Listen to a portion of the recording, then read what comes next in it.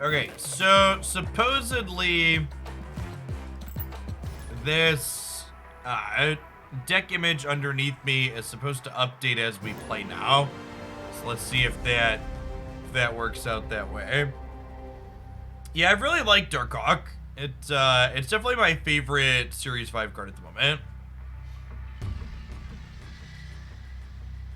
Morning, Poto. Congrats on Platinum. Ooh, is our first match hung?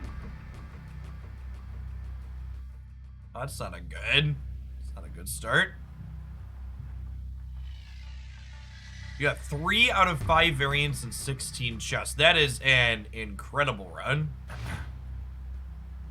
Victory. Maybe my opponent was hung?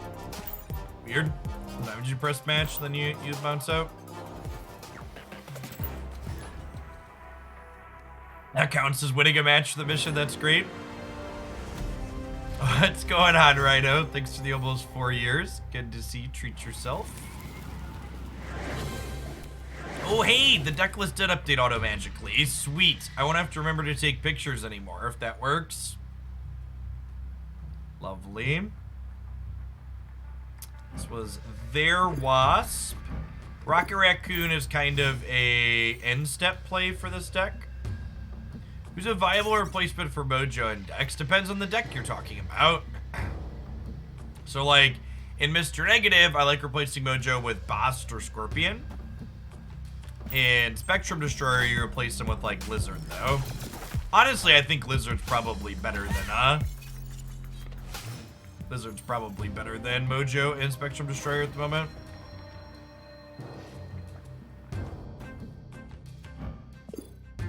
Okay, so they have Wasp and Okoye. Are they a Lockjaw deck? Lockjaw plays Okoye sometimes.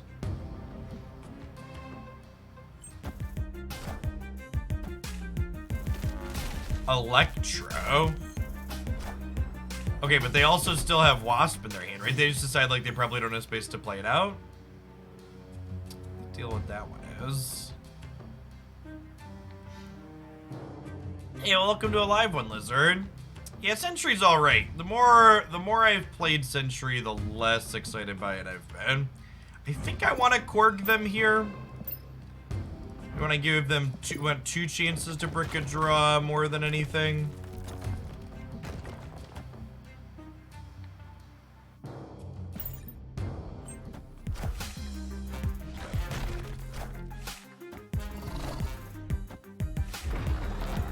Leach. That's punishing for me. And Darkhawk.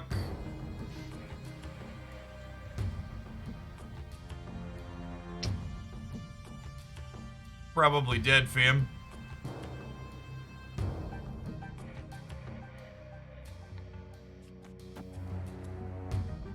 Just over here for now and chill.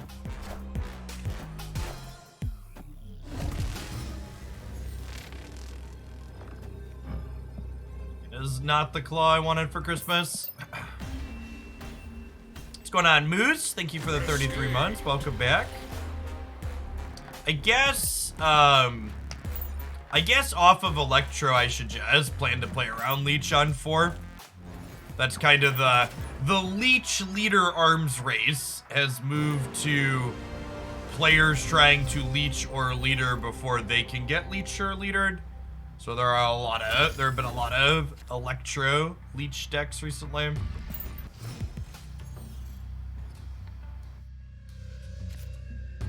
Hey, thanks for the Prime Moose. Appreciate the almost 3 years. Welcome back. I don't have any 4-drops in my hand, so I think I'm just lizarding. I opted to play Lizard off to the right here because they were least likely to play to this location this turn, and I want him to have the chance to keep all his stats. This is the same person we just played against, right? So this is the Electro Leech person again for effect.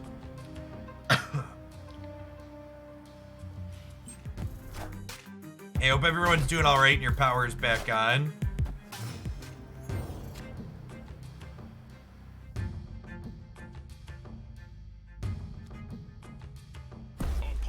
Turn our opponent into a rock jaw deck here. They're snapping on us. So they are Lockjaw, they just happen to be Electro Leech Lockjaw. Electro is interesting in a deck that frequently wants to... Electro is interesting in a deck that frequently wants to play multiple cards late game.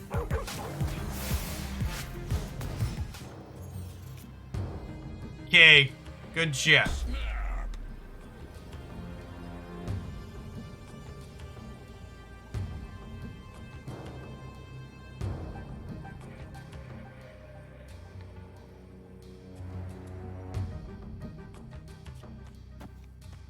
Who's doing this?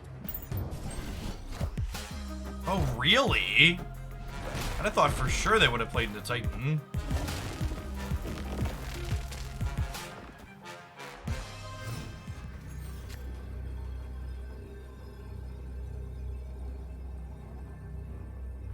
You just play Claw here, right? To play for both of these?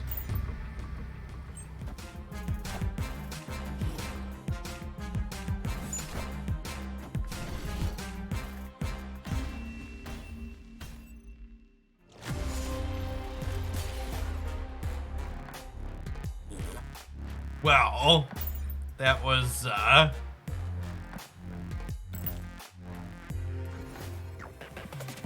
don't understand, chat. I'm playing Darkhawk, and Reddit told me the series 5 cards were pay to win. I paid so much money. Why isn't it letting me win, chat? Does anybody know? Is my Marvel Snap broken?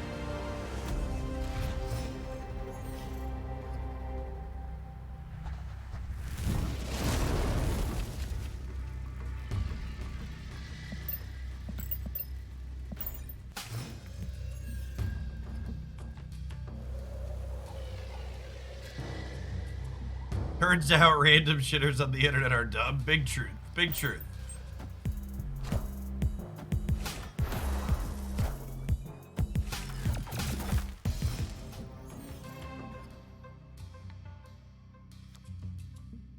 Well, there's technically a few different...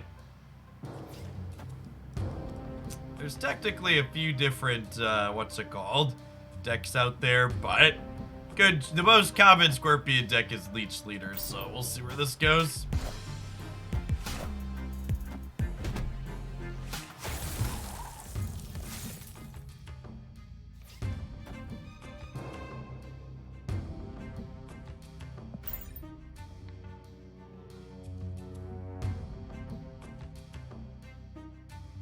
Darkhawk into here, I think, and then probably Korg Jones over here. It might be right to sit on this, so... It might be right to sit on this so we can Mystique it later if we draw it is probably true. I think my plan here is to play for left and right and putt Jotunheim for the most part. Alright, so they also have a copy of Jessica Jones.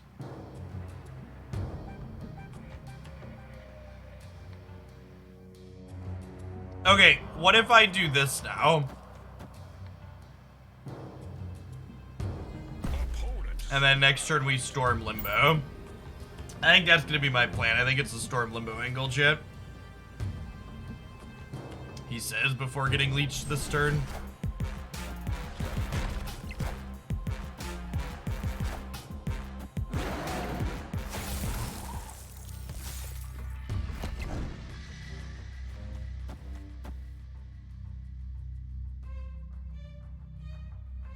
Not that 11's gonna be enough to win here, so I don't know that I can snap.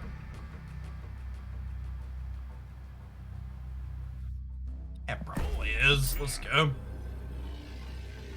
Oh, I should have played... Oh, I was gonna say I should play Lizard Bit, but actually I shouldn't, because we have Jones Trigger here.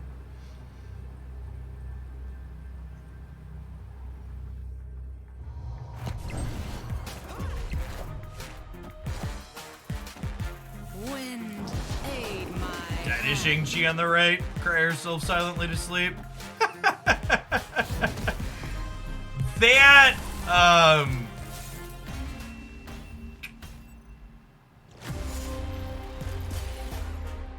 pretty confident we got ghosted here.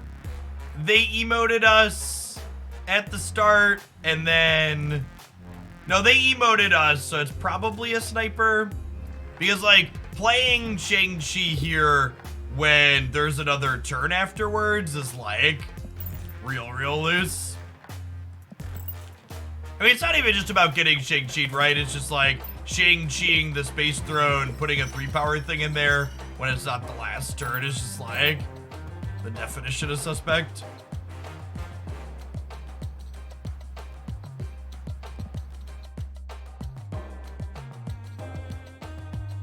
Alright, 2 cost cards, win matches, win a location with 4 cards.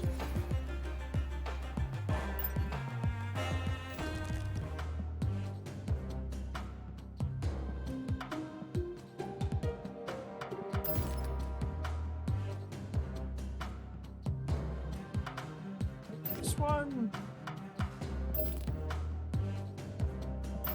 What's going on, baby girl? You got your backpack all ready to go to Grandma's?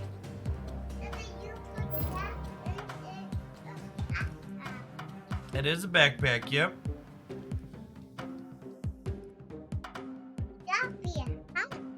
It is hot. Dad's got the heater on 'cause it's a little cold down here this morning.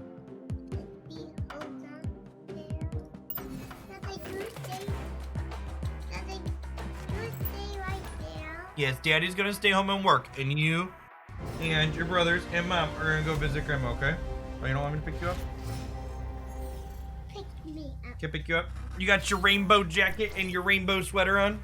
Your rainbow shirt? Yeah. Yeah. I got my backpack. And your backpack? It's hot. Did you put your toys in your backpack? Yeah. Yeah. I put my stuff in there. Let's armor the cloning vats. Location is real good for symbiotes, so... I'm holding your backpack, yep.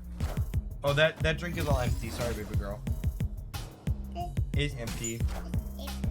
Yeah. I think this is my backpack. It is your backpack, yep. I think you see right there, what? I don't have a great follow-up for Storm. I guess Lizard plus armor is 8. Let's Storm Mojo World. I have Nightcrawler that could sneak in there too, potentially later. Yeah. Not yet? What's not yet? Wind, aid my hand.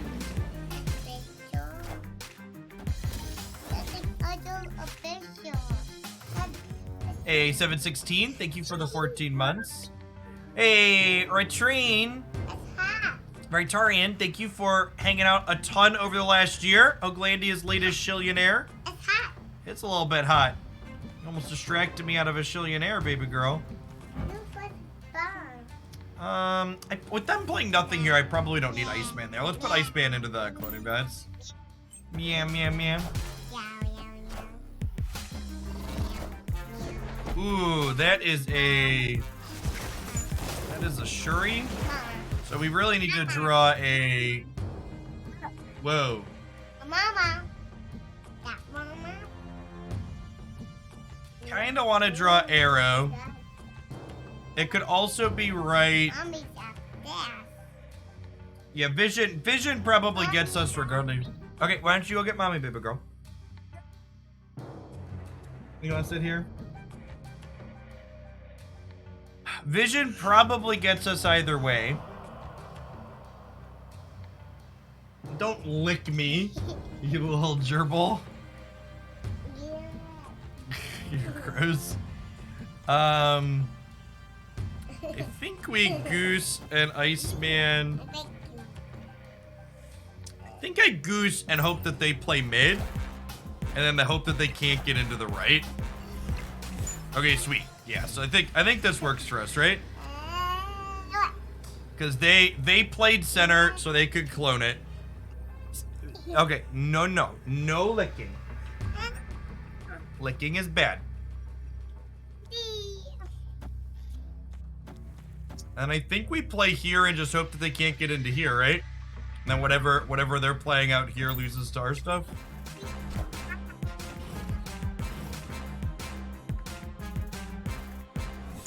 think this is our She-Hulk, right? Good. So we beat the arrow. Good stuff. It is very hot. You're right. In fact, Dave's getting a little warm himself, so we're gonna turn that off.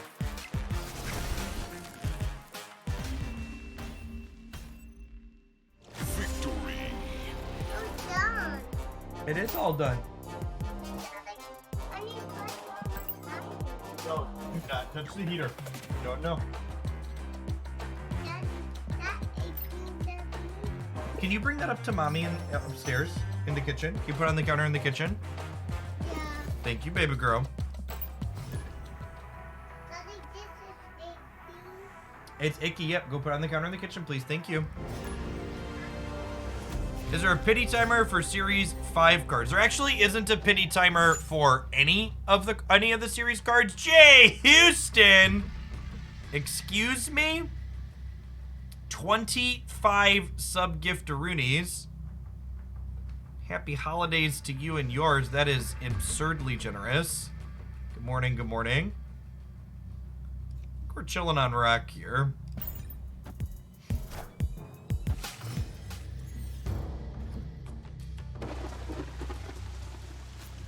Get that chat rewarded for waiting on our rocks. They're likely a Killmonger deck with over here, but we'll see.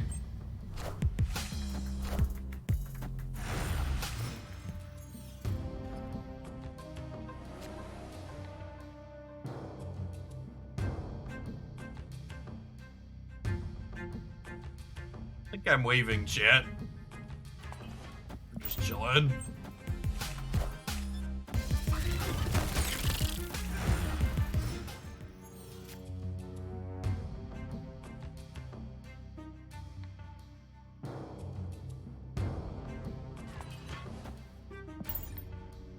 You storm the bar. I'm following you since the SCG days. Haven't been super consistent with my subs, so thanks for all the content you produce. Happy to see you happier with Snap. Yay, thanks. Good to see the old regulars coming along.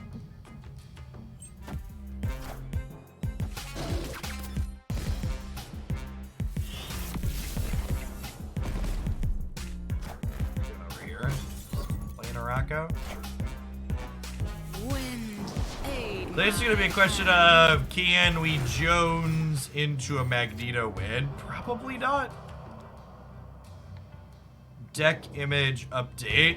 What's wrong with the deck image? 1, the deck image is updating automatically. 2, it's accurate. So what am I missing? What's the problem? Avengers. Assemble. Are you like super far behind? Because it's been updated here for a minute. And unfortunately, just one of the spots for Magneto is worse than Hulk, so we gotta go. Escaped. Oh, I guess I could put the deck name in there. I think if I pull this up, it's there. Looks a little different. It's kind of tiny. Yeah, I think I'm gonna leave it out. Maximus Worth Token. I think Maximus is definitely an excellent Series 3 card. You can budget him with Swordmaster though, so it kind of depends on what you're looking to do.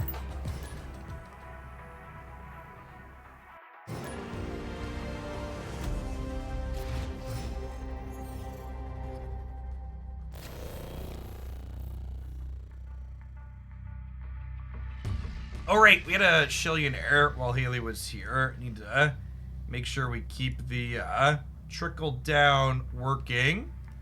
Our next Shillionaire will only be 999901.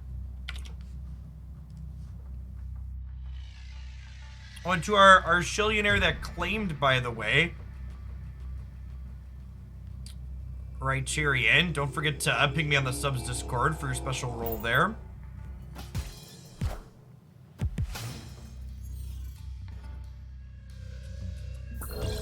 I am missing Rogue from the Winter Variants, and that is it. You finished Series 3 at collection level 2782. Yeah, that's super fast.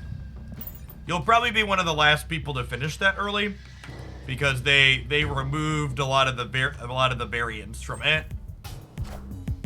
So it used to be that you could run better or worse, and there was a lot of variance when people had finished their collections, but moving forward, it's more consistent.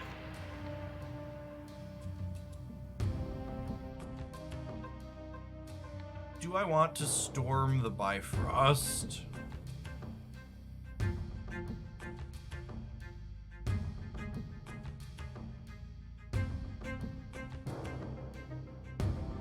Your collection level 2,000 with 13 cards left. Oh, you'll finish pretty quick too, like 26 or 2,700 as well, probably.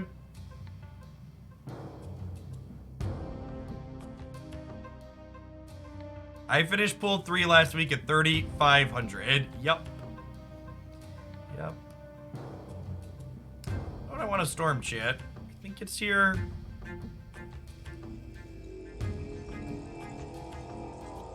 Wait, let's storm the hub in the middle. Since the Bifrost is gonna slide stuff from the danger room into there. Wind, aid my hand. How long does it take to reach collection level 2,000 free to play? 2,000's quite a bit. It's probably like 3.5 months, give or take.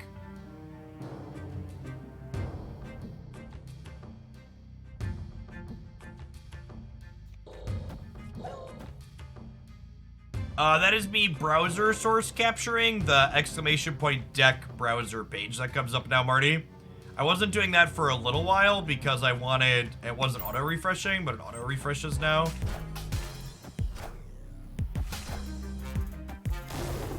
Okay, so we'll be able to pull Warpath out of the flooded thanks to Magneto.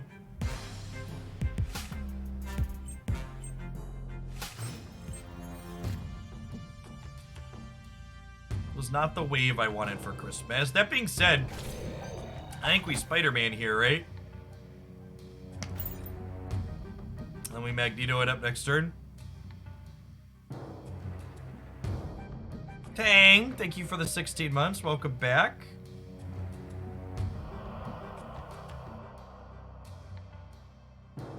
Oh, I forgot we're gonna grab Cosmo too with Magneto. Man, that is awkward, huh? I guess depending on how this Spider-Man goes, we could be okay still, right? Because Cosmo and Warpath is 12. If Spider-Man and Magneto both live, they're 15, and then we win center and the left.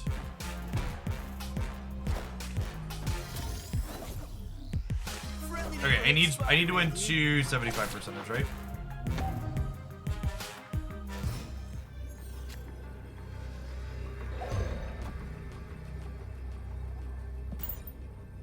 Technically locked here. What's going on, Aloric? Holiday has been swell. Dr. Teeth, thanks for the quarter of a year.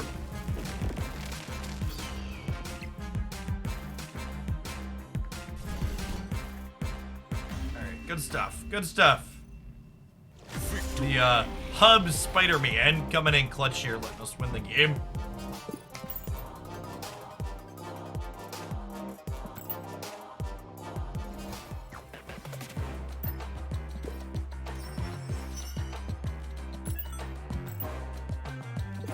Iceman that I think my Iceman was 1 off of splitting.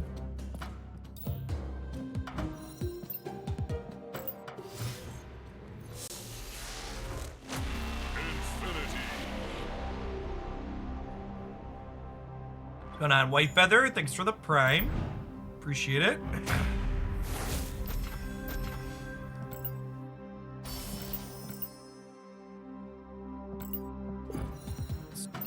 Boosties.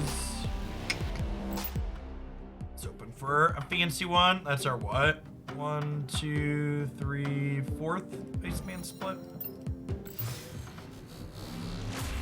4. Split number 4 is where you can start getting fancy ones, chat. Your first chance at ink is split 5, and your first chance at gold is split 4. Low probability for both of those. Nothing like getting a pixel variant in the morning to really kick your day off, huh? Win a location with 4 cards. 6 probably not very good at win a location with 4 cards. Need to do that twice. Split the pixel, you won't. You are correct that I will not.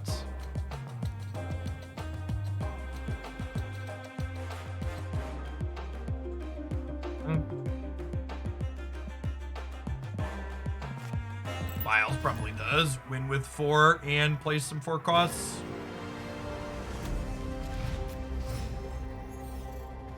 Wonder if we'll get any data mines before the 6K bundle leaves the shop. Yeah, so usually there is a patch before usually there is a patch before the season rolls over. So I assume we'll get stuff data mined in there.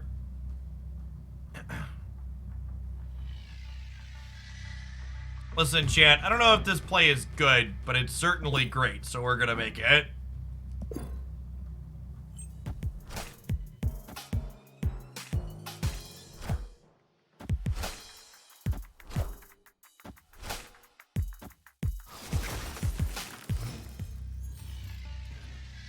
Miles Morales there, the literal best hit they could have for us, because we'll get reduced to 1.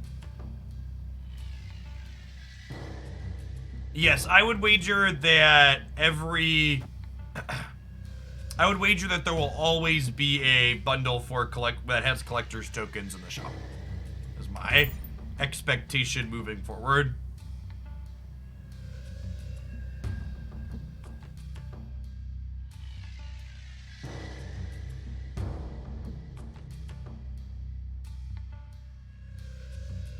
Good morning, baby girl. Back to hang out for a little bit? You can hang out. My papa. Where'd your backpack go?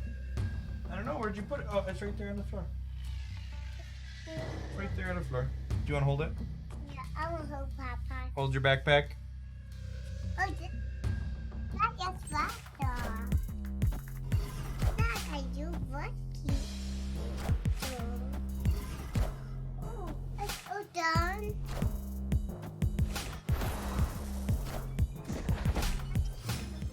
One more time.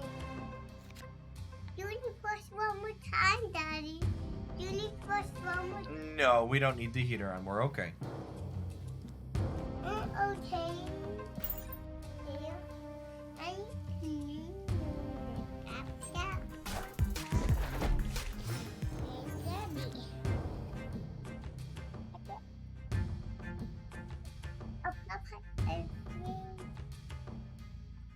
I think we're chilling. We're probably leeching them next turn, right? So I think we're just passing here. Ada, my papa.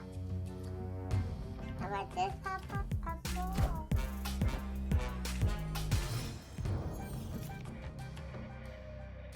So I think the plan here is leech, move Nightcrawler, and then the final turn is arrow plus Miles Morales. Because I assume. You, Papa.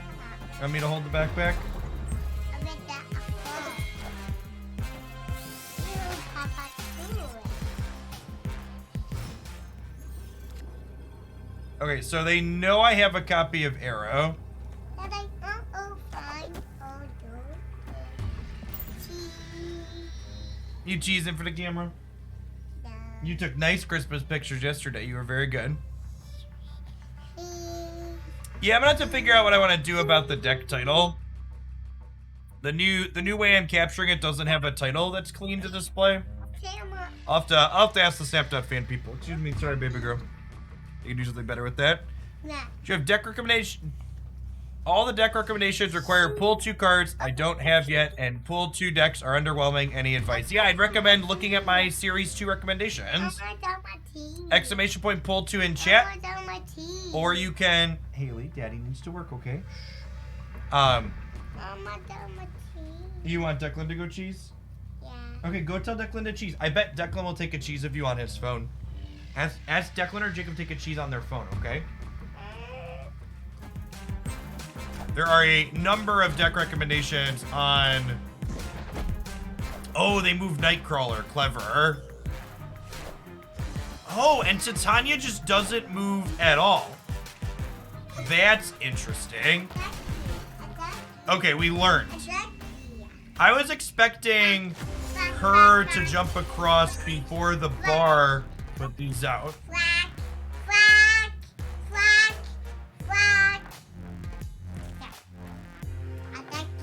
Yeah, it's just the positioning of it as well, Victor, isn't very good. So like, I think I need to request that they edit the page. So like, it puts the text really small and it's like all the way over here to the left. So I don't think that. I guess I could just do this for the time being, but it just doesn't look very good.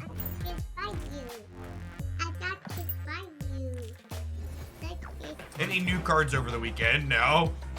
No, Chad, I'm not lucky enough to actually open Series 5 cards organically. All the Series 5 cards I have, we have aggressively spent money for.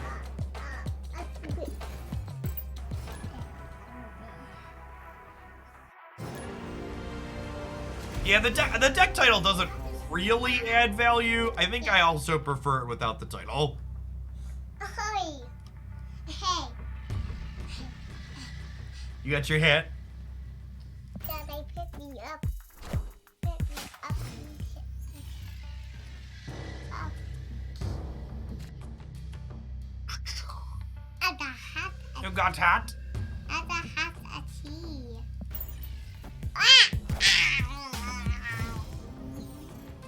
Bye-bye. Say hey, though. Good night.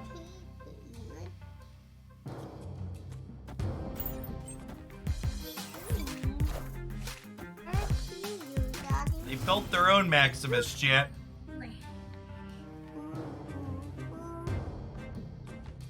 The odds +7 lets us win here. Non-zero? If I turn to wear the hat? Wind.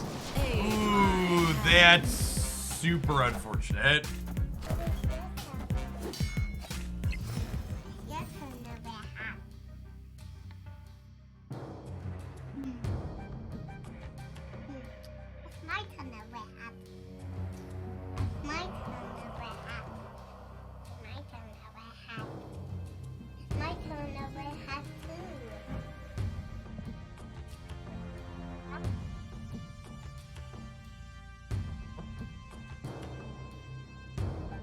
We're dead, fam.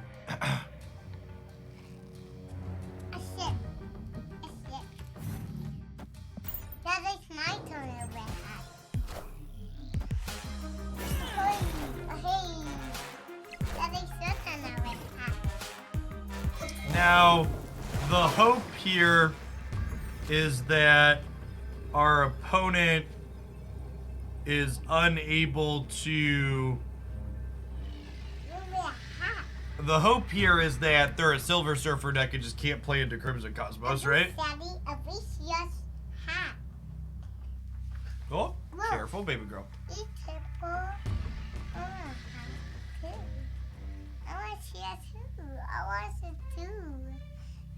So we could go Iron Fist into Miles Morales into Moon Girl here. Yeah. So we can't win the Flooded, but we can kick Spider-Man into here to tie, and then yeah, they're a Silver Surfer deck, so like they just can't play him to Cosmos.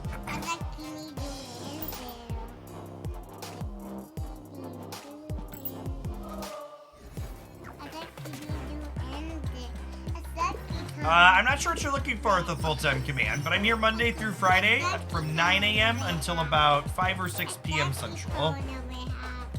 Which is relatively full-time.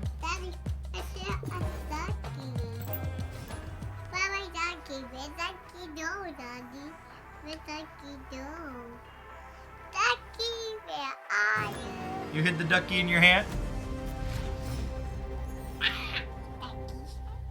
Why Iron Fist to fill unplayable areas? Well, we're playing Miles Morales Spider-Man, which gets cheaper. Miles Morales Spider-Man gets cheaper when something moved. So Iron Fist is one of our 3 ways to move things in this deck. 4 ways.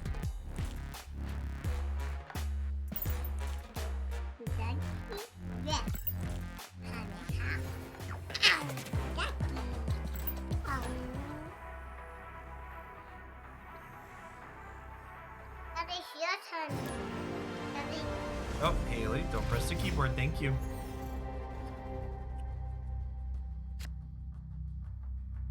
Is it overkill given how useless the card is otherwise? If you think Iron Fist is a useless card, you should hang out and watch more games. Iron Fist is a really reasonable utility card that also has synergy with Angela. Oh no, did you drop your side duck? Go find it. Right there. A rain hat. What is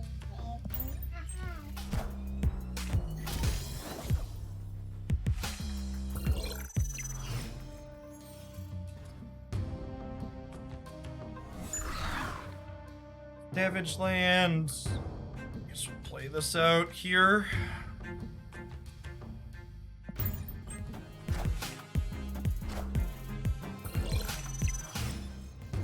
They had Domino, but didn't play her until turn... Didn't play her until turn 3. Benga boys, thank you for the prime, appreciate it. Good morning, good morning.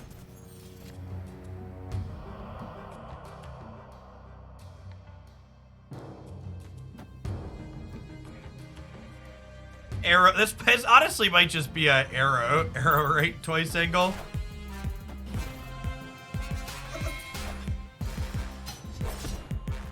All systems go.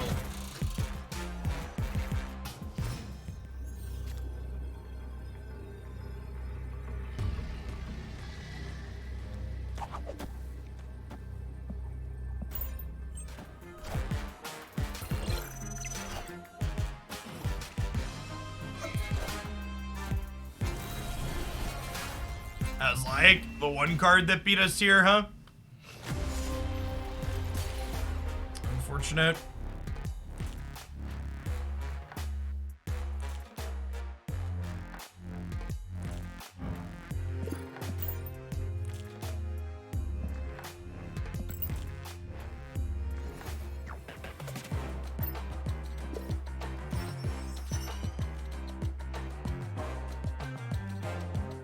With 4 cards. Play some Cerebro too. This is our deck highlight this morning. It's pretty good at filling locations up with brood and stuff. I did this. I got this. You got your blankie? Yeah, I got this far. Alright.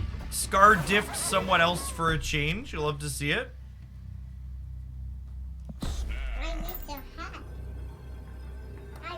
I need the hat. I need to split this. Let's play this deck till we split Mr. Sinister, huh?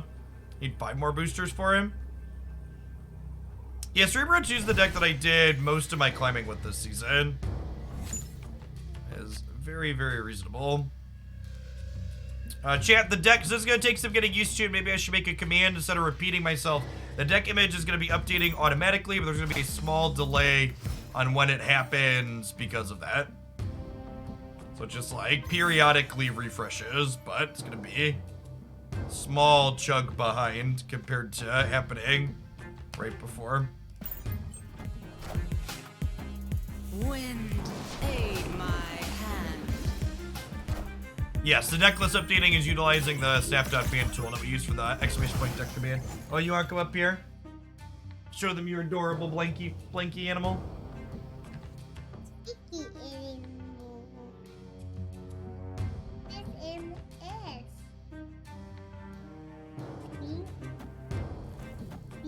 I think I play for the center here because I think they need to. Really, they're just giving it up. Okay. What's wrong, baby? You're okay.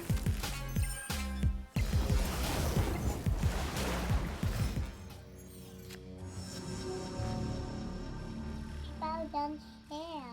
You want some milk? Go ask mommy. She'll get you some milk, okay? She's a bucket. No, daddy's working right now. Mommy is not. So if you need some milk, go ask mommy, okay?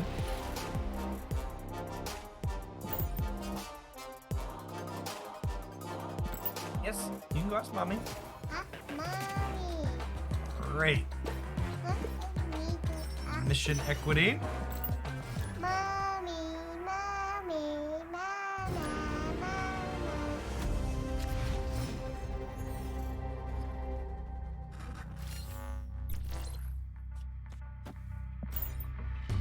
Baby. There'll probably be a Goose the Mojo World angle. He does have a nose, you're right. It wrapped my nose. Oh, he touched his nose to your nose? I touched my nose. He spooked your head He booped my nose. I know. Whoop, whoop. I will, yeah, I know.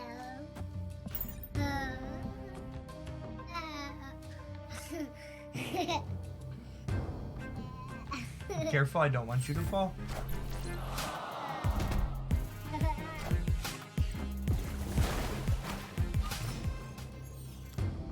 Put Bucky into wave. Ahoy. This could be Galactus. Bucky's not super common in Galactus, though. The Galactus, and I guessed wrong. It's not Galactus, and I did not guess wrong. Beautiful. Do do do. Ducky hat. Ducky hat. Okay, go find your ducky. Okay, so I want the second card I play this turn to be Cerebro, because if Mystique comes into play randomly off the Grand Central, I want her to pick up the Cerebro bonus.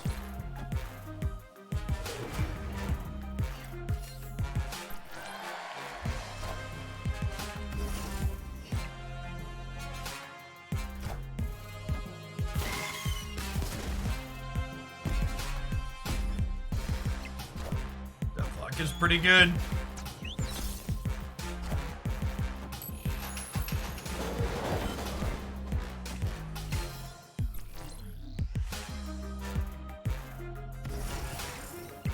Okay, well, rewarded.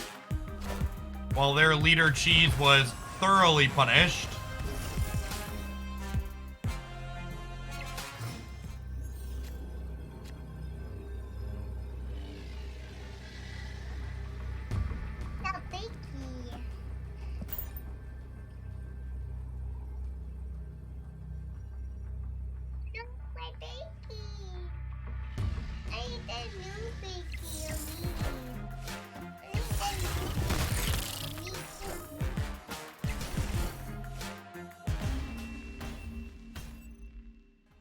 Just as a general note, I'd really prefer if chat wouldn't speculate on if my opponent's a bot or not.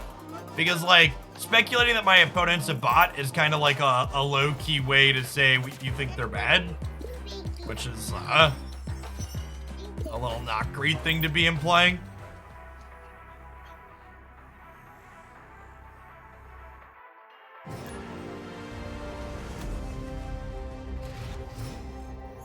So, if the card that comes into play off Grand Central, Dimsy, doesn't count as being played. So, if Brood came into play off Grand Central, I could still Mystique the following turn and copy the Cerebro bonus.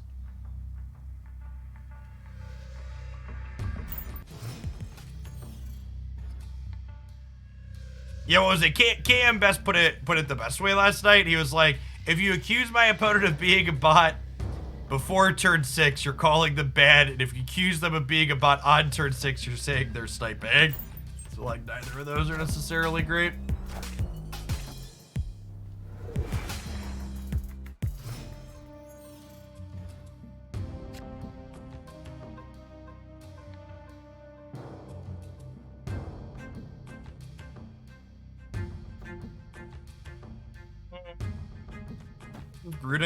Brooding the left here.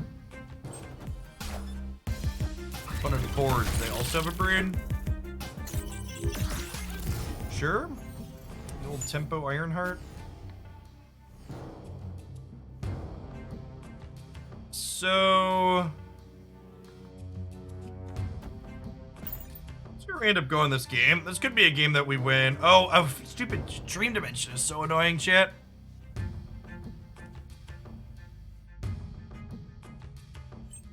What's going on, Seth? Good morning, good morning.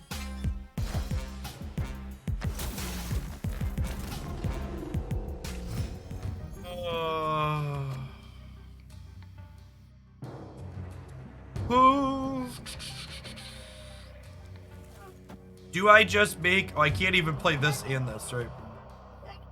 My baby. Your blanky's right there, baby girl. My baby's up there.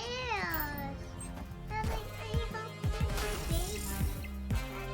I want my baby up there.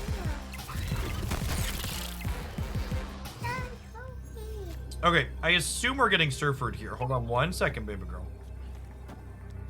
If you need help upstairs, please go ask Mommy or Jacob or Declan, okay? I did it.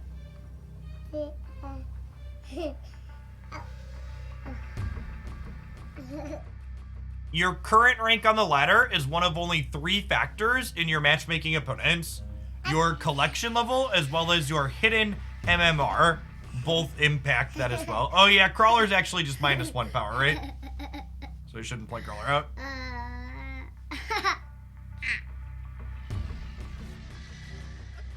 Bounce, bounce, bounce. That's fine. If we lose the breaker by 1, it's my fault. Bounce, bounce, bounce, bounce.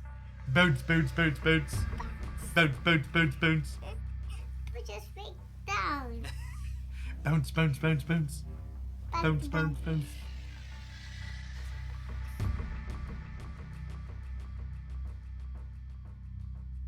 The question is going to be, does 18 win left and does 24 win mid? Yeah. Like it does. Lovely.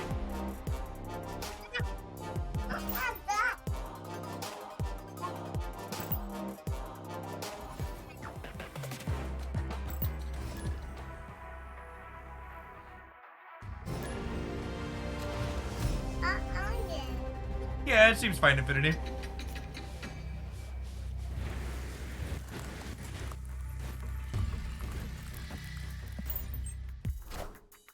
Merry Christmas, El Turgo. Thanks for the prime.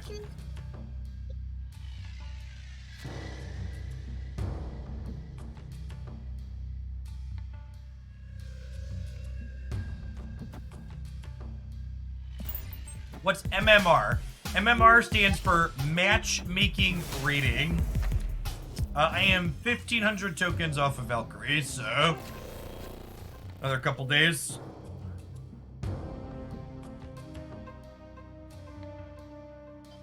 Daddy, please buy me. Almost so unfortunate for us. Mr. Fantastic there. Almost assuredly we'll lose him.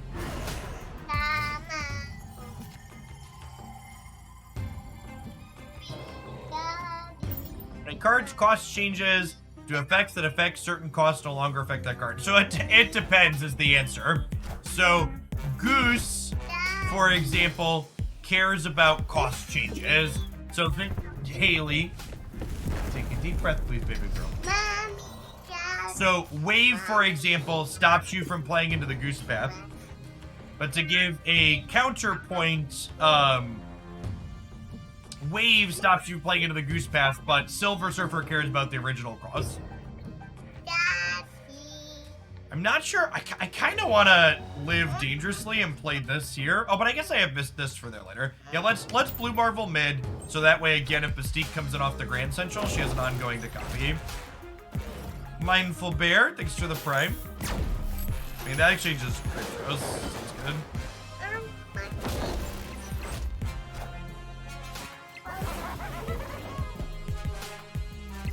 Go ask Mommy for some milk and she'll get you some.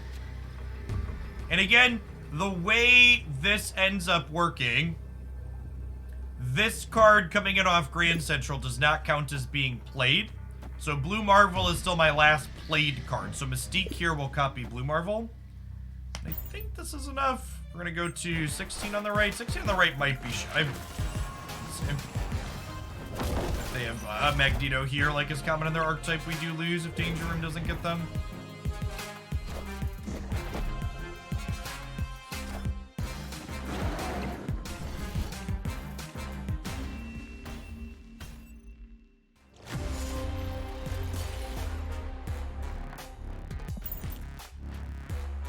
There's my Mr. Sinister boosties. Infinite split for the pile chat. Jishan, thanks for the 3.5 years. Welcome back. Appreciate it.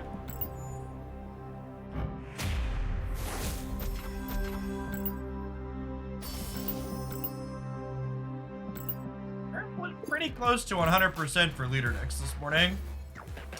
100 crit hits. Let's level up another green card here, huh?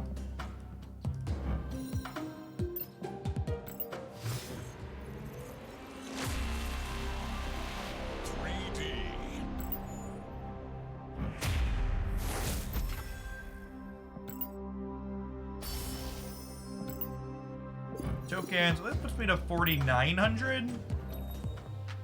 We might actually, the weeklies roll over tonight. 4,900. With the weeklies rolling over, giving us another burst of credits, we might get close to that for tomorrow.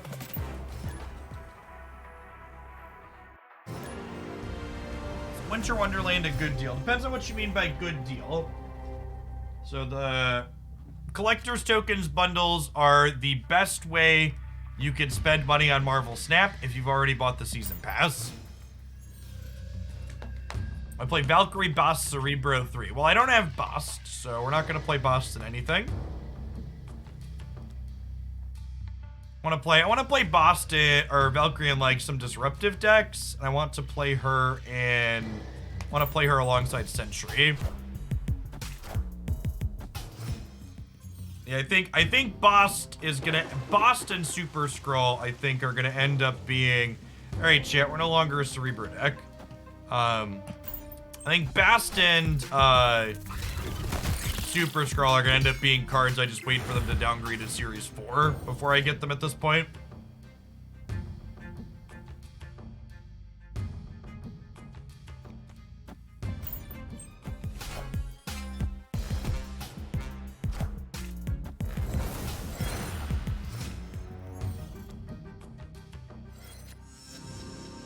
Yeah, I have Sentry.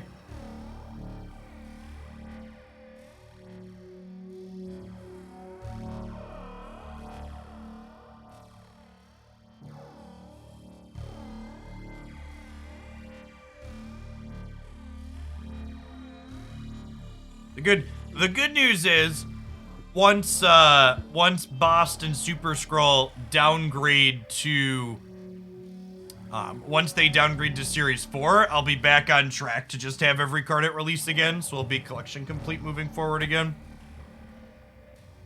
I think the new season will start knowing downgrade times. I hope so.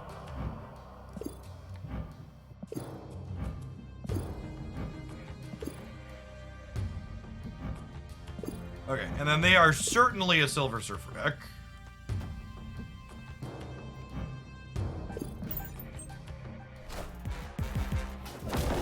Is Super Skrull viable in Cerebro 2? No, I don't think it's good in this deck, because a lot of the ongoing effects you're going to copy give him extra power, right?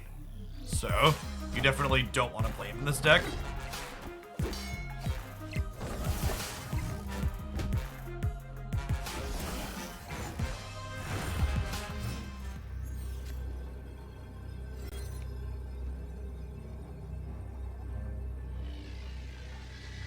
Let's go Mystique here.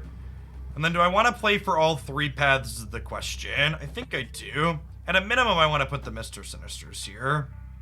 I'm gonna play Nightcrawler left. This kind of splits the difference. I have a bunch of stuff though. I am Iron Man. Okay. Yikes. And they do have Surfer. Is another blue marble good enough? It gives us 8, right? Is it down to the breaker? And then we're gonna lose the breaker because Iron Man is Iron Man, right? So close.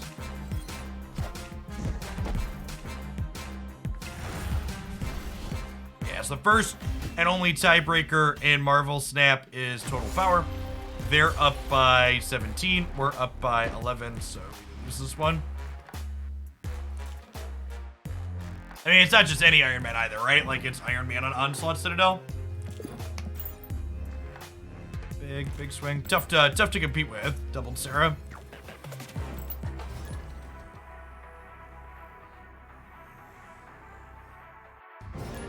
Is in fact Iron Man. Yep.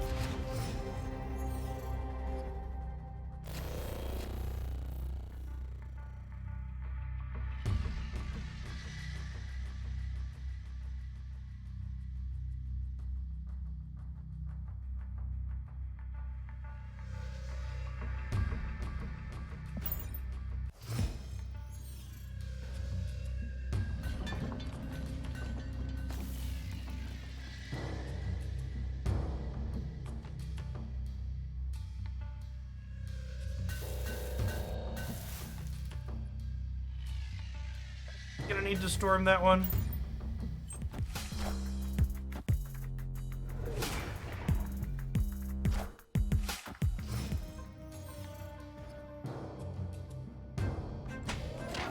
Stuck with Hella, collection level 971. Do you have any Hella decks you could share with me? No, I don't think Hella is a particularly competitive card.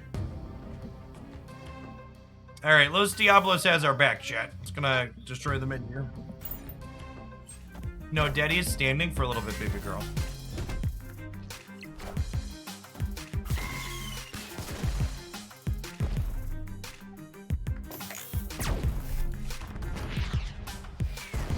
Yes, Hella is a fun, amusing, unique card. It is not a very powerful or consistent card. Consistent is a big thing that it's not. I can pick you up a little bit. That's on there. No, Daddy needs to stand for a little bit. He's old and his back hurts a little, so he needs to stand. You stand. Yep. You want a bun and done this. Is Invisible Woman good in Cerebro too? I think in general, Invisible Woman tends to be worse than Goose, but she's still not bad. If you're missing Goose, Invisible Woman is a fine substitution.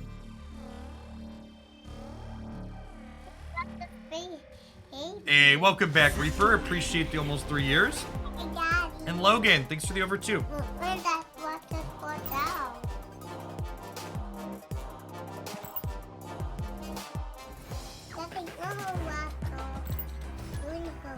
The 2 cards people always want to cut in this deck are the 2 they don't understand and very clearly haven't played with. I assume people just want to cut them because they're missing them in their collection.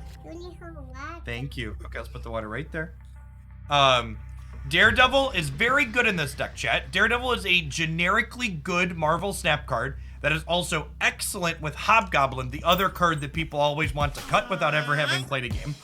I would heavily recommend you play with the deck card for card before you cut random cards for other cards. Haley.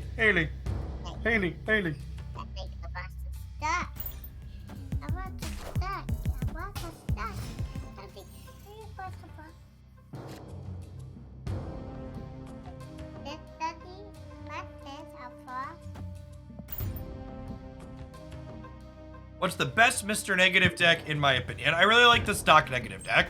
I actually put up the next in my deck guide series over the weekend.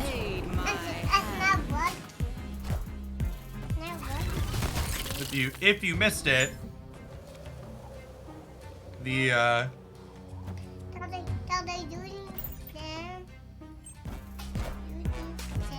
Wind, aid my hand. what separates Cerebro from Surfer and Patriot decks? Aren't Patriot decks and Surfer decks just better? Instead of me telling you you're wrong, can you tell me why you're right? Why do you think those other decks are just better? Please explain.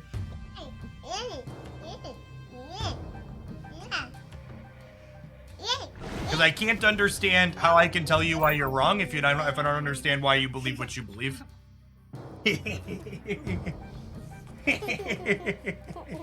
think my opponent forgot Starlit Citadel existed.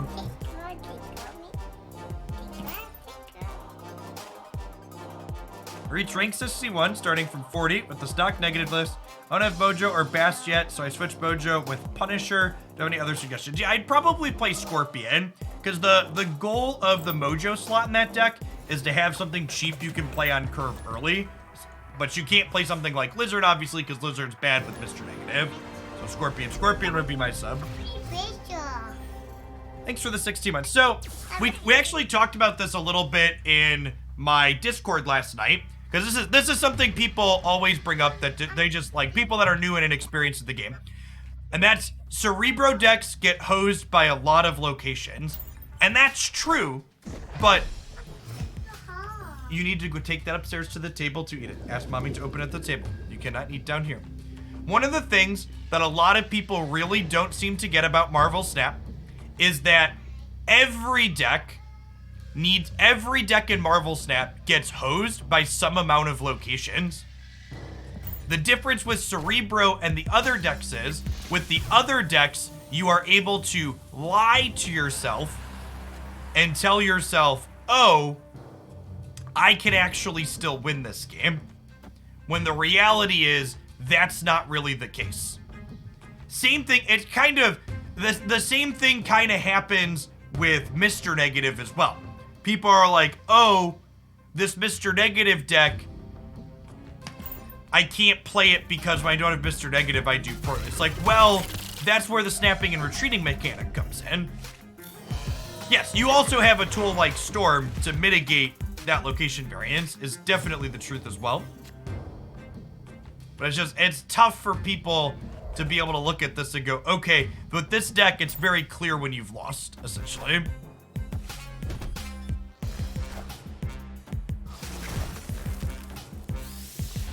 You retreat more with Cerebro 2 than other decks. Yeah, and honestly, that probably means you're just not retreating with other decks often enough. Because I really don't feel like I meaningfully retreat more often with this deck than others.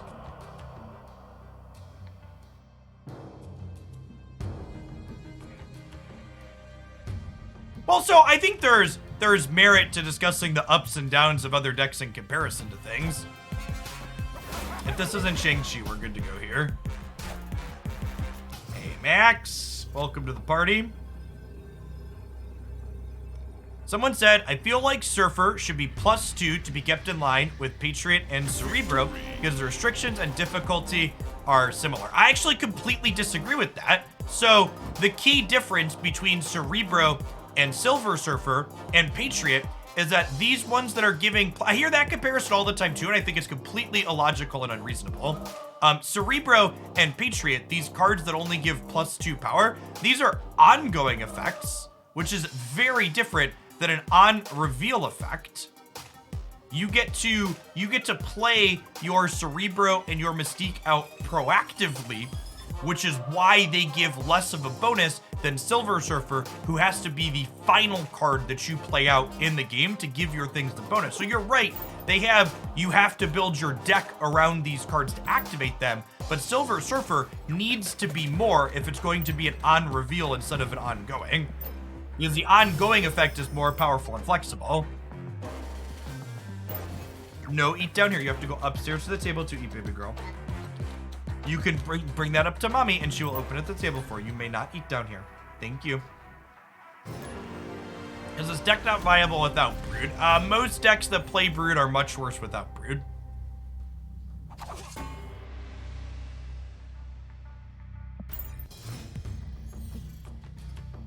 It's the TLDR.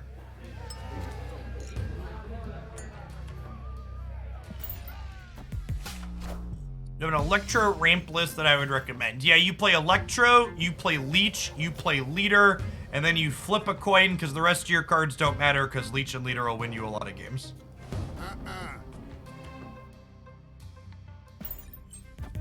Face the might of Asgard, Mjolnir! Wind, aid But I'm my comparing Surfer to Spectrum. Spectrum is a 6 cost and only gives +2. Well, Spectrum is just a completely different dynamic, right? Spectrum's deck building restriction is a lot less stringent than Silver Surfer's deck building restriction. What's it called? Spectrum decks get to play on curve, right? With a Spectrum deck, I can play things that power up Spectrum on turns 1, 2, 3, 4, and 5. With Surfer, I only get to play things that Surfer powers up on turns 3, 4, 5, and 6. Which is a very key difference, again, between the two. I don't think they can fill Jotunheim. I'm gonna play the Hobgoblin here.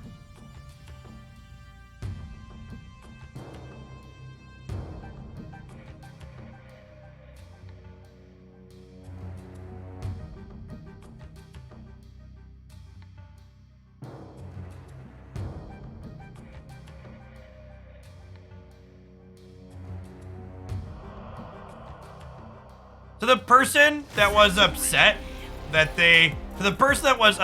about encouraging people to use inclusive pronouns in my chat, fuck off. The only thing delicate here is you getting upset about people using inclusive language.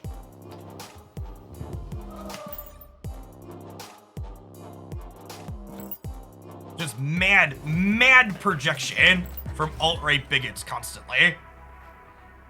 Why are you so delicate? I mean, you're the one that's upset by the use of better language, so like maybe you're the delicate one.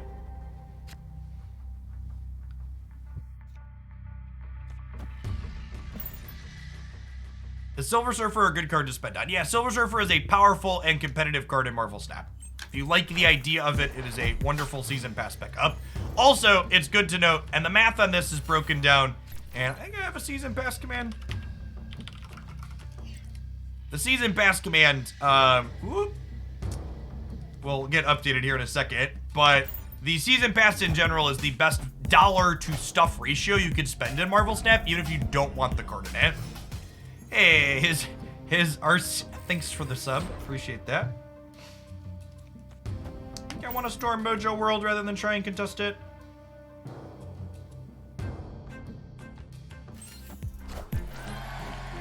Wind, aid my hand. Yeah, Electro in the Spectrum Destroyer deck fragmented should slot in over Mr. Fantastic or some other 3-cost card. Ooh, that is a fun draw for us. So opponent snapping me. Do I try and play for both of these now?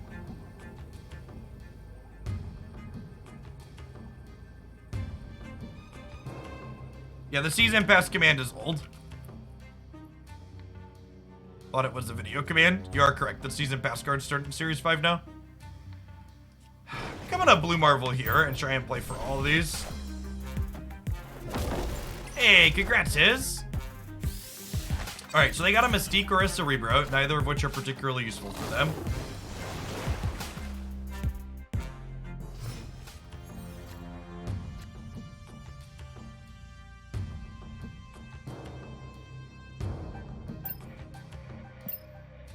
Okay, and then we do this to play around Leach, right? Oh, snap.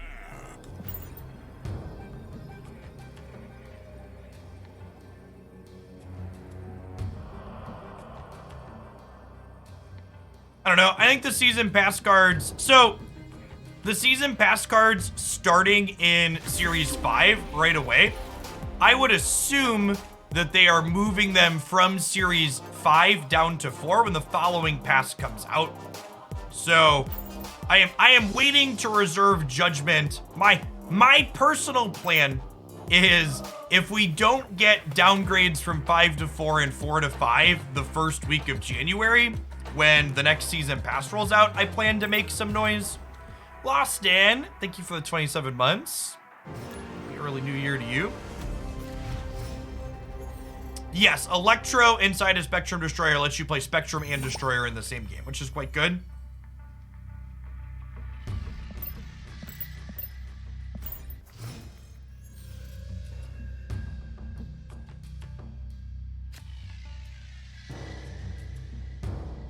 People always ask the question, should they be using tokens to finish Series 3, or should they be saving them for 4 or 5?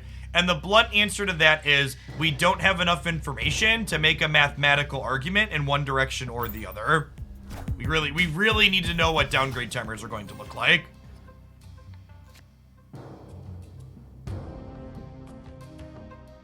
I'd recommend if you're missing Psylocke and Magic, you check out the Ultimate Deck Guide for Mr. Negative, where I cover alternative cards you could play.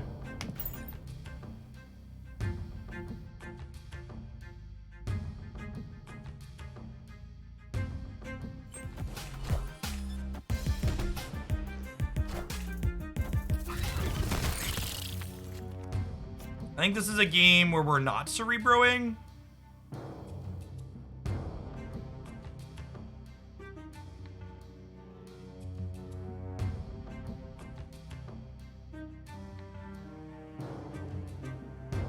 See, I'm kind of not expecting 1 in, 1 out for the what's it called? I'm kind of expecting there to be a...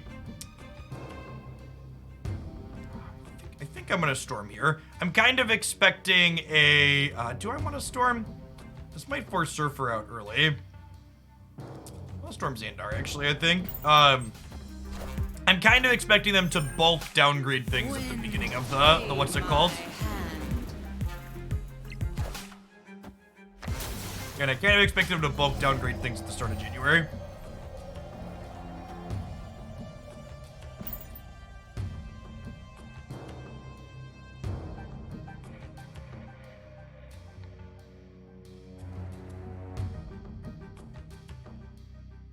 Yeah, looks like negative surfer from our opponent. The negative surfer deck has very big burst potential, but is also fairly high variance. It's a strong deck for climbing if you snap and retreat well, like most things.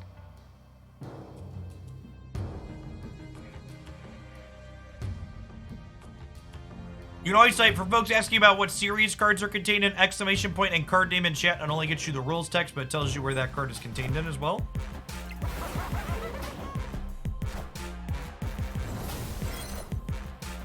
I am Iron Man.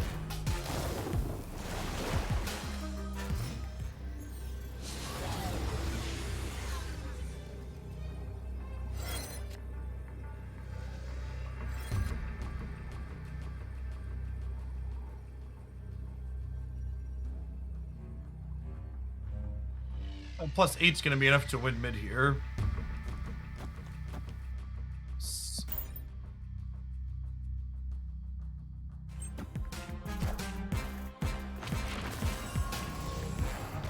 I am Iron Man.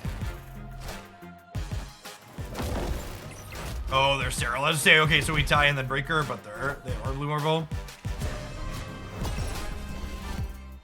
Oh, yeah, you know what? Maybe we are supposed to just rogue here, right? Because we know... No, yeah, that's a good call. I should have just played their rogue. Because we knew they had our Blue Marvel, and Mystique on Iron Man's their best thing that beats us here anyways, right? So there's a good chance that this is either Mystique or Marvel. If we rogue here, we win this quite easily. Yeah, that's a good call. Because they're pretty likely going to put an ongoing thing in the middle.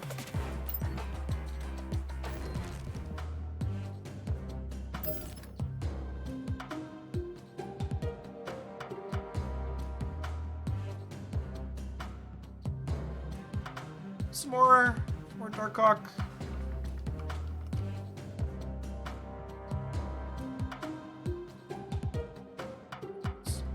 How do you play cards like Rocket, Mantis, Star-Lord, etc.? Well, the blunt answer is most of those cards aren't competitively playable. On the small chance you do play them, like for example, we've been playing Rocket Raccoon and Dark Disruption, you tend to save it for a late game play when you're better able to predict where your opponent can play out. But in general, most of those effects just don't really see play.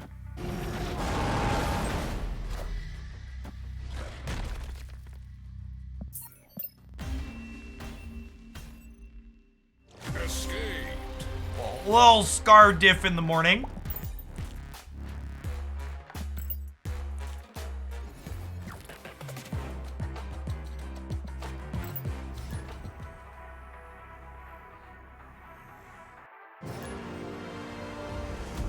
Mantis is good in Moon Dino. No. Mantis is like a fine budget card to play in Moon Dino, but none of the Series 3 versions of that archetype play that card because it's not very consistent or good. I played negative Darkhawk, so I have Darkhawk inside of a Mr. Negative deck, but I'd be hard-pressed to call that a negative Darkhawk deck, right? Like, it's fine. It has, like, an okay stat line there, but it's, like, not really the focal point, and it doesn't really add meaningful value to the deck.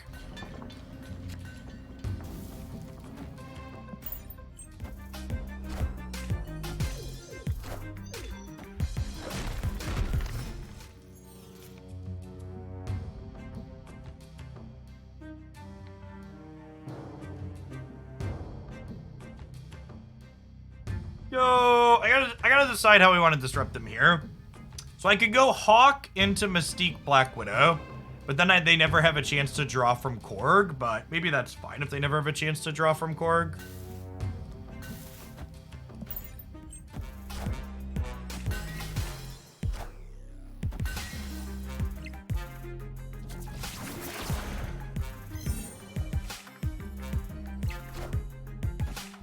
Oh, you know what? It might have even been right to put Darkhawk underneath the Cosmo. Simply for the sake of not letting it get Shang-Chi or Enchantress or whatever here. Hey, Garib, thanks for the 4 months. Welcome back.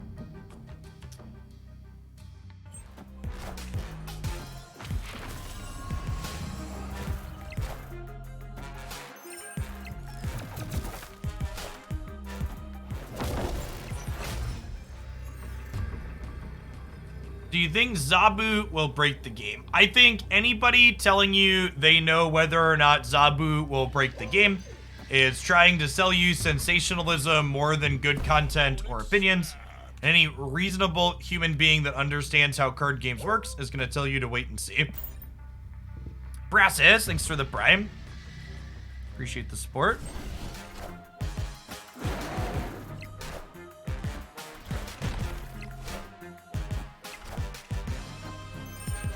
Yeah, I totally should have put Darkhawk in the middle. I think we win the center, though. They only have another 2-drop here.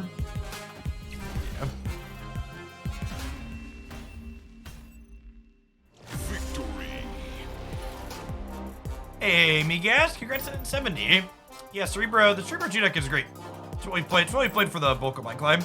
We played a lot of different things, but that was the deck we kept going back to.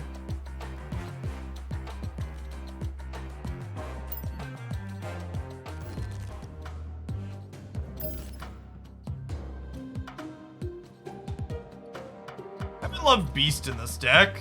What else do I want to... I'm going to try in this Beast slot, chat.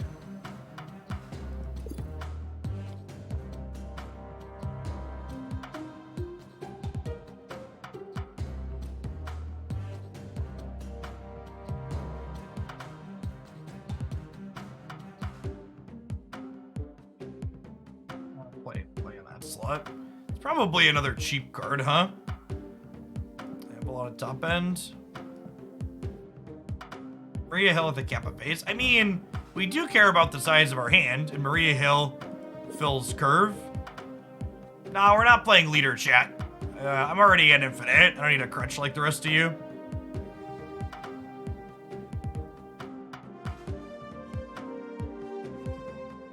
Sentinel. Sentinel could be okay. We want another 1 or 2 in that slot. It could just be, I already have Ice Mist. It could be something like Ice Banner Core, but we're already playing those. Yeah, it's probably just Lizard, honestly. It's like a stat stick I can play out on curve. Love you. Drive safe. Yep.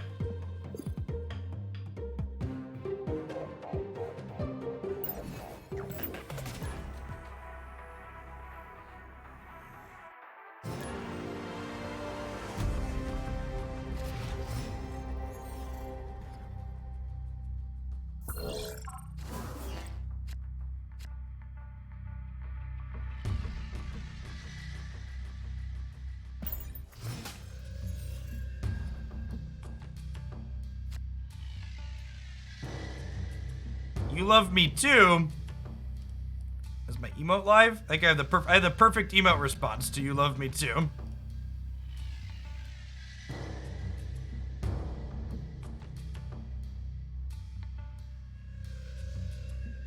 All right, are we Psylocking here? I think so. Even if we don't play Darkhawk, we could just like Scorpion plus Widow next turn.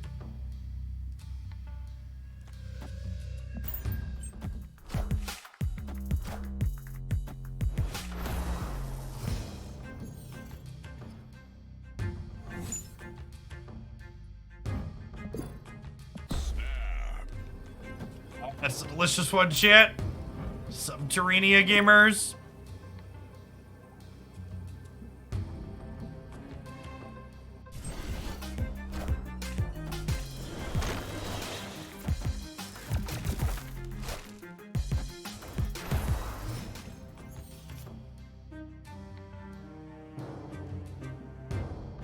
So, like, there's a fundamental difference, doppelghosting, between Valkyrie having one deck that is fully built around Valkyrie and Valkyrie having one deck that's fully built around her, and a card like Galactus or Thanos, where basically every deck largely takes them into consideration.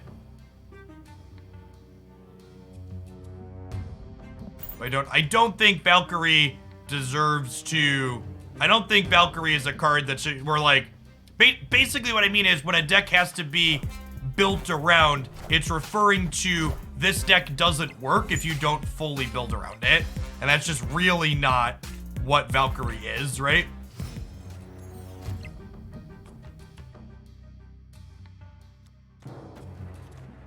A wonderful draw.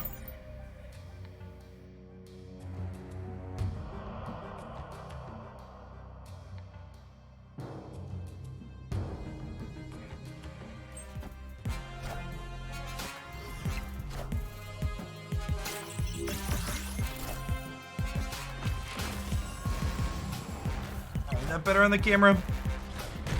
But we pulled the camera out to take Christmas pictures over the weekend. That's a little bit better. It might still be a little tilted, but...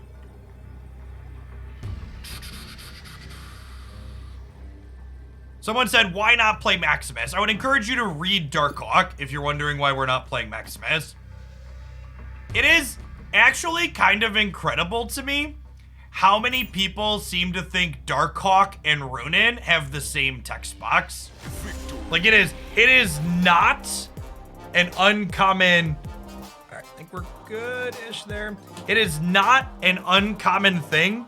The number of people who have acted very offended when I suggest they read Darkhawk when they make that suggestion is high. Pro tip, chat. You wanna be better at card games? Improve your literacy levels. Being able to read the cards you're complaining about is busted.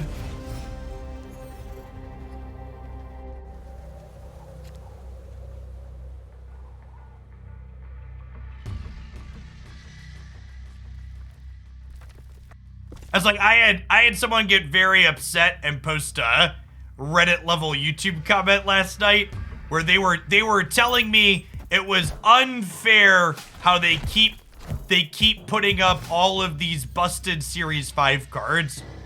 And the video they were commenting on about busted Series 5 cards being unfair, chat, was a video about Sentry.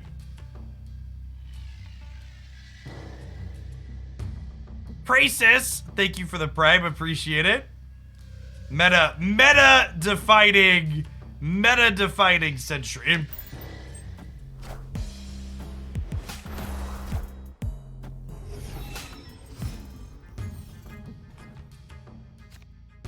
And the extra added irony of that complaint was the fact that the video they were commenting on, the conclusion at the end of it was, I'm not sure if Sentry is even good.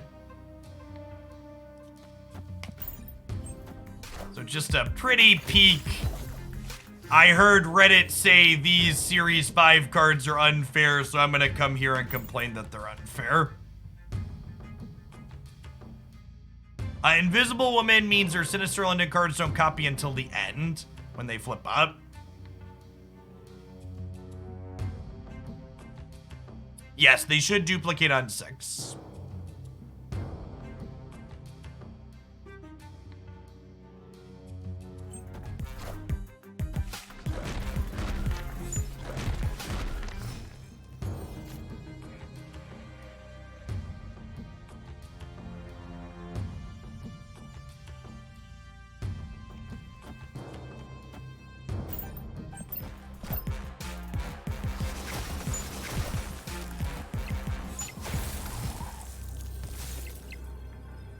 Only Series 5 card I'm going to buy right now is Shuri. Would you agree? I posted a full Series 5 buyer's guide up on my YouTube channel at the end of last week. If you want my thoughts on which Series 4 and 5 cards are good.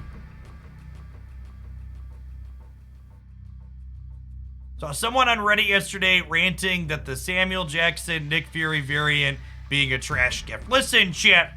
If Second Dinner gave the players $100 bills, they would complain about the way in which those $100 bills were being delivered to them. Oh yeah, I guess Lizard Left is free. I guess it's mostly free. They're probably filling here, but it would still be 1 point, right?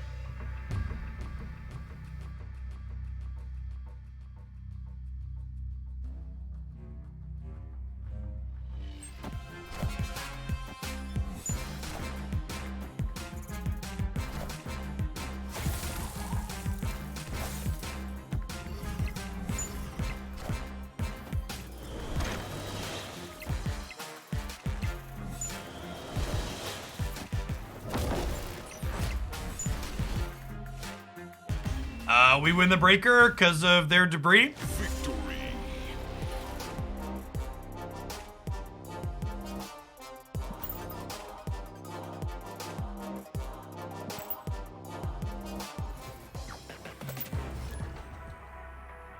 I mentioned this in the Discord server last night, but I feel like it bears sharing here, is that I have to say, I feel like I've been largely unfair to Twitch chat over the last few years, chat, because as I've expanded more into YouTube content and I've read more YouTube comments, Twitch chat is definitely the higher brow experience between the two.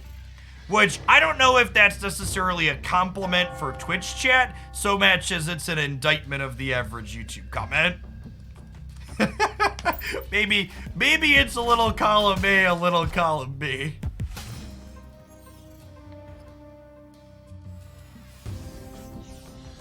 It's a low bar, but y'all managed to clear it.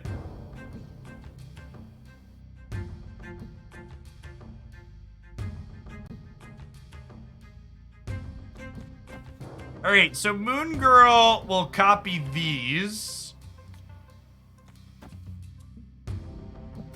They're about to play a really big brood somewhere.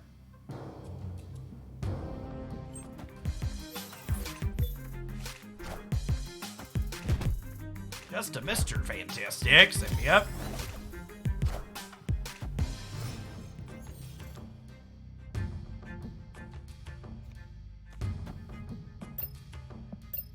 So our Hawk actually isn't that good.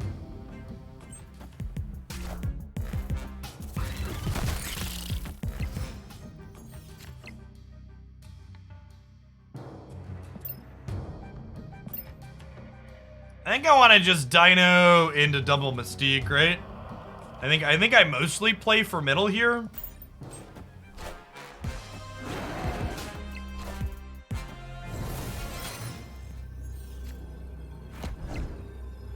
Oh, they're also gonna get to double Surfer on Garmatage though, right? So I assume we're dead.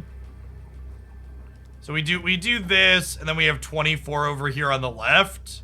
But they're gonna have plus 12 trivially from Surfer. So we're currently winning mid. But I assume we're dead here.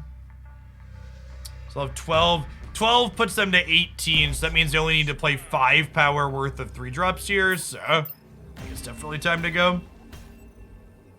Escape.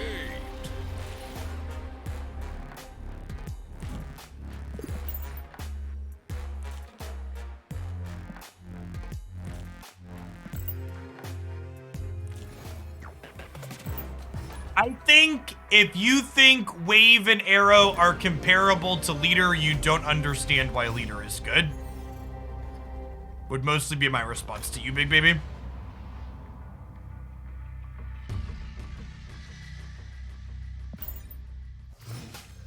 Black Dragon, thanks for the quarter of a year, by the way. Welcome back.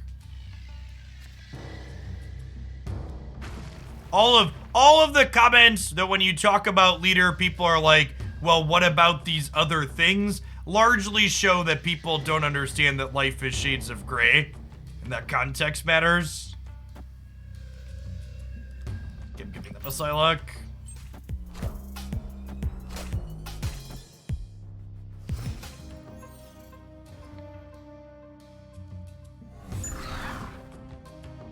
Not only is Leader problematic because it goes into any deck, or is probably dead to Patriot, getting free Raptors,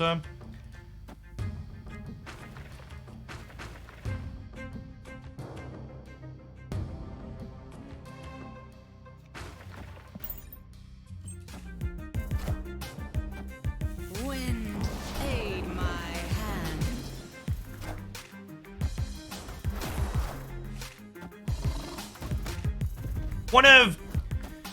One of the reasons why Leader is so frustrating is because unlike a lot of other things in Marvel Snap, the game theory optimal way to play against Leader, generally speaking, is to pretend it doesn't exist.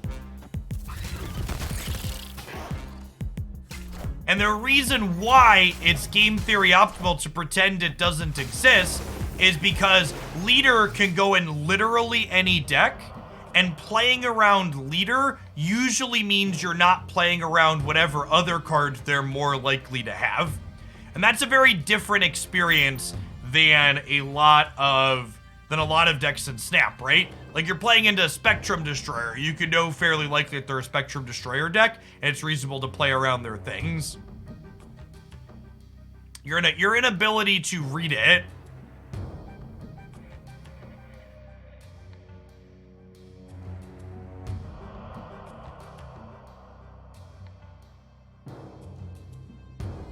Thanks, Ron. Thanks for sticking around.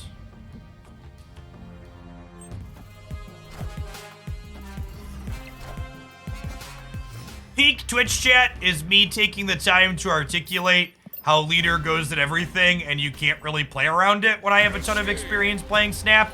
And then Pope Non-NDG 69 coming in with the you can see leader coming from a mile away.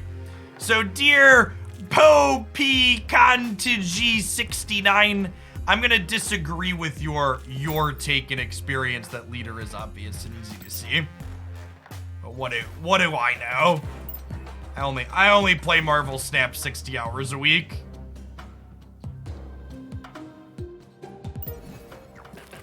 Probably don't know what I'm talking about.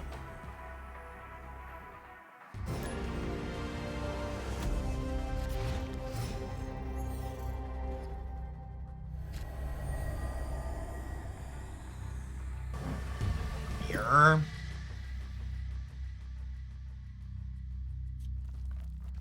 I want to play Korg into here. I don't really have anything else we can play into there for now.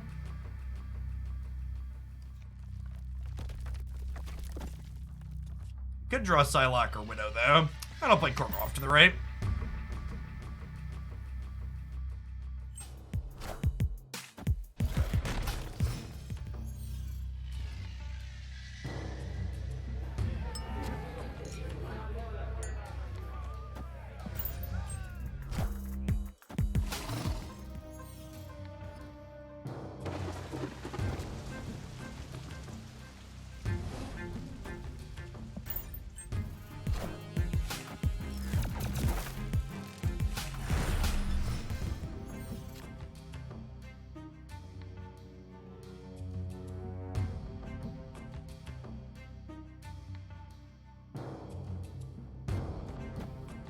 Let's Rock Slide first, actually. Try and brick a draw or two.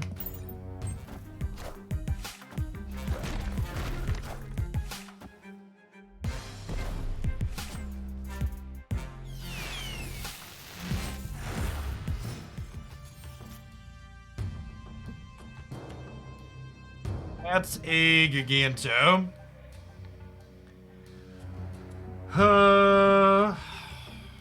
Probably Hawk into Mystique.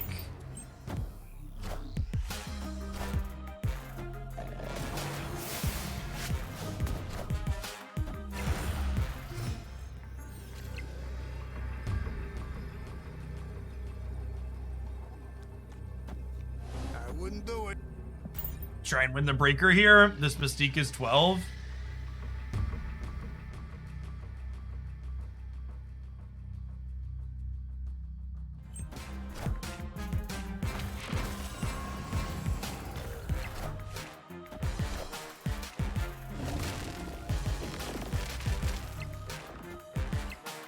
All right, Chad, our opponent deserves this win. Our opponent deserves this win.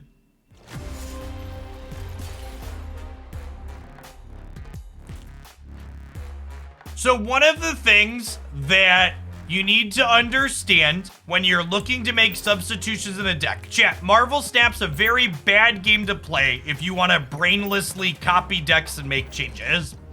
Marvel Snap is a game where decks tend to be built around synergy cards, and if you want to sub things out in a deck, you need to take an effort to understand, okay, is this a key card that the deck is built around? So in the case of Darkhawk here, this entire deck has a lot of considerations for Darkhawk. So if you're cutting Darkhawk, Rock Slide is no longer good, Korg is no longer good, Black Widow is no longer good, and then once you've cut Rock Slide and Darkhawk as key 4-drops, Psylocke is no longer good. So you can play lots of decks without Darkhawk, but in this particular deck, if you cut Darkhawk, the rest of the deck goes to shit, right? Because you just need to change everything else out as well.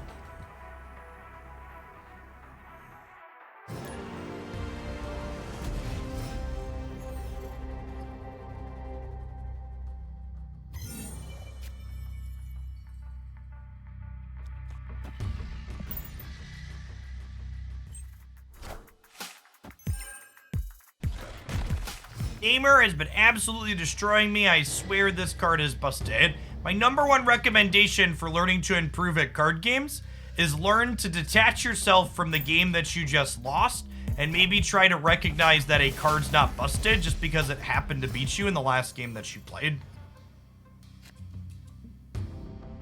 It is a frequent gamer commentary that I see.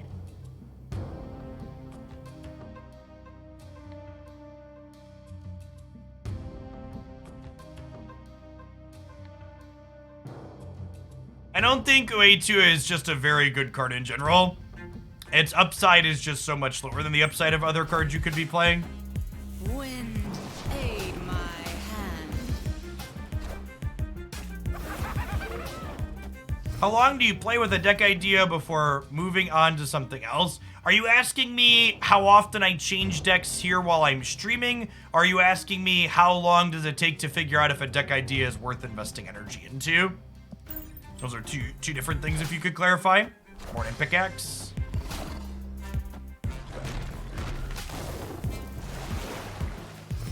Okay, chat.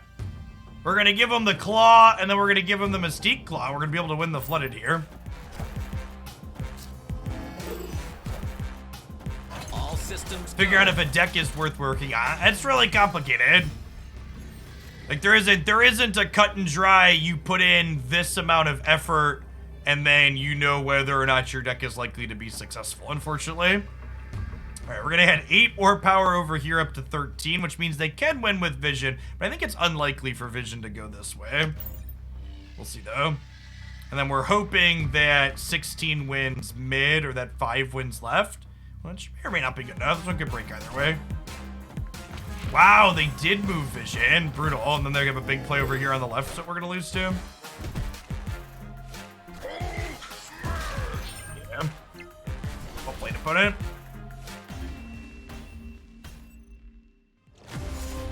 Do I plan on getting Shuri? Yeah, at some point. Eventually I'll evolve the cards. Just like, chat, everybody in Marvel Snap has to pace themselves. I think Shuri's probably going to be my pickup after Valkyrie, but I won't have enough tokens to get her until, like, next week or the week after.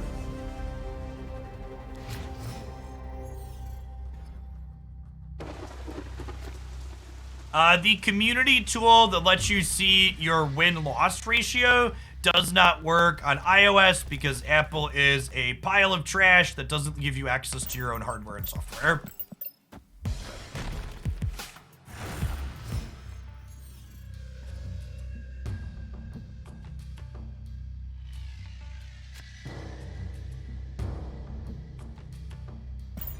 The odds Mr. Fantastic mid on Bar Sinister is great. I think it might be great, chat. It might be great.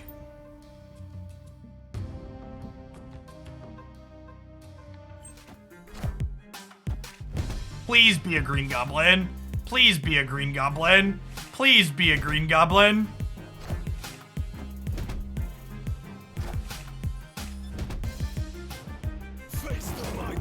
Rats.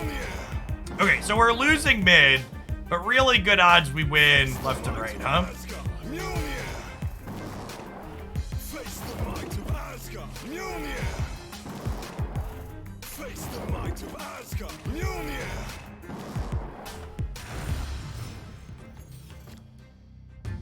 Do I have an opinion on Snap data versus untapped GG and Magic? I think in general, good data for Marvel Snap doesn't currently exist.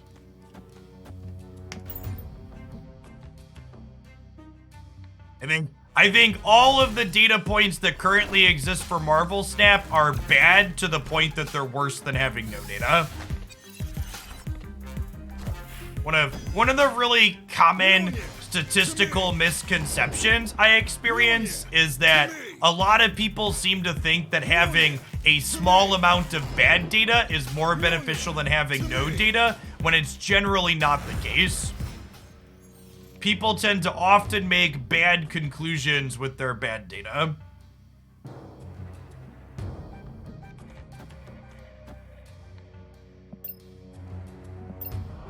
Alright, this Hawk is gonna be 19 power. Hey, thanks, Captain Justice. Good to have you here.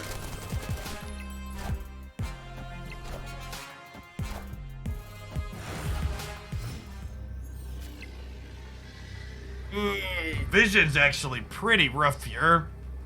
I don't know that 15 is going to be enough to win here. I'm getting to slide that over. Unfortunate. I was hoping to draw Mystique. I don't believe this Thor variant is currently available.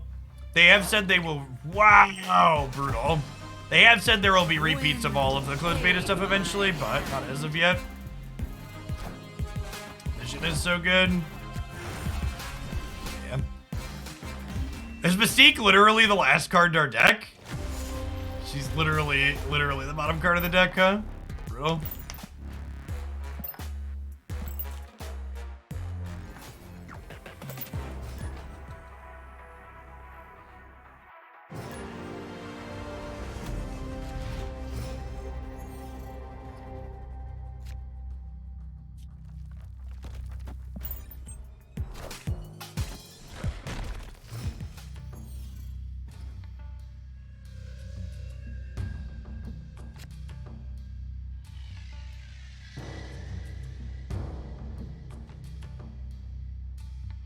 Well, I don't think we're... Actually, let's Black Widow here and then we'll Storm here next turn, huh? Can you help maximize the token shop for free-to-play players? The best way to maximize the token shop is to play cards that you enjoy. Buy cards that you enjoy. Buy cards that spark joy for you personally. Is Lizard in this deck for priority? Lizard is just a generically good Marvel Snap card. It has one of the best power to energy cost ratios in the 2-drop slot. Wind, aid my Hey, hand. Brevi. Thank you for the Prime. Appreciate it.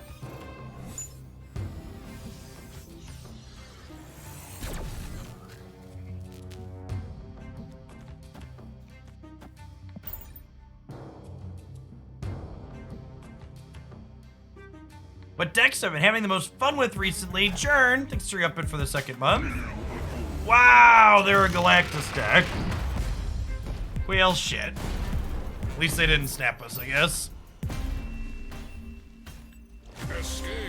If a card is rebalanced substantially, like Leader probably will, do you think players should get some form of compensation for it? No. I think it says very clearly when you buy a card in the token shop that there's no refunds if a card is changed. And I think part of the reason why games like Hearthstone and Magic Arena don't do frequent enough balance passes is because they have to weigh every balance pass they make against whether or not it's worth disrupting the economy of their game. And I think that having to have balance hinge on an economic decision makes the game fundamentally worse for people that just want to play the game. I'd rather every balance decision be made under only, is this good for the game? Not, is this good for us economically?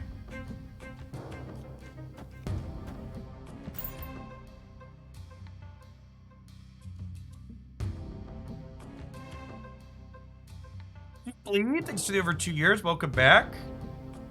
I climbed the end of my stuff with Cerebro 2B Knight. Was my deck of choice. Just take a deck that you know how to snap and retreat with and try and play it well. Shouldn't they include the same no refund message when buying variants? It's an interesting question. It probably wouldn't hurt. Casually lose the 1 and 3. Feels card games, man.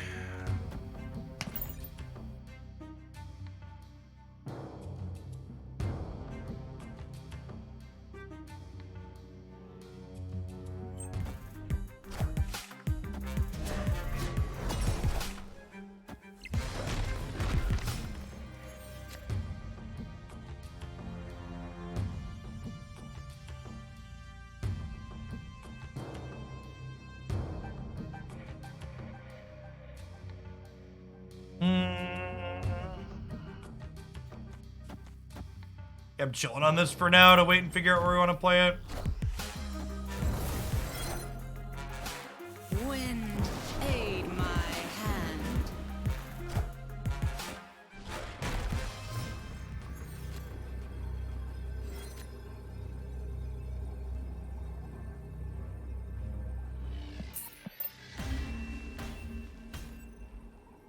Escaped.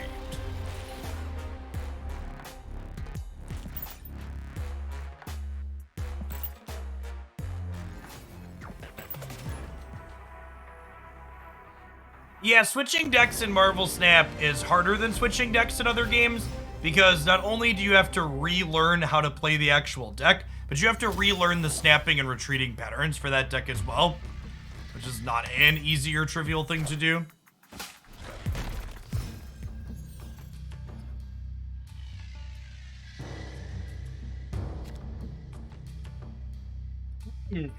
That's a great draw. Gambit negative deck using Panther as base and interchanging Task and Panther for Gambit long. I don't know.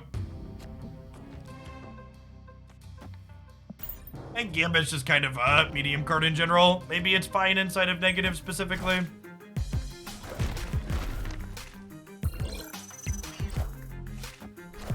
Yeah, no joke. I think the negative deck is one of the best ways you can learn snapping and retreating. It has a very straightforward ways to do both. I think I'm gonna contest the hub here. Maybe this is wrong. It could be right to storm Shuri's Lab here too. But Hawk into Mystique, Black Widow is kind of appealing. How often do we get balance changes in Marvel Snap? Currently, not often enough.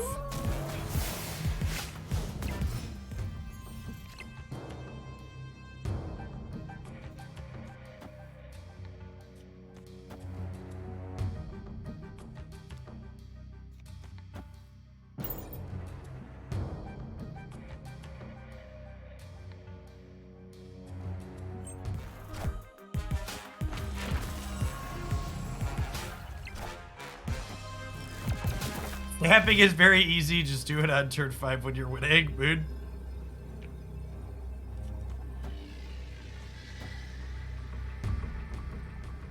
Victory.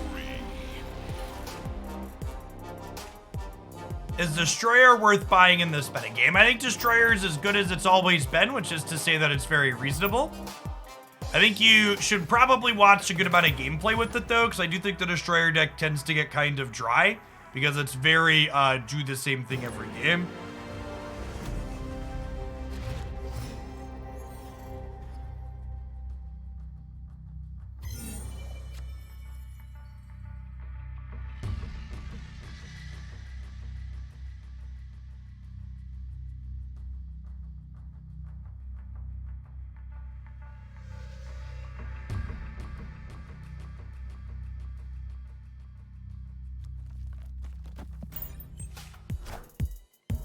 Do I have a favorite card? Yeah, I really like Juggernaut as a card.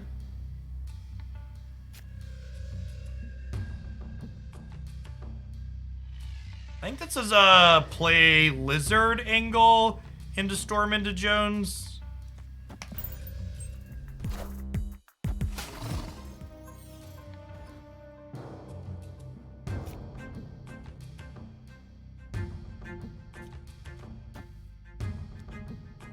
Huh. Do I want to lock down 2 locations after this turn? Yeah, I think that could be fine. Wind, aid my hand.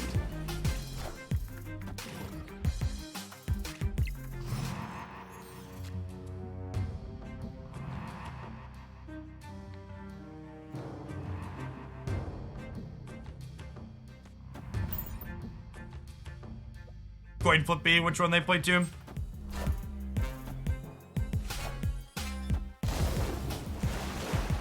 Was that a hub card? No, they're actually playing Omega Red. Interesting. Do I Try and brick their last straw here with Rock Slide. Also adds extra power to Darkhawk here.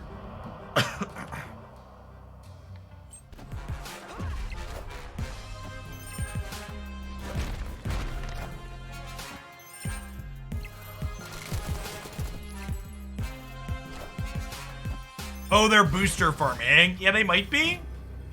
Well, I don't know. Arrow's a pretty generically good card.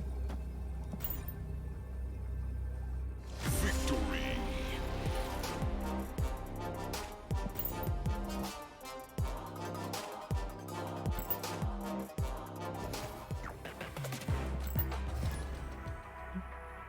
Oh, by the way, for the chat regulars, we got a series of animated emotes for me and my family members that are various things you might want to do in chat. This is Fine Sip emote. We got an animated hype emote for Jake, popcorn for Declan, blowing a heart kiss for Haley, and then Christy would like to murder you.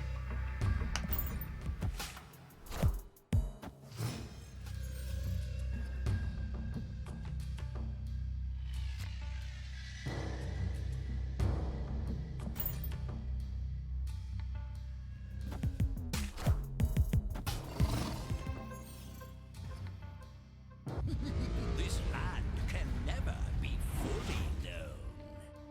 Oh no, chat. Well, Opponents I think we're leaving here. escaped.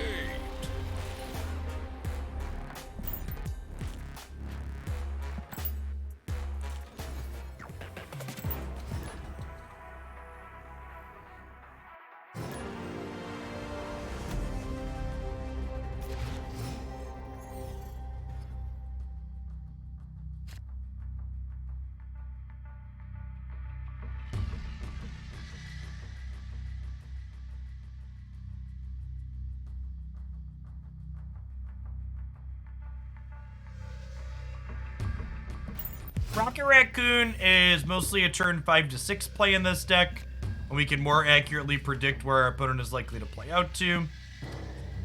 So my plan here is to storm the Mindscape to get rid of it, which means that a flooded location is going to end up somewhere other than here, so I want to spread my plays out to these other spots.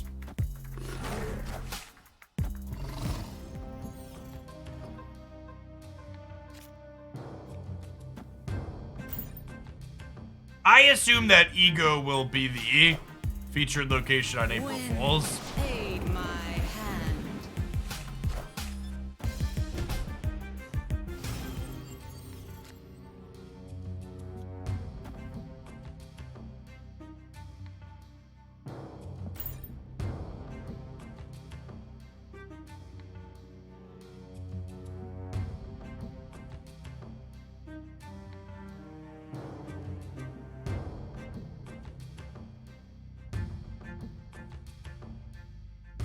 Now, something to note with Miss Jones here is her ability is going to follow the Starlit Citadel next turn. So wherever that ends up at, we can't play to if we want to get the +4.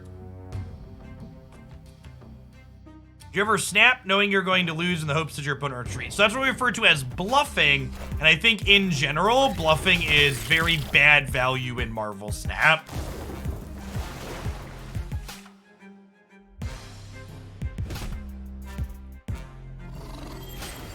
So Marvel Snap is essentially extremely low stakes poker. And people basically always call in low stakes poker.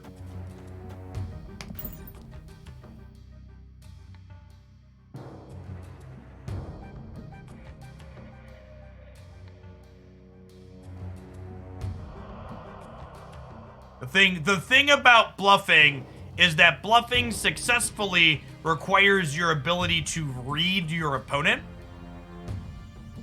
And reading someone who doesn't understand kind of some of the fundamentals of the game isn't possible. You can't level someone that doesn't understand what you're trying to level them on.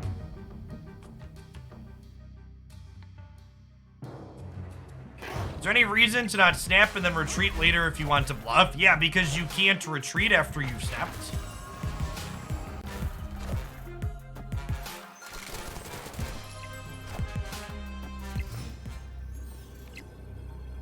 Oh, right. Darkhawk is small because of Asgard. Awkward.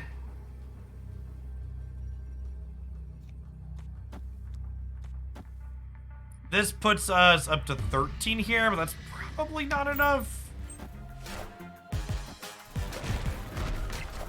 I should have played for Asgard more aggressively. I forgot it was gonna punish our Hawk. Not enough reps in with the deck to prioritize this.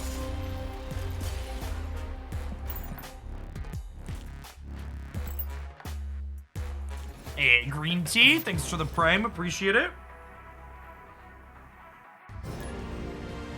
Why not Rockside left? Because Mystique had copied Mojo's ongoing effect.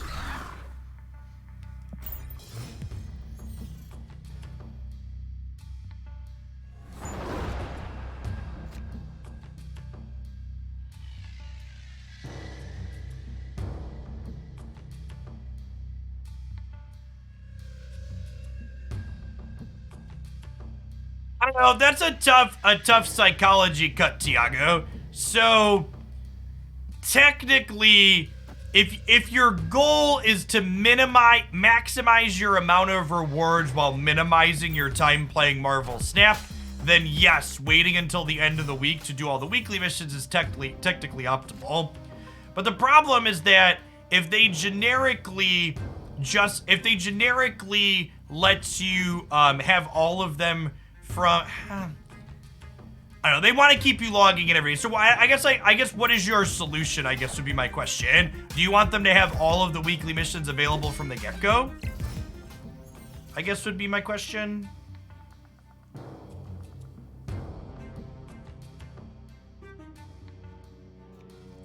I'm gonna Korg into Storm since we have priority.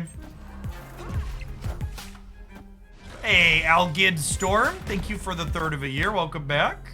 Wind, aid my hand. Aid my hand. I am Iron Man.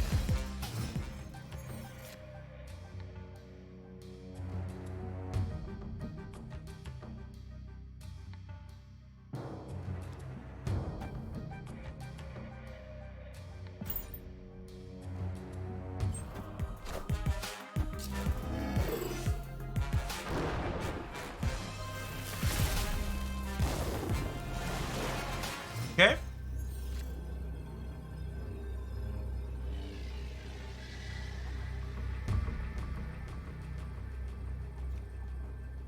Is this game winning? Probably come down to a breaker between these two, which may or may not be good for us.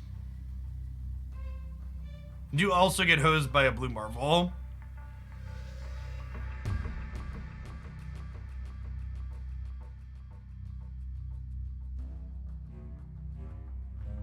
Victory.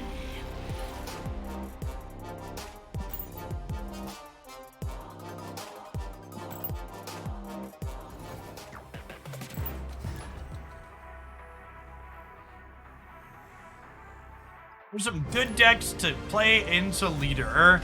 My Friday favorites from a couple of weeks ago. Run down my favorite things for playing into the leader Leach metagame.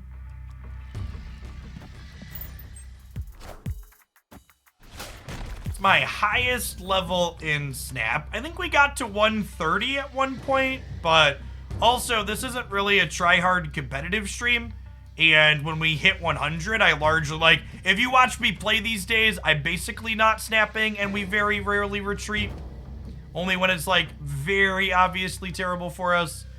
Mostly because the stakes don't matter at this point. I'm just looking to try decks out. There's no extra rewards for climbing higher on the snap ladder. So I largely don't bother.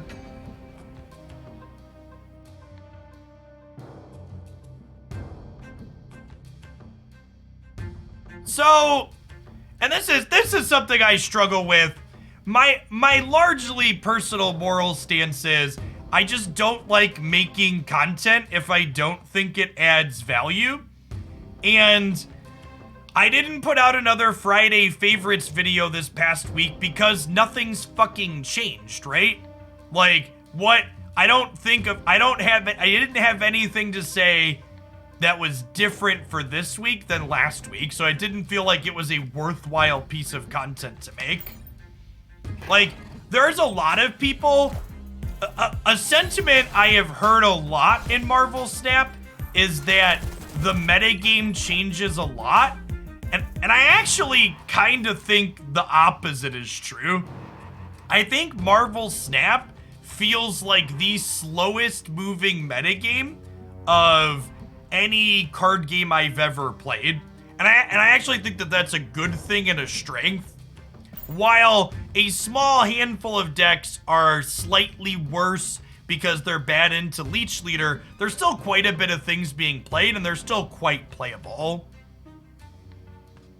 Why is my webcam reversed on stream? It's reversed in specifically this scene because I often look at this monitor over here, and if it's not reversed, it looks like I'm looking off screen. So by mirroring the camera in this scene, it looks more natural, like I'm looking at where you see the game screen.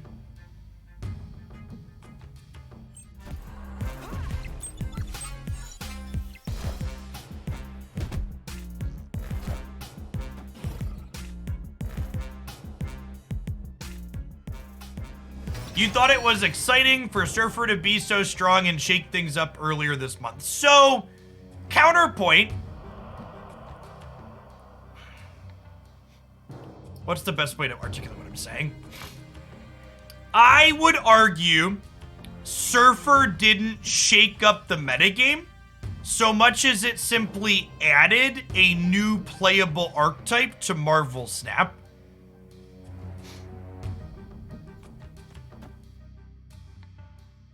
Does that make sense?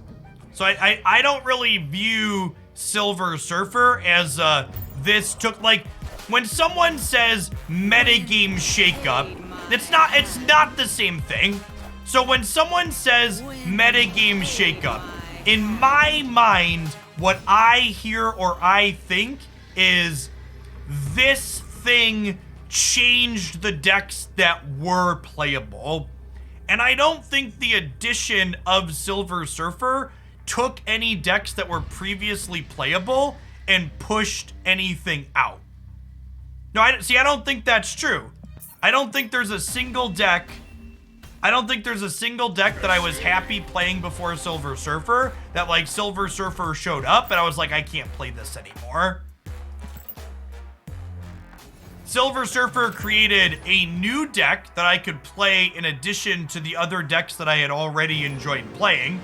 And Silver Surfer is good, it's viable, and it's competitive. But all of the other decks that I defined as good or enjoyed or thought were competitive remained so after the addition of Silver Surfer. Yeah, so Surfer definitely did stuff.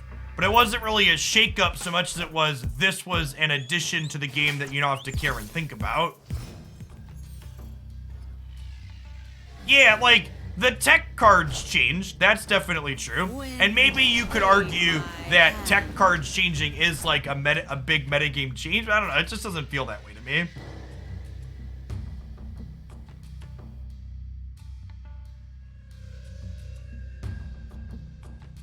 Leader is actually explicitly not great into Surfer because copying their Surfer on turn 6 isn't great for you because it's a synergy card.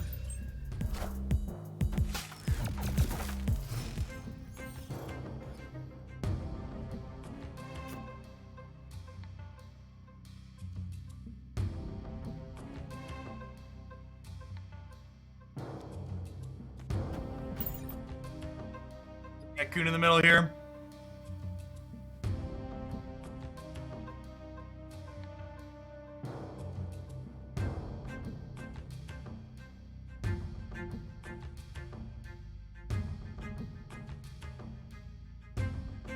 Yeah, I agree, Tim. The reason why I've really enjoyed Marvel Snap is because it feels a lot like old Modern before Wizards of the Coast decided to destroy Modern with Modern Horizon sets. It feels like they're going for a, we're adding other new, different, interesting things to the game consistently.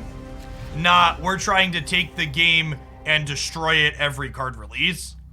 A lot of the complaining and pushback surrounding Series 5 card releases is people bitching and acting like every single week a new card is going to release that invalidates all the other cards. And that just hasn't been the case, right? Like, the average Marvel Snap card that's been releasing in the Series 5 has been niche or bad. Like, Darkhawk is probably the most generically flexible Series 5 card to release in December, and even it has, like, you know, 3 to 4 cards you need to build around it, right? Chat, if you need to ask why we're not playing Maximus in this deck, I would suggest you read Darkhawk, because you failed to comprehend what it does the first time.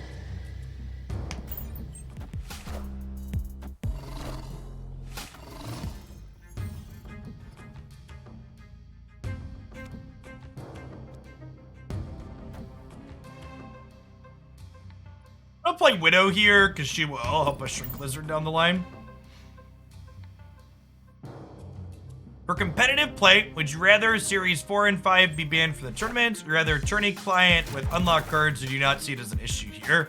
I would be incredibly shocked if they removed those types of cards from competitive play, because competitive play is supposed to encourage people to get cards. And explicitly limiting and discouraging people from getting the latest cards, like the opposite of what you want competitive play to do.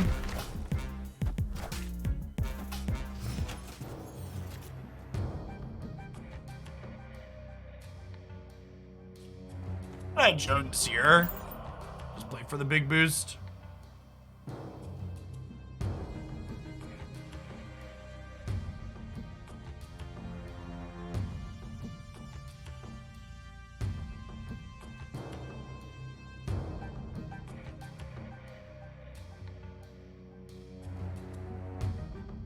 I think my one big takeaway from seeing players' feedback on the Marvel Snap acquisition system is that it's really highlighted to me how important psychologically having lots of shit cards in your card game is. There are a lot of complaints of I don't get cards fast enough in Marvel Snap. All systems go. And a big symptom of that is people used to just getting piles of raw numbers worth of cards, even if most of those cards aren't good in other games. And it seems like a tough one to balance, because I personally prefer there not being endless chaff in Marvel Snap that I have to collect and ignore and have clutter my collection. I like that almost every card that I get is meaningful and reasonable. But from the psychological aspect of they can't give you cards constantly because there's not a lot of filler is an interesting impact on people. So the problem with Wong in a deck like this, chat, is that if you're Wonging before you Rock Slide and Korg, you're not actually getting the benefit from the disruptive aspect of these cards potentially bricking your opponent's draws. You'll make Darkhawk bigger, but Darkhawk is often already big enough in this archetype that we don't need to play a bad card like Wong to lean into what it already does well.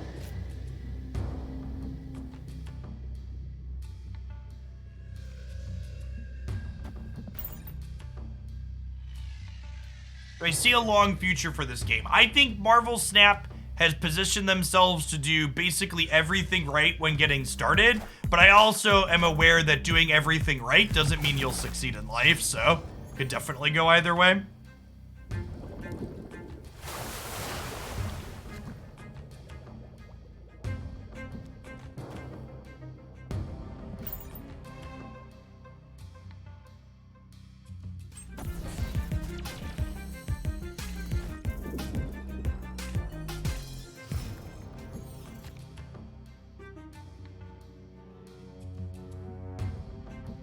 Guess I'm playing Rock Slide here to try and keep them off of Adam Warlocking, but Warlock is real good against us. Wind, aid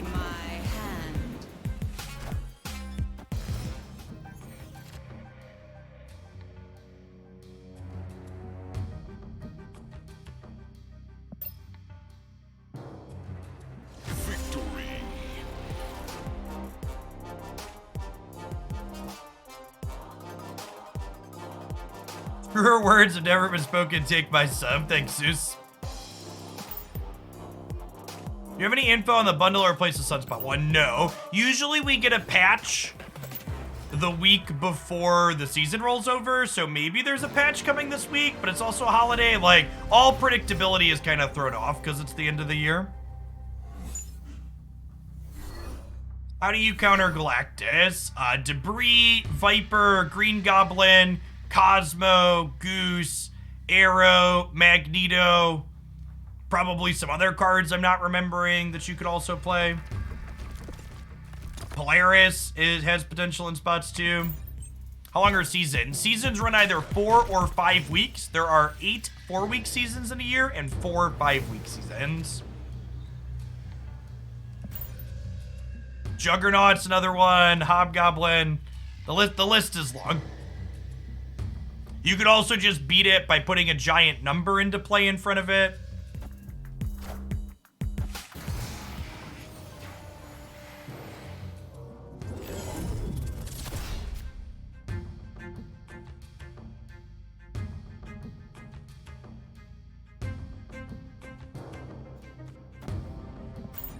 Storm Adeline here, just in case they're a Mr. Negative deck.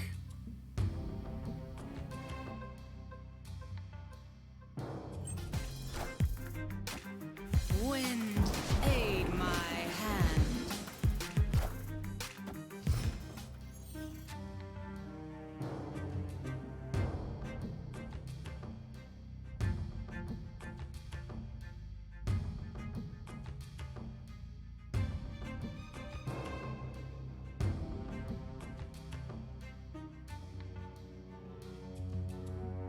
Think there are any other problematic card potential once they nerf later? It seems like in these type of games, once a card gets fixed, so they're moved to this place. I think it's important to understand that complaints about leader are a little bit different than complaints about other generic cards. You're right that the community as a whole will basically always have something that they want to complain about. But in general, leader is fundamentally different than just a different strong card that you could be playing, in my opinion. All right, Rock Slide here is +10 because it powers up Hawk twice.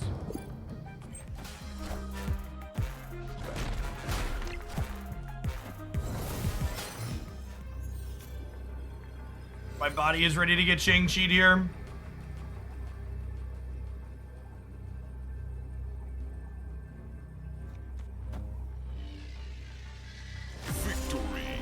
Tokyo Whirlwind, thanks for over 3 years. Welcome back.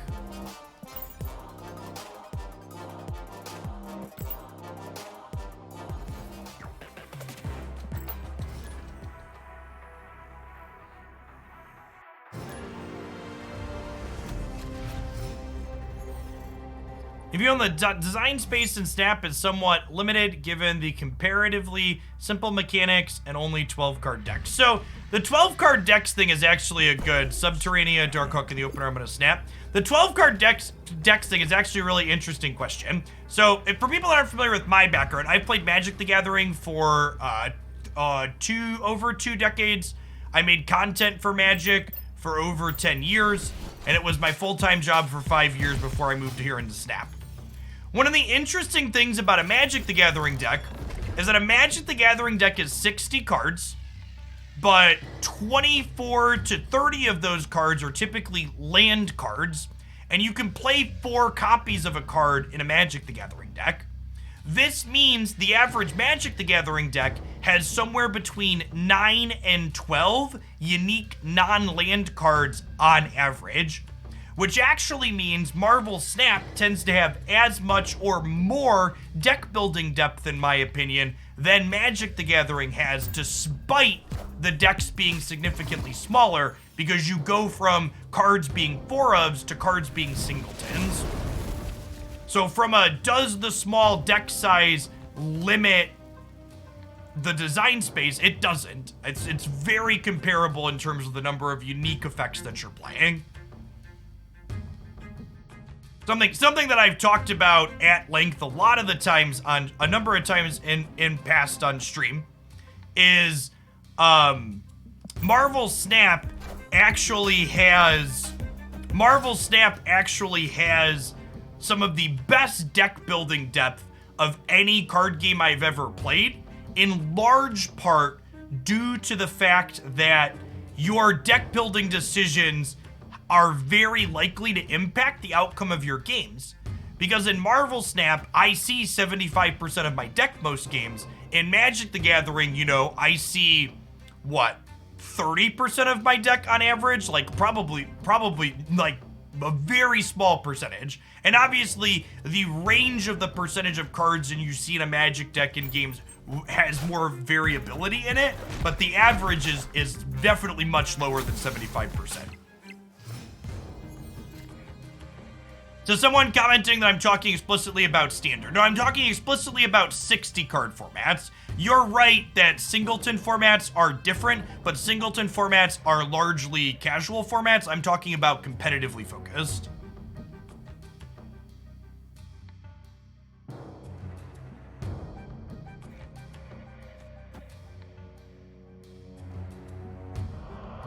Is this gonna be a Storm Limbo game? This might be a Storm Limbo game, that's true. Just steal their cubes that way. Hey dude, our opponent does have a lot of wasps in their deck currently. Yeah, I think it's a Storm Limbo game, fam. I think it's a Storm Limbo game and try and get away with something here. You're on the percentage of what actual deck variation is in Magic versus Snap. What do you mean by that? Can you define deck variation? And for people that aren't familiar with my background, someone said you're very mathematically minded. In a former life, before I was making full-time content here on Twitch, I have a graduate degree and undergraduate degree in mathematics. I spent time doing system and process automation for a Fortune 50 company. Woo! And we just got torched by a Silver Surfer. That is... Subterranean and Rock Slide had negative brood into Sarah and Silver Surfer. Whew.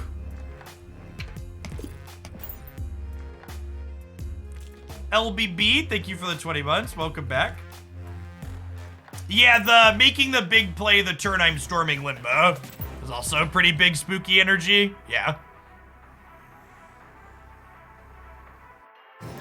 Someone asked, did I play Magic online or in person? So a little bit of column A, a little bit of column B. For the last 5 years, making content was my full-time job, so I didn't really travel much to play. But for the first 5 years, I was making content as a part-time thing. I traveled around the Midwestern and Eastern United States competing in the... Actually, I have the sweater on today. Star City Games circuit. That says Players Championship, oh god, 2014. Chat, where is time gone? Like, I competed in 2 of their 3 Players Championships that they had between 2014 and 2016.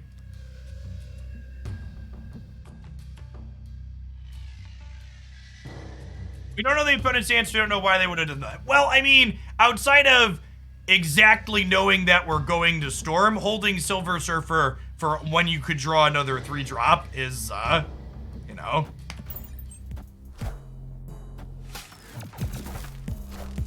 2014 was, in fact, 8 years ago.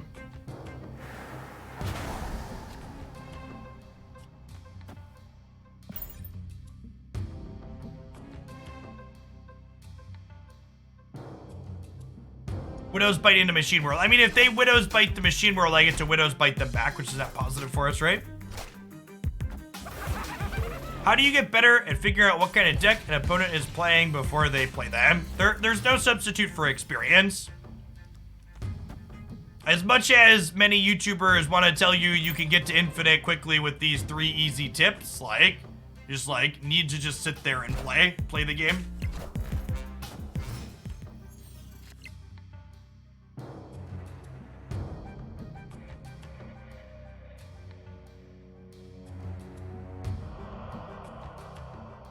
I think this is rock slide this turn, and then claw plus Rocket Raccoon on the last turn.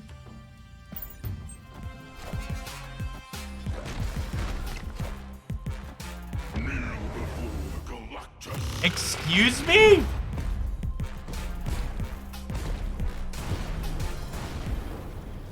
Well, I guess we're dead.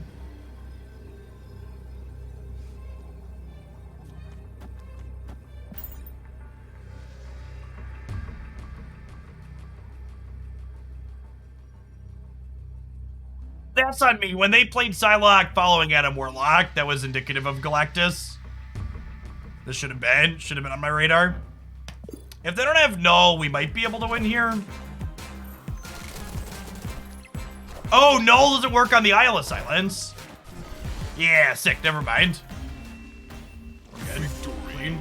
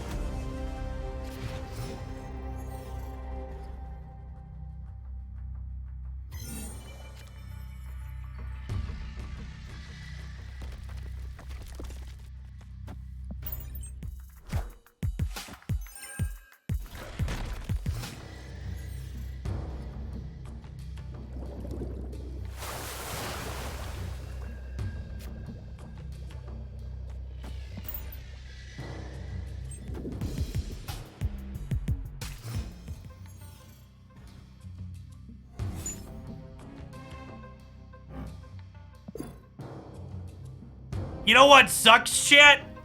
If this hadn't been Lamaria, our Black Widow would have stopped their Olympia. Feels bad, man.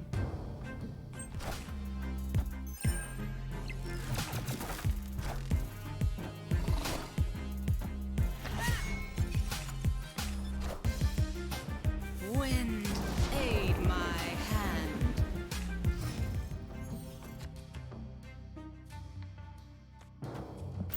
This is Jones into Claw into Mystique Claw.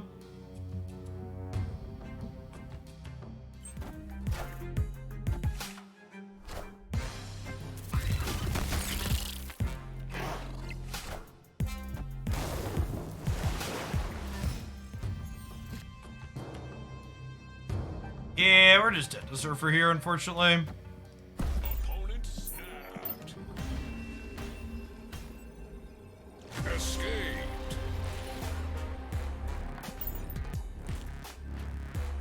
I mean, I don't think it's unreasonable to say. I don't think it's unreasonable to say that everybody can. I don't think it's unreasonable to say that everybody can get to infinite. I do think it's unreasonable to say that you should expect to get to infinite without putting in the work, though. A lot of people just feel like they're entitled to get to infinite, and it should just be something that happens for free without them putting in any work. And that I think is a very unrealistic take. I think another game mode will thin out matchmaking too much. We'll find out soon.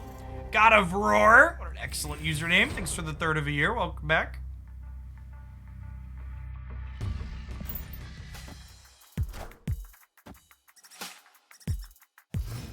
You drop out of Infinite. You cannot, which is why you largely see me just sticking around once I hit Infinite each season.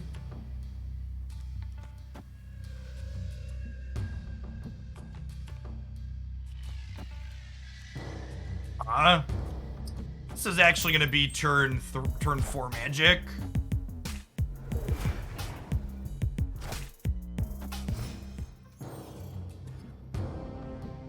For the regulars that are coming in, I'm using a new automated tool to display the deck list on stream, which means that it's going to be out of date for like half a second at the start of these until it auto refreshes, which it will.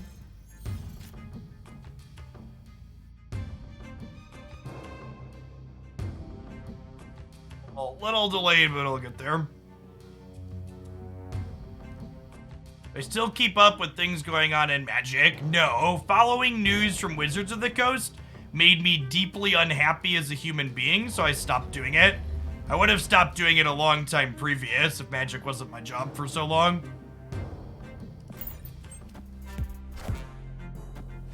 Hendrik, thank you for the 2 months. Appreciate that. Welcome back. Have I tried Darkhawk in negative? I don't know. Have I tried Darkhawk in negative?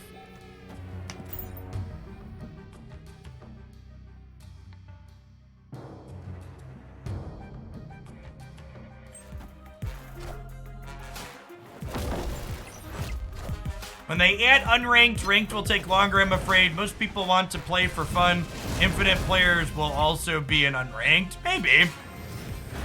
I think you're overestimating how many people at the level that... I think people that are playing at the lower levels on ranked ladder will probably have fewer opponents or slightly longer queue times. But I think people playing like in and around the level I'm at currently probably isn't going to be much of a change.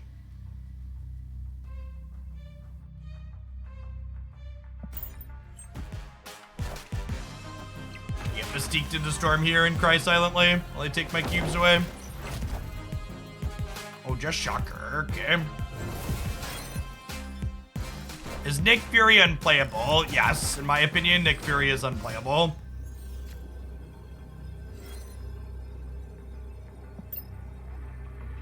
Opponent has 2 cards in deck, so this is 8 power.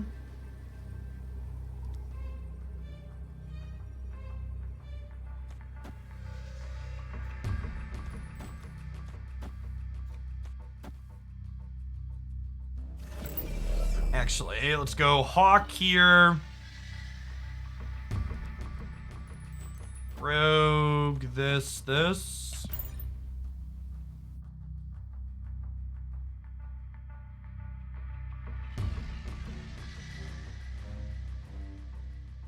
We're gonna hit there. Patriot or Mystique. Hitting Mystique's a little bit better for us because our deck benefits more from Blue Marvel.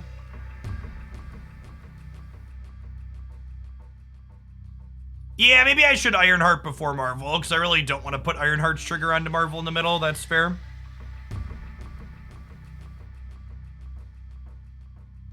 Victory.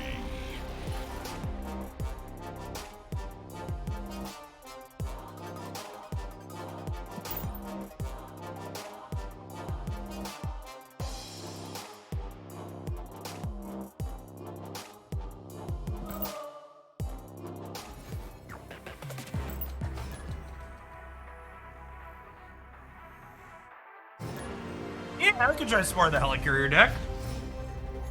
Honest question, why do you time people out with bad takes like Surfer needs to be nerfed or Leader is fine? Do you think those comments retract from the chat experience? Yes, I think low IQ monkeys rolling their face across their keyboard makes my chat a worse experience, and that's why I remove those types of comments from my chat.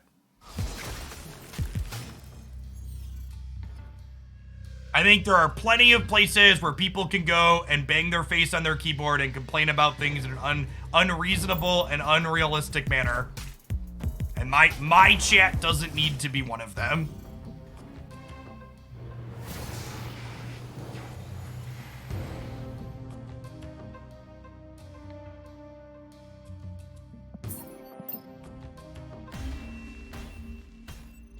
What he means is, don't you dare have a different opinion. Get the fuck out of here, asshole.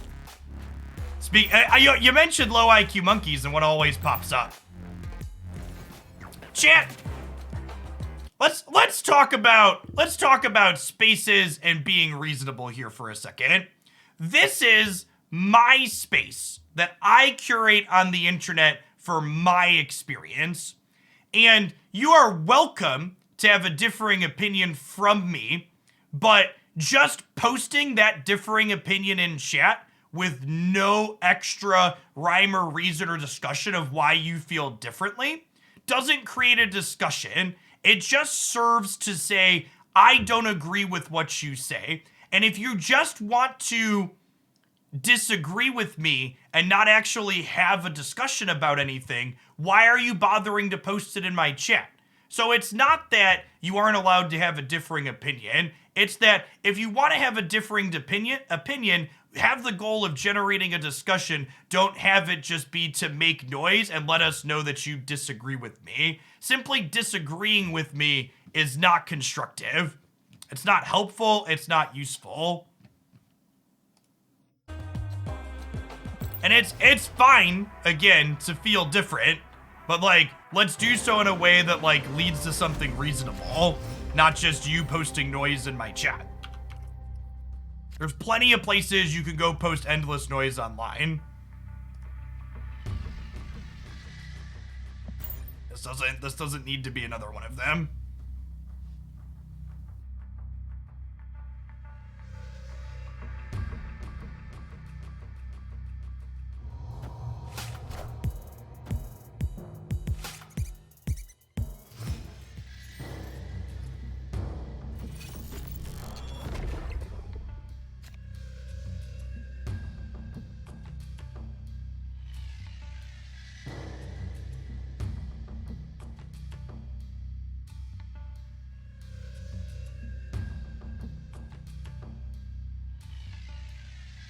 I like how I'm taking the time to explain exactly myself, and then someone pops up and is just like, does exactly the thing I'm talking about.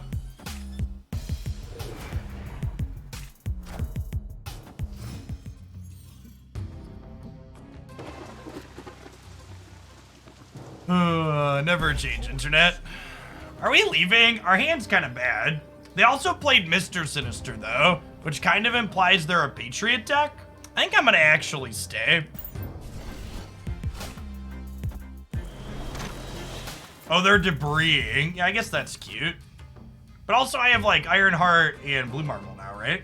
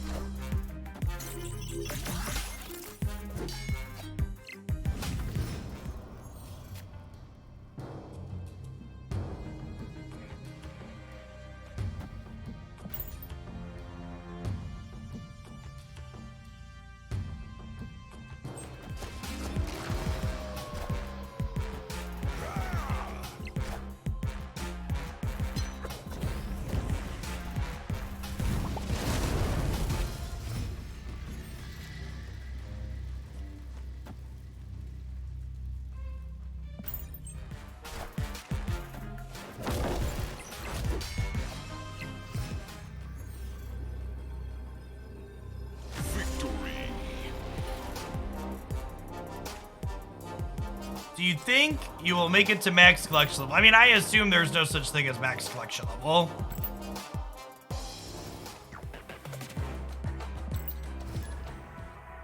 You ever play Mr. Negative past turn 4? Not usually. The rest of your hand has to be pretty bad, I think.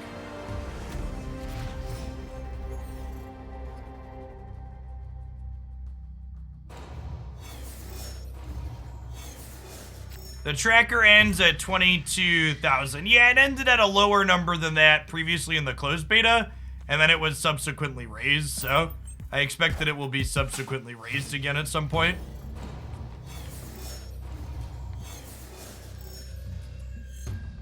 Chat, if you are someone who is missing cards from this deck that I am currently playing, and you want to get suggestions on different builds, my latest addition to the Ultimate Deck Guide series on YouTube was added to the YouTube channel over the weekend, and it covers Mr. Negative, so find budget and all sorts of different non-budget builds contained in that video. Hey, Nefos, thanks for the prem, appreciate it.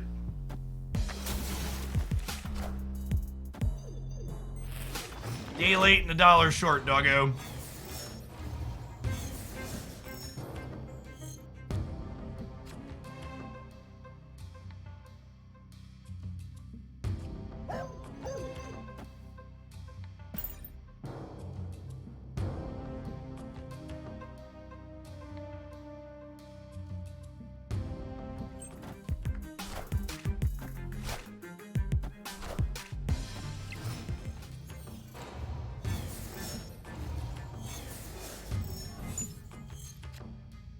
Why not this card? The deck is already full. I can't add more cards. LOL.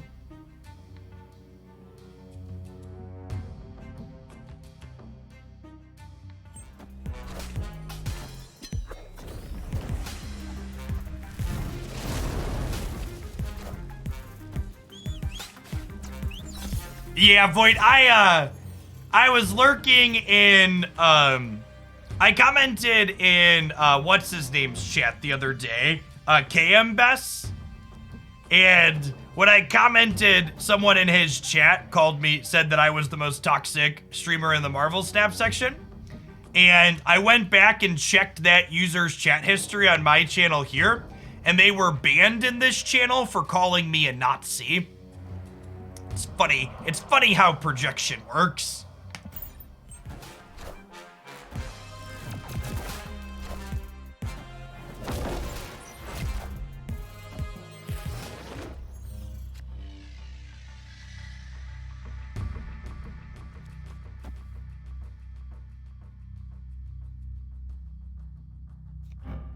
I'm chilling on this for now, right? We'll play Mystique to copy Blue Marvel. Maybe I should play this out because it has to go here just for the sake of like trying to get not get leached.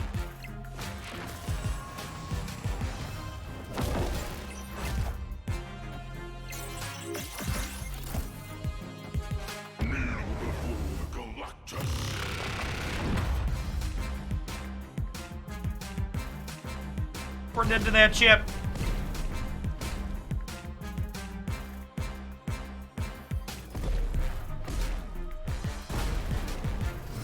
Why do you even take the time to check and validate on stuff like that? Because I'm a human with a lizard brain too, and social media drives me to do things that are unhealthy and unreasonable, just like the rest of you. Iron Man's definitely the best draw in our deck there. Puts us to 38, he says, before losing to Null. And by nice draw, I mean it lets us lose the game to Null.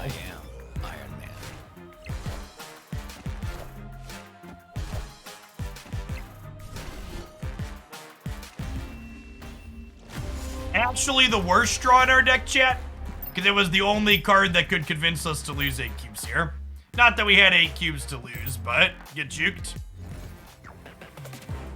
Hey, thanks for coming on back, Jensen. Appreciate it. No other draw would have lost us those cubes there. Someone asked, why are we not playing any other cards in this deck that help make the deck bigger for Hawk? Because those cards are all awkward with Mr. Negative. Like, maybe you could justify fitting Corgan, but I think that's unlikely.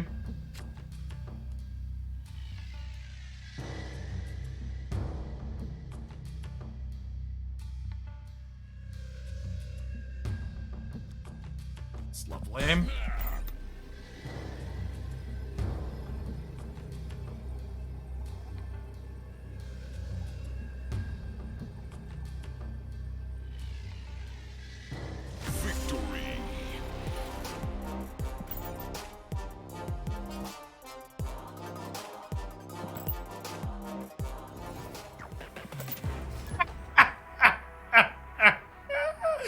Alright, I'm gonna remember and use that one in the future, Mike.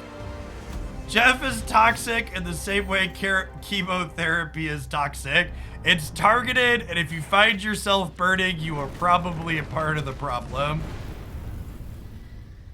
Alright, our deck is terrible into Lamentus shit. Escaped.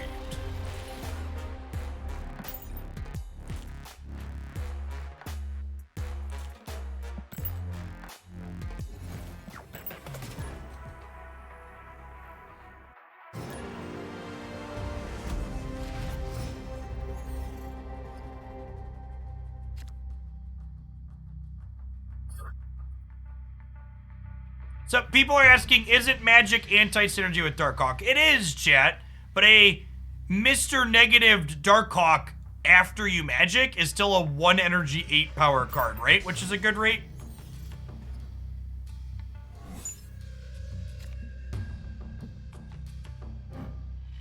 Alright, Marvel Snap is telling me to play something else. We're gonna play something else. Escape. I am only missing Rogue as far as Winter variants go now.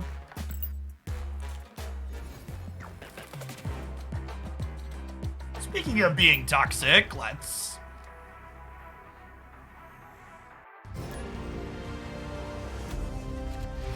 tips for newcomers to the game currently at collection level 200. I think my number one tip, especially if you're someone that's coming from other card games, is that Marvel Snap is a game that's really terrible to go into with the attitude of looking to net deck. Your best Marvel Snap experience will come from learning to understand the cards that are currently in your collection and then leveraging decks and building decks around what you have instead of trying to copy net decks and cut cards that you don't. Opponent snapped. Snapping the Sinister London? I mean, Green Goblin into London's pretty good. I'm definitely staying.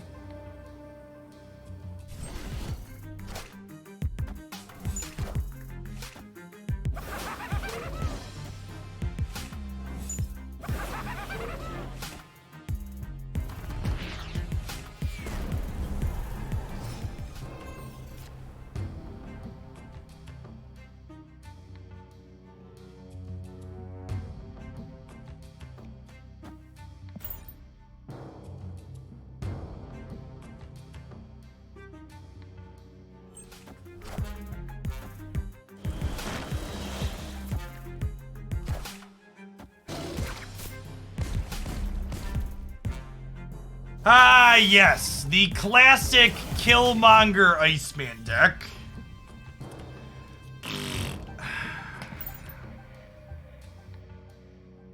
Hey, Shady, welcome to a live one.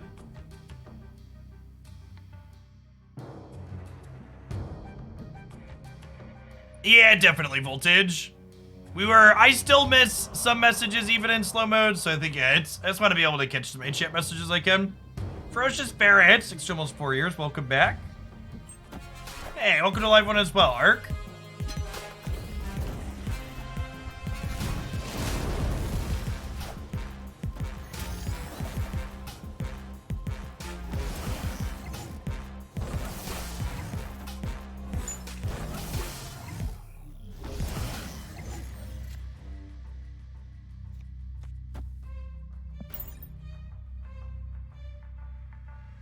Having trouble against Patriot. Besides Killmonger, what other cards counter this archetype? Enchantress and Rogue are very good in that matchup.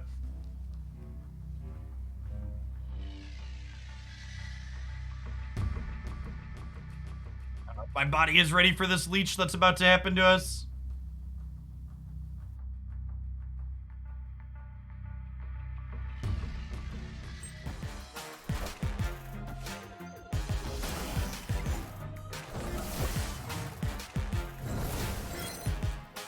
Go left! Go left!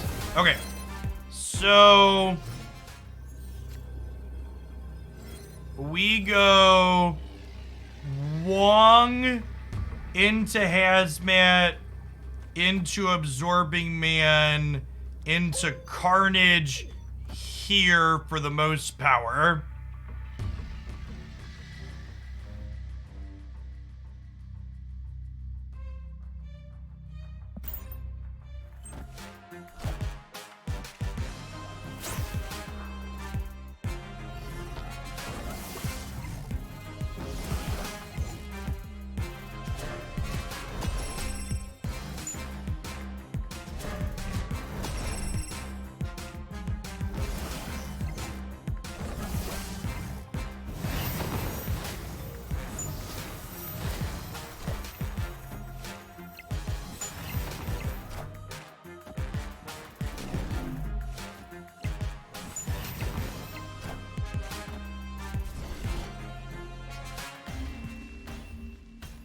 Going on, Ack.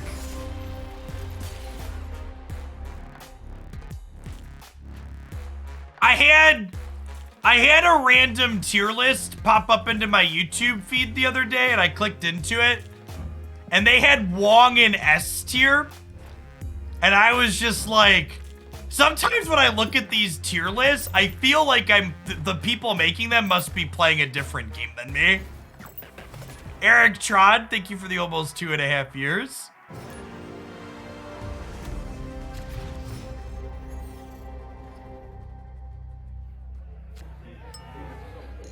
It's like one of those things where it's just like, I don't know what your average experience with Wong as a card is, but what just happened to us there is pretty freaking close to the average Wong experience.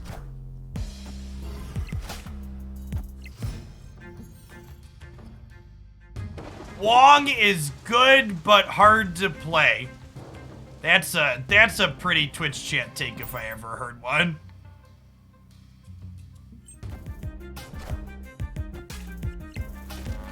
It's good, but hard to play. What the better Wong's actually incredibly easy to play. A better, more realistic, reasonable description of Wong is that Wong is a card that is very powerful and linear and very easy to counter. That's a good take on what Wong does. Oh, I could have absorbing manned into the bar with no name. That would have been funny. That's fine, we'll just magic it.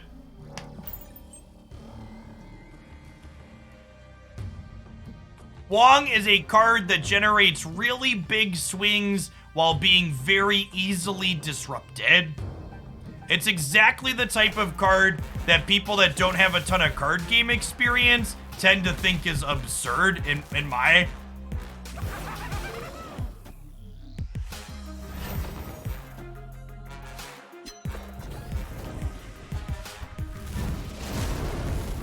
Yes, big, very telegraphed swings.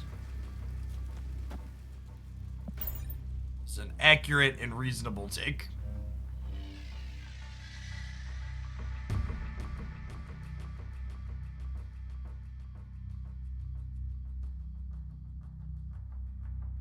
Unfortunately, because we have Wong in the middle, we can't Odin back this thing. Yeah, Wong's a super fun card. It's a super fun go over the top style thing. We are very, very dead here, right?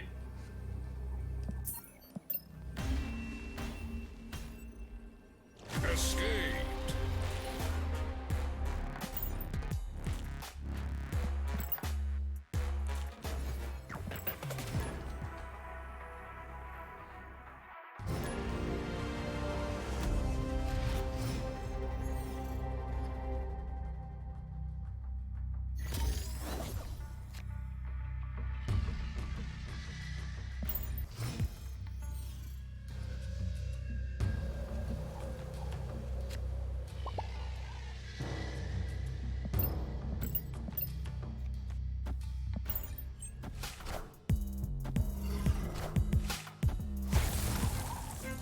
Are Magic the Gathering games as short as Marvel Snap? No. One of the things that's incredibly innovative about Marvel Snap as a game is how quick the rate of play is.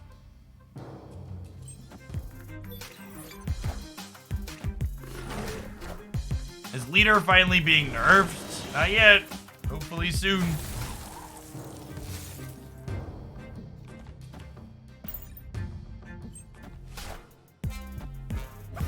Don't carnage me.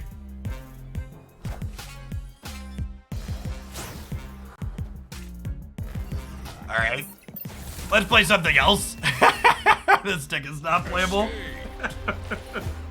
It's so bad.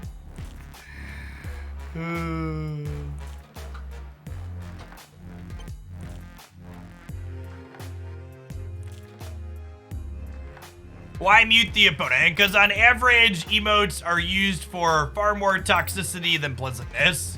And I'd much rather just mute people and not deal with it.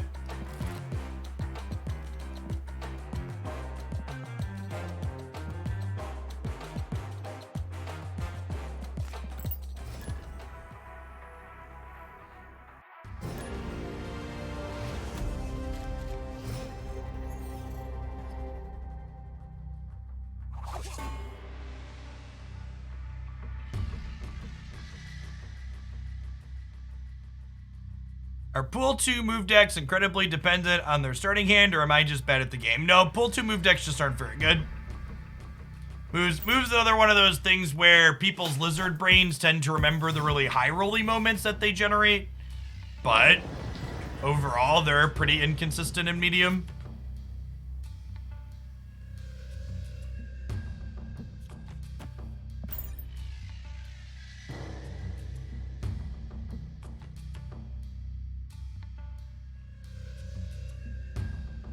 Yeah, I wish we had an auto squelch so I didn't have to like go in and click it every game.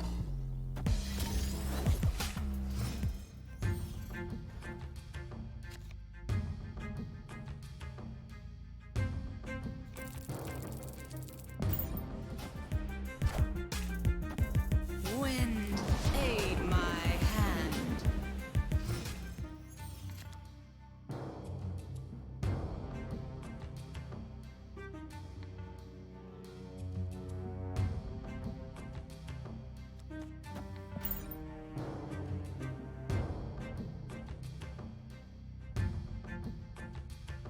So you got baited on YouTube, only showing the highs of move and not the low? Yeah, definitely.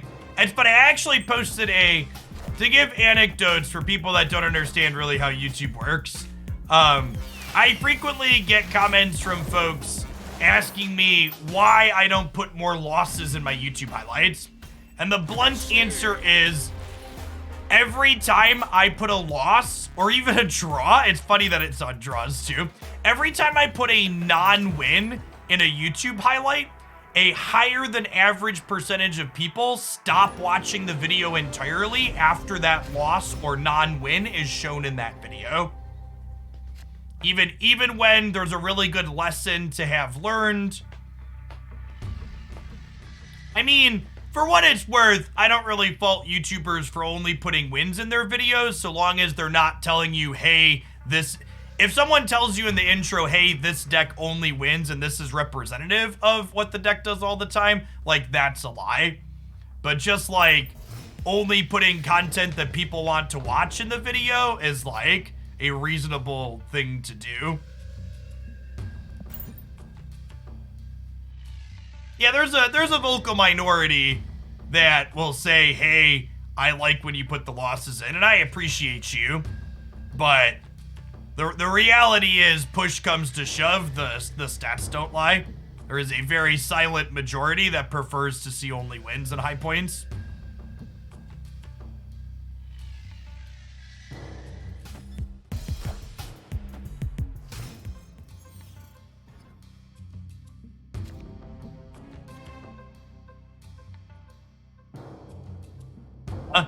Goose on the compound is real annoying. It means I can't,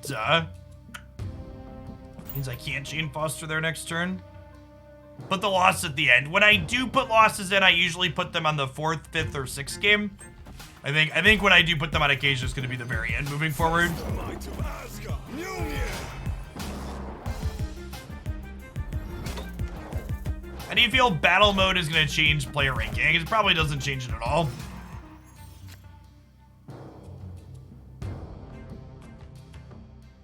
I was reminded of you when it took me almost 2 hours to farm lockjaw boosters. Rough. I feel for you.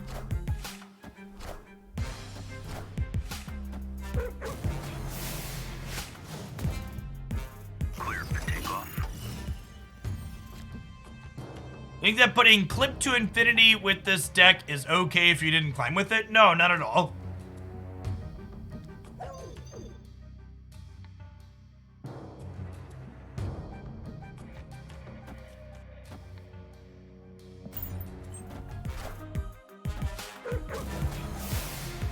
Someone asked her, what are my recommendations for early pull 2 players? I've got a list of Series 2 decks here.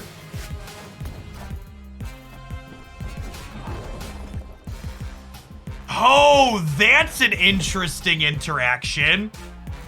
The card I had originally played here went into my deck and came back out. And it counted... Huh. Yeah, I didn't know it worked that way either. What if I try and contest the X-Mansion here? Still at 14 over here and 4 in the middle. I'm gonna try and contest the X-Mansion. This is bad. We're good, right? Yeah. Victory.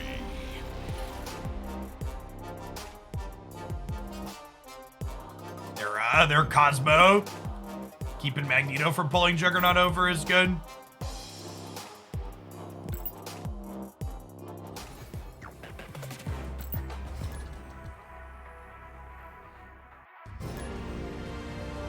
Yeah, I love that vision variant. It's wonderful. Definitely one of my favorites. Low key, part of the reason why I like playing this deck so much is that it gets to play the Chavez and the Vision that I have. Both wonderful cards.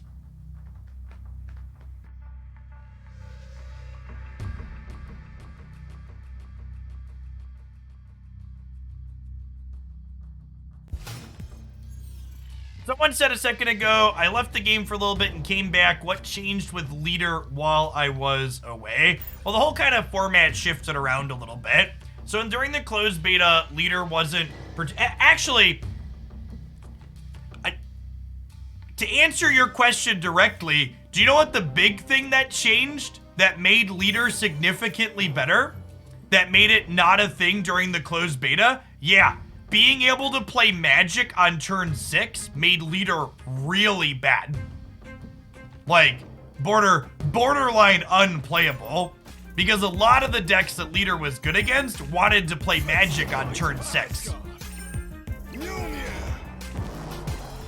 So that's probably the biggest part of what made Leader better. I have the free... like release Hulk variant that they gave us, but I'm just not a huge fan of it. Do you think the shop made Leader more prevalent as well? Nah.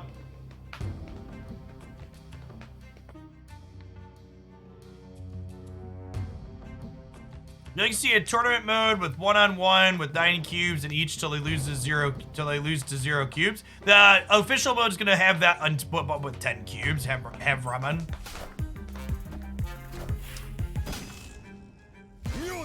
Do you always hammer then wasp in that order? Yes, because whichever is the first card I put into my deck here is the chance to come back out with the second.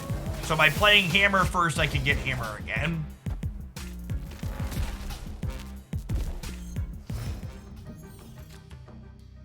My lukewarm take on the comments about the shop and making the game worse is that if the game is only good because people didn't have access to the good cards, then the game wasn't ever really very good.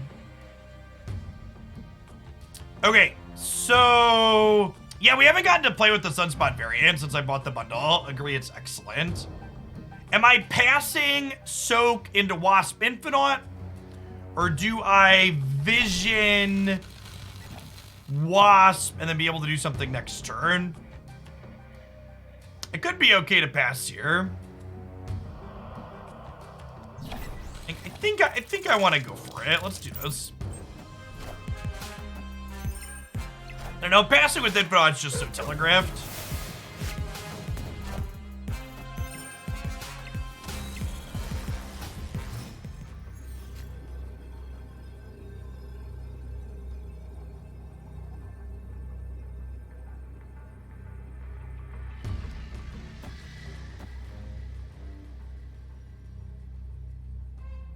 If I make this play and they lead her right, we'd lose, so probably don't want to do that. Does anybody know what Magneto's gonna pull? There's not. He pulls at random. So the shop making cards more accessible makes problems more apparent faster. Which, low-key, something that's interesting about Marvel Snap's release cycle is the fact that Series 5 cards are more exclusive when they first release kind of makes them like a public beta test in a way, right? It means that if there's a problem with one of them, either mechanically or power level, they replicate across the ladder way less quickly before they can be adjusted. And we haven't had that happen to date, but we'll see. As is the case with most card games, a lot of it hinges on them being able to balance well, which may or may not be the case.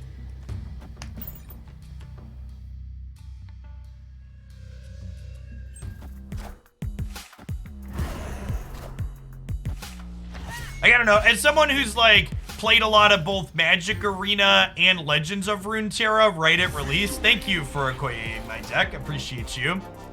Something that always happens in games like Magic and Runeterra is that the latter, following a new set release, tends to really lack diversity because it's just everyone only playing exactly the newest things into each other. Like all the other things that are still reasonable, like Flail Out. Does buying cards in the token shop help you become Series 3 complete faster? Yeah, it does, Silent Braid. In fact, my calculations in my faster video where I break down how long it takes to get every card, assume you're buying Series 3 cards with your tokens.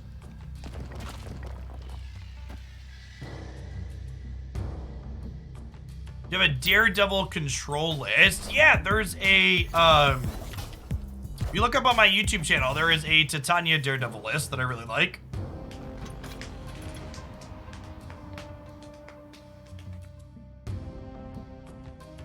Man, these are certainly locations that are fun and interesting, and not just a giant bag of dicks.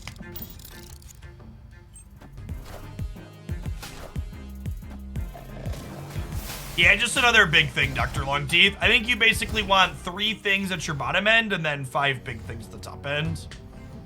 All right, well, Sunspot at least lets us soak a bunch of energy. And then maybe Infinite wins us the game.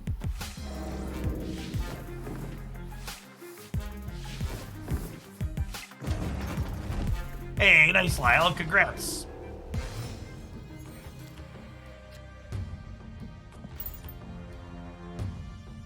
All right, so we're up to 15 on the left. So the question is going to be, can 15 win left?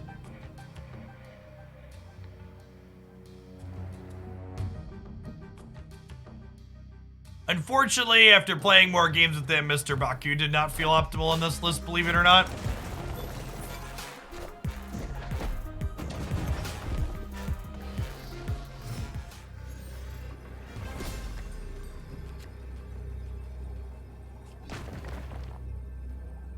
This loses to Chavez right. This loses to Heimdall mid.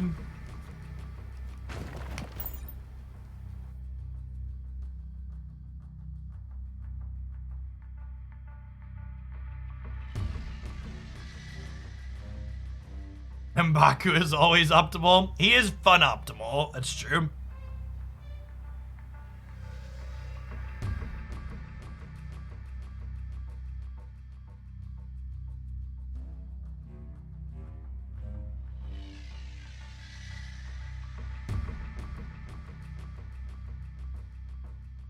They're waiting for the pre-roll ad to finish chat, so they should know if they should play Chavez or Heimdall.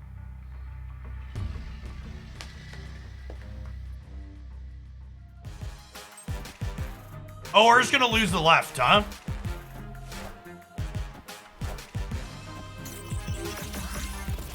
Well played, opponent. Well played by Breedium getting us.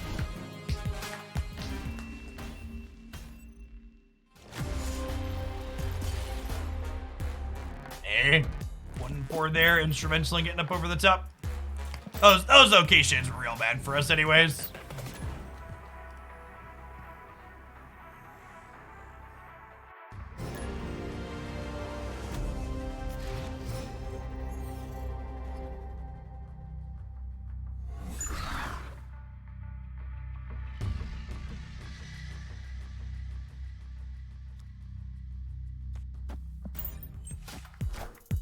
Welcome, gamers.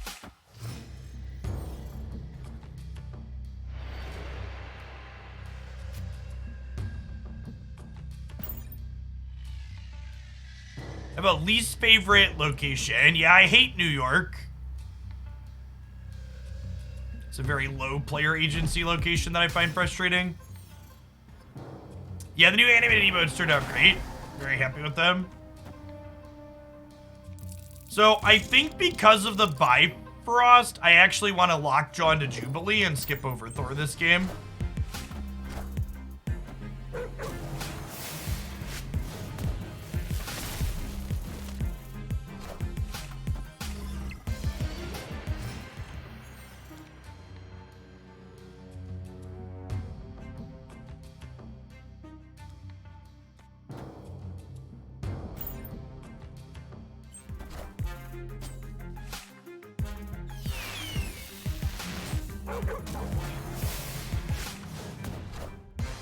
Oh, that's perfect, chat.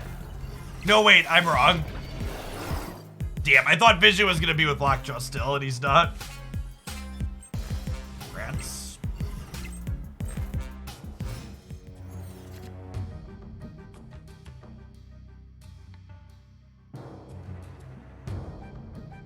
So I can't draw a hammer if I play Thor, because Chavez is still in our deck, so I think we just Jubilee here. What deck ideas do you have for Zabu next season? I don't know. We'll wait and see.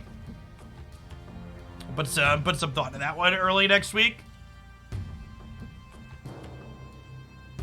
The two primary things to try are like, do you try and play all fours and just like punt the games where you don't have Zabu? Or do you try and do something more balanced? Are they gonna beat us on the right? How do they get plus 14 into the right, shit?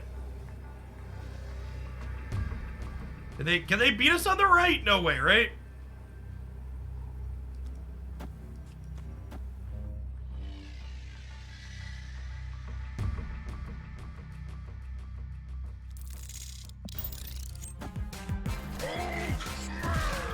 Yeah, Surfer's only plus 9.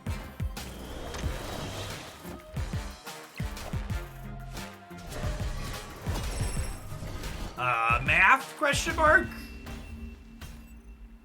Victory. Quick maths? Quick maths?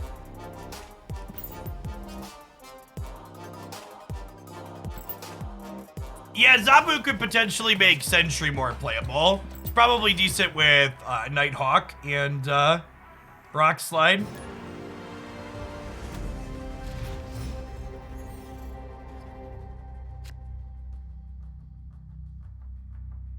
And then obviously the thing I'm sure all of you are excited to hear is that Zabu probably makes Leach better. If Leach wasn't already a metagame card, it probably would be into the Zabu format.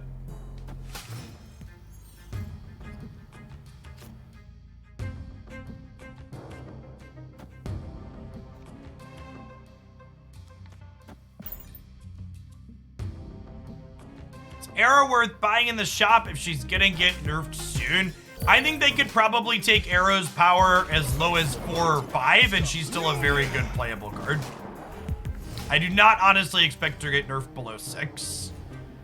Something that you need to really understand if you're coming from other card games, chat. Marvel Snap so far has a good history of leaving cards playable when they get nerfed. The stock negative deck list that I posted a deck guide with over the weekend and we highlighted and we play on stream all the time, that deck has been nerfed like 5 times since the closed beta happened, and it's still one of the best decks in Marvel Snap.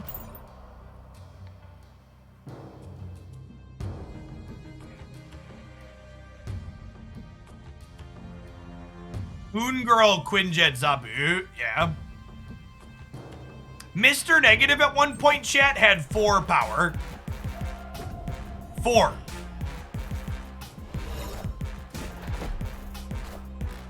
Also, you know Devil Dinosaur and Moon Girl? Both of those cards have been nerfed too. Moon Girl and Devil Dinosaur. Nova also been nerfed.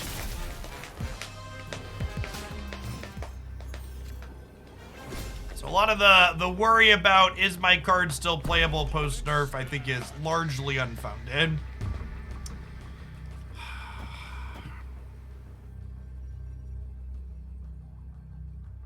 I beat leader in the middle, right?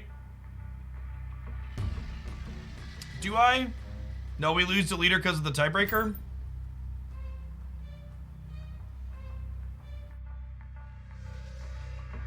Wasn't Nova the best card in the closed beta? At the very start, yes. Has any card been nerfed to unplayable? I think Nakia is probably the only card they've over-nerfed at this point.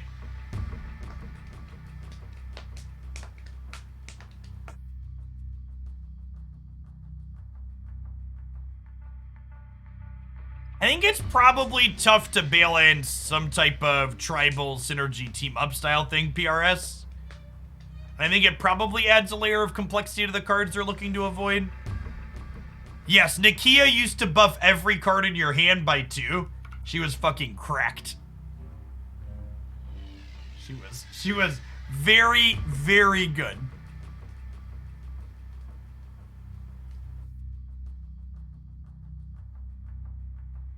Okoye was also a 1 energy, 1 power card.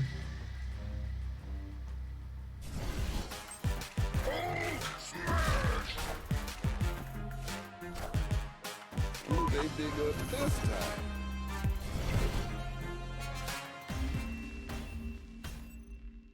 Victory. Trying to bluff on your Nick Fury turn is definitely a decision.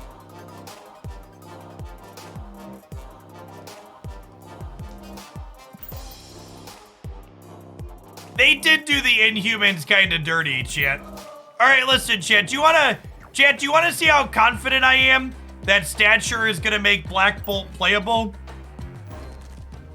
I might have spent gold on this because it's probably a fantastic variant. It's one of the better ones in the game. I am hoping that we're gonna get to farm a lot of boosters and play this sick Black Bolt variant a bunch when stature releases. So I want to ask, am I still a beta tester? Do we get to know about cards in advance? No.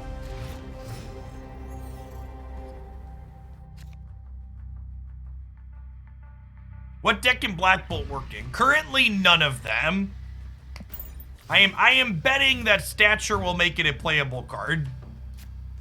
Stature is data mined to be releasing in January or February. Fingers crossed, January.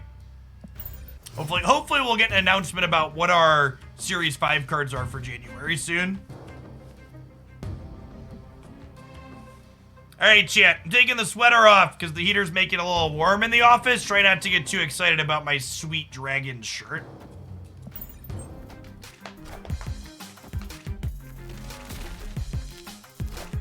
Their release schedule for new cards. We get 1 new card per week as the loose release schedule.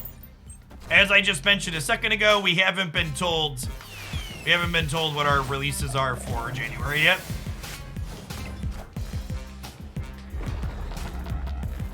Well, that's a little bit sad because it means I can't vision the sanctum.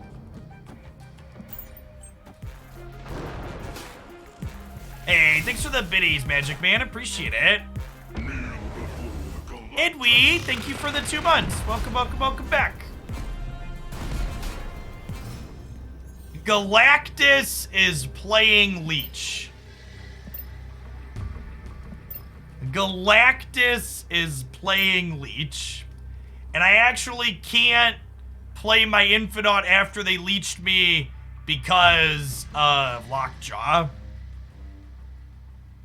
Okay, we'll leave, I guess. Escaped.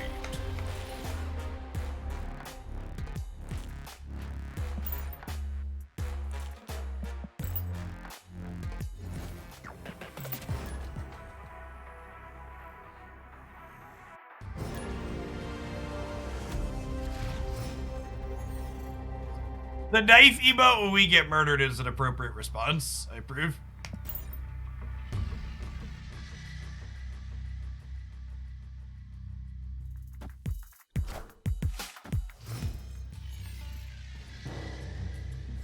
Galactus Null is so broken. In a card game that isn't Marvel Snap, I would be inclined to agree that Null and Galactus is probably too good. However, in the world where I understand how to snap and retreat, Galactus's win rate being a 2-cube Andy is probably not a big deal. So yeah, when it comes together, the deck wins and it does the thing, but also, like, that's only when it comes together, right? And there's a lot of disruption and counterplay you can have to it already to begin with. Anytime you lose more than 2 cubes to Galactus, you probably really fucked up. Face the might of Asgard. Mjolnir.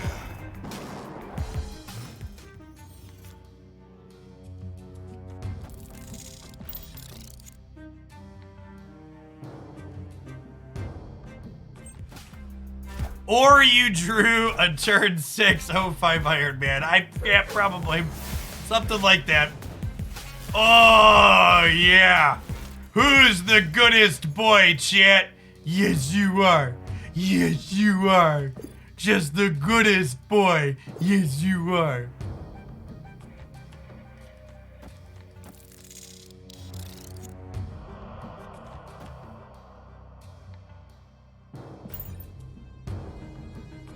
You don't think Dracula's good in this deck? Nope.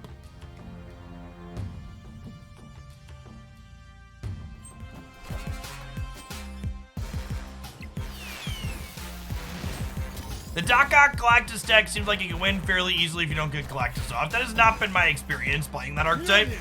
To me.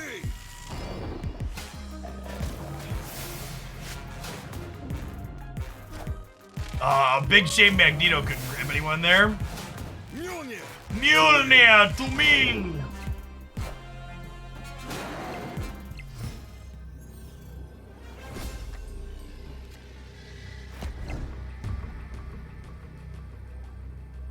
Okay, so they're gonna have a 15 power dino on the right, but that would mean we win the tiebreaker, huh? What if I play Hulk middle to beat them here? I'm gonna play Hulk middle, actually.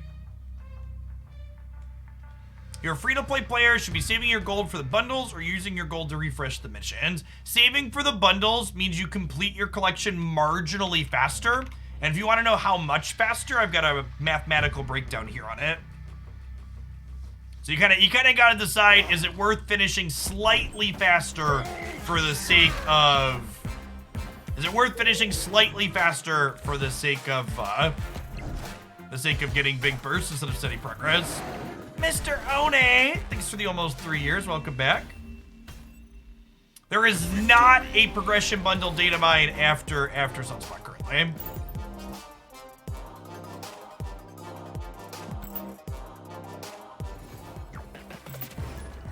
This deck is one of the decks I listed in my Friday favorites breakdown that I think is really good into the metagame. This deck, Cerebro 2 and Surfer Patriot are the 3 things I use to climb the most with this season. All very reasonable choices.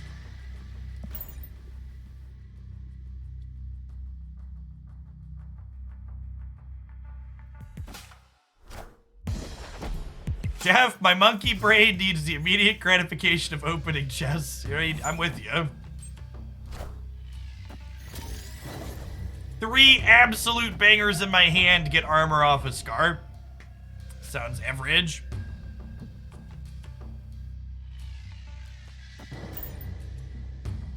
Running average.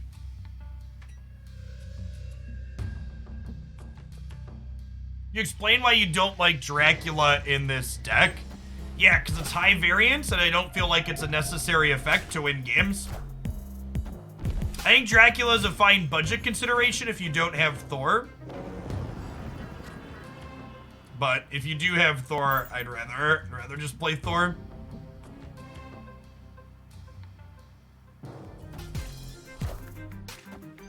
It's the highest rank that I've gotten to. I think we got up to 130 or so one season. Again, for people that are new here, though, we play Marvel Snap and video games for fun on this channel. We're not really a try-hard, hyper-focus on rank channel. Face the might of Asgard. Mjolnir.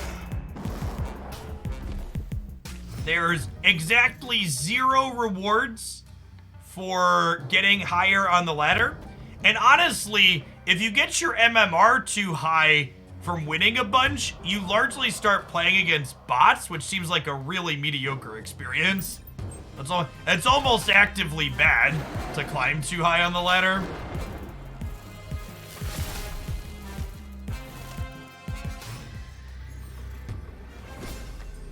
Yes, and most of the bots you face are cheating bots, is accurate. Alright, so we can't contest the Baxter building. The question is, can we win Atlantis? I don't expect them to fight over Scar. So does this win? This is only +8 here, right? Because we lose 5 from the Atlanta bonus. We get to Mjolnir as well. This might do it. Oh, yeah, I should Wasp first in case of leader. Good call. Already clicked okay, though.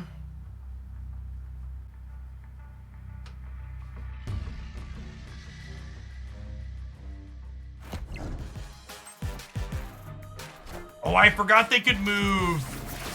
They could move Nightcrawler. Are we good? I think we're good, right? Yeah, that looks good.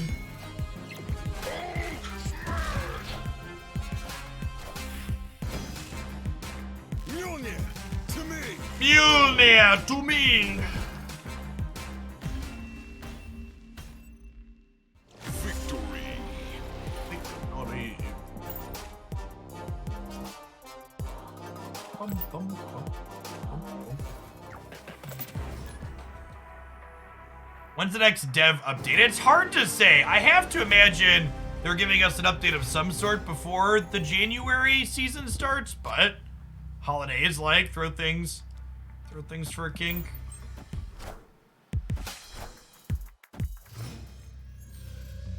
Is Jubilee better than Dracula? Yes. Dracula depends on me being able to draw a card out of my deck and then discard it, whereas Jubilee pulls the card directly out of my deck, and Jubilee is much better with Lockjaw. Armor, please. Armor, please. Our sunspot is not long for this world chip.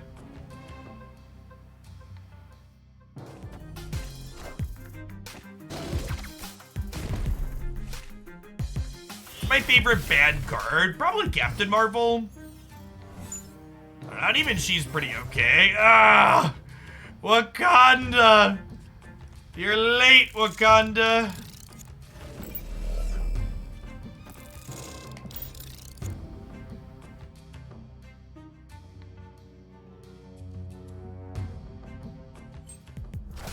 Wakanda forever late. Yep.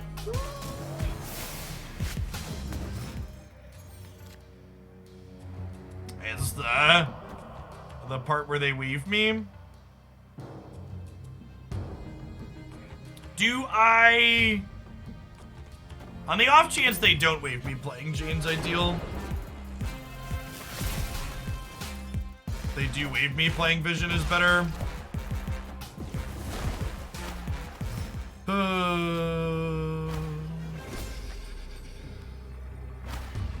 If I Magneto here, pulling these might let me win the game. I'm gonna stay. We're trying Zero Kila. Yeah, I think the Zero decks are pretty good, but I also think optimal versions of them want Shuri, and I am currently still Shuri-less, so I'm kind of ignoring that those archetypes exist until Shuri is in my collection. Critical hits, thanks for the raid. Hope you had a good stream.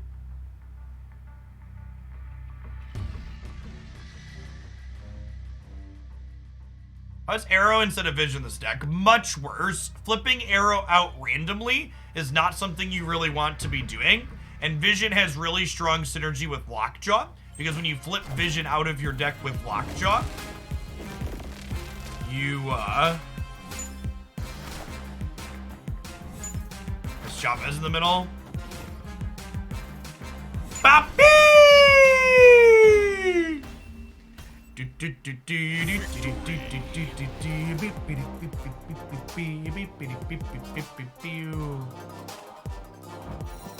Thanks, friend.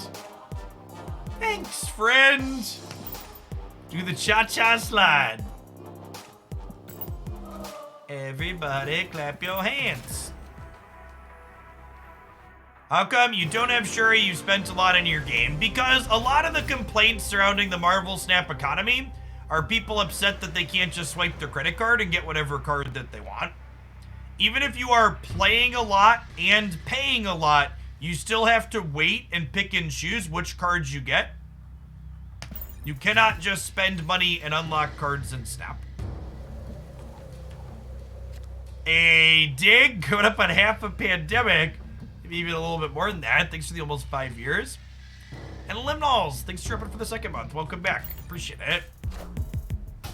Thoughts on Professor X? It is a fairly cheesy card. We have a Professor Cheesy emote for a reason. It ain't easy being cheesy, Chip.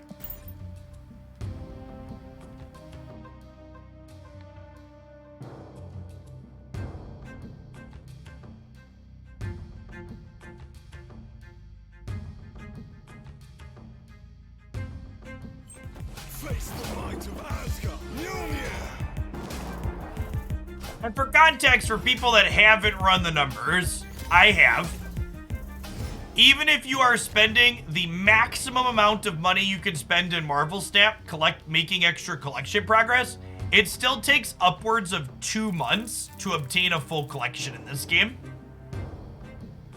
And over that 2-month time period, you also have to be playing like 5+ hours of Marvel Snap daily. It is not a quick or easy process by any means.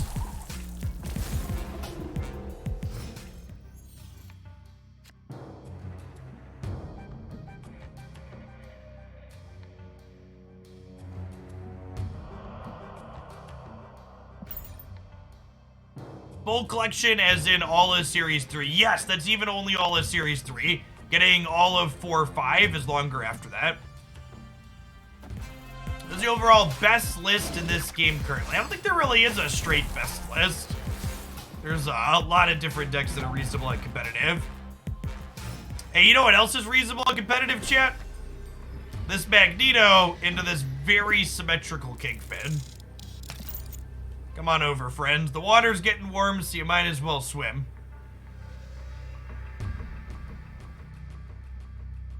Hey, thanks, Critical. Great to enjoy the YouTube stuff. What collection level do I have in Marvel Snap? I'm a little over 10,000. Come here, buds.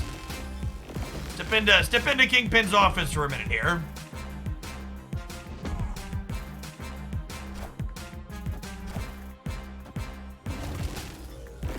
Okay, good shot. Good shot. Got me. You would have Magneto. You can play Giganto in that slot if you have him.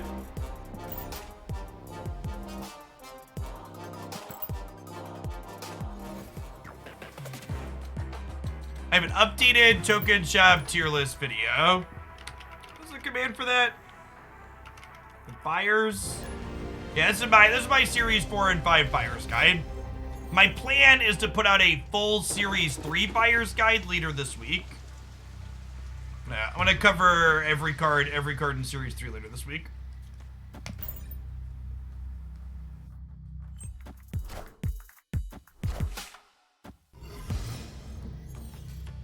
Quinjet probably means we're not beating them to fill the raft. How do I remember all these commands? Usually I don't. M'Baku or Sunspot? Sunspot's better. M'Baku's more fun. My heart says M'Baku, my head says Sunspot. Does Quinjet make you think Thanos or Dino? Quinjet into Scorpion makes me think they're likely playing the Dino leader deck that a few other content creators have helped popularize.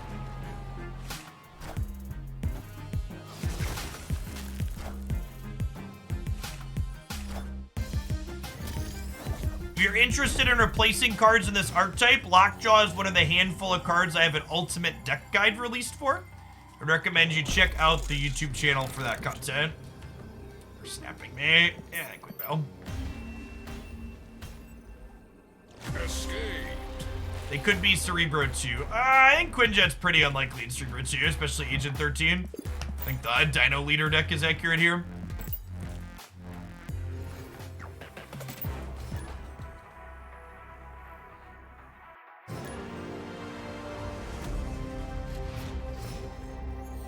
So, this is one of the things, it's so difficult teaching people to fish.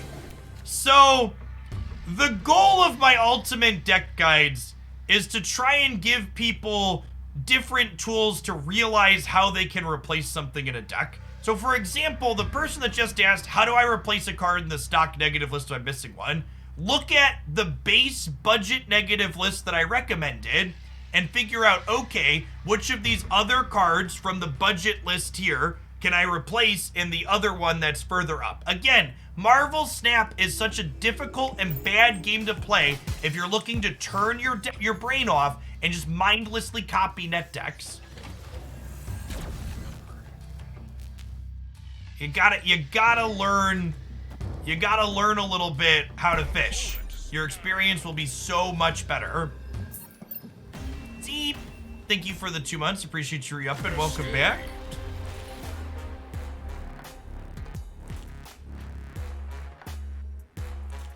Collection rank is near 600. I start to pick up cards, the collector tokens. The first I'm getting is Brood, now Arrow and Hulk. Do you think wait for Patriot or other cards you'd recommend? I mean, if you think you'd enjoy playing Patriot, I think Patriot's a fine card to pick up. I will comment that Patriot's a card that's not stellar without Mystique. Typically need Mystique to work that out.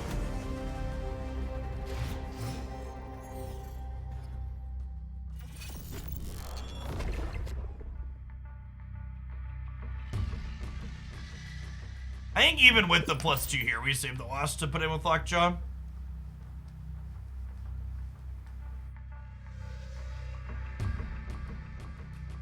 Has Patriot without Brood? The Ultron Cheese version of Patriot is fine without Brood. Generally you want Brood though. Do I want a free 3 power? Yeah, that's fine. Usually we don't fill our entire board with this deck, so we'll take a free 3 beam. I don't think I'd do this if it wasn't Wakandan Embassy, but 3 stats is a good bit more than 1.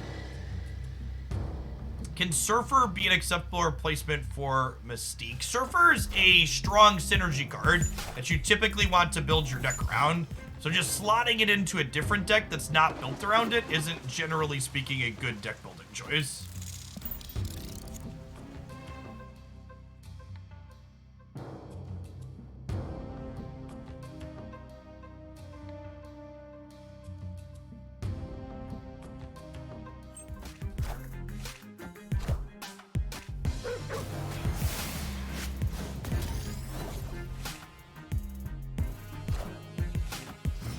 Wasp, please. Hulk. That's basically like Wasp, chat. Very close to the same thing. If Sunspot hits Jubilee, we fill the raft this turn. Would be sweet.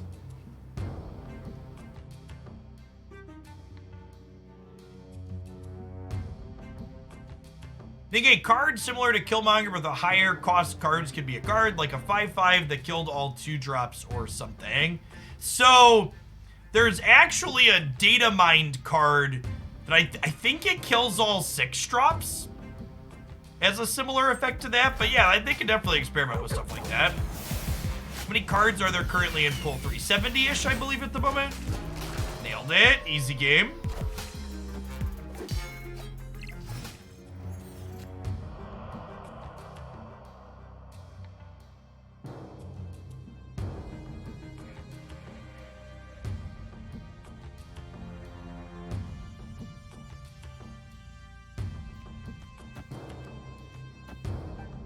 So, as a heads up for people that don't know how Galactus works, if you play Galactus with another card immediately following him, his text does not trigger. That being said, what do you want me to do? Not play Galactus here?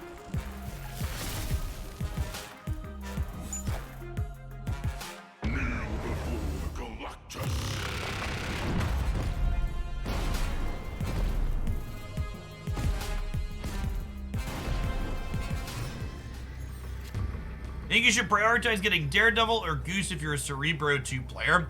I think those cards are very comparable in that list in terms of the utility that they provide, so I probably would prioritize one or the other based on what other decks you might like to play.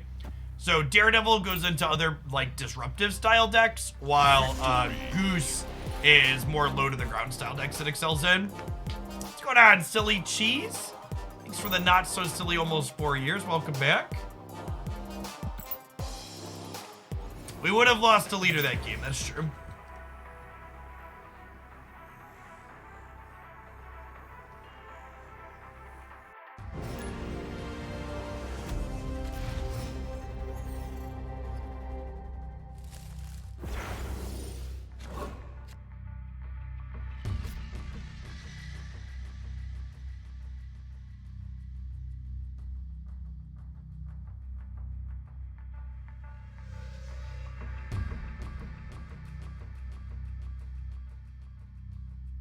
I think with Lockjaw in hand, we chill on the Sunspot.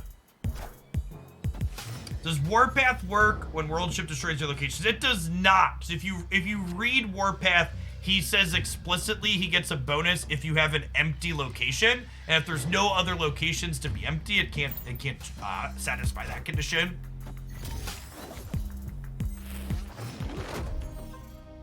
Warpath with only one location is a little bit of a Hamilton situation, you could say.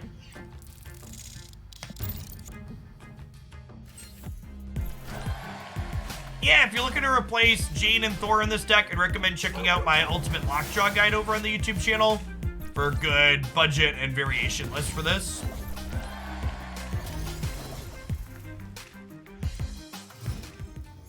How does Censure work with only one location? Well, it depends on... That's a great draw.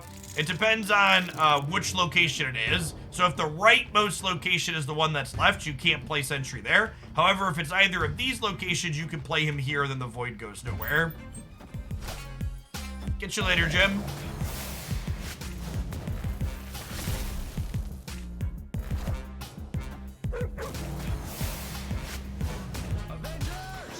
Assemble. Okay, so I think the line now is we Vision left, and then we plan to like Hulk mid, with the goal being win left and right. Or center and right. And we're dead? Oh, I guess Magneto can disrupt them here, right? And actually, if we're gonna Magneto here, we probably leave Vision here, right? To beat these two? Although, if they Spectrum, I still lose here, right? With the Vision. So I think I actually Vision mid to hedge Spectrum. Oh, do we lose the Destroyer, though? I think we lose the Destroyer, right? That's so unfortunate. We really need a priority there. This is why the opponent's archetype is really strong. You have to hedge Spectrum versus Destroyer, and when you try and beat one, you often lose to the other. So I played Magneto here. I moved the Vision here, so I couldn't beat a Spectrum over here otherwise. And yeah. Mr. Fantastic and 2 is beating us left anyways. It's not true. This is 7, and 7's a bigger number than 6. Hulk would have won. Yes, in this particular case, Hulk would have won. But again, I was choosing to play around Spectrum. Although I guess they couldn't have Spectrum tier, huh? Maybe the fact that they had Goose here. This is such a weird inclusion of the Spectrum Destroyer deck. Because they play so many expensive things.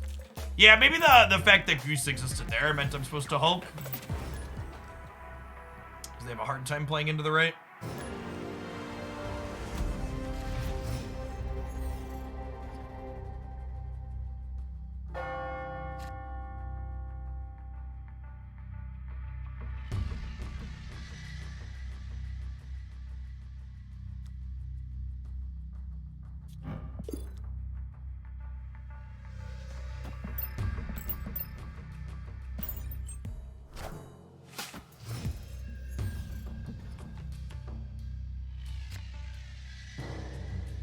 Carmitage will find us some friends. What card should be buffed by adding cosmetic effects to the cards? The fact that we haven't gotten a cosmetic for Thanos feels like criminal, honestly.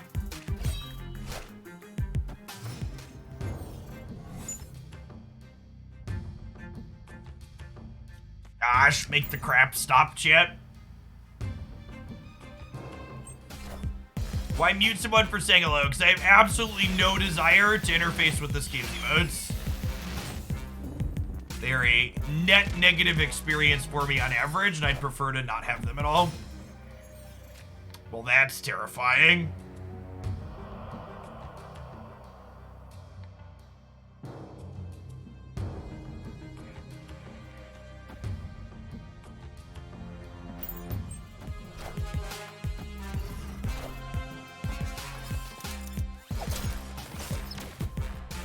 All right, 1 and 3, chat. I wanted to put Gambit. Nailed it. I wanted to put Gambit into Carmitage. Glad we got a little lucky there. Thanks, bud. Sniper, good sniping. Little paw Gambit. My friends and I love your content and have a bet going. What's your lifetime spend on staff? Don't ignore me if you don't want to disclose. I don't have a number offhand for that.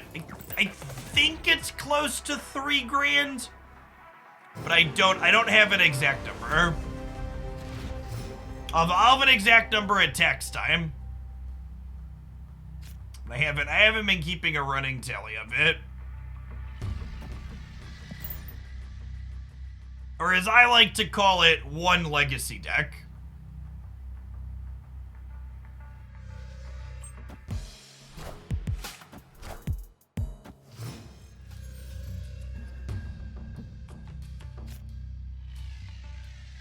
That's less than a tabernacle, I believe.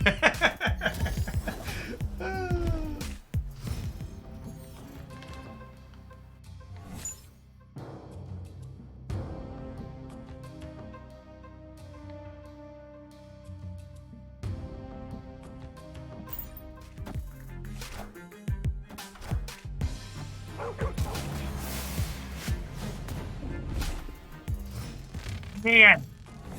This person hit a Magneto through a Subterranean Lockjaw. They are a professional. Face the might of Asgard. Mjolnir.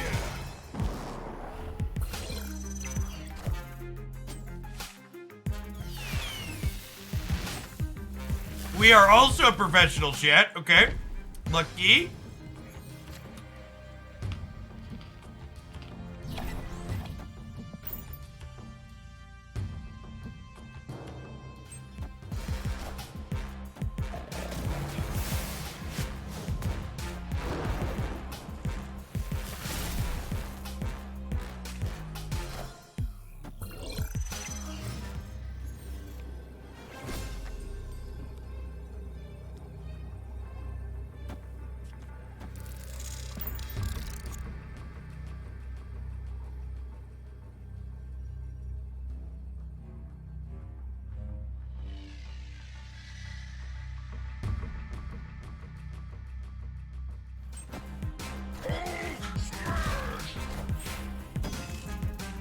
Mjolnir. To me.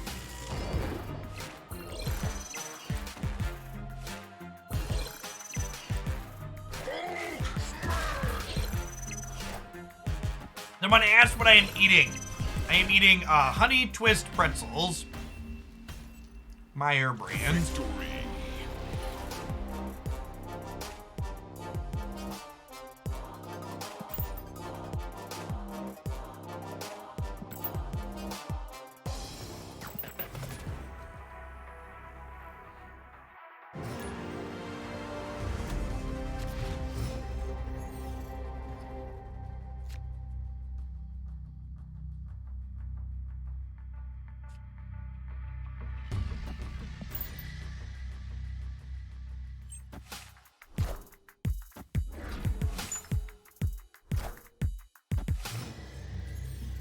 I think Jane Foster is actually one of, if not the worst thing you can do to a Mr. Negative deck.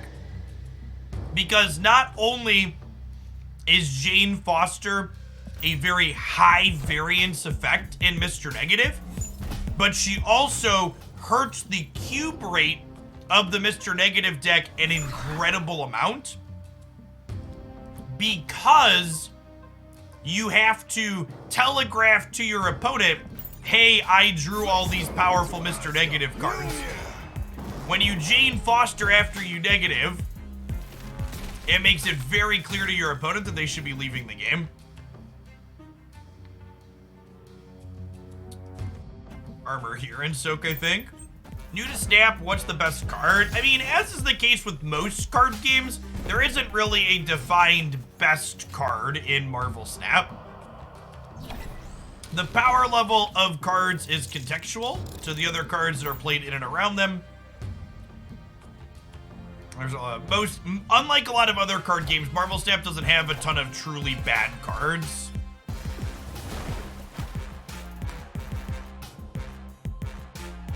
All systems go.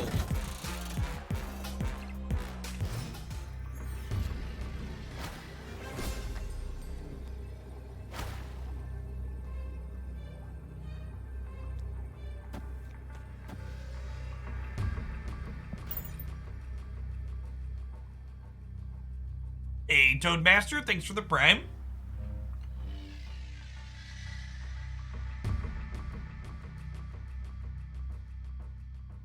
So, their wave actually means my Sunspot is going up to 6 here, or 11, which means Captain Marvel can't win the right here. And Vision means she can't win the left. And hopefully Hulk means we win the middle. We lose the leader though, right? We beat that. Easy peasy. Victory.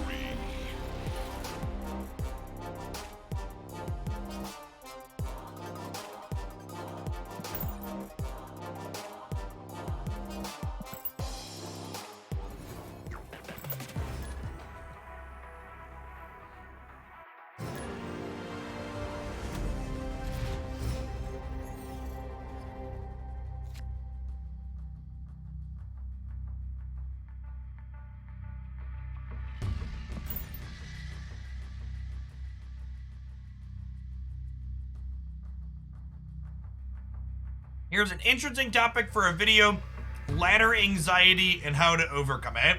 Something I try not to do on the internet as a personality is I try not to speak to topics that I am not an authority or qualified to speak on. And asking me, a random card game player, to help you overcome a deeply psychological and individualized problem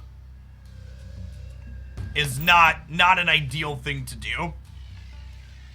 It's something that happened a lot during the pandemic, especially when people would go online and ask whoever their favorite shitter on Twitter is or streamer here on Twitch what do they think of COVID or vaccines or masks or stuff like that. And it's like, this is the reason why we got into all the issues that we had, right? Because you're asking me, a random person that just happens to have some amount of people following them online, opinions on things that I'm not qualified to have an answer on.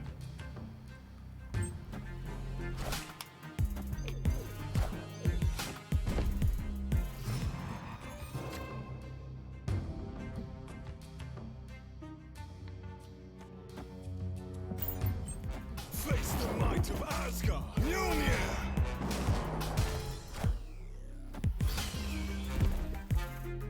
Clear for takeoff.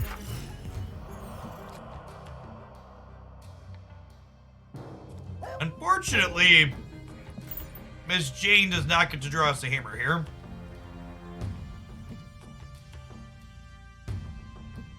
Hey, thanks, Cam. Appreciate the prime. Welcome back.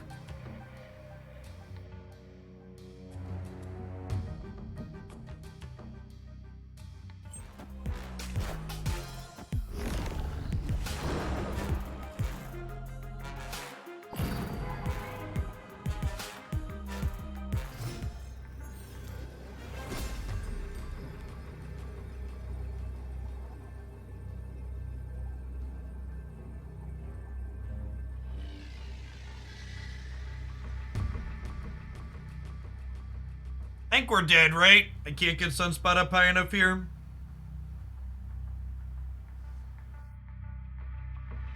The Glorious Waffle, thank you for the brand new prime. Alright, I think I'm ready to change decks. Change things up. Escape.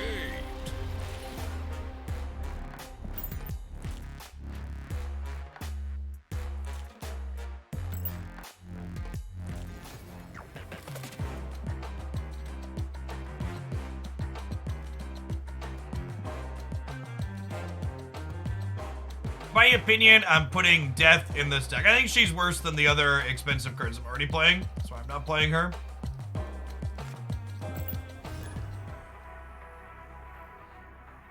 Too many leeches, says a man about to get leeched. Let's play some She-Hulk.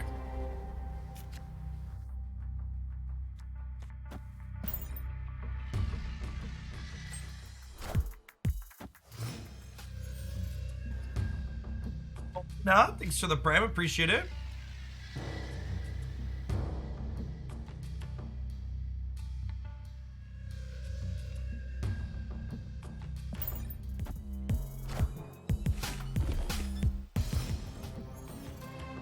How do you tell which player is a bot aside from the real people names? Fun fact, even your opponent having a real person name is not indicative that they're a bot.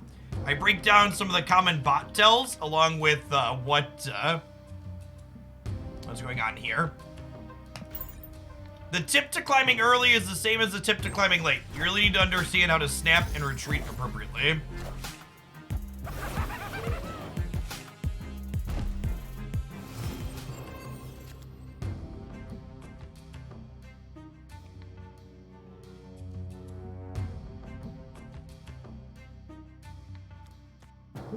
Could win me this path, but she probably loses me this path. Wins me for this turn, but loses it long term. I think I just Moon Girl here. Our hand's really not that great though. I could Jug here. And maybe Sunspot means we win it long term.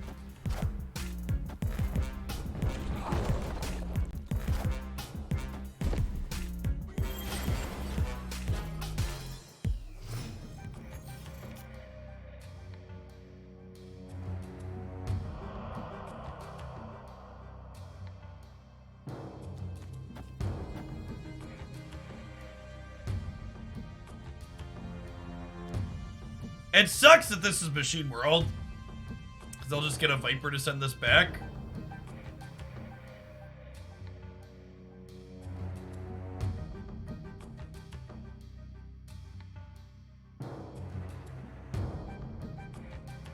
What if I Hood Bank 4, and then next turn we She-Hulk for 2, Viper for 2, maybe Carnage?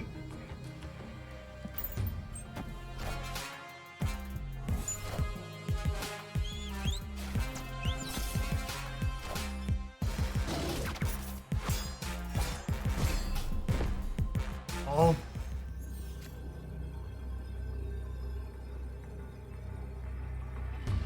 I actually can't play him to Crimson Cosmos.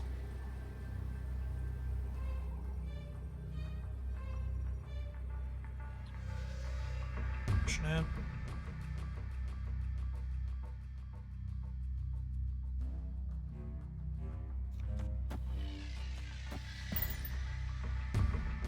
I think I do this and soak a little bit extra into the Sunspot on the right. Hey, VA, thanks for coming back for the second month. Welcome back.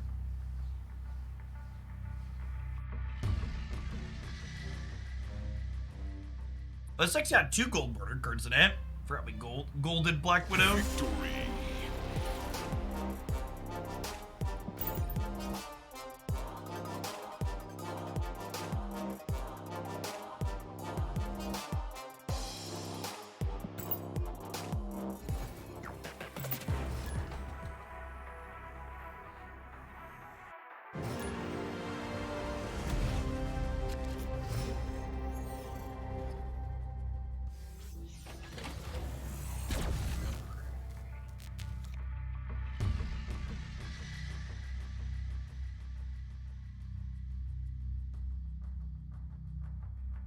We are a really bad Project Pegasus deck, chap.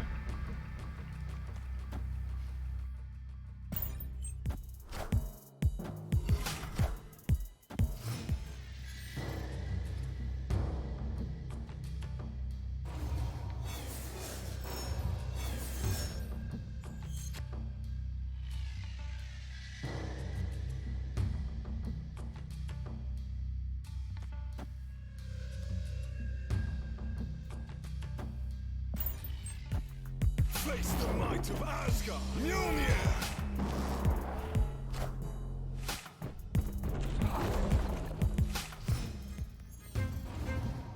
Accidentally drank a bottle of invisible ink Now I'm at the ER waiting to be seen. I hope you feel better. That sounds a little rough. Will I ever do a Titania guide? I don't think I'm planning to do ultimate guides for any Series 4 cards in the short term. I want to cover all the important Series 3 cards first.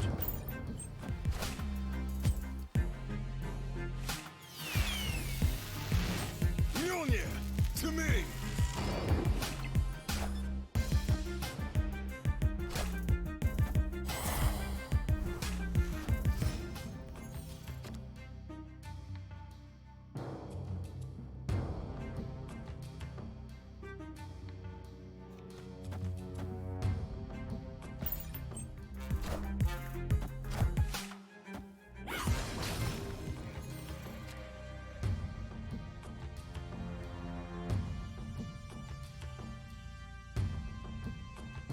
Hey, catch you later, Anoma.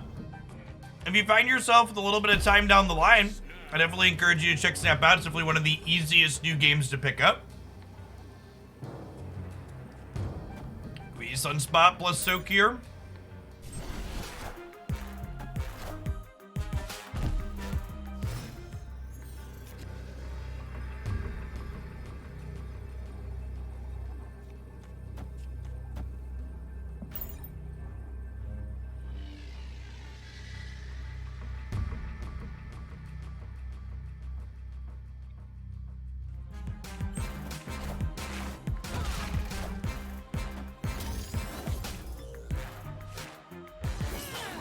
To put Titania into the last card of their path until you pull her back on turn 6 is so good.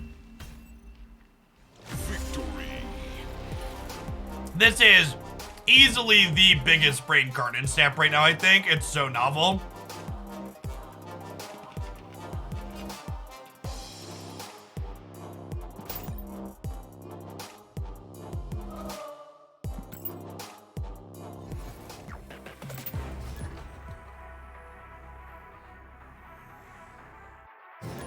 Yeah, Hearthstone was probably the last big card game release, and basically everyone else has been chasing their tail trying to be the next Hearthstone since then. Other than Hearthstone, Magic Arena is probably the most successful of other card games that have released, but that was largely due to its existing circumstances. Titania is 4K tokens, chat. She's a series, she's a series 4 card. Runeterra did not get there, no. And again, because the Runeterra stands always pop up when I talk about the reality that is Runeterra. I liked Runeterra a lot, and I played a ton of it. But to give you context, chat, Runeterra made about $24 million in its first year and a half to 2 years of existence. At its peak, Magic Arena was making $30 million a month. So just like, not even the same remote magnitudes of similar.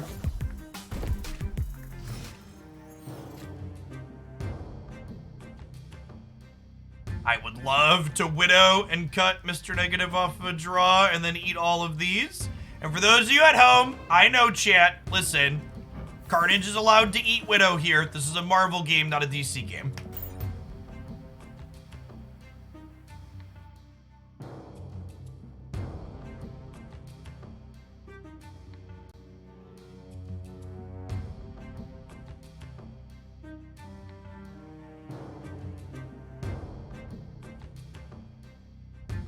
You get Black Widow, Carnage in the bar.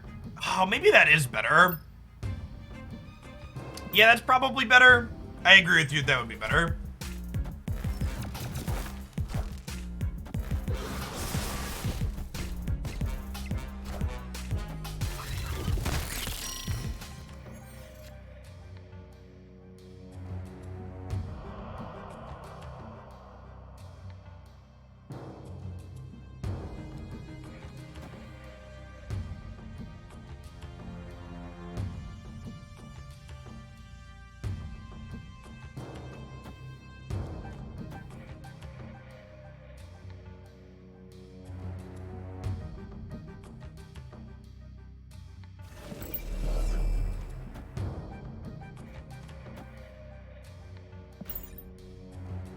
We have priority here, so this Viper fills the bar. It could be right to wait and hold the demon to play over here next turn. What kind of decks is Crystal good at? And currently nothing.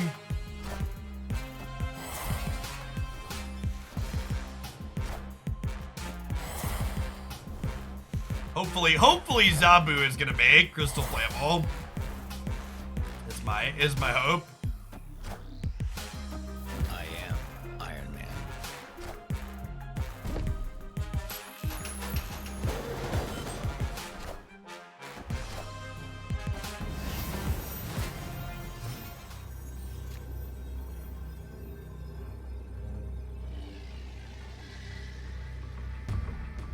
They almost had a lot of power on the right, shit. Almost had a lot of power on the right.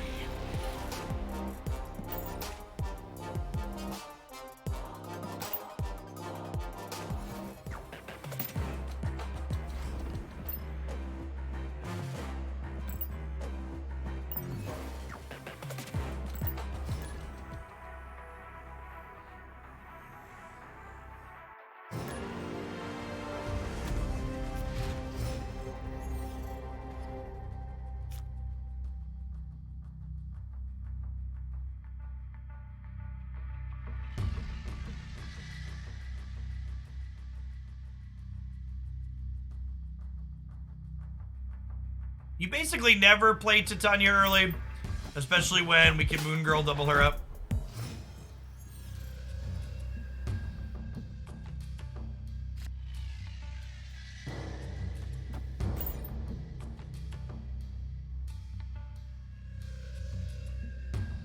Hey, Grixis, Bolas, thank you for the almost 3 years. Welcome back.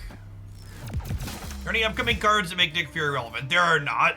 Nick Fury is just, not a particularly playable card, bless his heart. Alright, chat. What do we think about punting Kiln? Think it's a punt Kiln angle?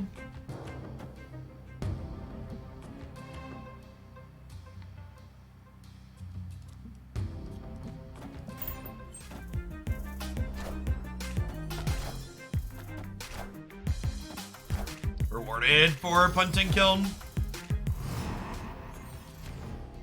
And then one of the nice things about this deck is it just gives 0 fucks about the Dream Dimension. So we're passing on...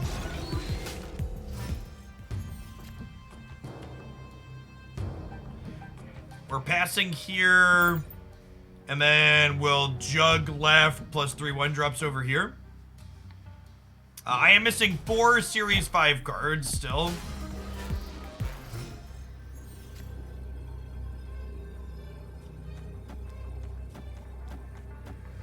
Casual 29 power with Juggernaut in the last turn.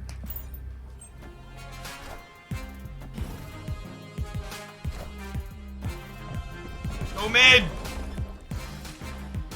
We're good, right? Think we're still good? Just played a little baby arrow.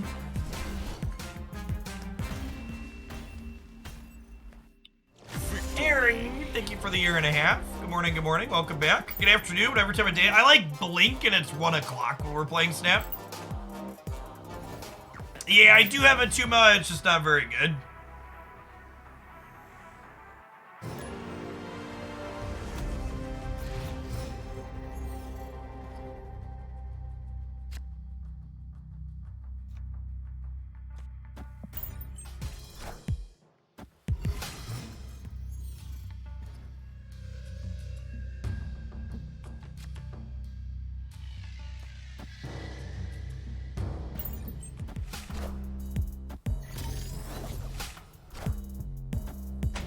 Okay.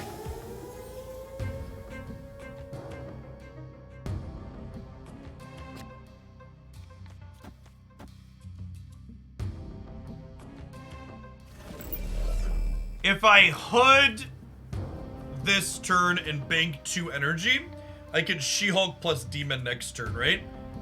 This is bad if the Diablo space kills TVA though. Oh, punished.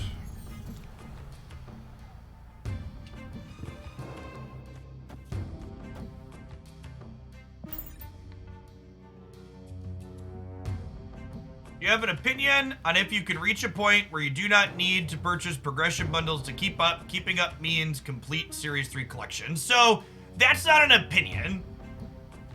Chrome Raven, thank you for the quarter of a year. Welcome back. It is a fact that you will get and maintain being Series 3 complete without spending any money in Marvel Snap. That is factually accurate. If you want to see numbers and the timelines and breakdowns here, this is what you can get.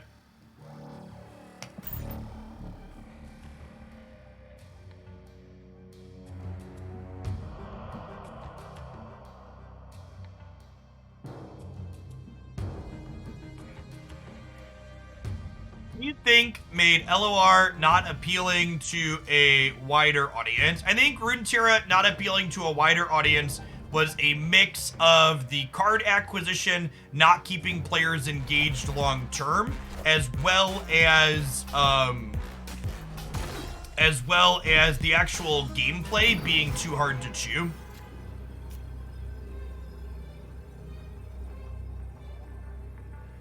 I get those numbers about Runeterra and Magic that you mentioned earlier. There's some sites that break down revenue metrics on mobile games with some frequency. No, this deck, if you don't have She-Hulk and you want to play a deck similar to this, I'd recommend looking up the Moon Miles deck that's on my YouTube channel. It has a similar idea but with different cards, but this particular core definitely needs She-Hulk. We get to put out 10, 23, 28 power here on the last turn.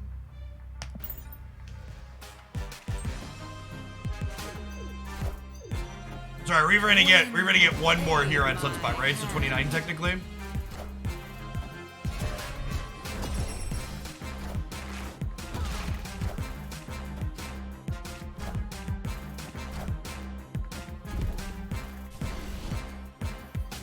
Yes, I agree with that, Sugbear. On average, Runeterra games are long and exhausting.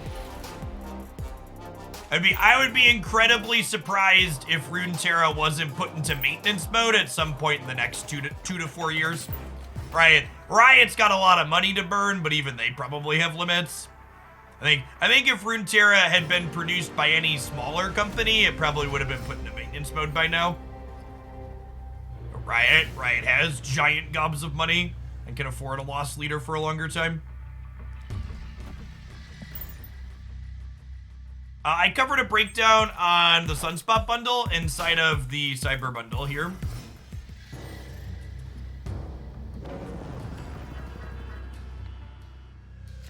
I would be inclined to agree that this deck in general is a reasonable 8-cube deck, yes. Good at big swings in the final turn. Gwent just got put into maintenance mode starting next year. Yeah, I saw that.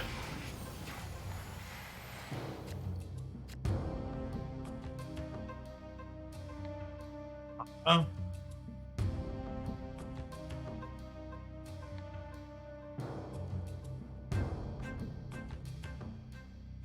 I think my focus for the deep dive deck videos is going to be on Series 3 cards rather than Series 1 and 2. I think my next one is going to be on Sarah, since the Sarah bundle is dropping at the end of the month.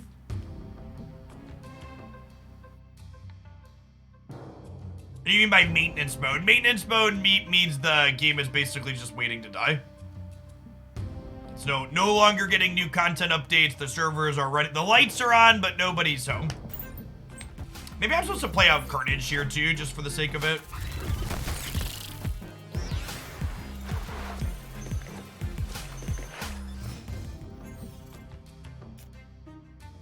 Yes, I think that is a good take on Runeterra. Runeterra was a means to expand the Runeterra's lore. It's a good take.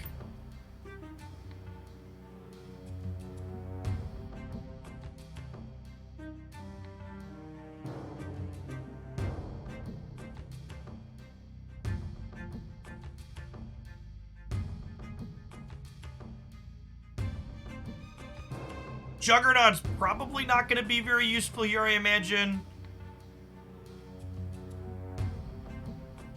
So the opponent's going to fill their board. And I played Duelist 1 or 2. I did not, no.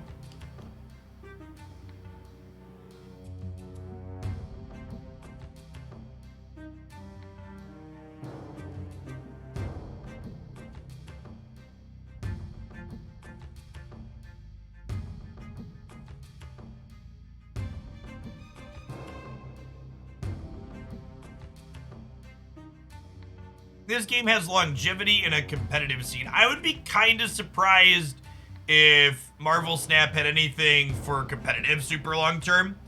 I feel like the card acquisition model in this game is very good for keeping more casual players like myself invested, but it's probably not great for keeping competitive players interested in things.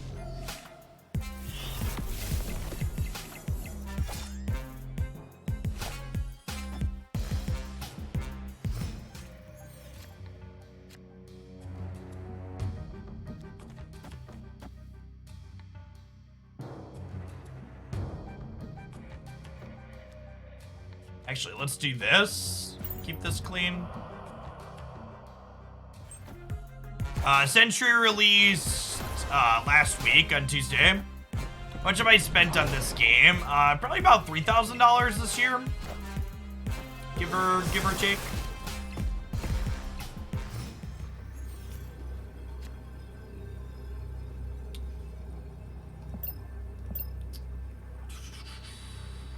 How do you get gold backgrounds on your cards? Yes, from doing splits.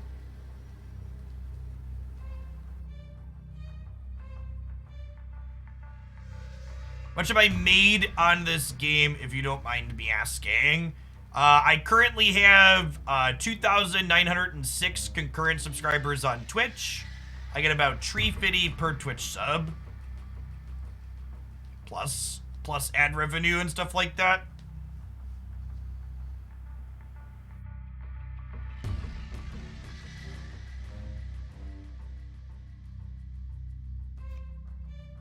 We're trying to keep them out of here. The question is, how many stats do I want to put, like, left and right? I think at least a little bit.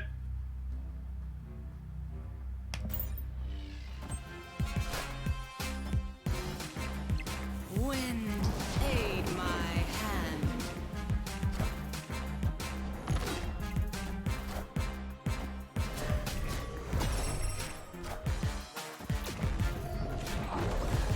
Maybe a little bit short on the right. Oh, we're gonna lose the breaker, right? Damn. I needed to put both She-Hulks here. I didn't think they were gonna completely punt the middle like they did, and I should have. Hey, Legend, good to have you here, Snap In. We would have put both Hulks here. We'd have gotten there. Our Juggernaut in the middle kind of got us, right? If we hadn't put Scorpion here. I'm kind of surprised they put Wolfsbane on the left side, though. I guess they expected me to try and play for all three. And they would have played harder for the right. They would have gotten us.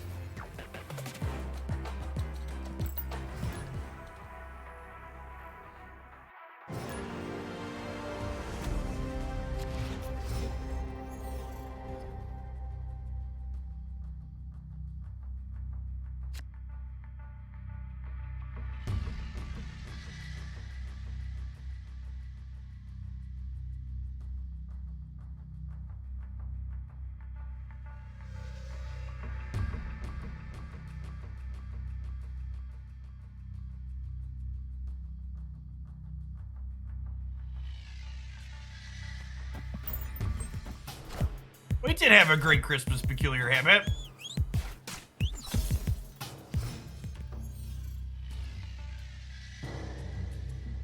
Opponent snapped. Am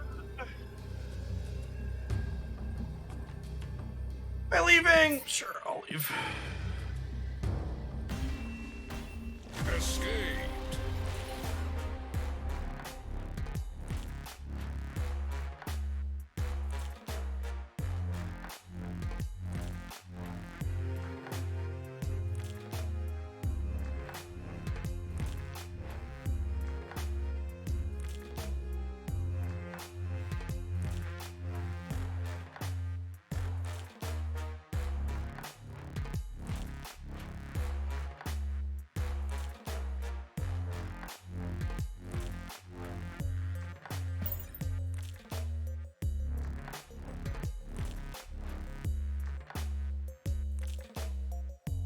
Hey, chat. I promise it's just a second, but you're the only social media I have left, so you have to look at Christmas pictures of my family.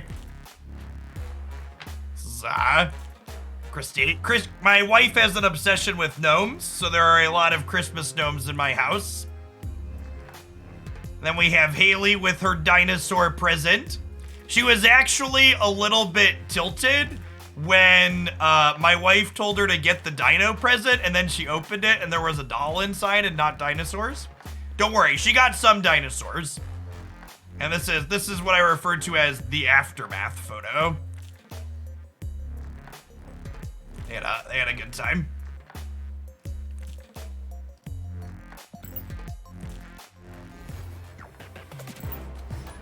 The stockings don't spell anything. They are they are the first letter of everybody's names in the family. Did you consider getting her an actual dinosaur though? Yeah. Someone asked, did you go to the Pokemon Championships this year, or did you just buy some of the merchandise? I was a part of the Pokemon Unite broadcast team for their first Worlds broadcast last year in London. Which is actually where my Sweet Dragon shirt came from, chat.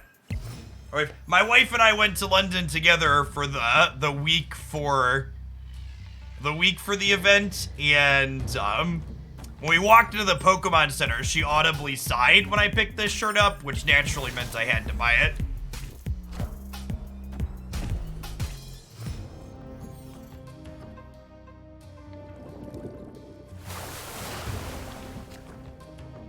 Oh, that's awkward. I wanted to Carnage this here. I might take the YOLO flip on this. I'm gonna take the Fitty Fitty here, I think.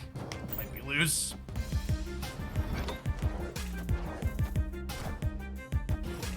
Oh no! Monka Polaris, chat!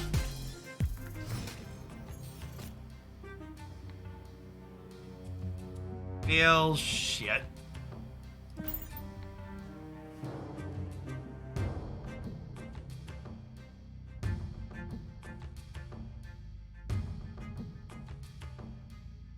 Always lucky rubber ducky, something like that.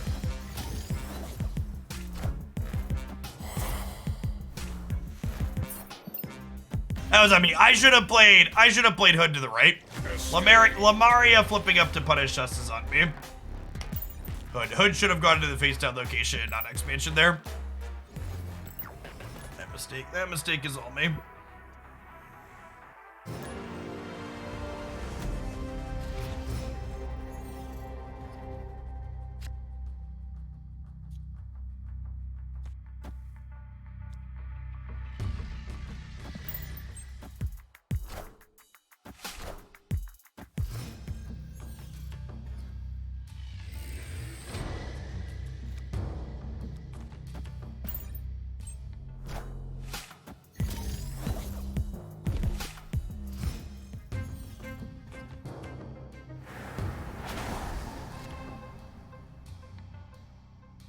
We're just soaking on Sunspot here for a little bit. 10. Pretend Sunspot is from Utah here in Soak.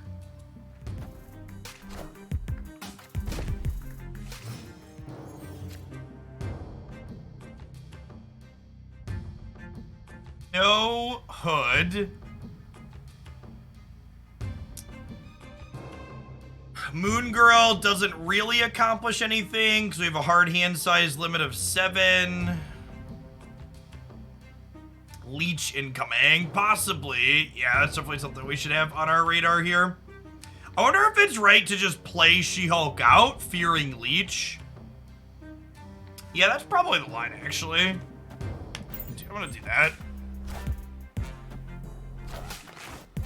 Oh, they're the 0 deck, not the Leach deck. Noted.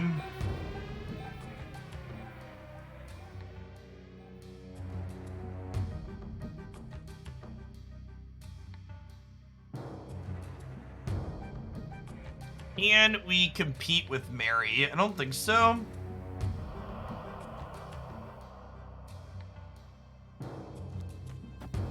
My Widow Viper.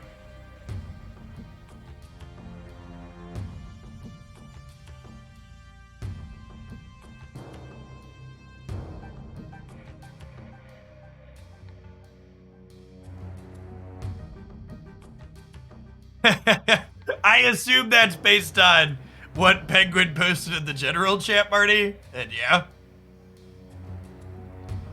Yep.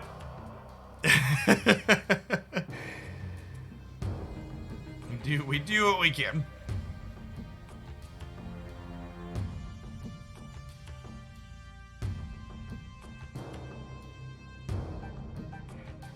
Oh, we could technically widow into Max. That's a fun thought.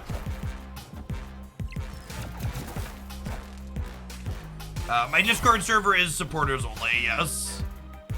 No, I don't, we have like 1,000 people in there for the supporters only server. I just don't quite have it in me to moderate more than that.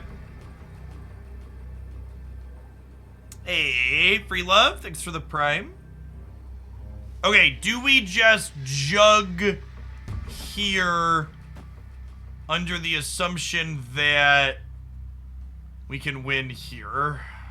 I don't have priorities, this is a little scary. Hey, Free Love, thanks for the Prime. Appreciate it.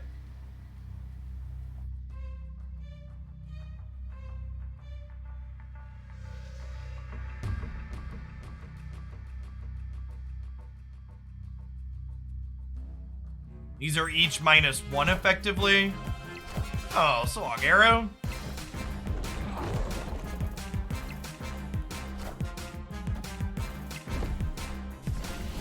Oh no, we're only tying. Shit.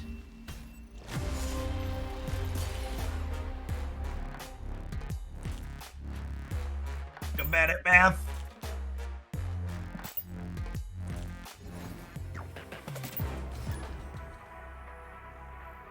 Yes, Juggernaut can throw Arrow into the vault when it's closed.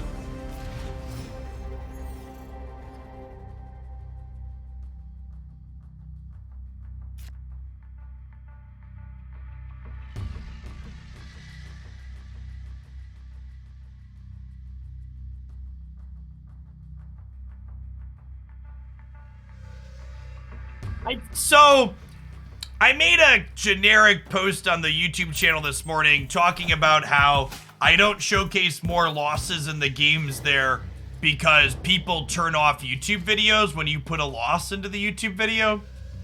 And the most common response there has been, well, you should show win-loss statistics then at the end of the video if that's what you want to do. And it's like, I feel like I need to make a sample size matters type post for that's like Marvel Snap specific, as like these are some basic statistics fundamentals as to why that's also not a good idea. Hey, thanks for the Prime, Cloud Rush, appreciate it. Hey, send you an image of my deck and have you help me refine it? Nope. But there are a ton of great deck lists I've got up on my YouTube channel if you're looking for some feedback that way. What time do I stream at for my local time? Yes, it is, well, it's currently afternoon. I basically stream as a 9 to 5 in my local time.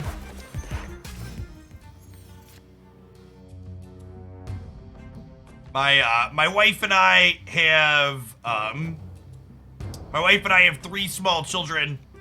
So I stream during the normal work day when the older two are at school and the youngest is at daycare.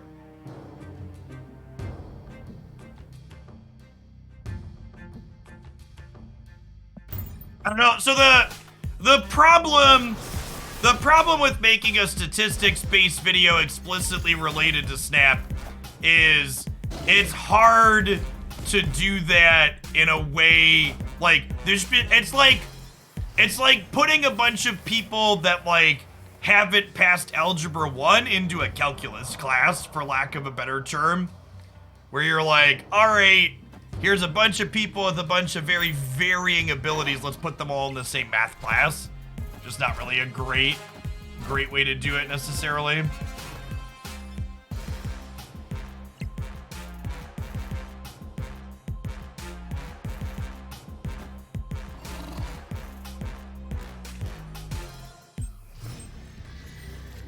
You just described my high school math program, yeah.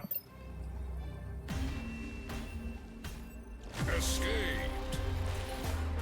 We found a way to succeed with a deck based around moving their cards, things like Polaris, Arrow, Magneto, and Juggernaut.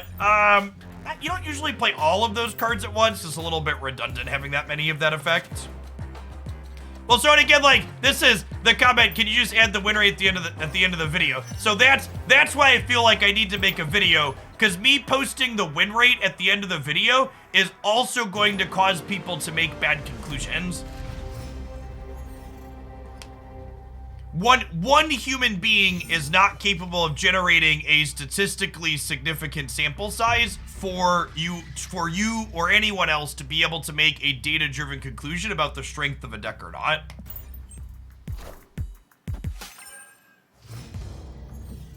The few dozen games, even if I am absolutely no-lifing a deck and it's the only thing I'm playing for a week, the sample size of a few hundred games I generate with it isn't even that meaningful, especially when you factor in that over the course of that week, there's gonna be things like featured at hot locations that skew things in different directions. Yeah, and honestly, I agree with Bongando there. The crux of being a good card game player, generally speaking, is figuring out how to draw good conclusions from bad samples, because there's just too many variables.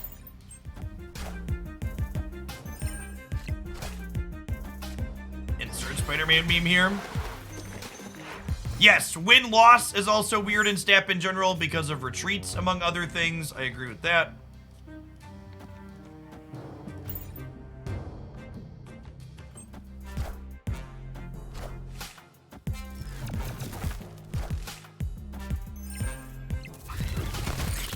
Yes, that's also true too. Even if I could generate this very large sample of stuff, me being the only person generating those stats also means it's not great for that reason as well.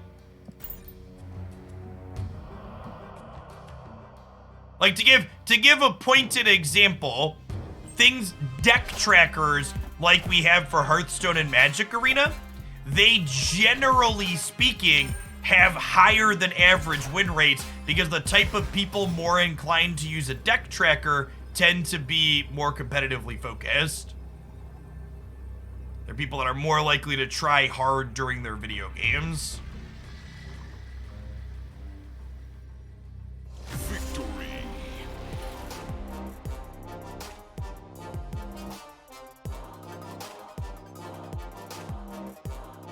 So, we talked about this earlier because my deck highlight this morning was a Cerebro 2. We played some Cerebro 2 to start.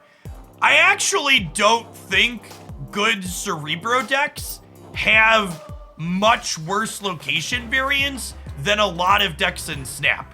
Cerebro just makes it harder to lie to yourself about the location variance you're experiencing.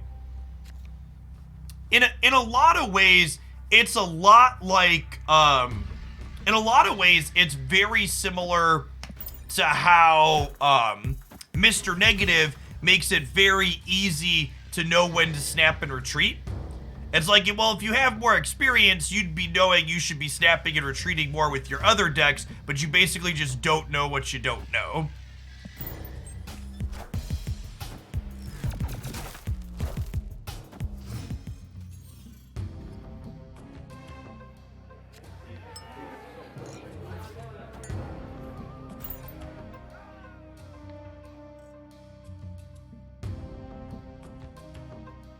What about Cerebro 0? Not quite enough cards for that one yet, unfortunately.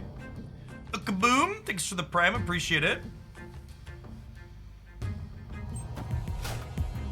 Whoa, nice to get Green Goblins. Nightcrawler, sure.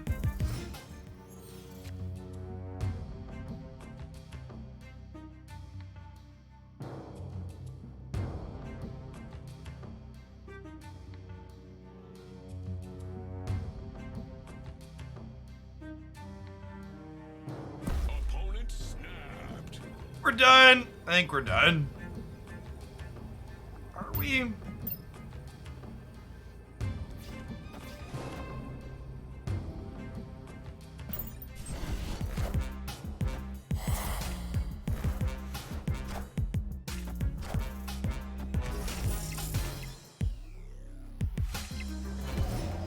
Are you all ready to play some Titania chicken over here on the right?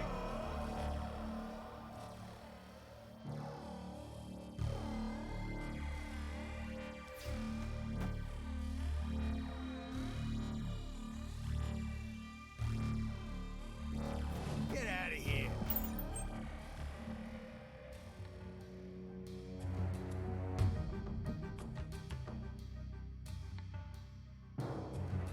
Was Moon go right and to kick it with Viper better? Maybe?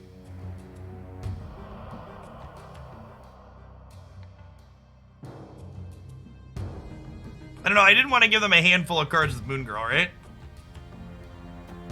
Titania in the bar with no name is a dangerous game, Chip.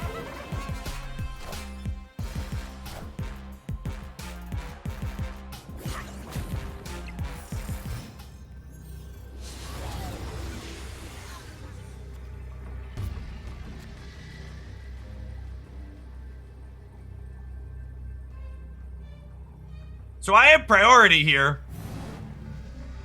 which means if I do this, I have 2 here and they're locked out, right? And they shouldn't be able to beat 7 in the middle either. I guess for good measure, I should just fill this, huh?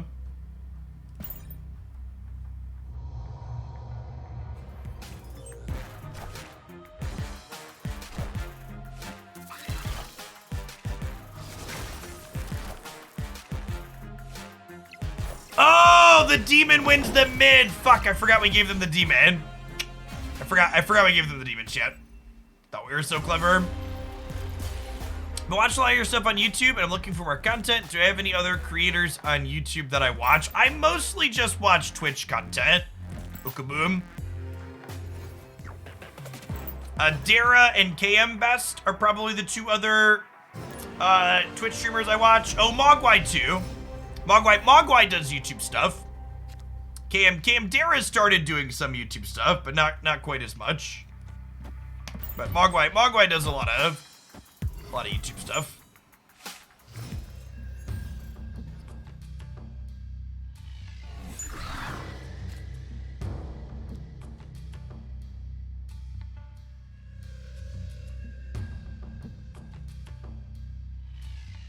I mean, chat, for the folks that are posting up random other people, they asked me specifically which people I watch. Those are my answers.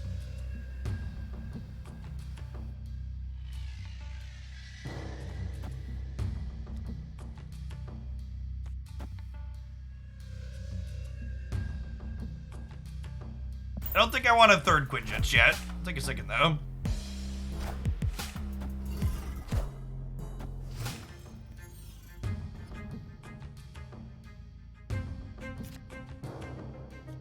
Nailed it. Easy game.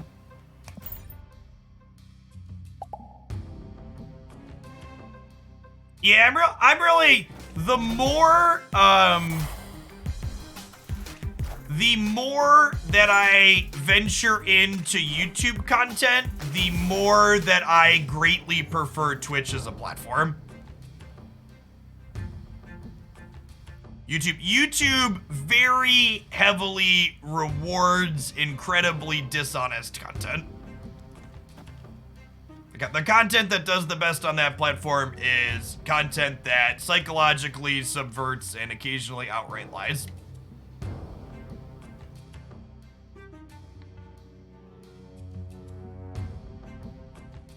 And that's not to say that everybody that's successful on YouTube is doing that, but you definitely see more success when you do that versus not. Galactus in my shop, yay or nay? Galactus is fine.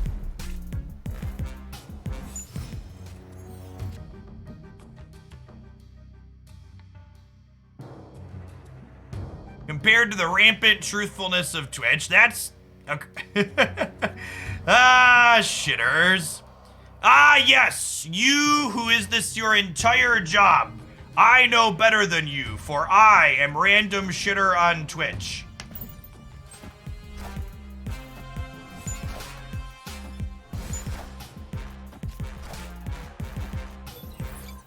They do have another Killmonger, don't they? So we're just dead. That's a good shout.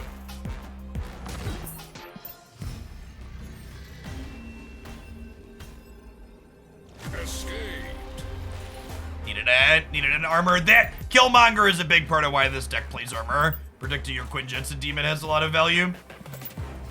On Twitch.tv, once you have a following, continuing to be successful just means showing up every day and putting in the work and putting out good quality content.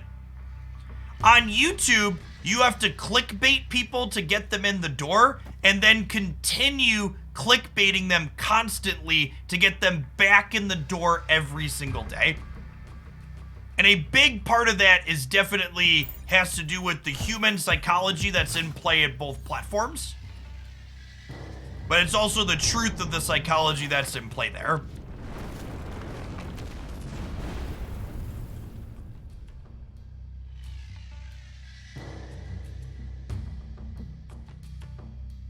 The YouTube saying YouTube rewards dishonest content, again, also goes back to what we talked about a few points today where metrics show every time I put a loss in one of my YouTube videos, people turn the video off. Because they don't want to see losses. They want to think that the deck that they're watching is unbeatable and perfect. Quazzacodal, thank you for the 31 months. The type of content that on average does best on Twitch is the you can make $500 a month at home following these 3 easy steps.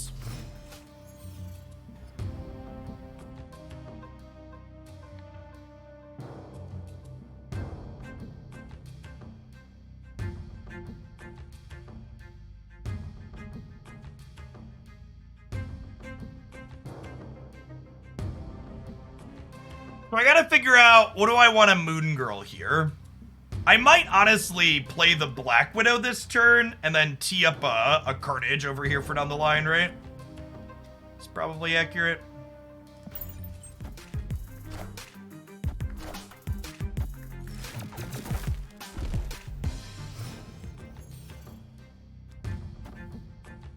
And again, just because people love to take me and twist me out of context, just for clarity's sake, I am not calling out specific creators or bagging on other specific people with that statement about YouTube. That is not a Jeff is taking pop shots at other YouTube creators. You see the same type of stuff I'm talking about to a degree in my own YouTube videos, because that's just how the game played. Me articulating this is simply me lamenting the fact that that is how the game is played on that platform.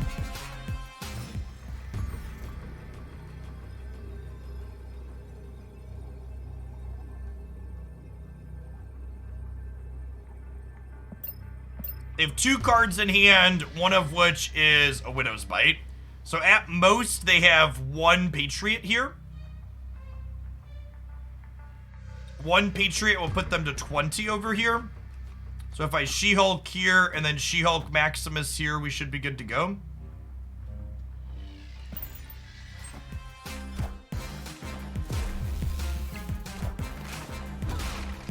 How much do the locations on the board right now influence your word choice in that sentence? I don't know. I think a video Jeff taking pop shots at other YouTubers will perform 100%. Rage bait drama videos like that perform really well.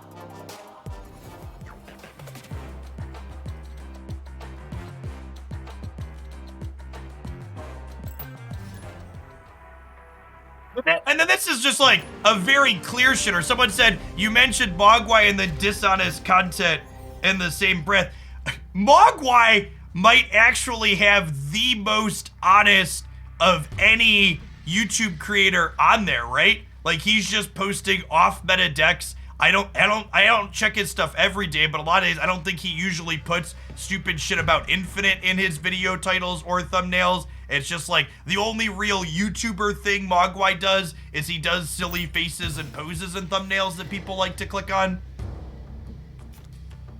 And those types of faces aren't even they're clickbaity, but they're like not dishonest, right? They're like funny and cringy in a way, but they're the furthest thing possible from dishonest.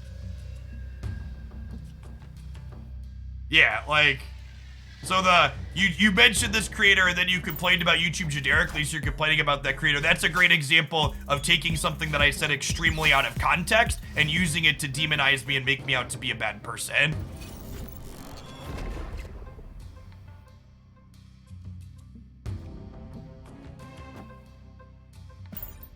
Punished for the tempo carnage here.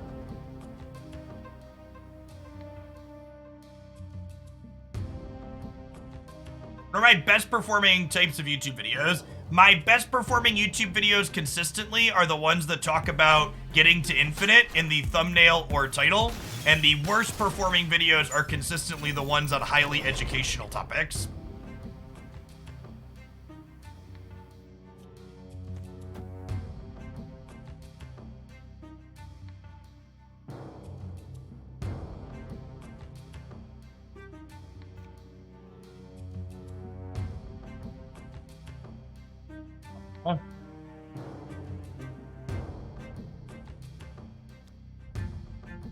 This might just be a play She-Hulk. Punished for playing She-Hulk. Oof.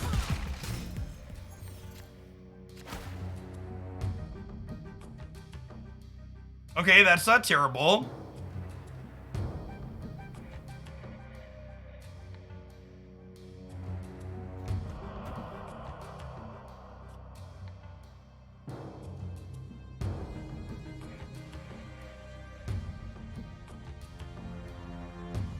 So, I've thought about doing YouTube shorts in the past, but unfortunately, I'm turning 32 next month, so it's actually illegal for me to release video content in a vertical format. So, while I agree it could be good for metrics, I am not willing to go to jail for it.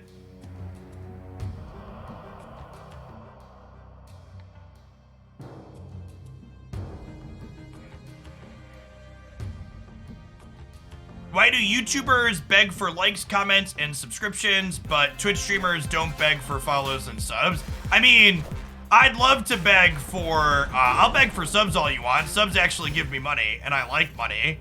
But the reason why a lot of Twitch people don't really push for followers hard is because followers aren't really a metric that matters a whole lot. Average concurrent viewer count is the metric that matters here on the Twitch platform. So like, you'll hear me call out for like follows at the end of the stream to ask people like come back or let them know what my schedule is, but viewer count is king when it comes to YouTube more than anything. Whereas on the other side, on the YouTube side, subscriptions and likes and comments, all of those things feed the YouTube algorithm and cause YouTube to recommend your content more. So all of engagement is king on the YouTube platform. Hey, Gensai, thank you for the brand new tier 1, speaking of.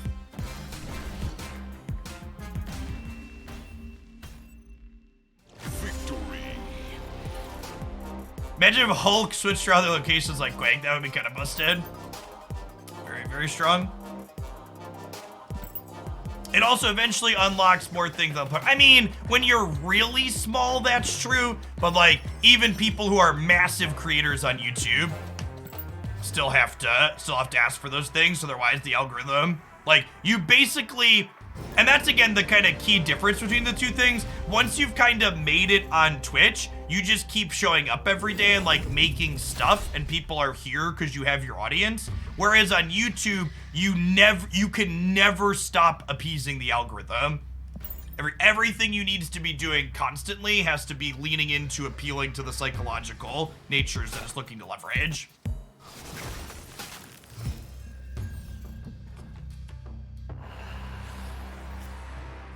I think this is a Widow into Carnage here, and if we're a true professional, we'll draw Hood next turn so we can Hood Carnage.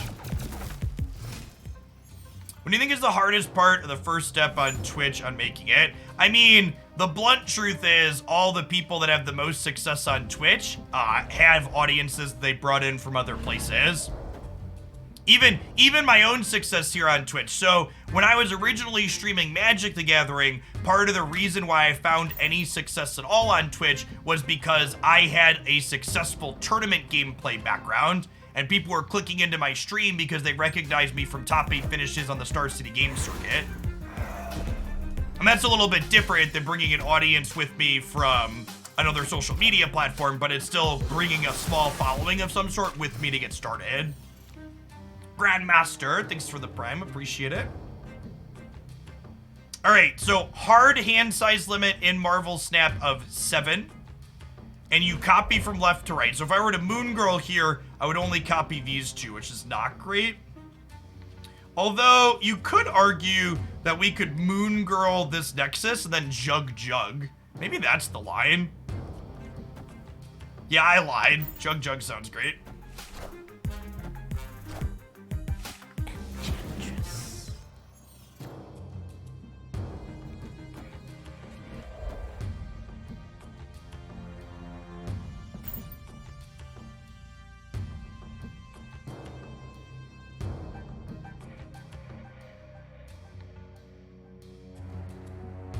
I could have been right to gamble the Hood Viper there, but I don't know. This seems like it's got to be probably game winning.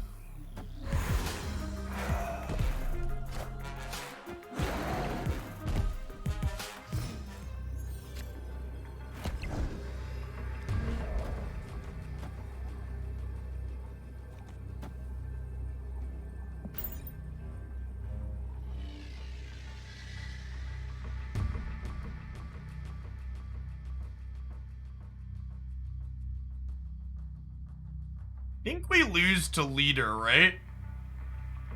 Because I can't jug their leader. And then if they leader my Juggernaut into the middle, I think we win, but otherwise we lose.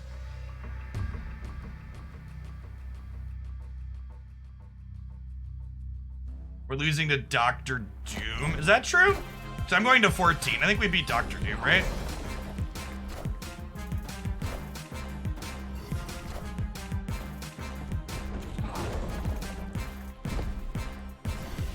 Ah, yes, the biggest brain deep in the tank play leader.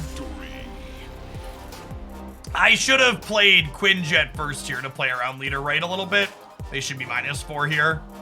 But we won the coin flip on their Juggernaut sending us mid, so that works.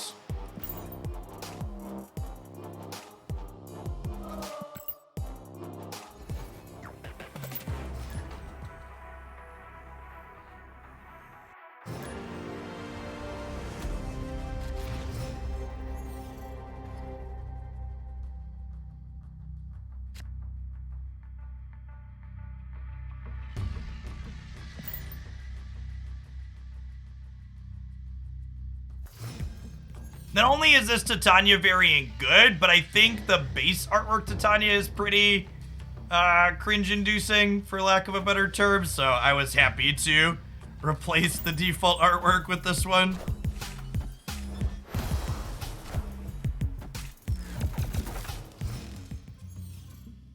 Hood.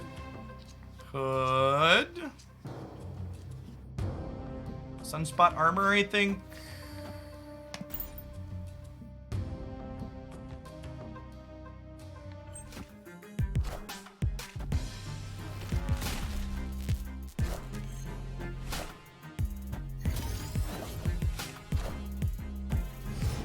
The base art is too much tit and not enough aid, yeah?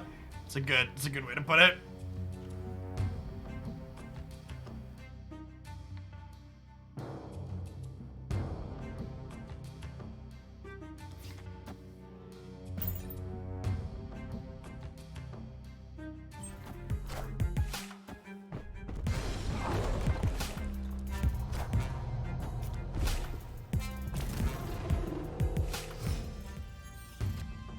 Okay, so we just go into the tank here for 5 energy, and then She-Hulk wins us the Space Throne, and we gotta try and win the Dream Dimension.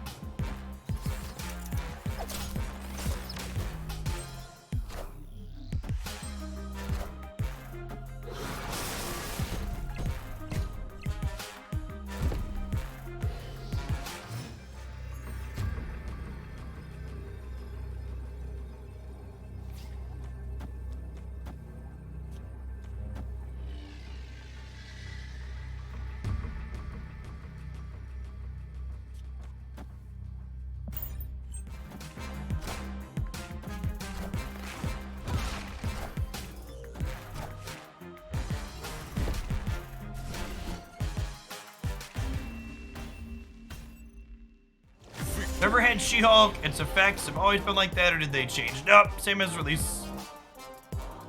It's going well. Guard yourself. Thanks for the over 3.5 years. Good morning, good morning. I think it's safe to Viper there, assuming they would play into the Dream Dimension. So, with the extra energy from Sunspot, it was the same amount of power with no risk. Because playing the Quinjet out was 2 for 1 versus was 2 for 1 versus 3 for 2. So with the soak there, there's no reason to gamble it.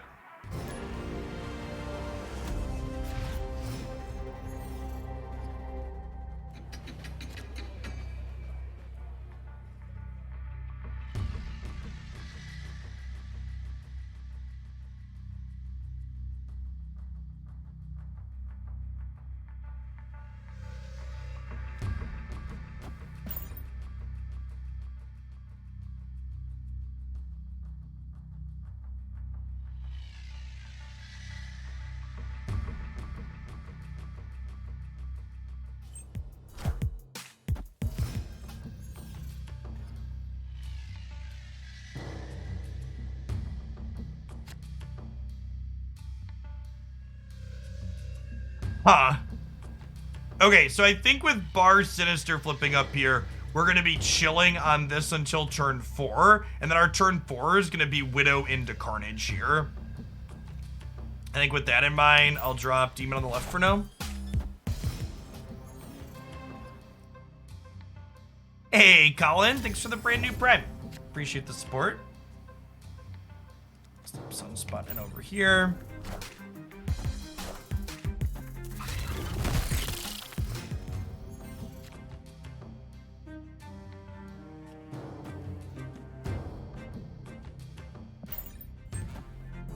Favorite card? Probably Juggernaut. It's a really sweet effect.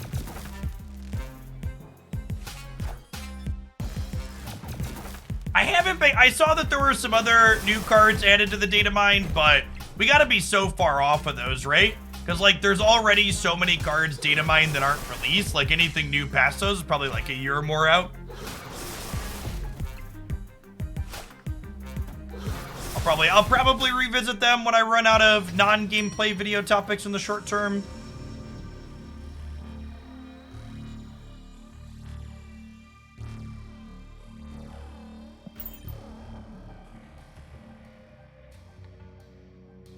Just gonna soak in a Sunspot here.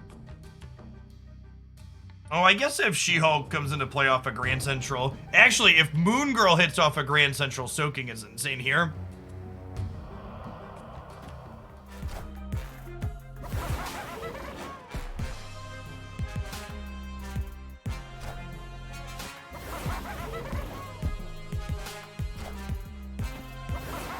Wait, we're still ahead here, right? They have to put something else into the center? Okay.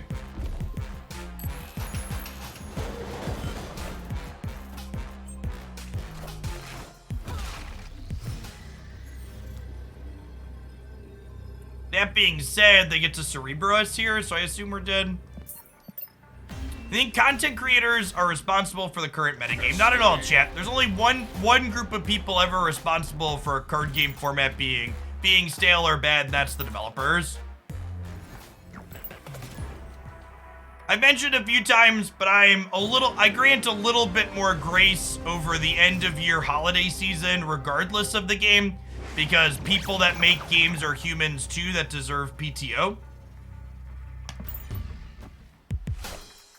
I think under non-holiday circumstances, the current time that we've waited for a balance change is unacceptably long, but context is key, and the current context makes me be more forgiving.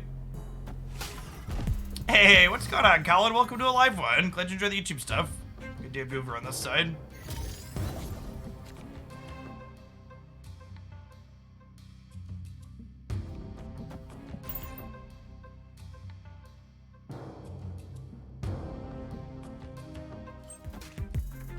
Is there an optimal frequency for balance changes? It's just an as-needed thing. I think like locking yourself into some like rigorous strict schedule is actually not ideal. Just like give patches as patches are needed.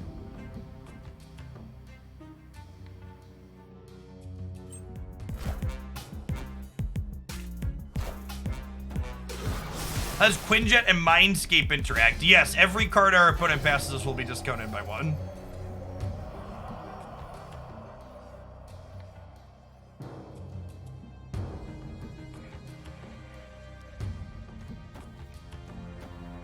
Also, there's about to be more of them.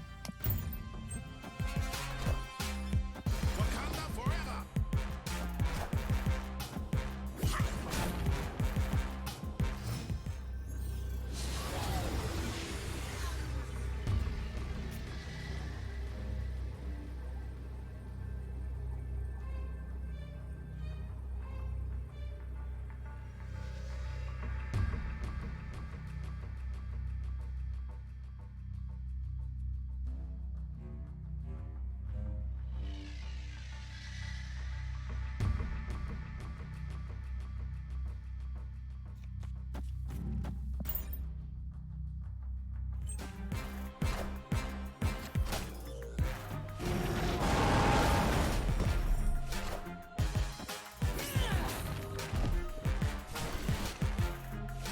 Thanks for holding the Widow's Bite, bud. Appreciate you. Victory.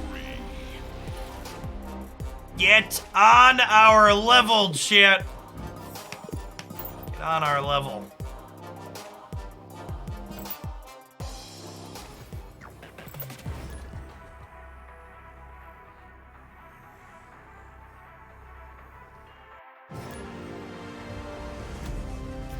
Is there a good substitution for Hood in this deck? Not really.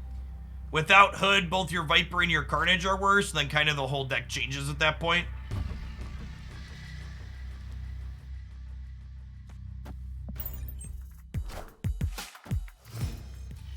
I like playing Hood into face-down locations. It's good into like Bar with No Name and others. Obviously, you get into trouble with the Space Run on occasion, but that's a pretty rare location.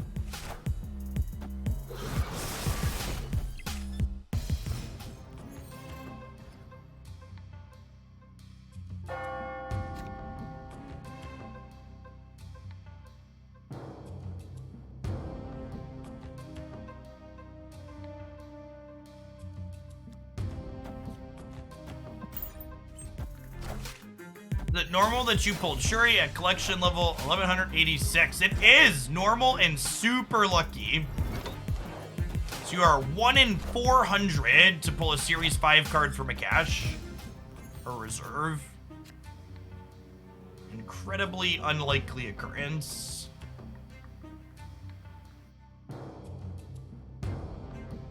Kind of dead. I guess we could tempo max, but not excited about it.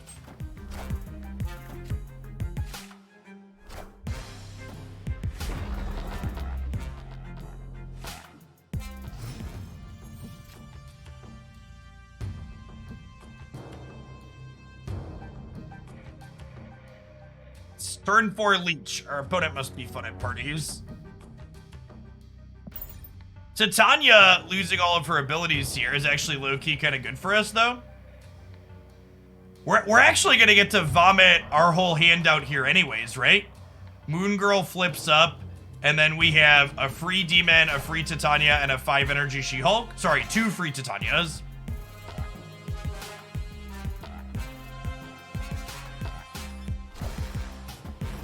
Quinjet is great.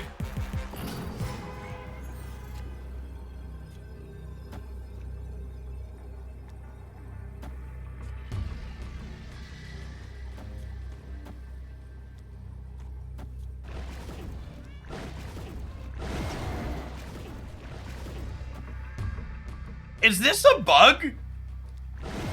That Goose still counts as the middle? Yeah, I should play around leader. That's a good call.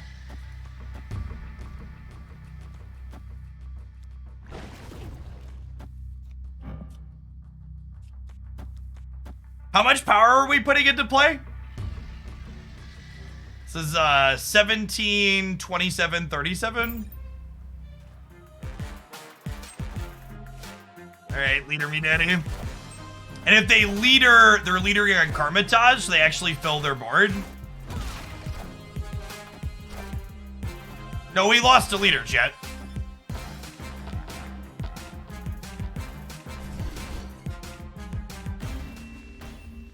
What a very neat and fun game. What a very neat and fun game. Definitely interesting play patterns. Super sweet. To the person that asked a second ago, why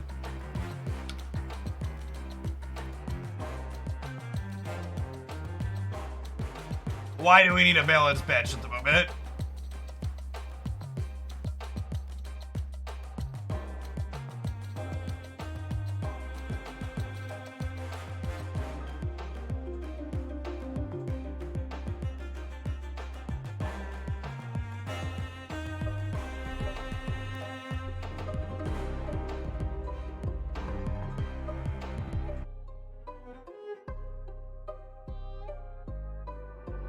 You are now listening to Yeah, Anyway Will. I'm on a heater.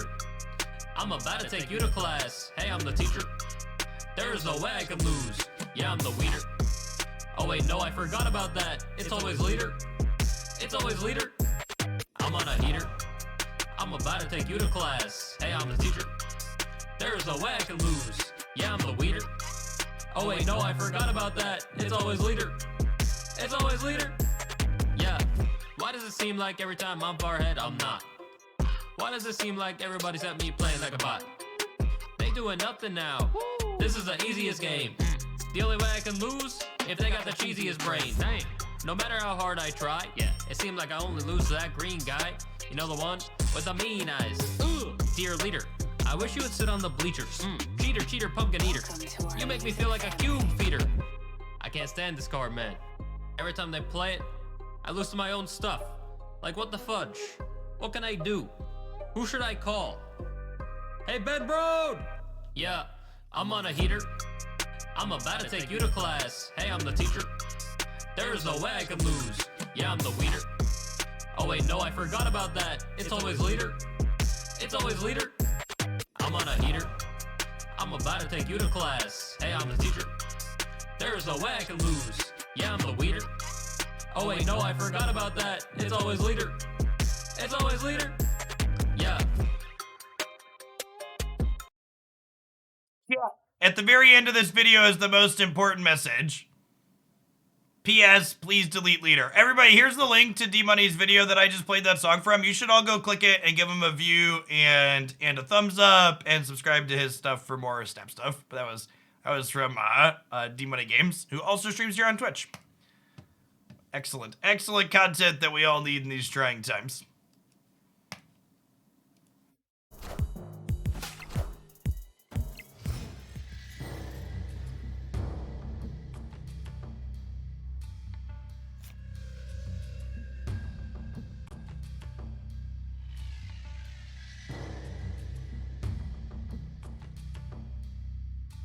So, Wedgick, I think your logic is shitty and short-sighted there. And that's a logic that I hear get parroted on Reddit and in other places a lot. And it's just like, shows a fundamental misunderstanding of the rest of the things that are going on. So the idea that leader punishes decks that are strong turn 6 decks is true, but it also punishes lots of other things in addition to that.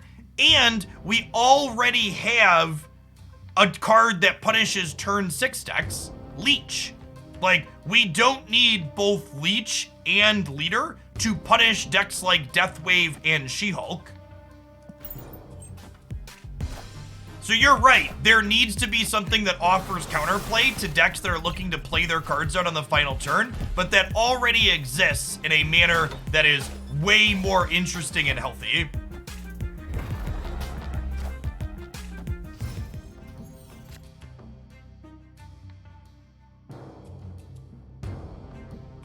Yes, Arrow is another powerful effect that can swing the game on the final turn as well. Big agree.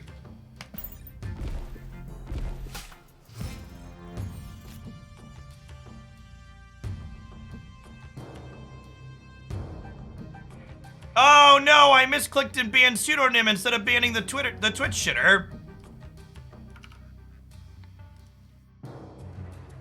Sorry, pseudonym. To the person that I did just ban, because I got you clicking on you appropriately the second time, that said, I don't know, Jeff, you just put 37 power into play after getting leached. One, we lost that game because of leader. And two, the idea that what I did there was the norm or the average case after what happens with Leach is just like beyond bullshit nonsense. So you're right that I happened to have one game where things went well and I had a strong draw into that, but that is not the average case scenario. And pretending that it is an average case scenario is very, very nonsensical bullshit.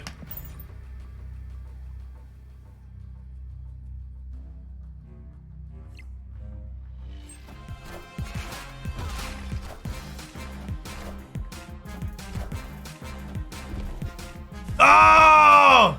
I should have had Infinite on the brain. I guess it was just a coin flip to Infinite, huh?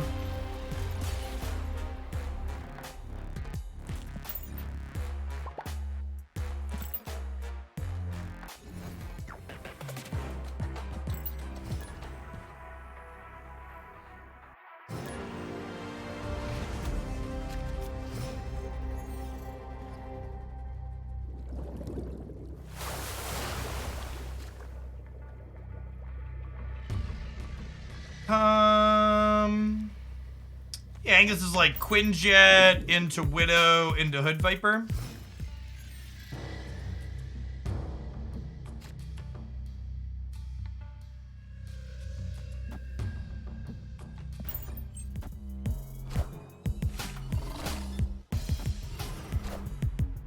I think that tends to be too edge casey on average, 3 oct, and you'd rather just play cards that remove locations or change what locations are.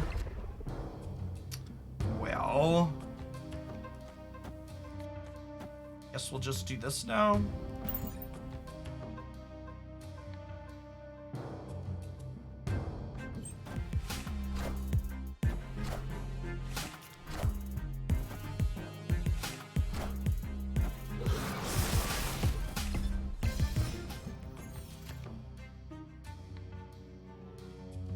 Yeah, balance changes wish list is probably another. I'm gonna put that on my list of things to do for this week for a non-gameplay video.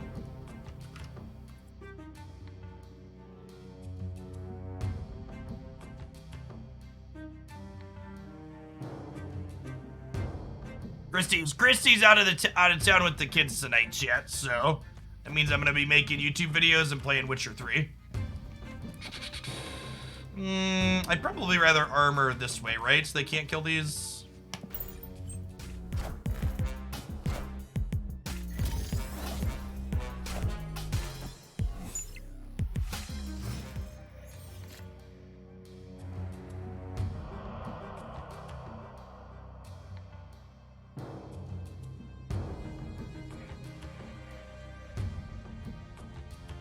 I do get to grab. There are Rosaria constellations tomorrow too, though. That's true.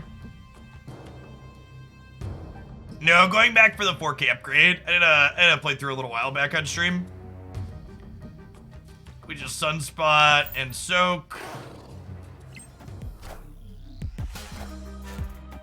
Unfortunately, the person said, "Can you stream the Witcher stuff?" Unfortunately, my metrics for non-card game stuff just aren't great here on Twitch, so prefer to focus on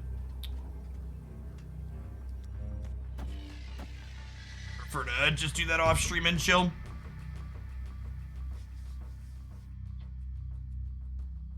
That's true. I did a full playthrough before the 4K update. That's up on the YouTube channel.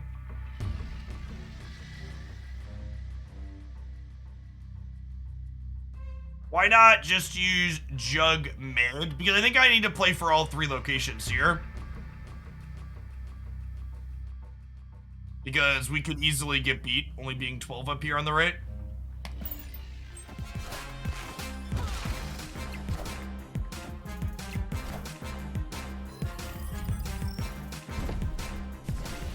Yeah, if we jug here and this kicks to the left, we lose.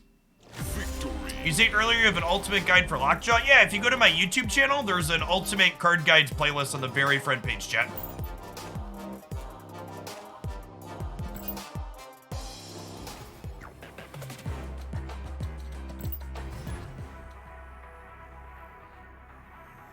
It's got 4 or 5 cards in it now. I think it's got 5. Lockjaw was the first one way back. The Lockjaw one is a little bit different video format than the other three. Yeah, there's four of those up there now.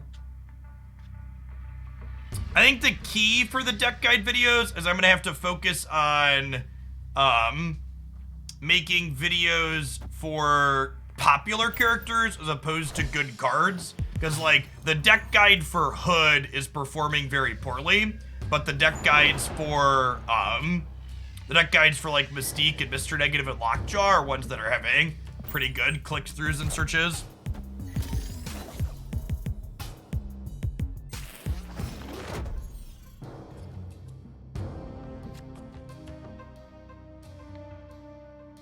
Yeah, I thought about putting my Witcher playthrough up on going streaming it on the YouTube side, but I just wanted to play it on the couch. Is the Witcher card game similar to Staff? I have never played Gwent, so I have no idea.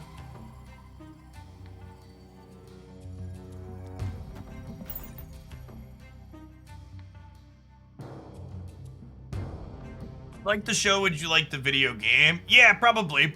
If you like story games, Witcher 3 is really good. It's like a best in class, not close.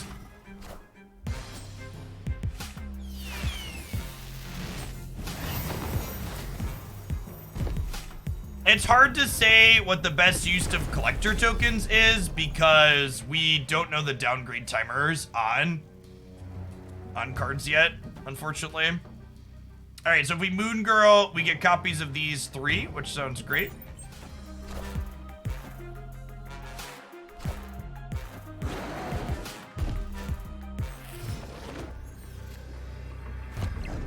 Yes, that's true. The 2 Witcher 3 DLCs are better than most standalone RPG games, and it's not close.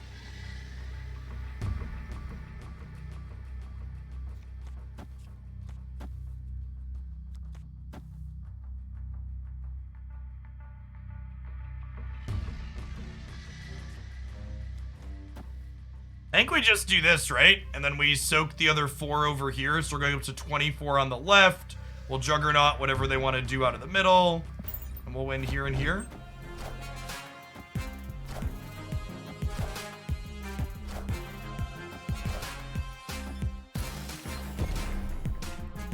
This is fine. We beat Dino left, right?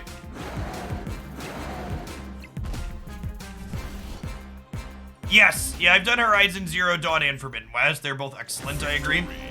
Actually, I played Horizon Zero Dawn on PC after they ported it, and playing that was the reason I bought my PS5. I was like, there's no way I'm waiting to play the sequel here. I have never played Witcher 1 or 2. You could jump right into Witcher 3 for sure.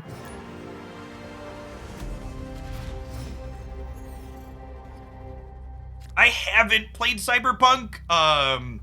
I was waiting for their next gen update, and then shortly after they published the PS5 update for Cyberpunk, they announced that there's gonna be one big DLC coming.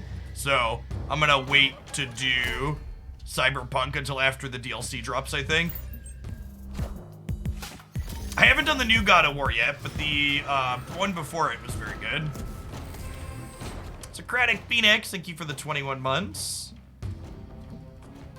What if we jug the vault in the hopes to kick them into Murder World? They played Big House. Interesting.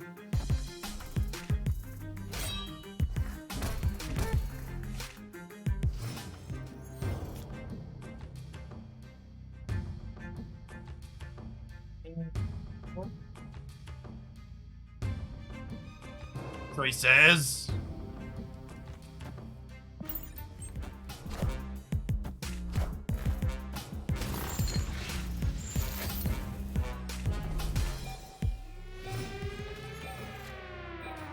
Well then.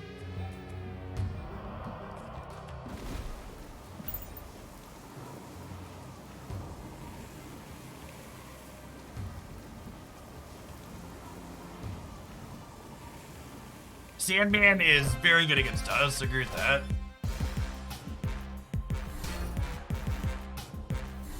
Alright, opponent discarded Hela because that's how the Hela deck works. Good chat, good chat. We could get Doctor Doomed here, I guess.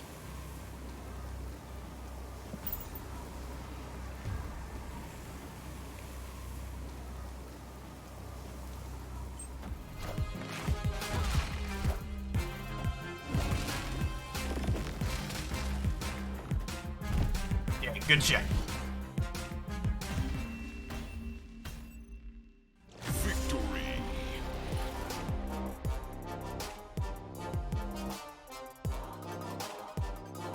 Don't really want to draw on 6. Maybe. Chavez is probably fine. I don't know. I've been pretty happy with this build. I'm usually not that unhappy to draw She-Hulk on the last turn. Titania, Juggernaut, and Max are all fine last turn draws too. So you're right that some of our cards we definitely prefer early, but I think we have a number of cards that aren't bad on 6.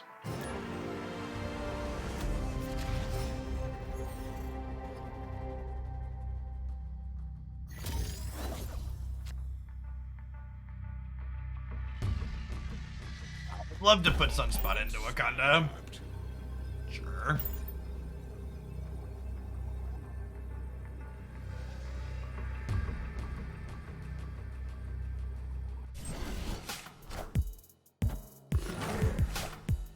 About to get hit by a nutty Mr. Negative draw here, just like Bass turn 3 negative, come get us.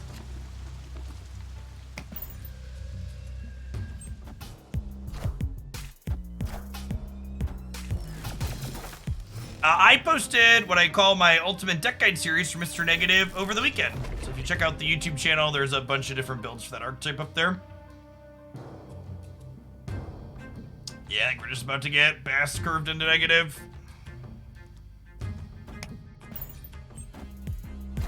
Retreat here when that happens. Yeah, good step from the opponent.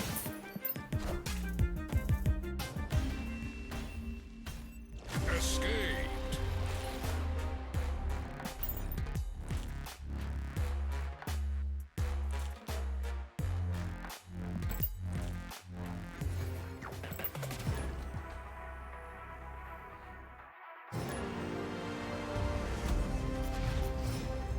Cards I don't have. I'm currently missing 4 Series 5 cards.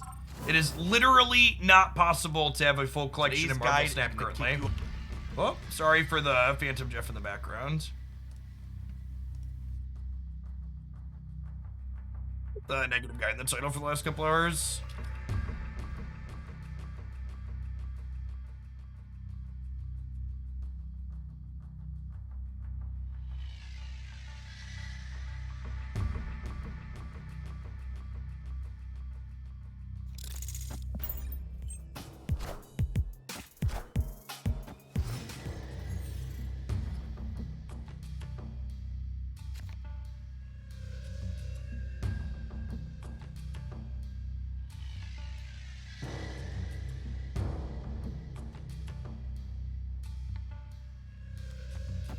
I don't even know if I want a Black Widow here because it gives them a bite to pair with their Nova.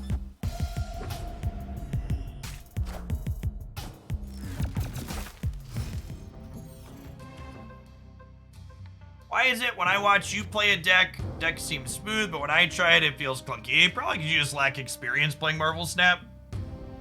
Also, your lizard brain is more inclined to remember the games where it looked good for me and more inclined to remember the games where it felt bad for you.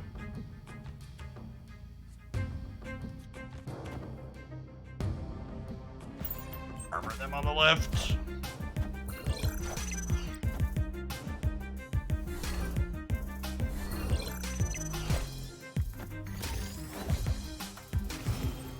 So ready to see what each card does without looking them up. Exclamation point followed by a card name in my chat will get you the rules text of a card as well as what series it is contained in.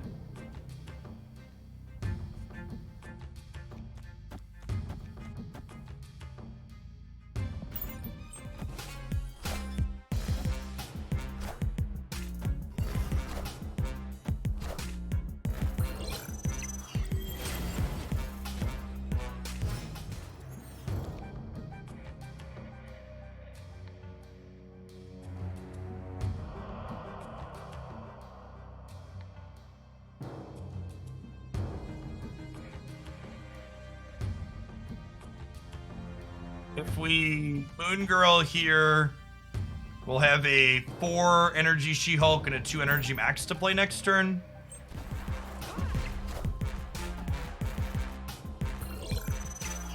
Oh, and a free Sunspot.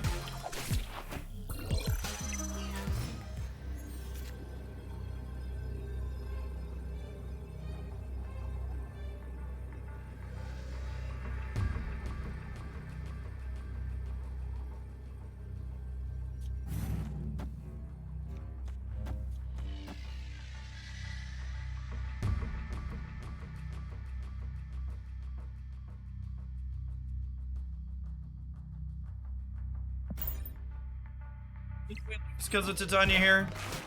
Oh, they just full played here, huh? Wait, they're losing the lab.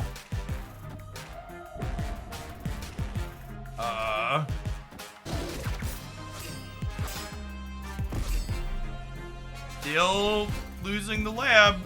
Oh, did they forget armor was here? I think they forgot armor was here. Victory. So an average collection number you should be done with Series 3. Somewhere in the 2,900 to 3,500 range. It depends on how many like season passes you've bought and how many collector tokens bundles you purchased. It's a little bit variable.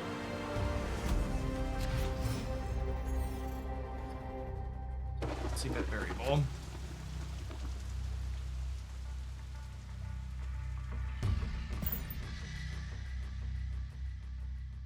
How does this deck work? You copy your hand with Moon Girl, and then you put a bunch of stuff into play on the last turn.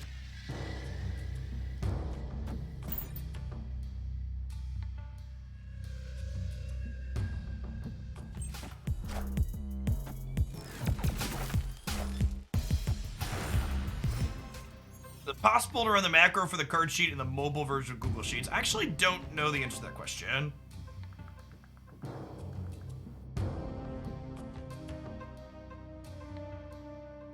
Poruk, thank you for the prime, appreciate it. I think this is just like Tempo Jug into Murray Isle.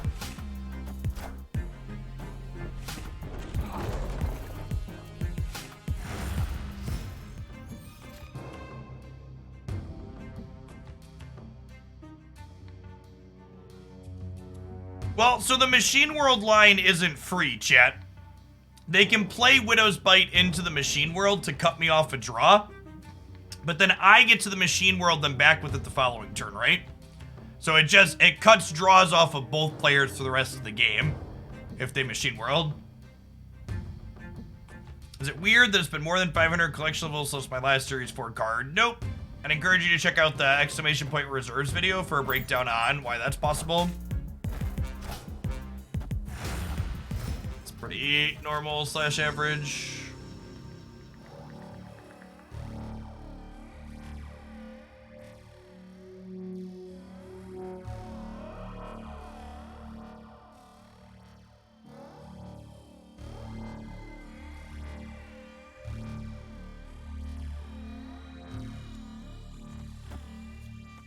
What happens if I do this?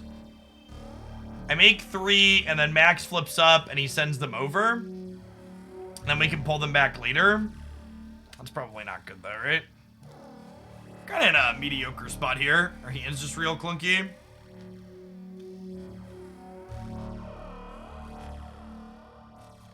Let's do this for the lulz. I don't know that it's correct. I'm gonna Hood Max Machine World. I definitely don't want to give them Max. It could be correct to Hood Machine World because there's a little bit of Carnage to draw to. Yeah, I'm probably supposed to Hood the Machine World. That's a good take.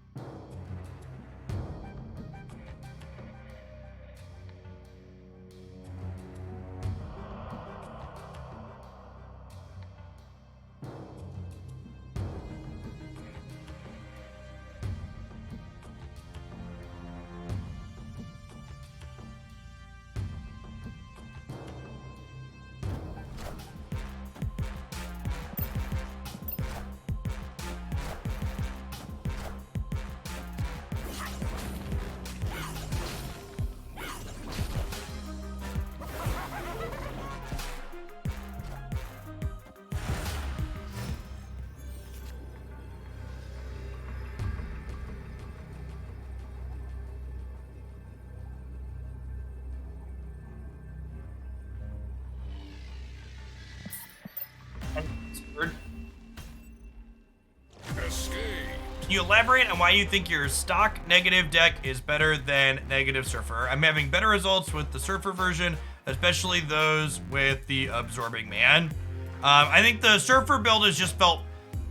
The Surfer negative deck feels like the worst parts of both the stock negative deck and the stock Surfer decks to me.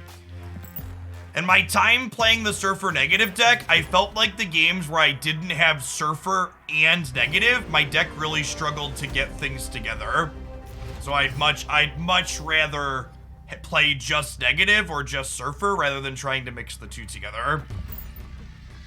So when I get negative in my regular Mr. Negative deck, I don't feel like I struggle to win. And when I get Surfer in my Surfer deck, I don't feel like I struggle to win. So I don't feel like I need to work on both of them at the same time. How much time does it take to get from Series 1 to Series 3? I think it's about 3 weeks if you're not spending anything. 3-ish weeks.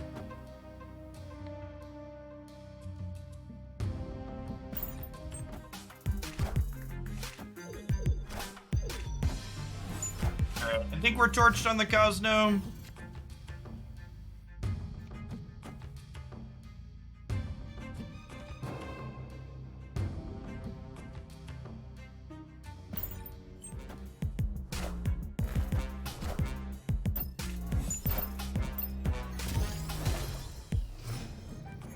I'll sit on this deck for a while. I think I'm about ready for a change of pace.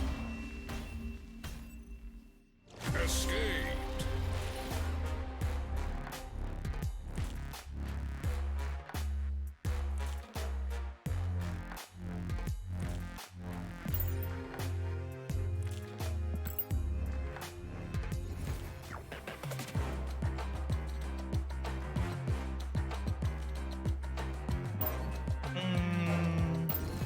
I keep forgetting I don't need to go into... I need to go back into my deck list to change decks.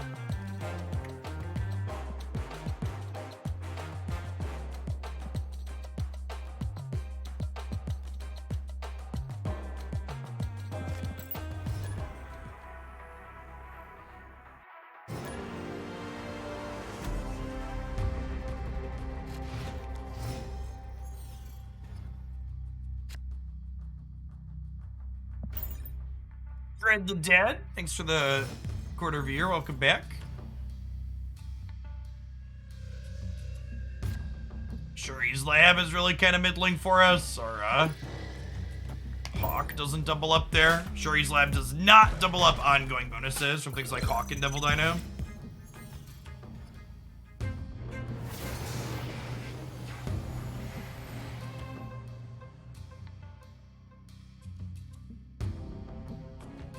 The deck titles come back with the new automated display. I mean, putting card names in the deck title doesn't stop people from asking if they can replace them anyways, so I think it's safe to say that putting a deck title up there doesn't really add value.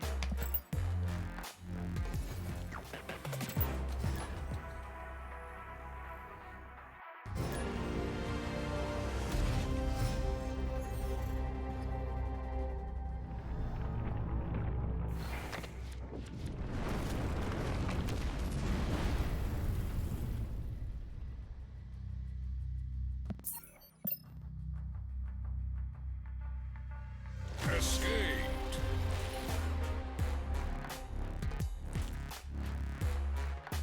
Didn't they change Shuri's Lab? They did not. You are incorrect.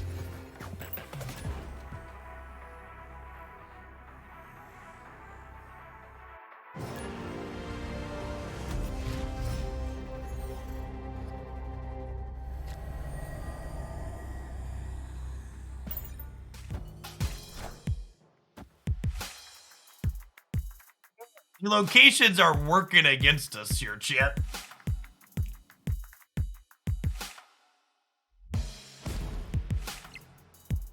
Is Darkhawk worth all of the hype? Chat, none of the Series 5 cards that have been released into Marvel Snap are game-breaking or busted.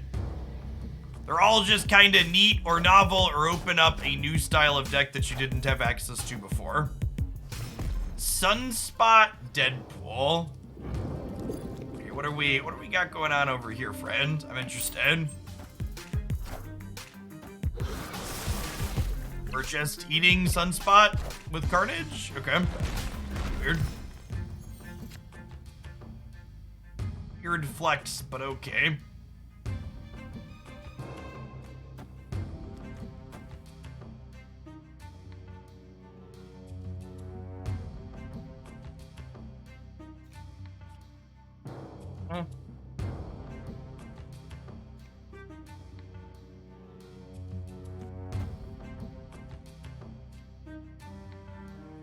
What I do here? They storm the negative zone. They return to play in there still.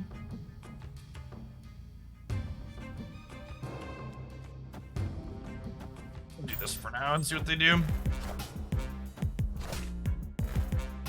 Yeah, this is kind of an ideal draw for them, so we're probably just leaving.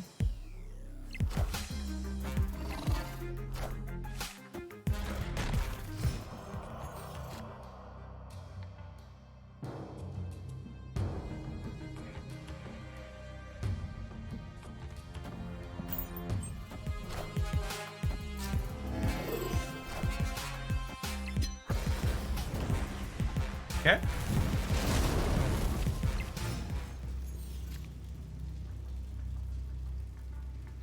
Their Deadpool's an 8 currently.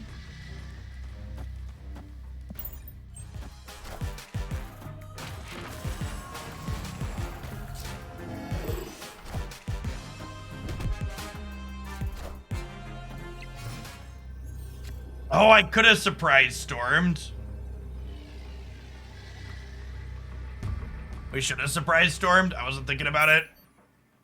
We just can't beat Azola now.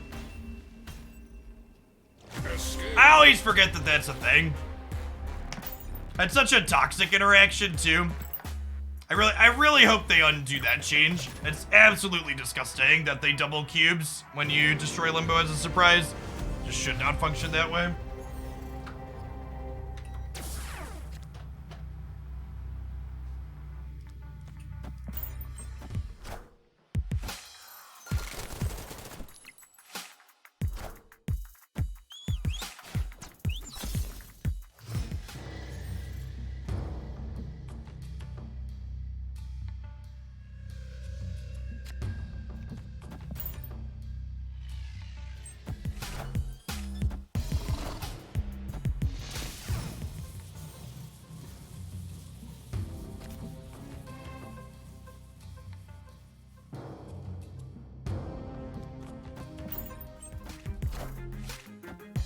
Wind, aid my hand.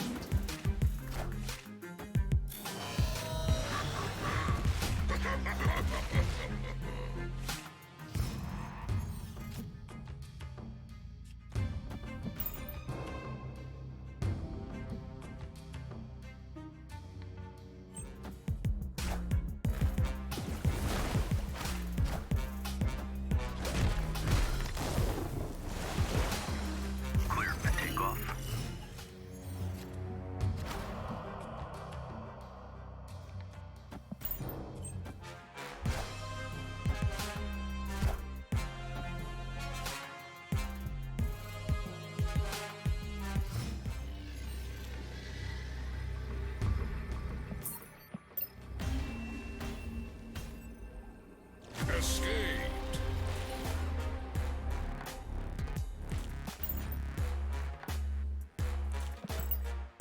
Cubes always double at the end of the game, but there is a mutually agreed upon contract in games where you get to the last turn of the game that both players are okay with the stakes being raised and risking something more with those stakes being raised. Storming Limbo and ending the game a turn early and doubling the cubes when you do is explicitly removing the consent from the game that is being played of both players to say, yes, I am okay with the stakes being raised in this game, and I'm okay with the wager increasing. games like this that depend on betting is built on that mutually agreed upon thing, that consent.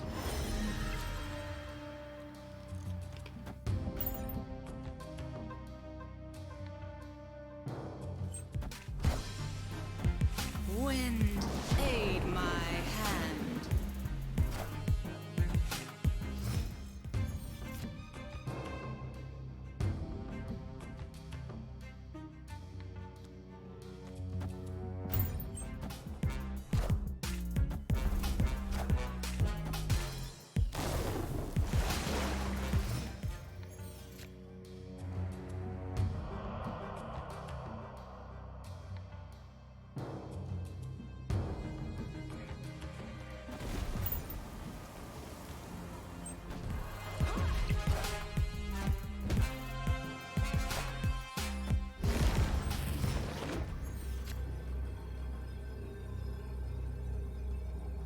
Victory.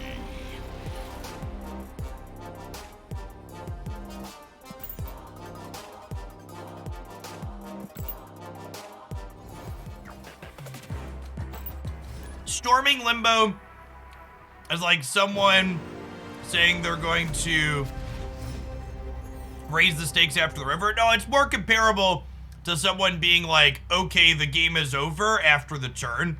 Or there's no river this game and I'm ahead, so the game has ended and I win the pot.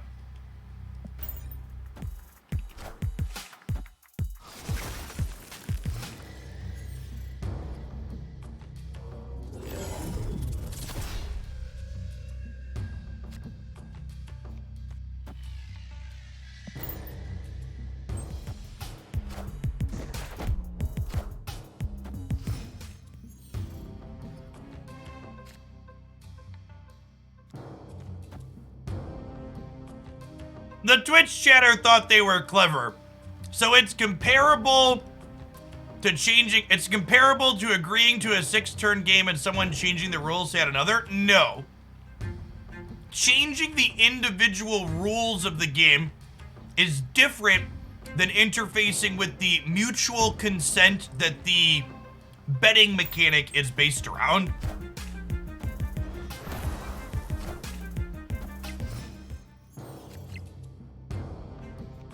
But I know you thought you were clever and got me, so enjoy your 10-minute break for thinking you're clever.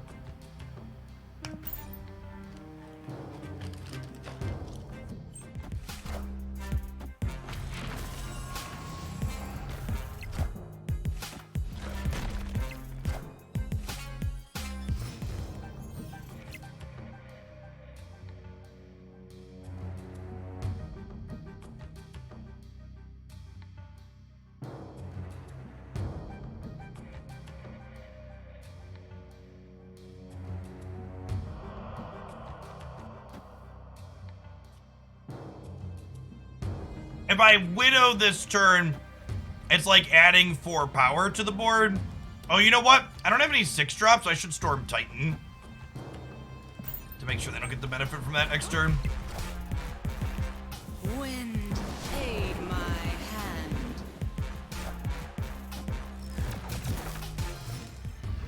Isn't that mutual thing also appended when someone snaps after you've already readied your turn? No, when you ready your turn and your opponent snaps, the timer extends itself a small amount to give you a chance to retreat explicitly because of that reason. FYI. Alright, change for me, daddy.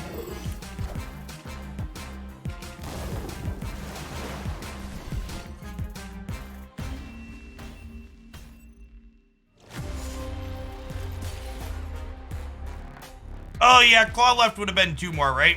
We still died in front though, but good shout. We still lose there, but it is strictly correct to claw left.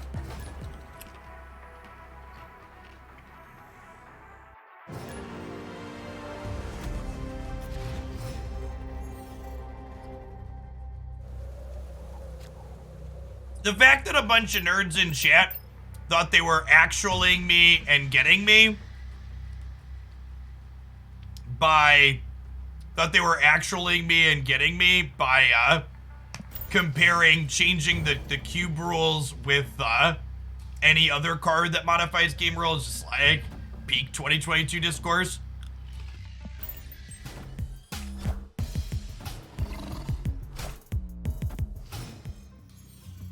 Yeah, maybe we went left and right if I did it. I didn't count the left and right. We still lost the center. But you might be right that we'd win the left and right. I didn't count it.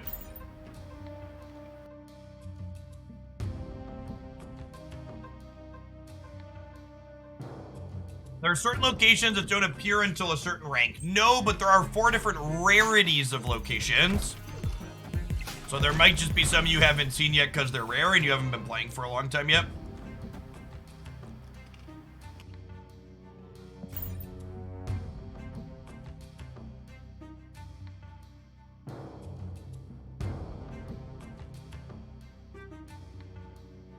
Hey, Vector Seal, thanks for the brand new sub, appreciate it.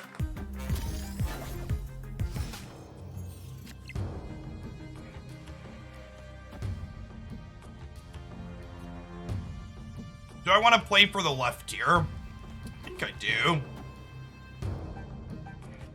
I guess I play for the left just by using Mr. Fantastic, though.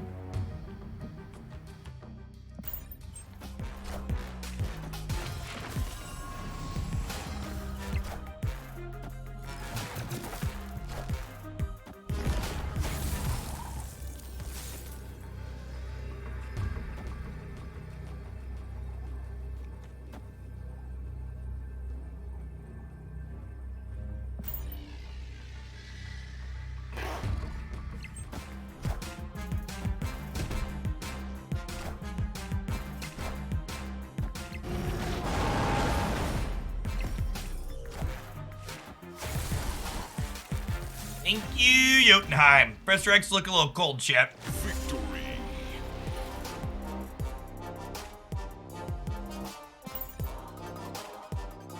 We almost won Monster Metropolis there, too.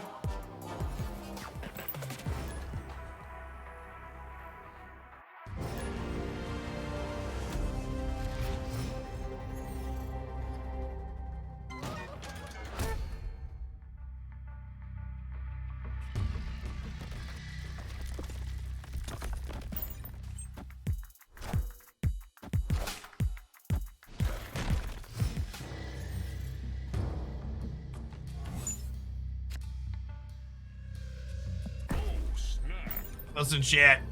We just got plus 20 power from Subterranea.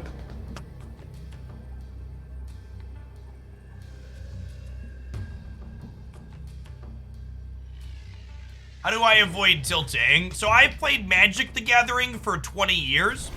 So losing to a bad beat in a 3-minute game of Marvel Snap has absolutely nothing on losing to, you know, a bad beat after an entire hour playing a match of Magic the Gathering. It also has basically nothing on losing, Chat, I used to fly around the country playing Magic the Gathering, and there's nothing quite like getting on a plane and flying across the country to lose to Mana Screws, so it all just kind of rolls off here after all that.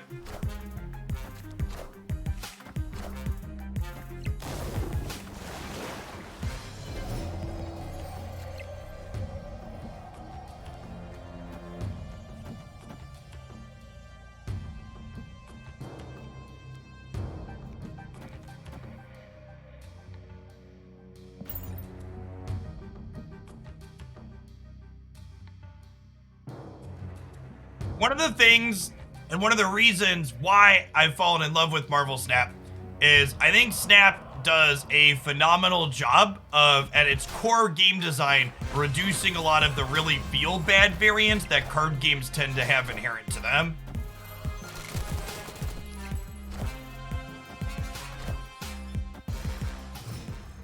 Alright, so we're giving them Claw and Jessica Jones.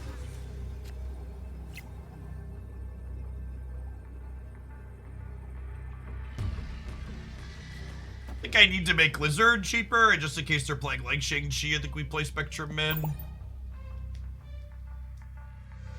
Victory.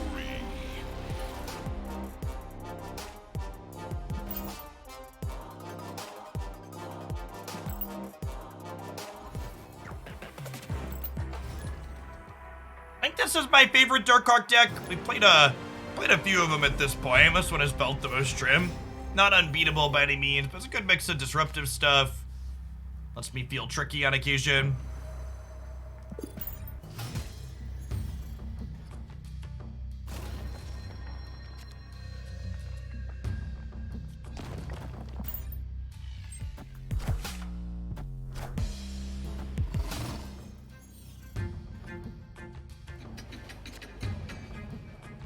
Slide is actually just like our best draw here.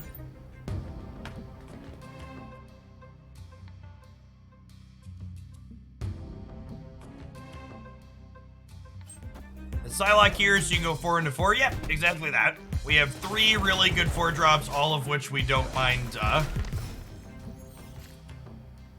playing ahead of curve.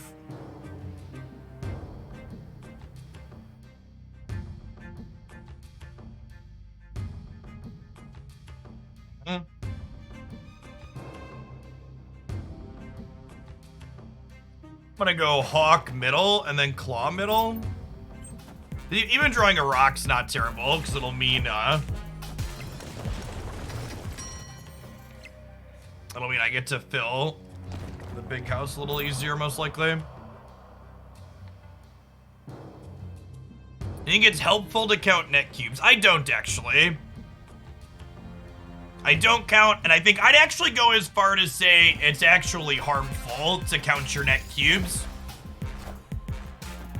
Something you'll hear me repeat quite frequently on this stream is that making conclusions with bad data is worse than making conclusions with no data. And focusing on counting your cubes that you're farming per deck is definitely doing the latter. Well, that's great.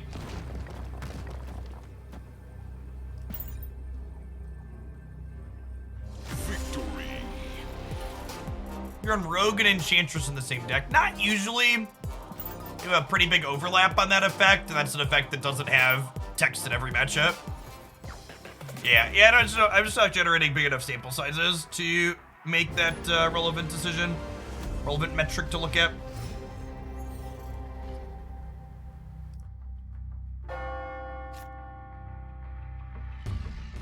Why Rocket Raccoon instead of Iceman? That's a good question. So, and this will kind of here highlight the point. Rocket Raccoon's not a 1-drop, chat. So you're right. If I'm looking for something to fill my curve early, Rocket Raccoon would be better as Iceman. This deck is playing Rocket Raccoon. Another similar card that could fill this Rocket Raccoon slot is Titania, if you wanted to live a little bit more dangerously. But the basic idea of this card is it fills our curve in the end turns. So Rocket Raccoon is a card I can play alongside Claw on turn 6, for example. Or my turn 6 can be Mystique, Lizard, Rocket Raccoon. It's part of a build my own curve fill more than anything.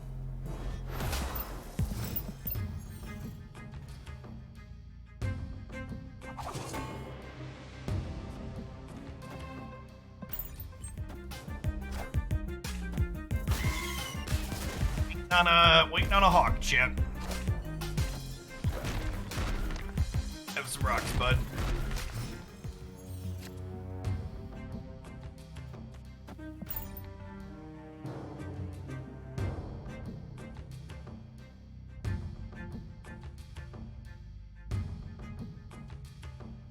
If we find a Hawk, we're in a good spot. If we miss, we're gonna be struggling. Are Rocket and Titania interchangeable in their respective decks? Generally, I think they serve a very similar-ish role. This is a Storm plus Lizard angle here.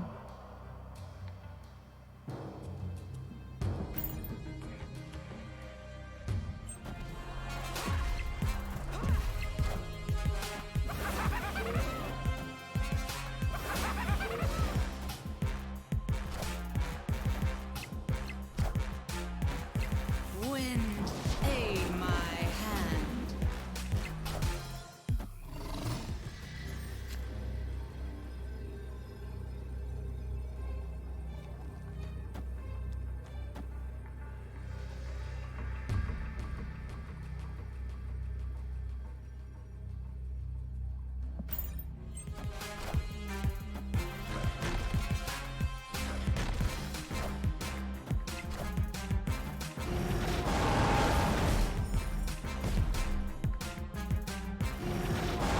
Got me.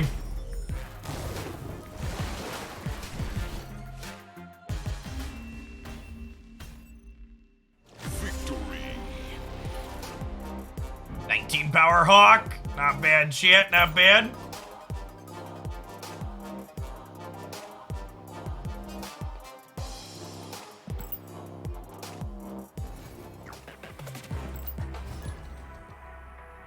Ooh, I almost have enough credits to infinite split hawk, chat.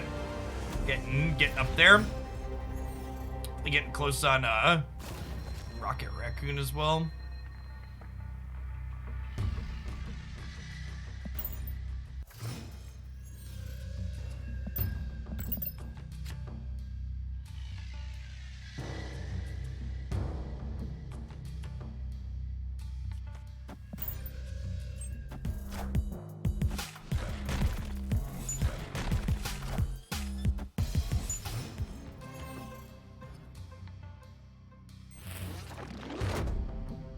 Ooh. Well, end turn, I think.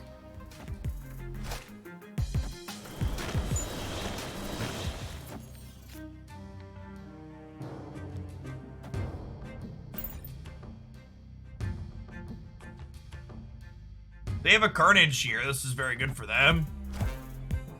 Just a flock, sure, similarly good.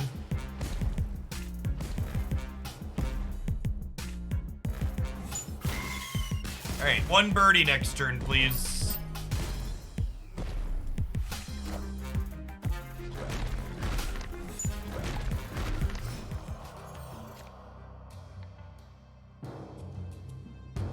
We're dead, right?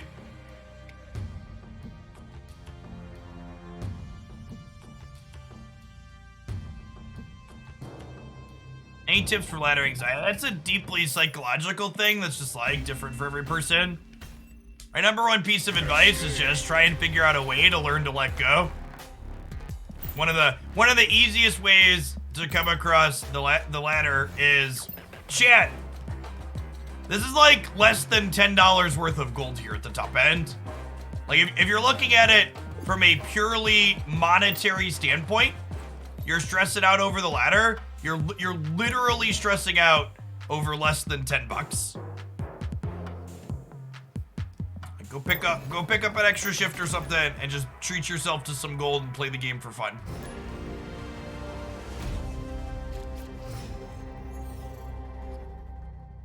If you turn the stream to 160p, everything becomes a pixel variant, including Jeff. Life hacks right there.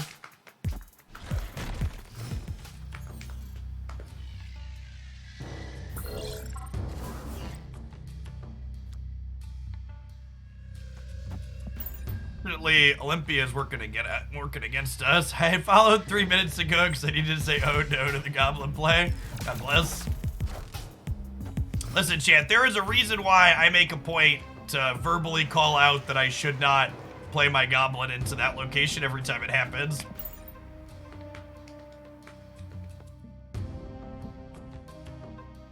Even the titles and the card backs, chat, like you can only use one title or card back at a time. You're honestly never gonna rotate through all of them. It's mostly whatever. Honestly, the mystery variant is probably the biggest pickup along the ladder track if I had to call one out. Okay, and they filled the center location. And we get to rock slide the Mr. Negative deck. That's pretty good for us.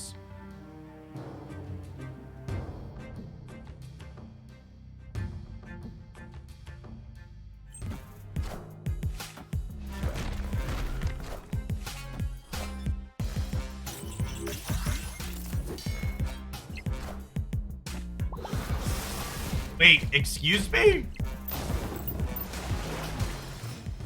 Oh, opponent sequence in the wrong order is why they did that? I was just surprised there was a Carnage in their deck. I think this is a Claw left, and that is going to be a Mystique Raccoon Lizard turn 6, like we talked about earlier.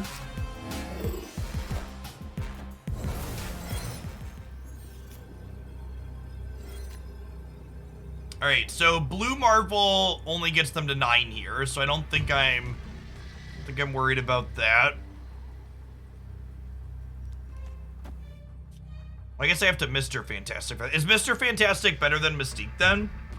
He's 6 power in a different way.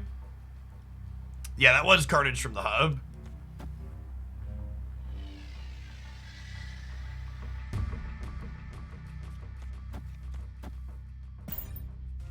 Lose this. And they full played on the left over here, so my lizard is worse there.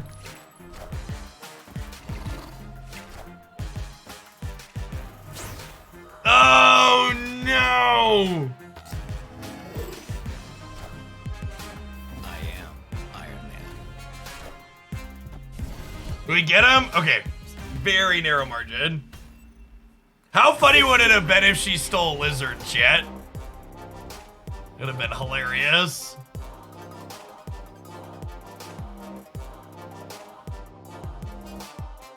Eerily defeated by a rock, yep.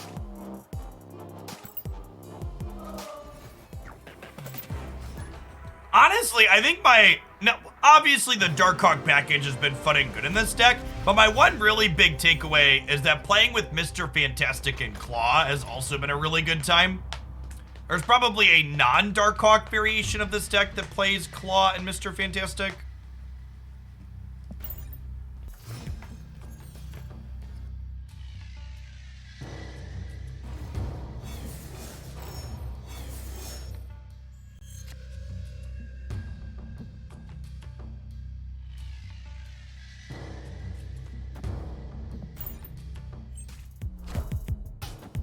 Wind, aid my hand.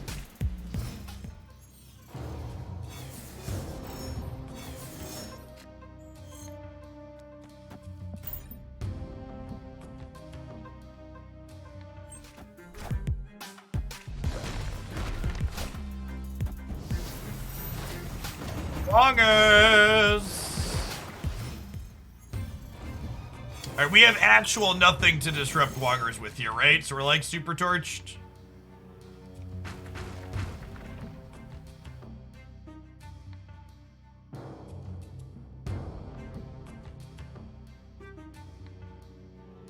We're about to be kitty cats all over the place.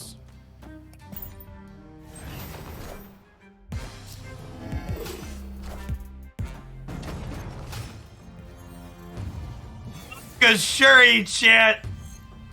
Monka Shuri.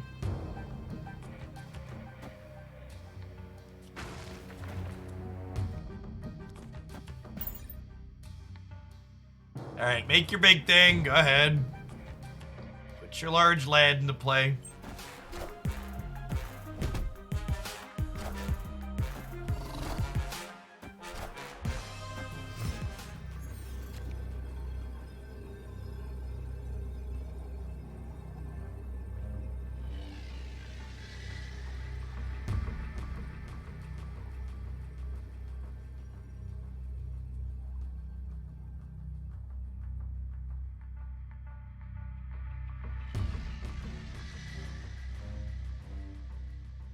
I think we're dead anyways, but interesting.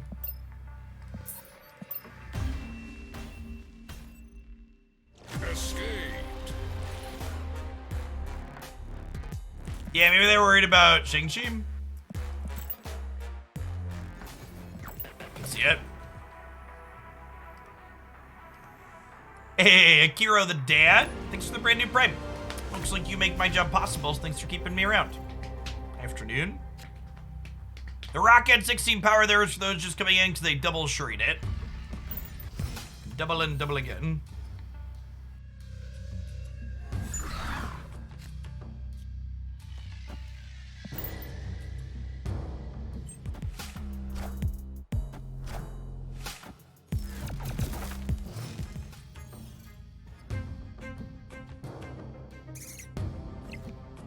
Excuse me?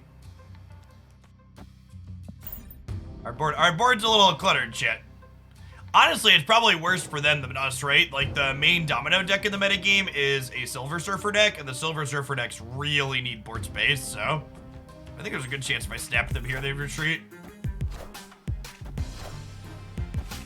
Yeah, Polaris looks indicative of Surfer for sure.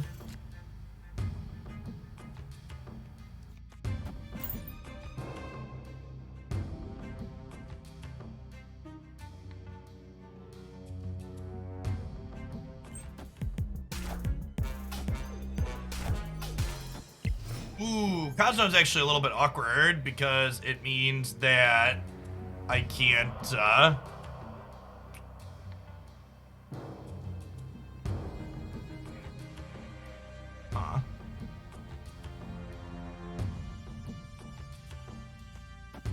Guess we're hoping to draw the Claw next turn.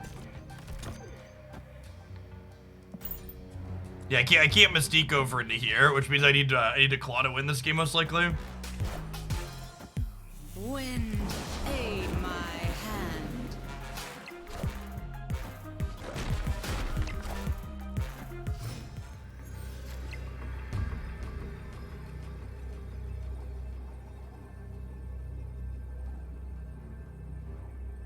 Gotta go. Good Cosmo here. Escaped.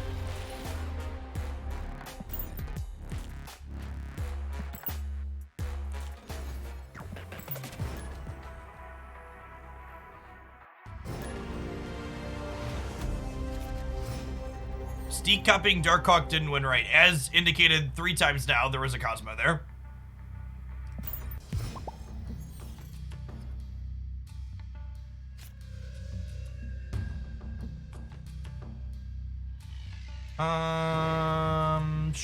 Sure.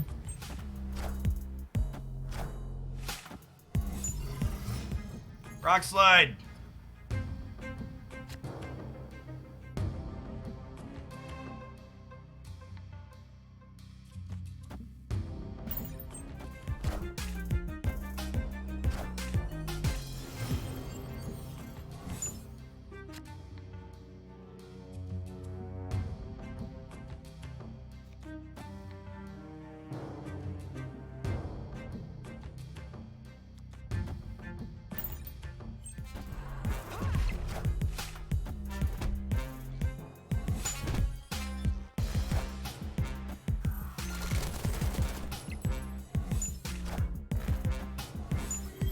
Okay, well that was ideal for the home team.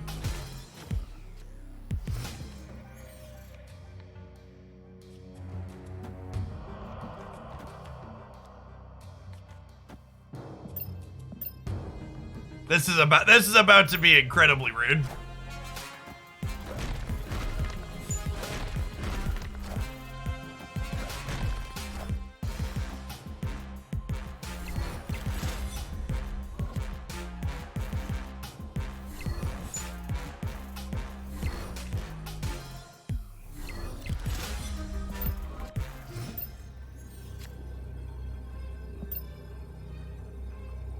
Has 8 cards in it, 17 Power Hawk. I guess we could lose to lose these Draculas. The Apocalypse is here. I think we're actually still just dead, right?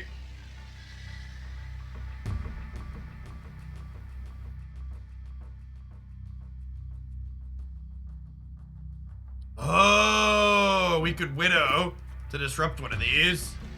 Yeah, that's true. Usually it doesn't do anything on the last turn, but it can catch them here, right?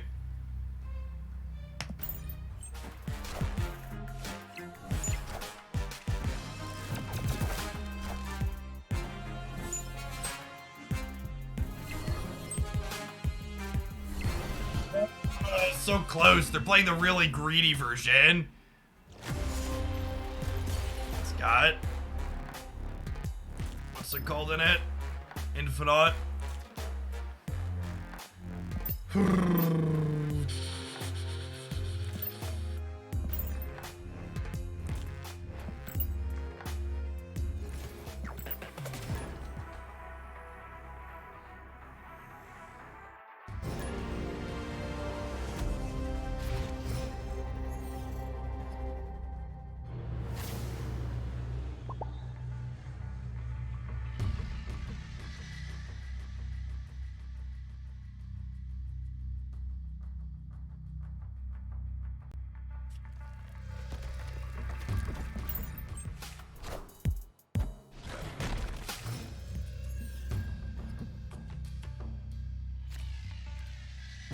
Oh, this is great actually.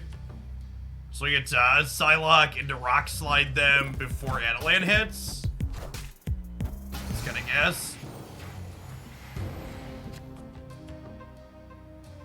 I don't see Black Widow on the packages sheet, but I see her often in your deck. Is it never important enough, but good to fill out the rest? Yeah, Black Widow's a good card that specifically fills in the Destroy sub-package really well, Knacker. It's just good low curve filler in general. She is also, I added the Rock Slide Darkhawk package with Black Widow to the packages sheet.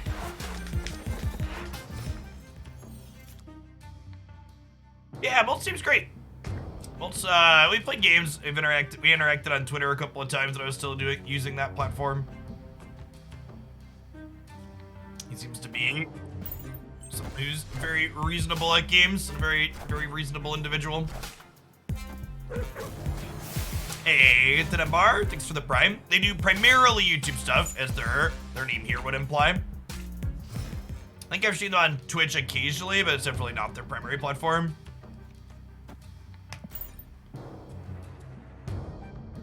I'm done with Twitter. I didn't delete my Twitter account because a lot of the times advertisers require that I have that to post to for sponsored stuff, but yeah, and in general, I haven't been posting personal stuff on it anymore. I don't really intend to go back to that.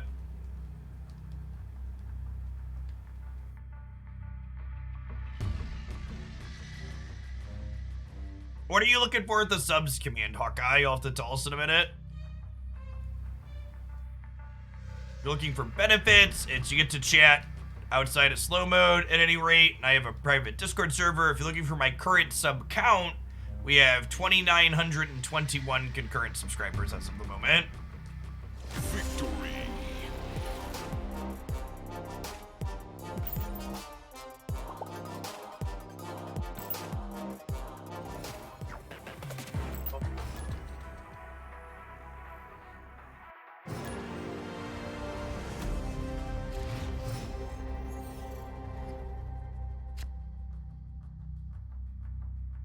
I love this hand chat. Just lock into slide into Hawk.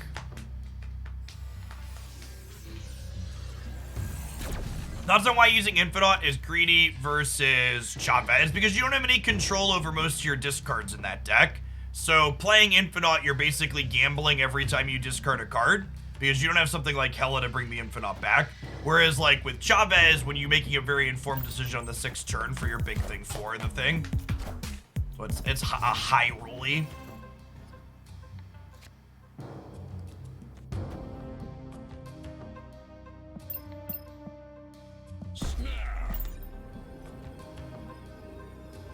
There's a refreshing quest, always give a normal and hard. It does, yeah, 120 to 150. Refreshing quests and buying credits directly is the same ratio of credits to gold, with the tiny asterisk that, you get slightly better on the quest side because you also, what's what I'm searching for? You also get some battle pass experience along with it.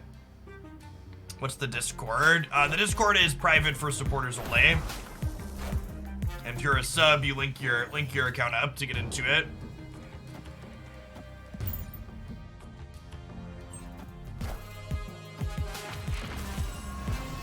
Yeah, Patriot's super popular. It's very reasonable in all the Leech leader stuff that's been going around. Hey, look, chat. Their leader copied my Mystique. Oh, no. Not copying my Mystique, leader. Victory.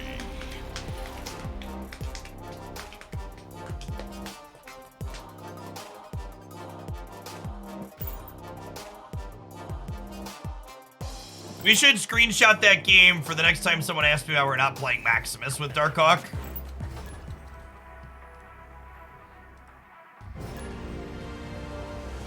Ship him a picture.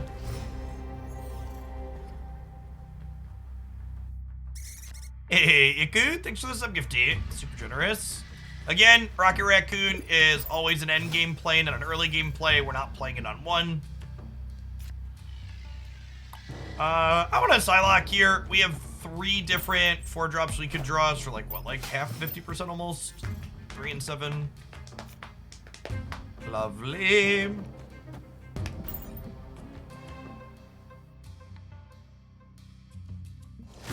What it is, not happy with our locations. Can't say I blame them. It's definitely an awkward set. Bum, bum, bum, bum.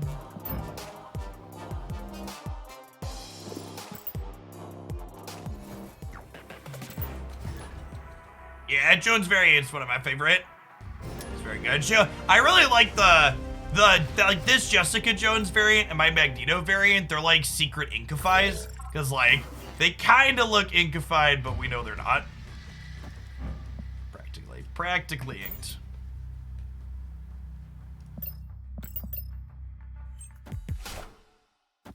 You just hit 500 and your first card for tokens was Mystique. That's a good beat. Damn it, Iceman. Can I get a sniper emote in chat? Why must he hit the things that I love, chat? Takes them away.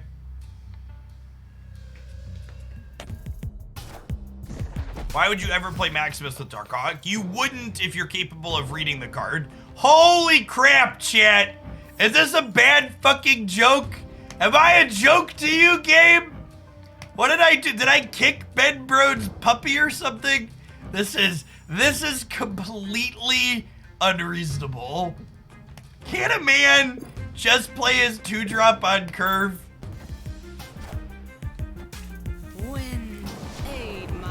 What does a guy gotta do to play his 2-drop on curve?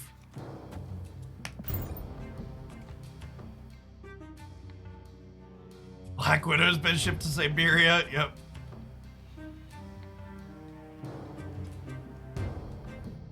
Chat, stop taking it personally when I mute people who emote me. It is just an example of people who are assholes ruining it for everyone. Escape. I would love to have friendly emotes back and forth on occasion, but most people use them in annoying and obnoxious ways, and I'd much rather just not have it at all than have to occasionally experience annoying and obnoxious.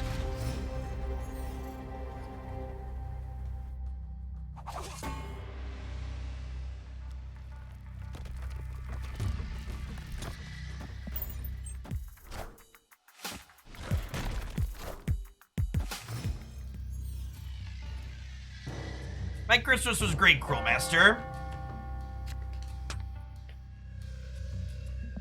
Currently enjoying a day and a half of quiet. My wife drove up to Chicago with our 3 kids for the weekends to visit my in-laws. It was really pretty unfortunate. I have to stay here at work, so I wasn't able to go with her to visit my in-laws. It was a tough sacrifice, but it was one that I was willing to make. Wind, aid my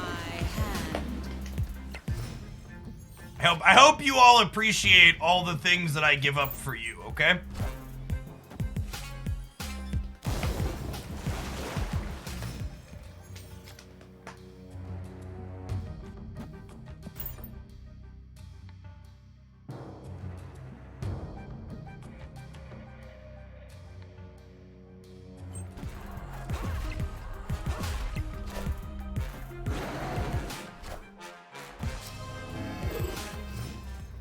My wife doesn't watch the streams. Listen, chat. My wife and I have good, clear communication in our relationship. She knows exactly how I feel about her OAN watching mother.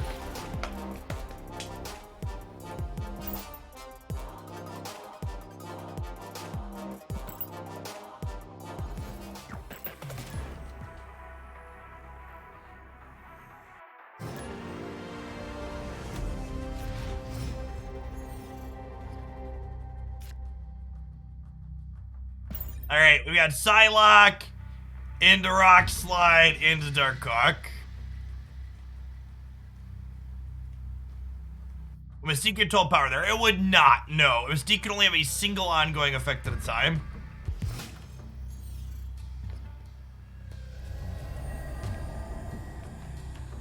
I would like to sacrifice Psylocke into Vormir so we can slide Rock Slide in there next turn. Oh no, we should have waited, chat. They had protection. Honesty is the foundation of a good relationship. Yep. Yep.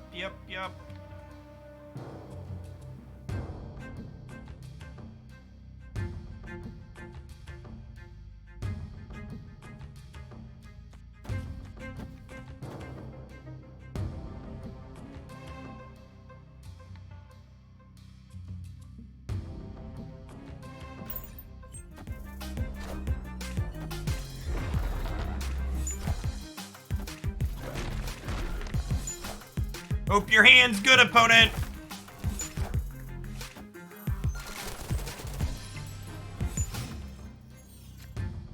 Alright, we lost the hawk, chat, but the rest of what we got going on here is pretty reasonable. Am I putting Rock Slide into the cloning vets again? I think I might be. And like next turn we Rock Slide plus Rocket.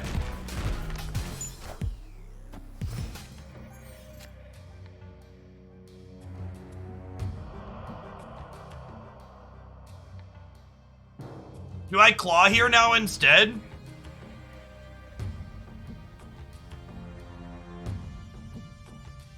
I kind of want to claw. I don't want claw to get leadered.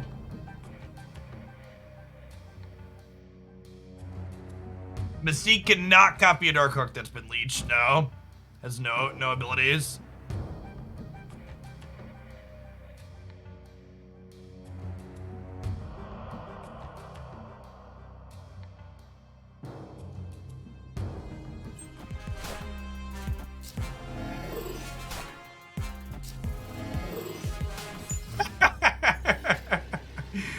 Insert Spider-Man meme here.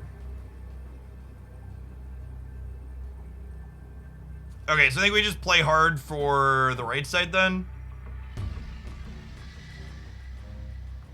He says before dying to leader.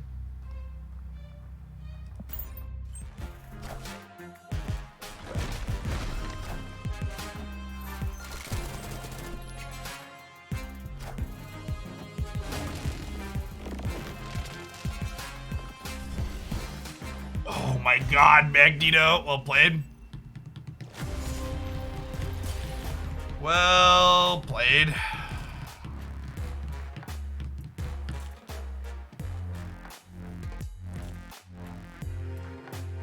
I don't think I had a way to play around that, right?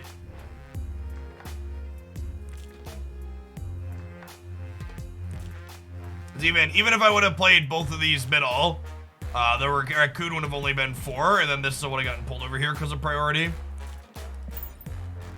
He's 6 drops to replace Magneto in a disruption deck. Dr. Doom's okay. You can also just play the Hulk. Hulk is a fine pile of stats, chat. There's a lot of spots where Hulk is just better than Magneto. Obviously spots where he's worse too, but it's definitely not a strict comparison there.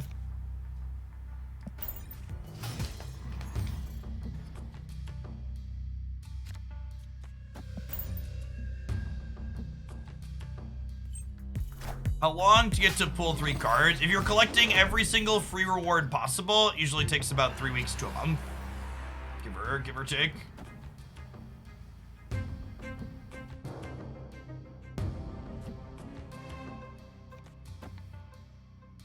Oh, snap. You just Mr. Fantastic here. Yeah, I'm only missing 1 Winterverse variant. What was it? I'm missing Rogue.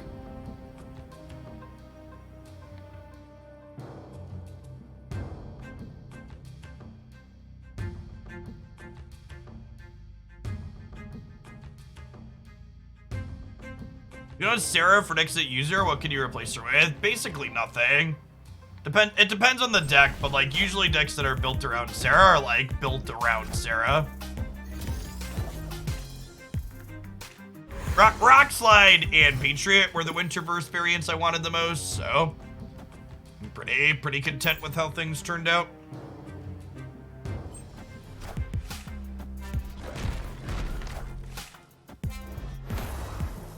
They haven't formally announced a season pass card for next month yet, but it's gonna be Zabu.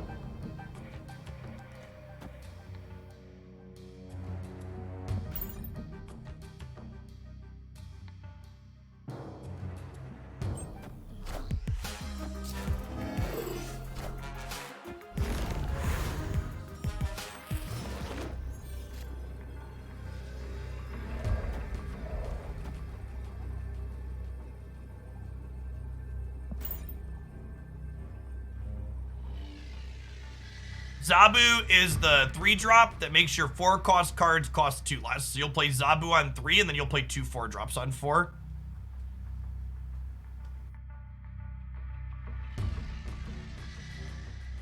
Victory.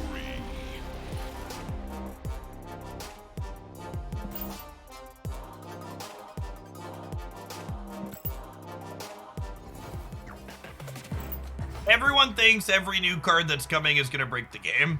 Galactus didn't break the game. Silver Surfer hasn't broken the game. Zabu's probably not going to break the game either. I think as long as Leach exists, it's probably kind of difficult for any Sarah deck to fully take over, which is a good thing. There should be counterplay to most things.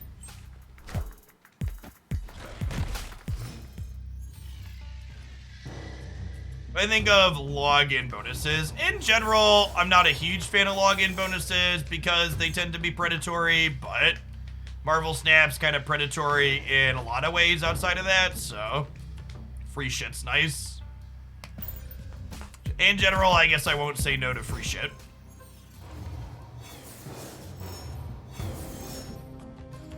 Leader broke the game and he was always there. I mean, sure, that's true, but it also kind of shows a fundamental misunderstanding of like how metagames work and develop.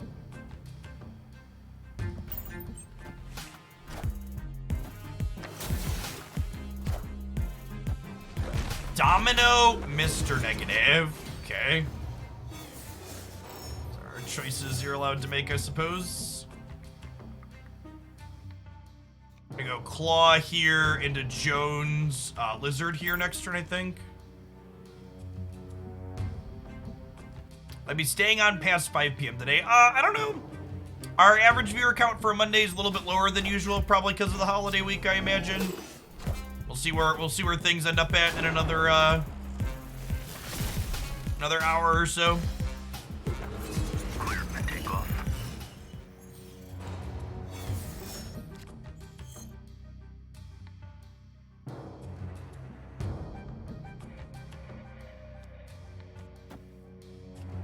I think I'm gonna Psylocke here just because I'm feeling kind of confident about our position in the Avengers compound. And then that way if we draw Darkhawk, we can go Raccoon Lizard Darkhawk next turn. Oh, right. They went Mr. Negative into Jane, so we're probably just hosed, right? Yeah. I am Iron Man. Is Jane good at all on Mr. Negative? So, obviously, Jane is good. Obviously, Jane is good at winning you the game.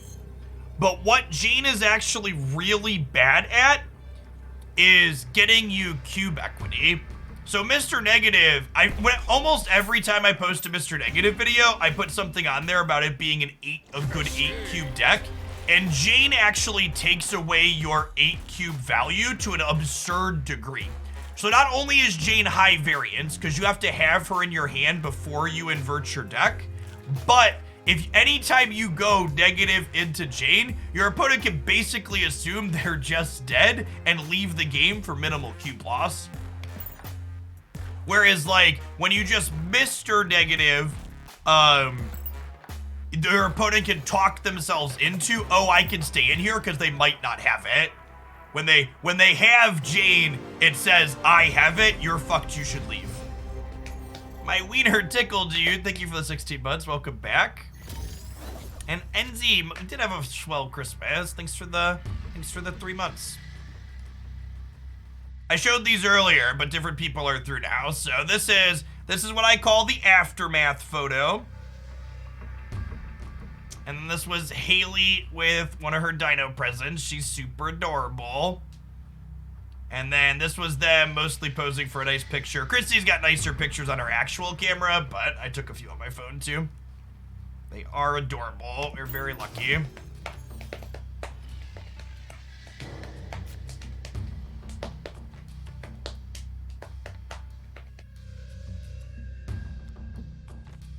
My wife makes good children, yet.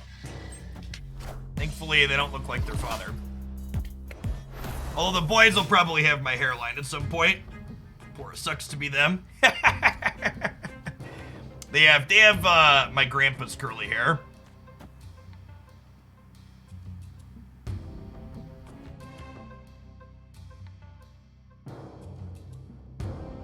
The hairline is unavoidable. It really is.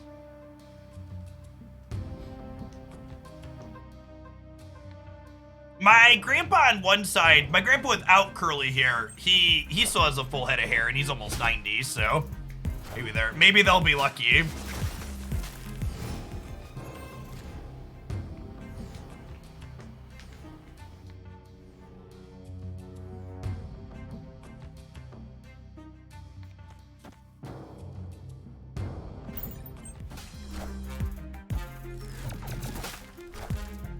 What changes the deck in your YouTube video about the budget disruption deck? I actually posted an updated budget disruption video recently. I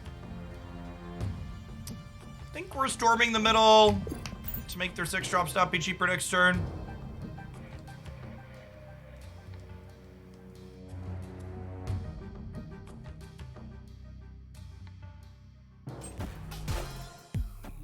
Wind, aid my hand. Aid my hand. That is a 10 power lizard chip.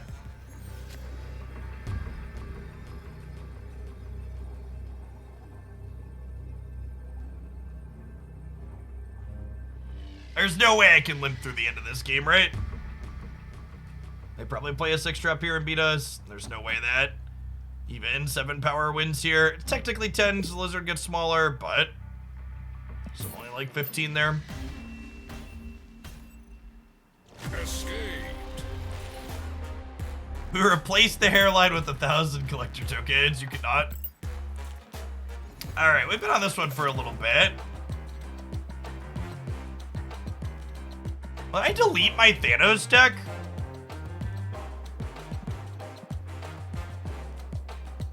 I think I deleted my Thanos deck. Check. Oh, I might have gotten, I believe I was trying some Darkhawk Thanos, and that ended up not being good. I just deleted it.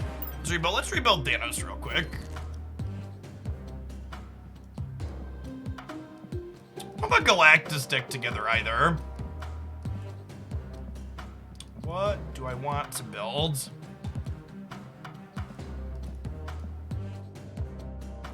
All right, I'm gonna run a poll really quick, and I'm gonna run to the restroom while it's going. Hit an ad roll while I step out. Do you want Galactus or Thanos? I'm gonna play one of the big bads. Use your shillings to vote extra. I'll be back in a minute. Cast your vote. You decide.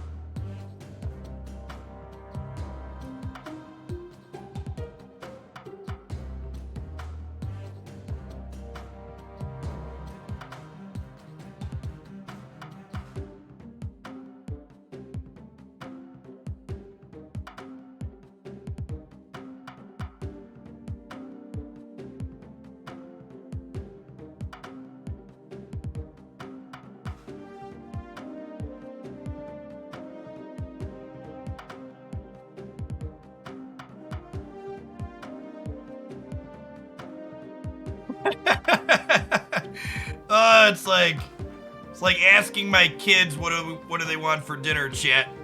Can never make up their mind. Oh, Thanos is pulling ahead.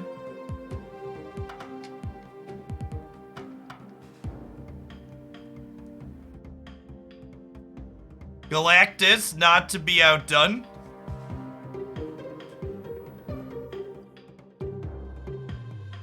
Perfectly balanced as all things should be. Yep. RQR Master X85 with the 83-month resubscription. One of the OGs. Been through it all. Thanks for coming back again and again and again.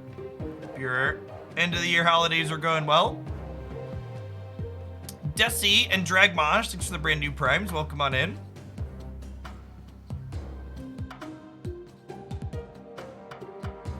All right, by 36 vote lead, we're gonna build some Thanos. Big Zawine, thank you for the 61 months. Welcome back.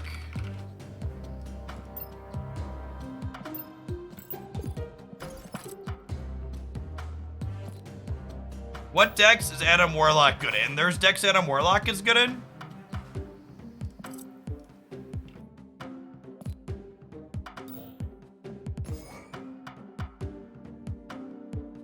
Null Pointer with the 100,000 channel point dump. God bless. All right, these are the two Thanos cards I want to play. What do the other details look like? What else do we want to do?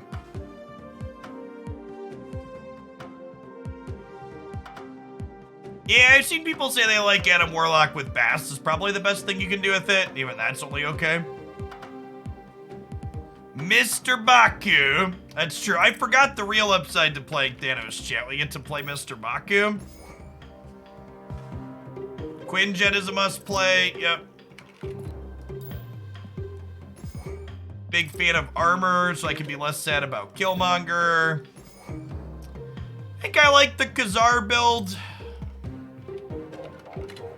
Let's build the Khazar build.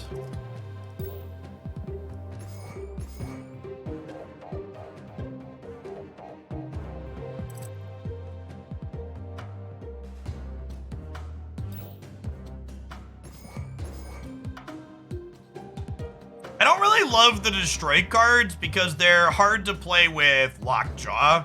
The random element they have with Lockjaw is not great. We could play Leach for beating Killmonger. All right, let's be a part of the problem. I actually haven't split Leach yet either, right? So I need boosters for him. I'll be the problem green child today. Is Khazar the Marble version of Tarzan? Yeah, I think so.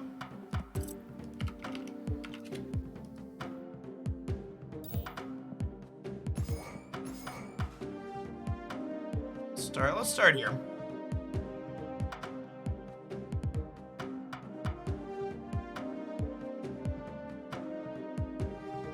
Yeah, so a lot of the complaining around Leader, Leach gets caught up in as well. And I think Leach doesn't deserve a lot of the hate that he gets. Or what's the better way to put it? I don't think Leach is particularly more offensive than any of the other individual hosers. So Shang-Chi, Enchantress, Killmonger, I think Leach is on par with those. It's really good at the things that it gets, and it's kind of mediocre against the things that it doesn't get. And more importantly, Leach is always an informed decision, right? Like, you know deterministically you've been leached, and you should know when you should leave or when you can stay in and have counterplay through it. So I really don't mind Leach overall as a card. It always sucks to lose, and people hate losing, but I think Leach is a good. I think Leach does for Marvel Snap what the Leader stands try and say Leader does. Which is it's good into those turn 6 swarm decks.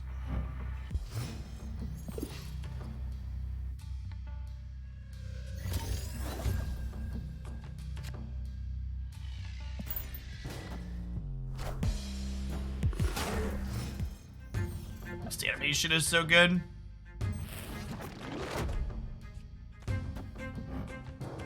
Uh-oh. Board space is about to get a little tight. Yeah, I've changed from using the crude screenshots I'd been using previously to utilizing the Snapchat fan page. Okie doke.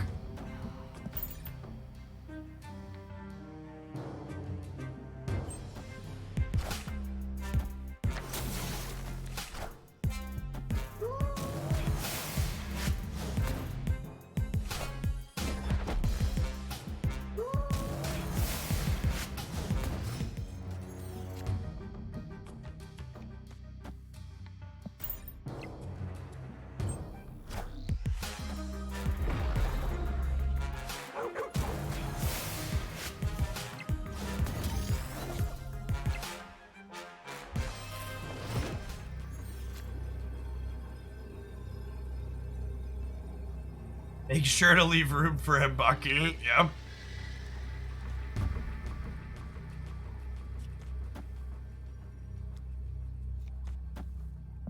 The chance this wins. I am Iron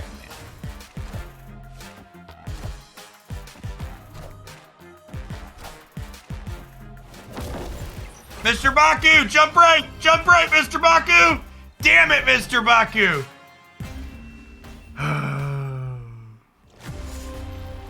He had one job, chat.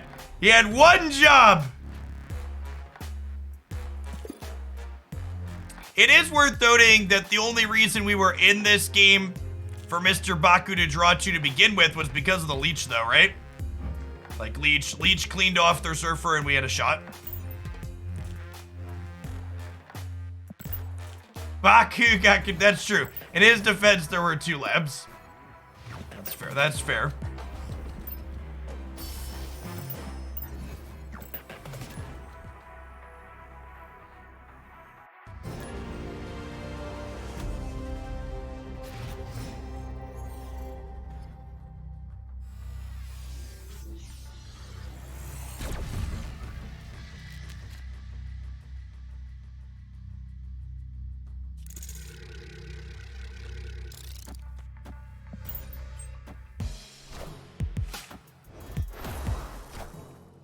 I think M'Baku would be too OP if his effect was similar to Captain Marvel. Probably not.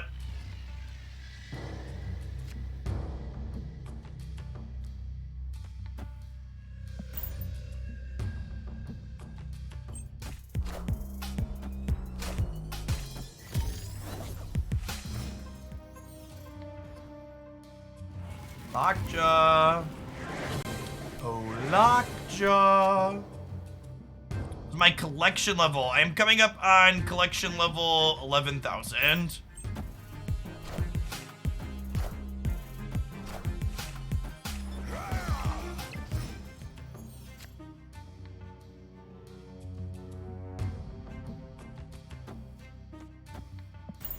Might be punting the middle here. We'll see. Would Crystal see fit in this deck with Lockjaw? No, Crystal is not very good. I'm hoping that Zabu can help make Crystal playable, but as of right now, Crystal's just a kind of middling card. 4 resources, just a lot for that effect.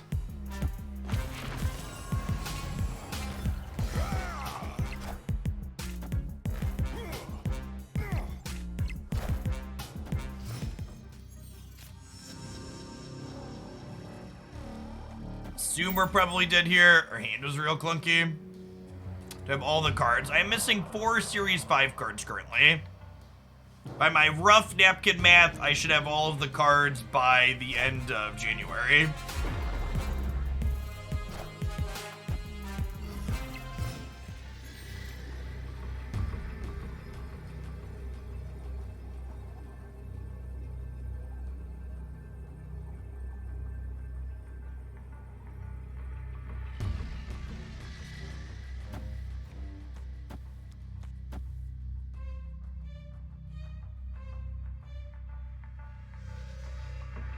Dino is 911. It's only +5 here.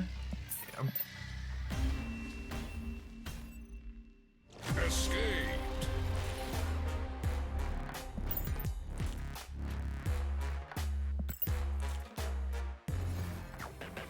Do you just spend gold to get bundles, or do you max out gold to credit bundles every day like Tara? I buy every type of credits that they allow me to buy.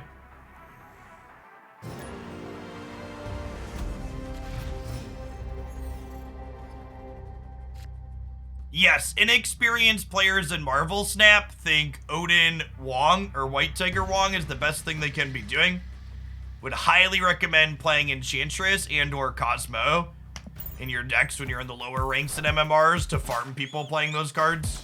Those are both effects that fall off very heavily as you work your way through Marvel Snap because they're just so easily disrupted.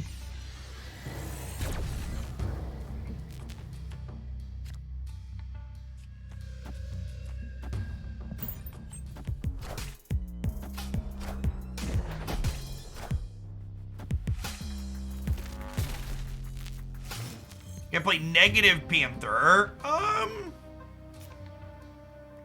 think I'm gonna chill on negative Panther until I find Shuri. I'd like to play that card in there, I think. You can see some gameplay with negative Panther linked in the video description of the deck guide though. Or the ultimate card guide. Okay, our deck is unwinnable into Galactus, so we'll go ahead and leave. Escaped.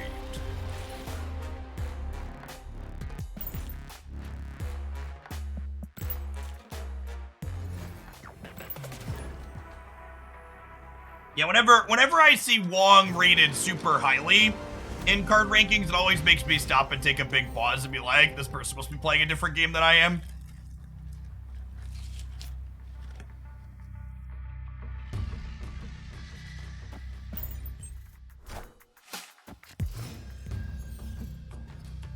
There's currently no data mine for the progression bundle after Sunspot.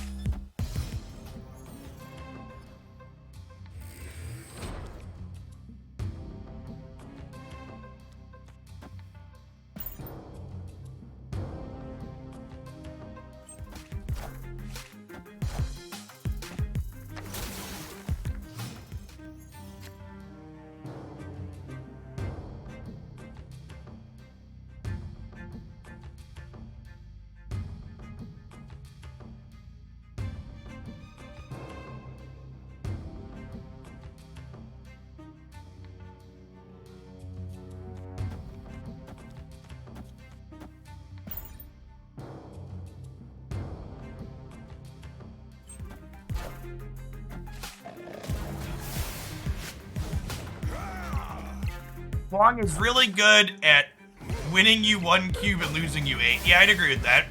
I think that's a good take.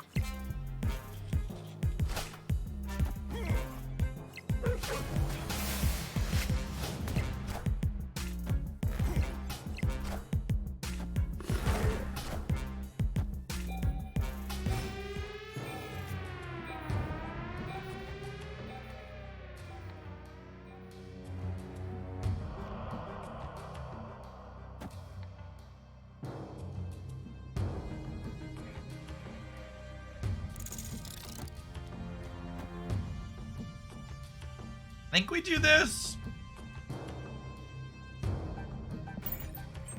I could be right to leech them here.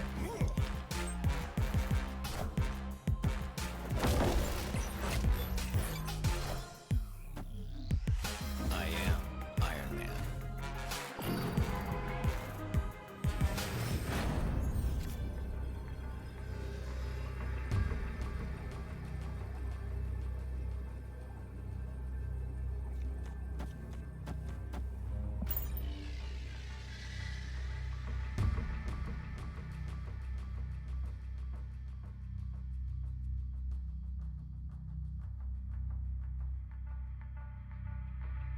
I have Wong pinned in my shop. Do you think I should unpin? I think Marvel Snap is a game you should play for fun. And if you think playing Wong would be fun for you, then you should get Wong and play Wong. I think Wong is a super fun and interesting card. It's just very telegraphed and very easy to counter. If your only goal is winning as much as possible, Wong is a bad card to pick up.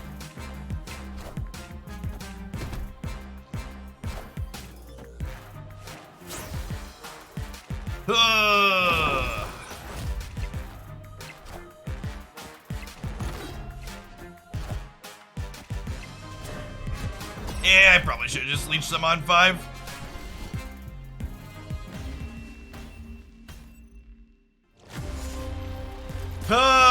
Should have just leached them on 5, chat.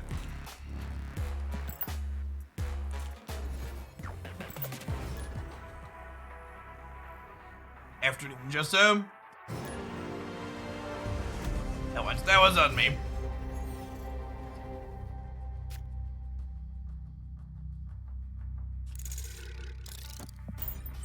No stones that draw cards on 1 always feel kind of bad with this deck.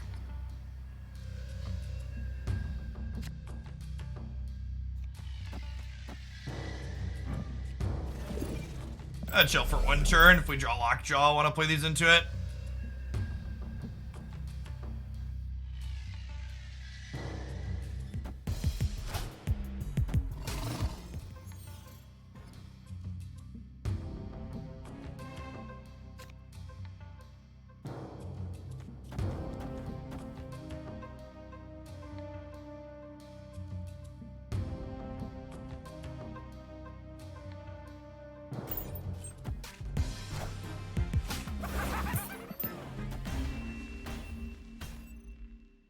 Escaped. Fun's a super subjective measure, Rock Bottom. I definitely 10 out of 10 just recommend watching a bunch of deck techs with some gameplay following it in my playlist to figure out what play style seems appealing to you.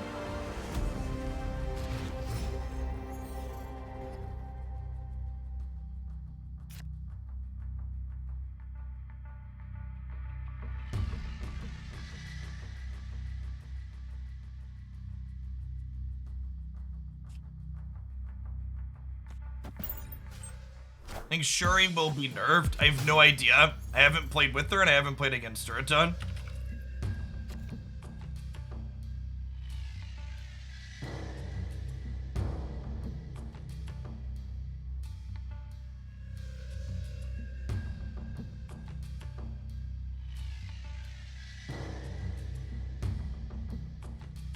Hey, thanks, Silent. My variants are, healthy, or depending on how you look at it, not so healthy mix of me both spending money and getting them for free.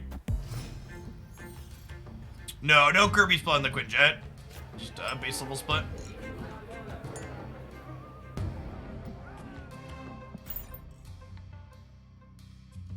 Awkward locations for us.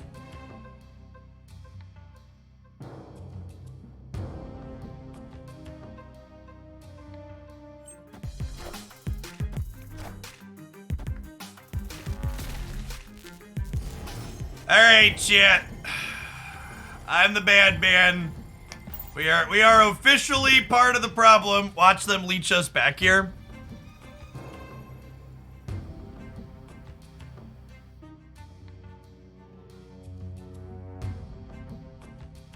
Opponent snapped.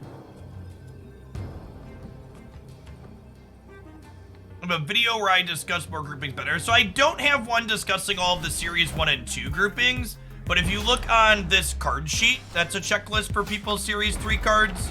I have a groupings for other ones. What a fun and interesting game of Marvel Snapchat. Are you not entertained? What do you mean? Don't you have phones?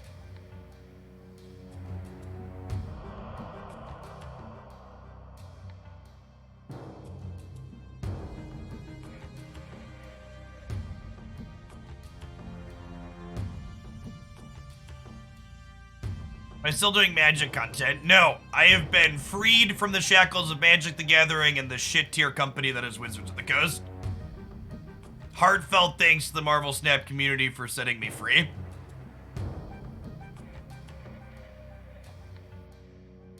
What brand of mathematics did I study? My graduate degree is just a general degree in mathematics that had a minor focus in teaching. My project slash thesis, or whatever you want to call it, was focused on, what I'm searching for, was focused on analyzing network subgraphs. Graphs and subgraphs. Why is Wizards of the Coast a shit company? There's a lot of different things they do that is really poor for the community in terms of managing Magic the Gathering, and a number of people that make decisions at Wizards of the Coast explicitly treated me poorly as an individual and content creator over the years that I worked with their products. It'd been a while since I really liked Magic the Gathering Digital Dummy, but I mostly kept playing it because content pays for my ability to live. There is a reason why I had branched out into a bunch of different variety games over the past few years, and now that I have a card game that I really love again, I'm just focusing on Snap.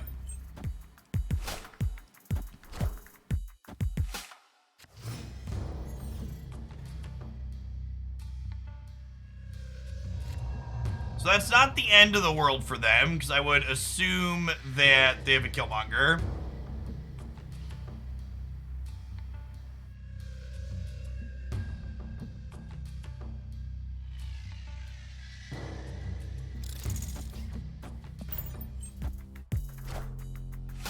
What's about Snap that I love so much? I think the biggest thing Snap does is just at a core game design level, it really addresses kind of problems that card games tend to have as a genre.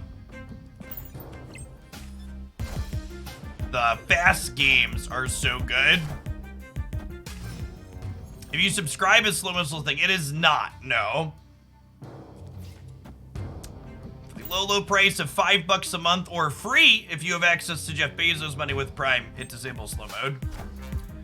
What do you think of Snap's competitive esports potential? I think the card acquisition model in Marvel Snap probably means it will struggle in terms of esports things.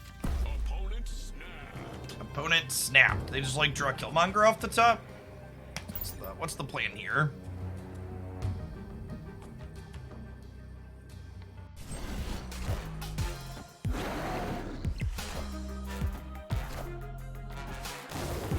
We were just snapping me because we had Maximus? Sure. Dealerino. And they can't Silver Surfer me or Killmonger the Nova because of their own Cosmo. Okay, good shot. Victory.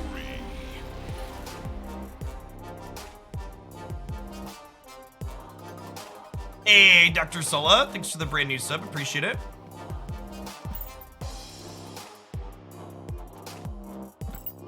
Yeah, I think that was you leached my Maximus snap, but let's put a Quinjet in this deck. Quinjet makes all of Thanos' stones free.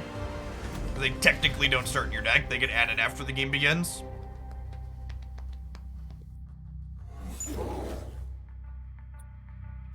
Stone here.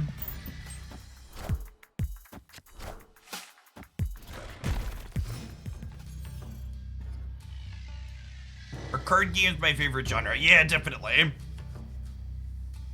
Definitely. This might be a relocate our monster from the monster aisle angle. A time stone here actually, so that way if we draw a lockjaw, we can lockjaw plus a 1-drop next turn. Is it possible to win with this deck if you don't try a Baku? It's possible, but it's an uphill battle, so draw your M'Baku. Target locked.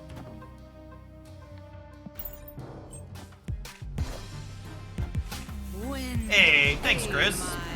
Afternoon. Super rewarded for sliding our monster over. No op, thanks for getting out for over a year. Yeah, this is definitely my favorite Thanos variation.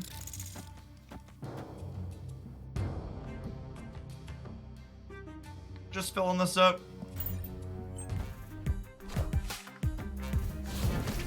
Woo! Yikes. Harsh but fair. Get into the Discord server. Link your Discord account and your Twitch account in your Discord settings. The server should pop up for you. Hit it with the sync now, in fact. We're winning over there.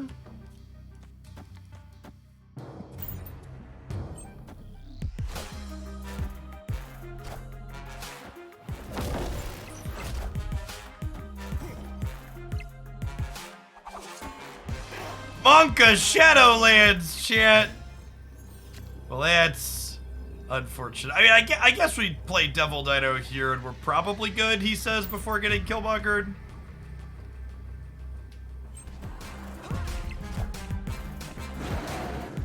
Hey, Zowzy, thank you for the 3.5 years. Welcome back. Morning, good morning. Victory.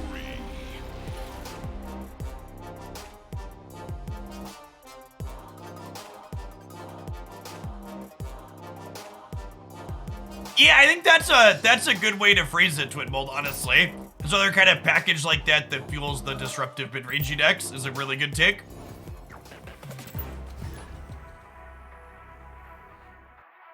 We played Mr. Negative for a little bit earlier today. We might do some more. We'll see. We'll see how long we're going to be on for. In another hour or so, I think. How do you counter Surfer besides Leach? You can gum their board up a little bit because they're very board space hungry.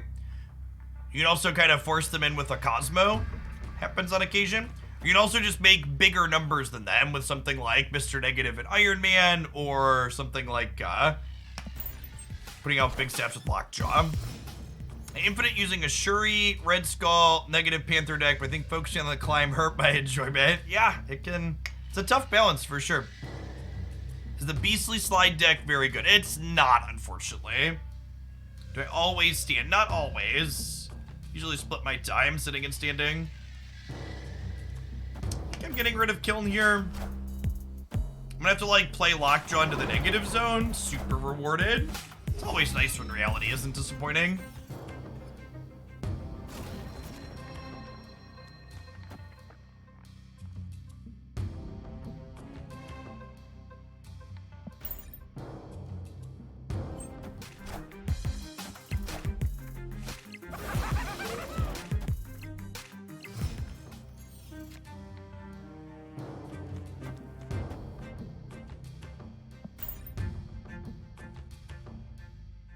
Thanks, Arxin. This one's got Dragapult and Dragonite and Garchomp down at the bottom. This is a lovely one.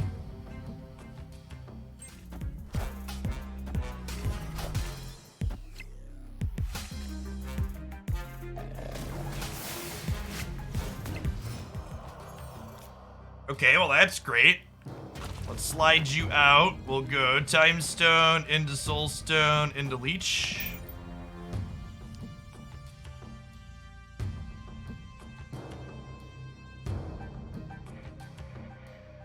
Yeah, this one and the Team Grass shirt are my two favorites.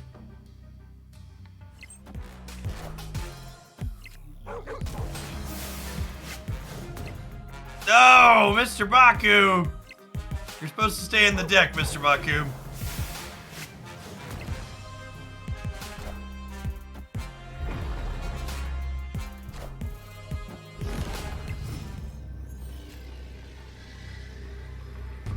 Alright, we've lost the left, chat.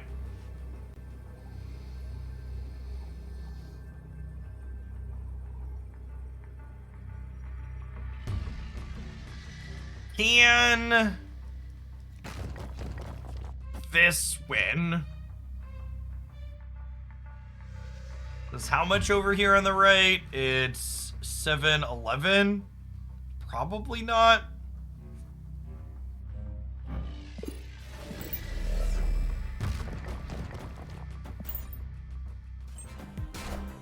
Cube for free here.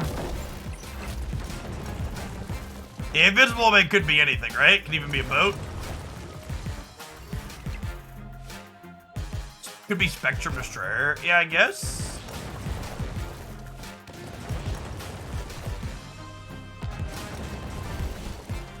Wild.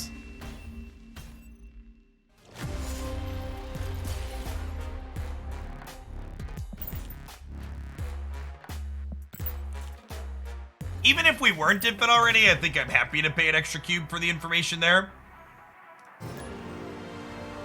Get to learn which build they're playing. What's in the box? All right, Mr. Baku remains in our hand for now since we have Lockjaw teed up.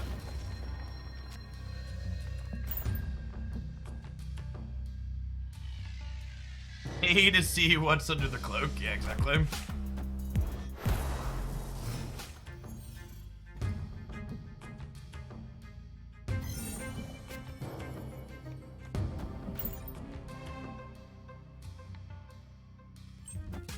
Face the might of Asgard. Mjolnir. Essential is Goose. You can replace Goose with Scorpion or Invisible Woman in that deck. No problem.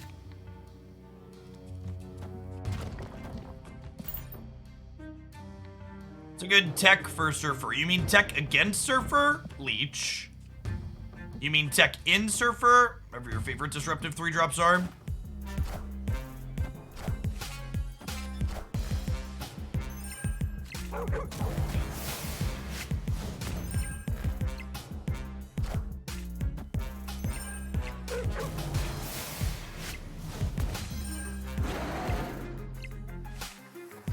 Hearing people call the Marvel Snap collection system awful has really hammered home to me that gamers will complain about anything, because in games like Magic the Gathering, people complain that everybody has the same net deck and the game would be better if that wasn't the case. And then in Marvel Snap, people complain that they can't have the same net deck as everybody else, so the game is awful.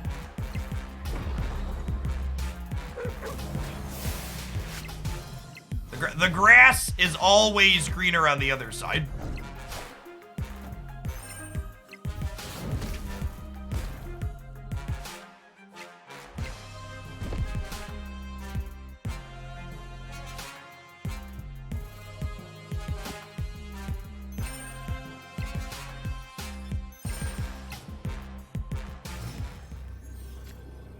Yeah, this Lockjaw build is definitely my favorite Thanos build. This is a Phantom Leech, by the way. You technically play a card here. Lockjaw is definitely the most graphically buggy card in the game. Escaped. I think it's definitely the case that Marvel Snap's acquisition isn't for everyone. Another thing people really need to realize is that the way Marvel Snap is structured is Series 4 and 5 cards are end game player things. If you are not someone who's Series 3 complete, you should largely just be ignoring things in Series 4 and 5, because those things will be cheaper by the time you have access to them. By the time you finish Series 3, almost all of the Series 4 and 5 cards that exist right now will be in Series 3 as they downgrade.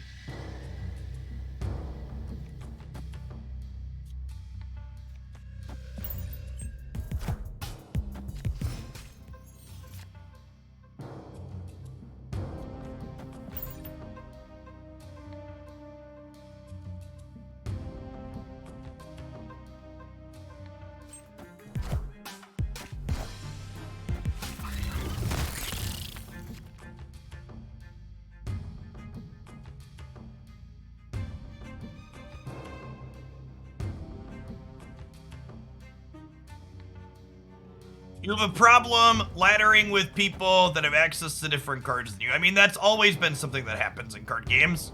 It's just normally you can swipe your credit card to alleviate the issue.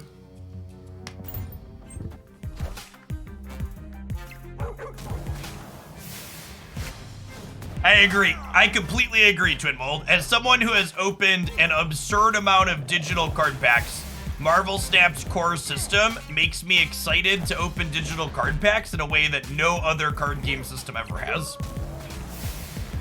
Yes, usually opening card packs is something annoying that I have to deal with. It's not a feature or thing that I'm excited to do. Is one in, one out a certainty or an assumption? We know for a fact that Marvel Snap will eventually have a one in, one out system. This Leach has felt super clunky in this deck. It's obviously been okay at times, but...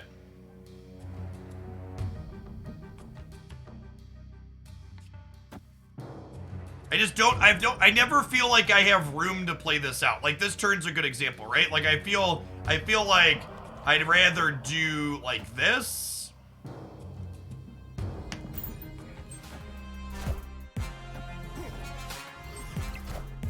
So the comment about playing with people that have way more cards than you, would it make you feel better if you knew that the person you're playing against with the best deck had the same number of cards as you, but just opened better ones or different ones than you?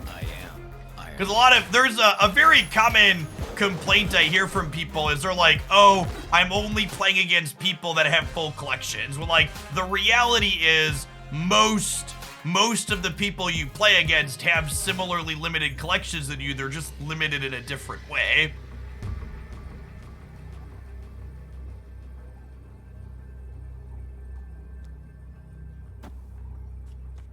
If I do this, and then Mr. Baku, he's already in play. We Power Stone. Would I rather have a Power Stone here or extra 2 power? I think I'd rather have a Power Stone here. Oh, I guess the Power Stone's tucking, though. Oh, I should have played a different stone because it can't trip. It's gonna head it both ways. All right, if we lose by 2 over here, it's my fault.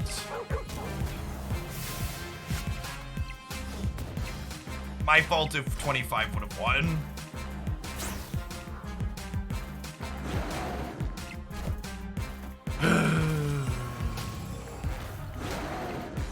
Well, the good news is we were fucked regardless. Victory.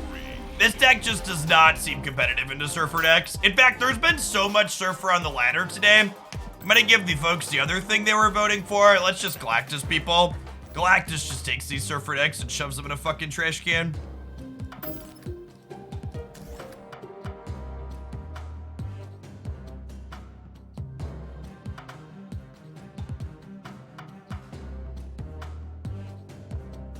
All right, now I'm gonna have to go back and look at the tape. We won that game? Y'all knew the Mystique was copying their thing, right? Did we win?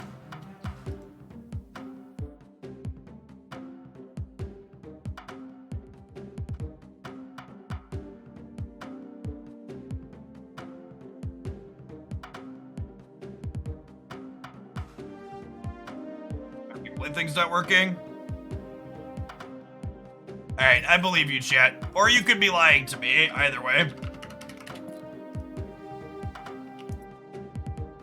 Her hand was tiny? Alright, fine. Thanos can have another chance. I'm not salty, you're salty.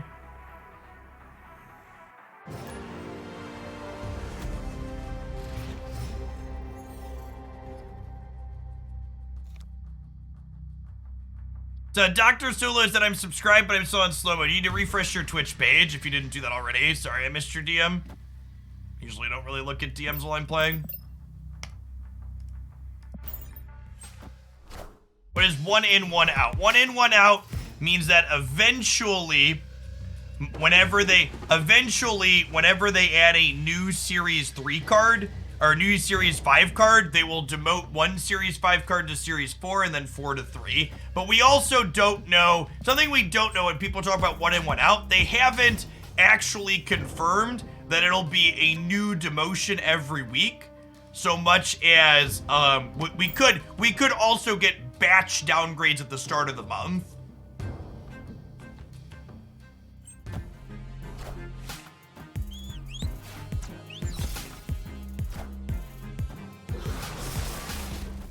You D-rank out of Infinite, you cannot. What do you think about people that snap at the very beginning of the game? I think if you have a strong hand, snapping at the very beginning of the game is frequently a good thing to be doing.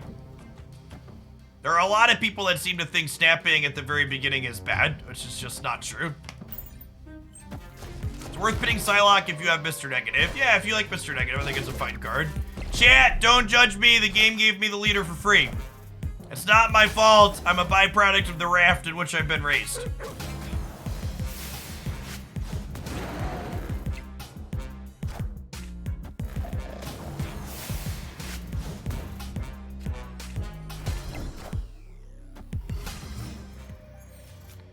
We can't play him. Oh, it's sad I can't play Mr. Baku back in.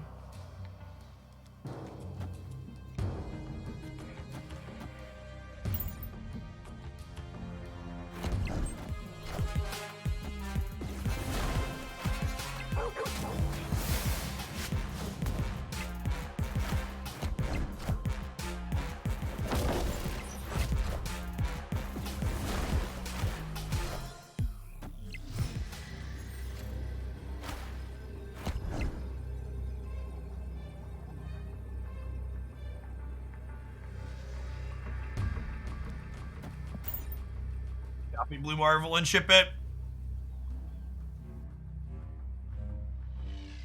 I guess they play left and right and we lose.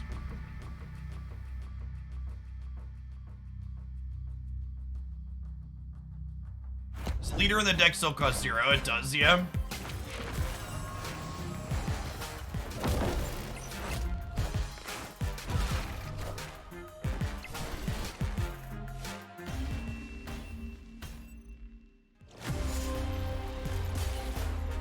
We have 1 if I played Thanos over here. He'd have been 9 and Mystique was 4. Yes, Thanos left would have won.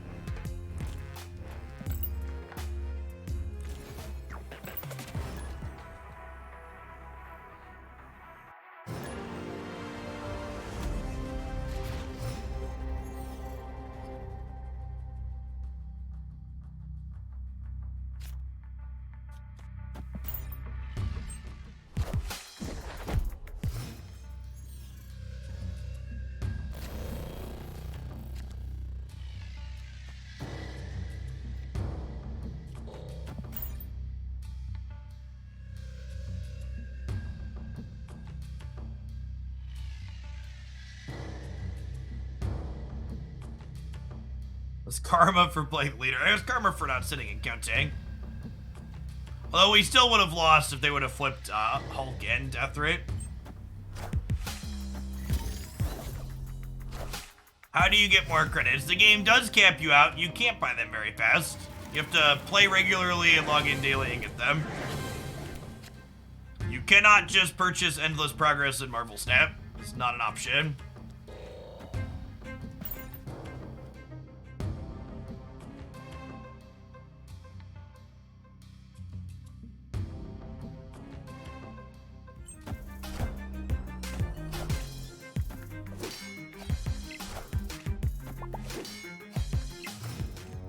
Mr. Baku.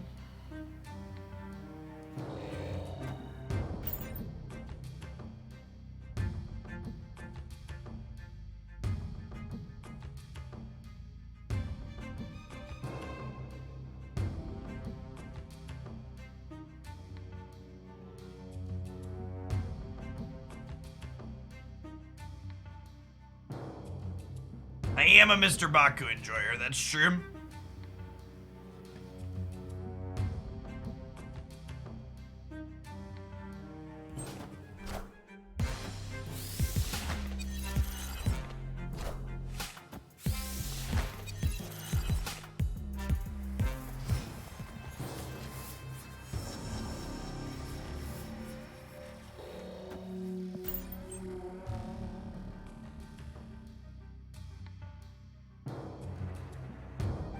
Thoughts on Agatha? It's a funny meme.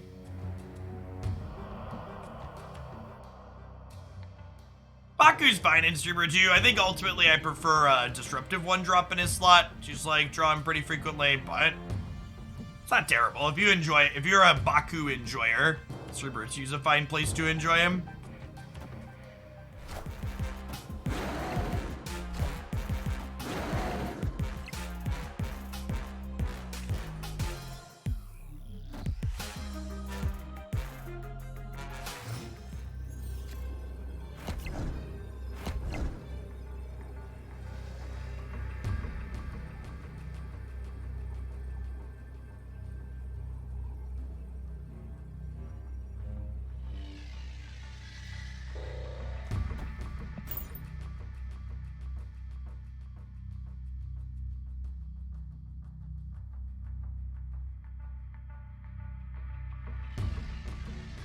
We actually lose if they also leader left, right? Because we're up by 5, they're up by 6. So I assume that's what happens. They leader and we also lose.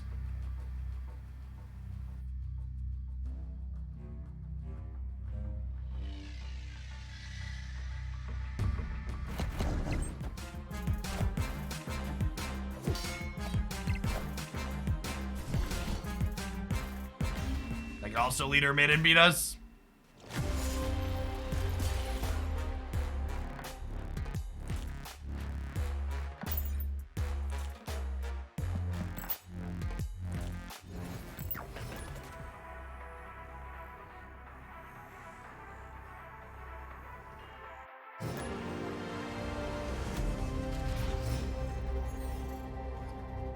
Why are there 4, chat? Because every leader copies another leader.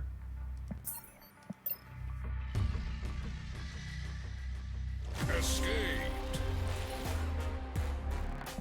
Or their leadered copies get their on reveal effects, chat.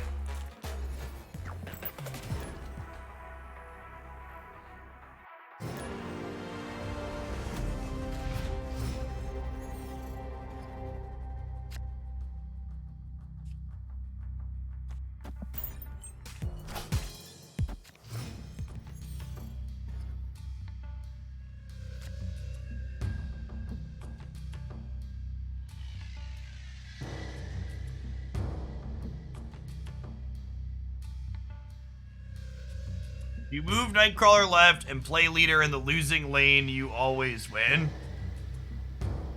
Is that true? No, their Angela broke that parity, right? No, because you're up by 4? Yeah, you're right. If I would have leadered right and then moved my Angela, we win there. I just don't have enough experience playing with that card.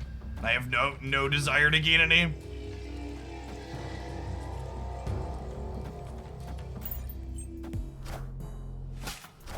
A Mr. Negative Panther deck? Yeah.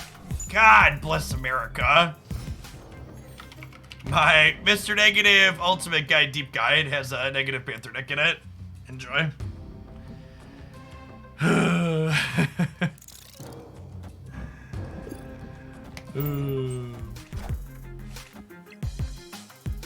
Thanos ever see play in his own deck? Occasionally, but not often.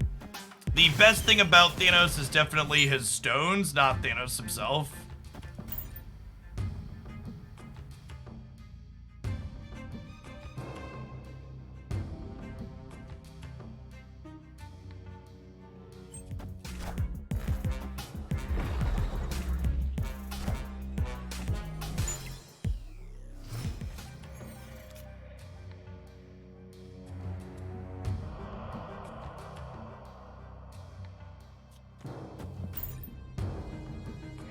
I should probably slide Nightcrawler into Clintar here too.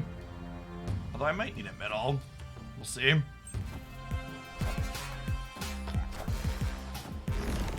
Oh no, chat, we wiped the abilities off their Cyclops.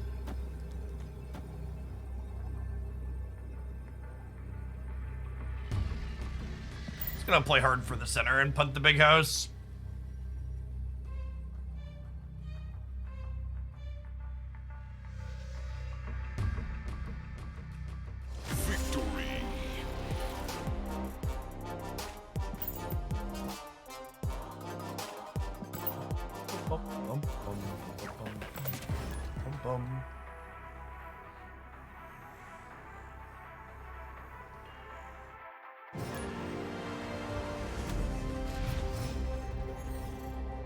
Can you elaborate a bit on your pro snap early take? Yeah, it's one of those things that it really, whoo!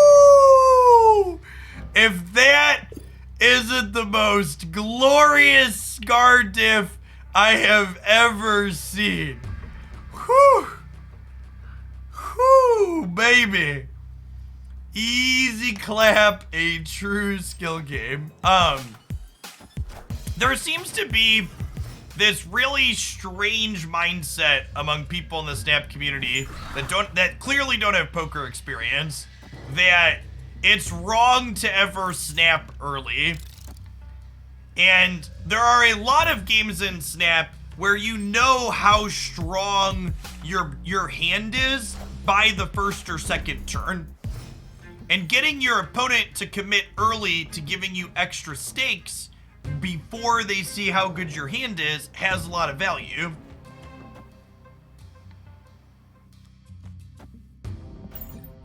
You want them to pay you out. And that's not to say that every time you snap,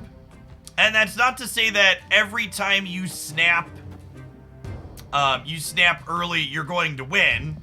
It's just saying snapping early when you think you're in a good position could frequently be a good thing.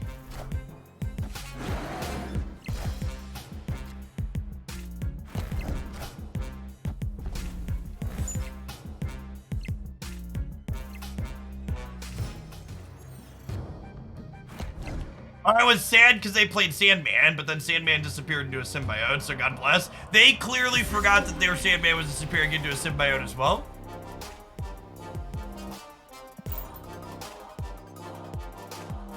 So, turning it into pure odds. So, one of the things that I think, let's have Papa Jeff ramble or rant here for a minute. One of the things that I think gets too reductionized in the opposite direction. Whenever I've seen someone cover, there have been a couple of videos covering things like equity and pot odds by creators as they pertain to Marvel Snap. And while mathematically what those videos tend to say is almost always good and true, the thing that those videos leave out a lot of the time is that knowing your pot odds, your chance to win in a given spot, and whether or not you should be pushing based on the current what's in there, isn't nearly as clean in Marvel Snap as it is in a game of poker, right? Like, one of the things, for example, that I personally do is I almost always make the assumption that I'm missing something and my odds to win in a given position are actually worse than they are. To give you an example, something that you frequently hear people talk about is, I'm 50% to win here. This is a coin flip. And then the turn plays out and their opponent does something completely fucking different than what they were flipping a coin against that they were actually never going to beat. Or they could have beat it, but they would have needed to play around it in a different way, right? So it's like, well, if you're truly a coin flip in this spot, calling their snap or calling on the natural double makes sense on a 50-50, but the output range of decks in Marvel Snap is really wide in a lot of instances, and you're probably not 50-50 even if you're 50-50 against one particular thing, because they won't necessarily just have that one particular thing. I think it's difficult to impossible to quantify what exactly the odds are based on things you are or aren't thinking about, right? Like, from a, can we put pure numbers into this? It's like, you kinda could, but also, like, it's way too much to account for.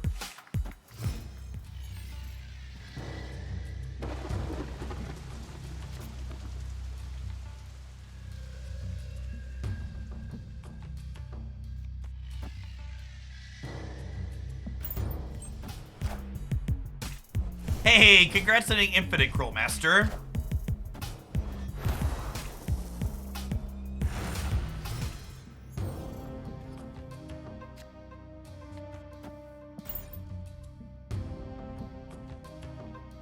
Losing against Onslaught when you thought for sure they were about to destroy her changes you. Yeah.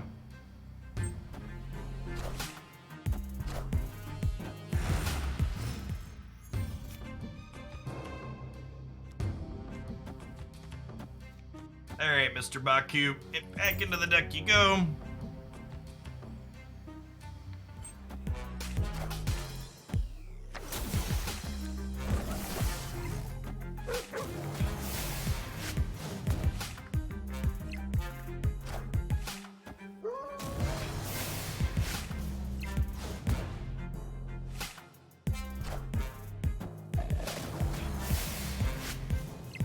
Hey, thanks, Wasted. Welcome to the channel.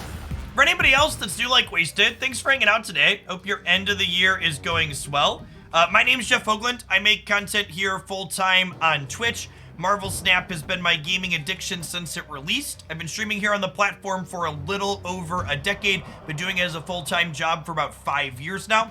In a former life before I was making content like this, I've got a graduate degree and undergraduate degree in mathematics. I spent some time teaching at both the high school and college level, and also worked as a process automation engineer in a Fortune 50 company for a little bit.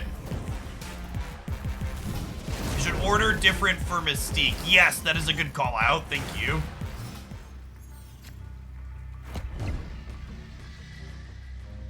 Let's again pull this out of here.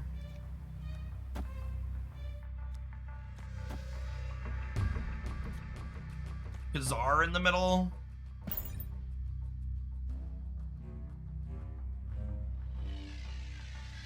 Hey, welcome to a live one, Raven Lord. And Table Play, thanks for taking the time to re-up that Prime. Welcome back.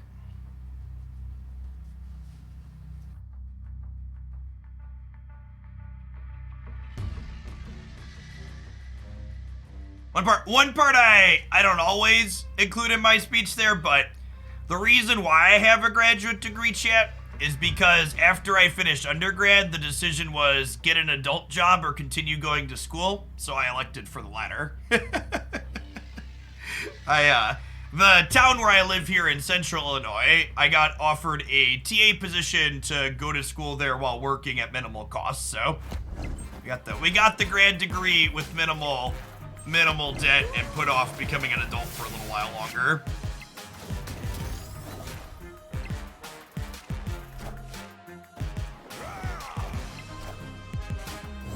There is a scary one. I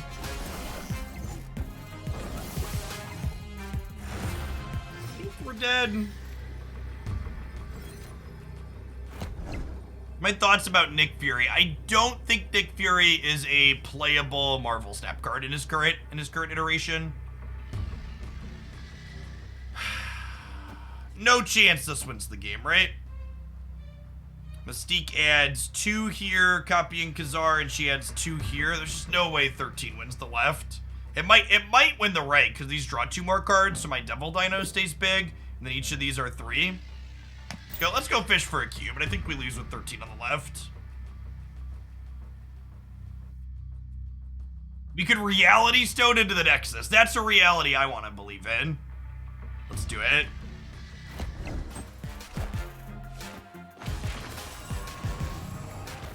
So the problem with Nick Fury, for the people that are throwing out their deck ideas, a lot of your deck ideas sound sweet, but his kind of core problem is that he's just worse than the other options in most spots. So it's not that he's like an explicitly bad card, so much as other things just kind of do what he does, but better, if that makes sense. Reality is often disappointing, dude. No room for M'Baku.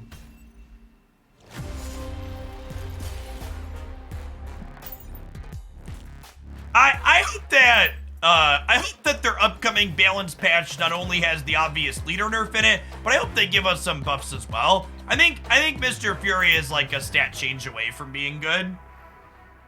Mr. Fury is probably playable if he costs 4. I think if they statted him like White Queen, we'd probably dork around with him a little bit. When's the patch? We don't know yet. Usually we get a patch before the new season starts, and the new season starts January 2nd, I believe, right? Opponent snapped. 4-7 Fury is probably too good, honestly. Opponent is snapping on Subterranea. Alright, Darkwing me. What are they nerfing on leader? We don't know, chat. Hopes and dreams. I'm living on hopes and dreams over here. Ugh. This board is so bad for us.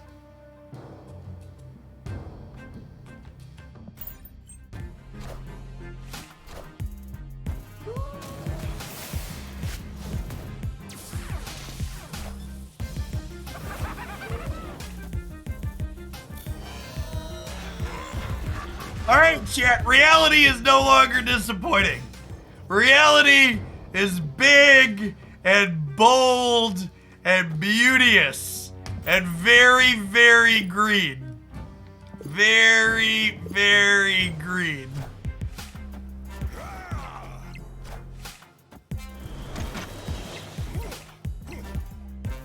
Monka debris, chat!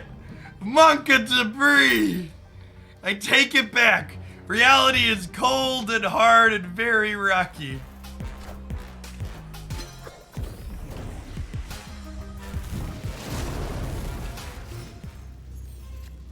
I'm all alone. There's no one here beside me. Are we gonna do an extra long stream? I don't think so.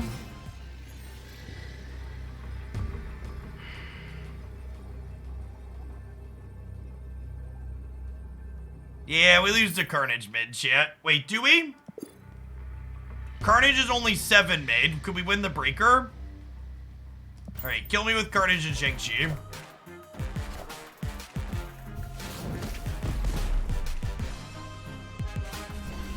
Nick Fury is good in the collection. Like, he's not.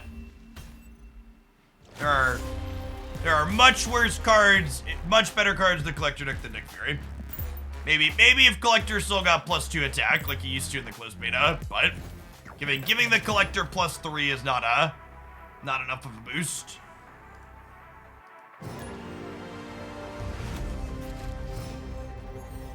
Dr. Sola, sorry I don't see your messages. I'm not checking my DMs super constantly. The thing that says slow mode in chat is still there, and it still says slow mode, but you're not impacted by it as a sub.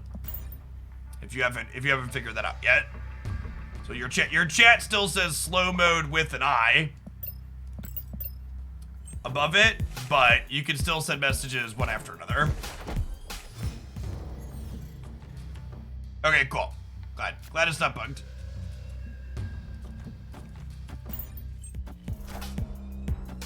That's Twitch chat, we're all slow here, that's true. Dude. Fury versus Helicarrier. I mean...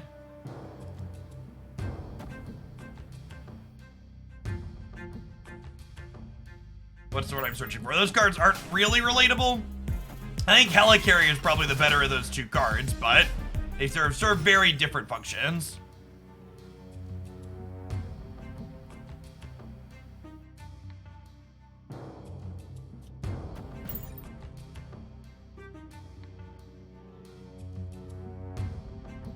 Yeah, Helicarrier just needs Lady Sif and Ghost Rider, and you have Lady Sif in your first couple of series.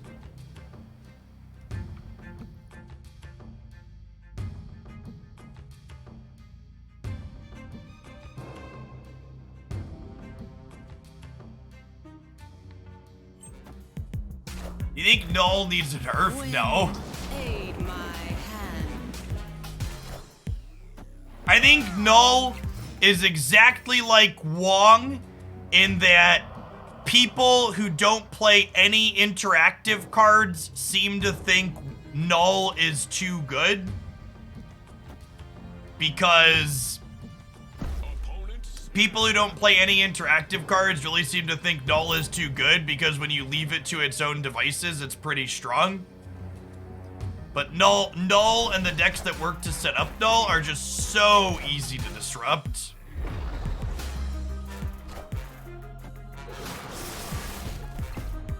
Excuse me?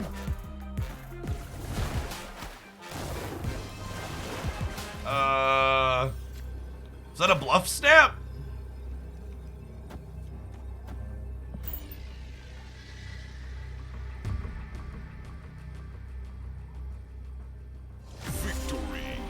I'm currently holding off on increasing my collection level because the last thing I want to open is one of the atrocious winter raids. They're so cute. I think all 3 of them are actually kind of great. Abomination and Ebony Maw aren't great cards, but I like the winter variants on them.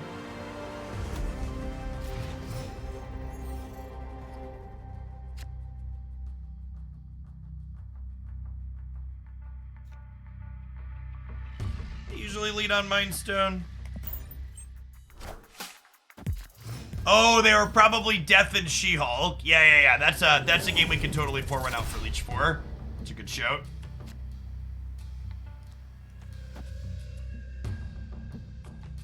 Chilling on Quinjet for now. I want to have the extra energy going into turn 4 on Time Stone. Much longer am I going to be live for? Probably another half hour or so. Or play a few more games with this before we call it a day. The one downside to Christy being out of town with the kids is she also works from home, and usually she drops me lunch in the middle of the day. So I've only had snacks to eat today, shit.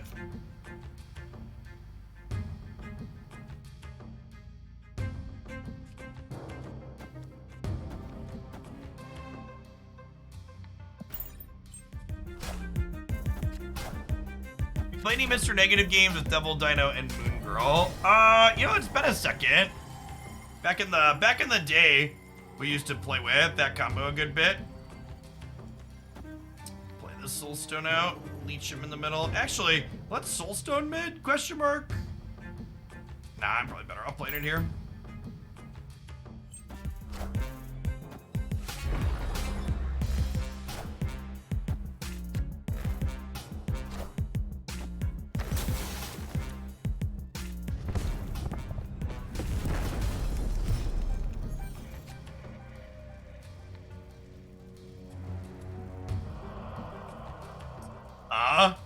Jeff needs first dinner. Yep.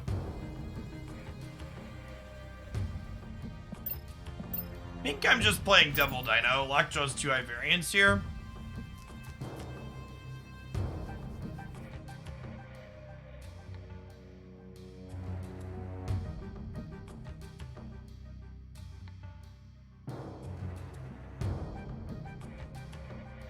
Going on, Lyle. Catch us at the tail end. Your errands went well.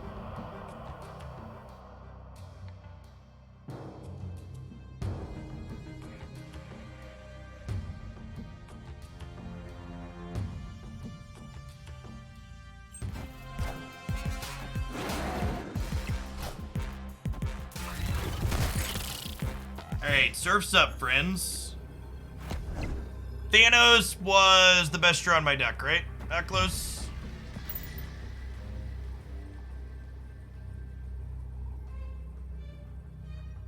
Someone ordered Jeff pizza.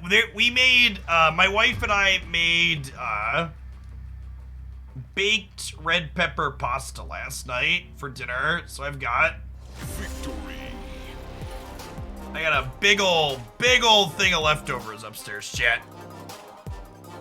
This is one of my favorite dishes. Got breadcrumbs and mozzarella cheese all melted in, and then peppers in there and other stuff. It's very good.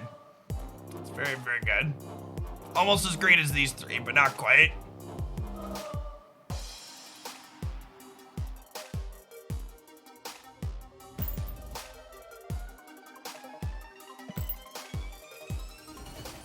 Towards splitting our Leech friend here.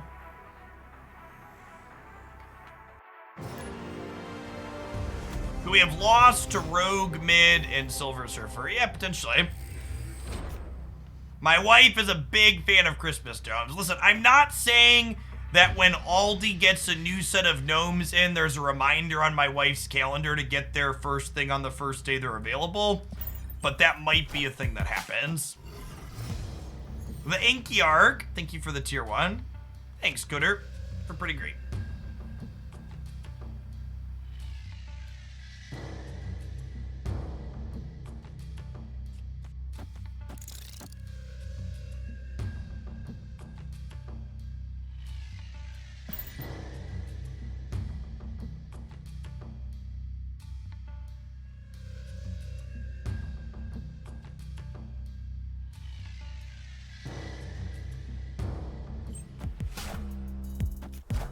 Yeah, I'm interested to see what their results are with these Spider-Man variants and the current ones that are up. Because they're actually the first variants that I personally didn't pay money for. Wonder if they'll have good or bad results with it overall.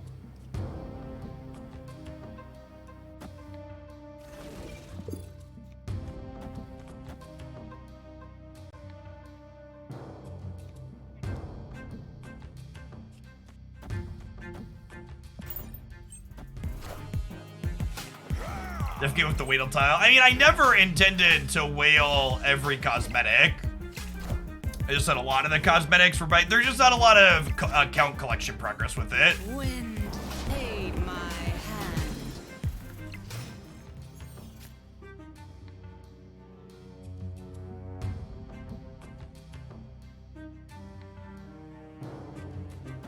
Most of the other bundles I was buying was for the sake of progressing my account.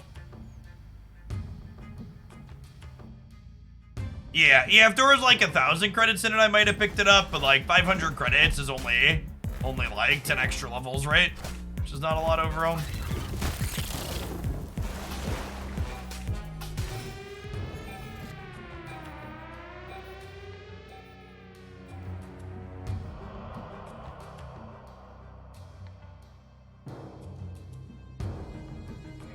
Okay, so now we leech them and take away their surfer, right? If we want to be a bully, we snap.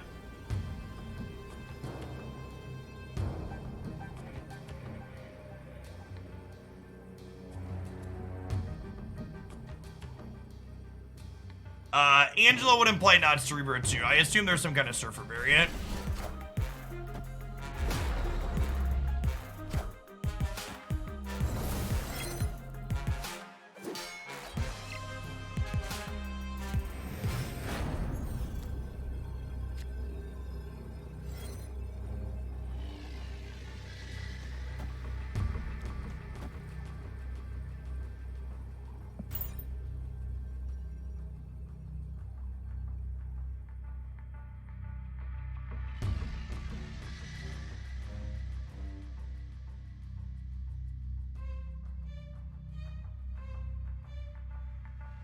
Isn't M'Baku? Oh yeah, M'Baku would have been +1. Sorry, I forgot about Kazar.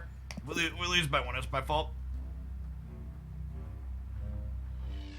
Victory. Hey, thanks for hanging out, Dinner Girl. I didn't play M'Baku because I forgot that it was 1 more. Didn't count it. Baku would have played around Shang-Chi. No, the Mind Stone was gonna draw 2, right? So the Dino was dead to Shang-Chi regardless. Yeah, playing out the Baku there is strictly correct. Strictly correct.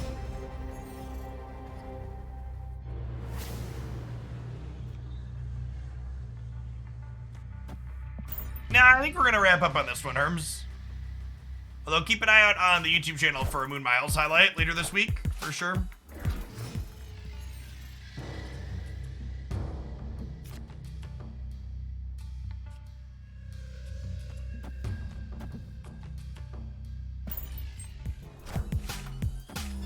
I think I need to play around Killmonger with them playing Ebony Maw out. We'll see though. Lockjaw? Lockjaw?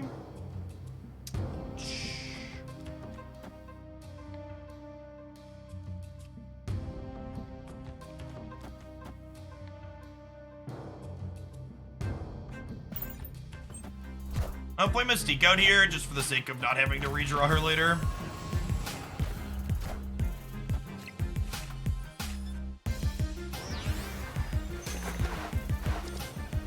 Brevi, thanks for hanging out. Oh, that's a sick beat.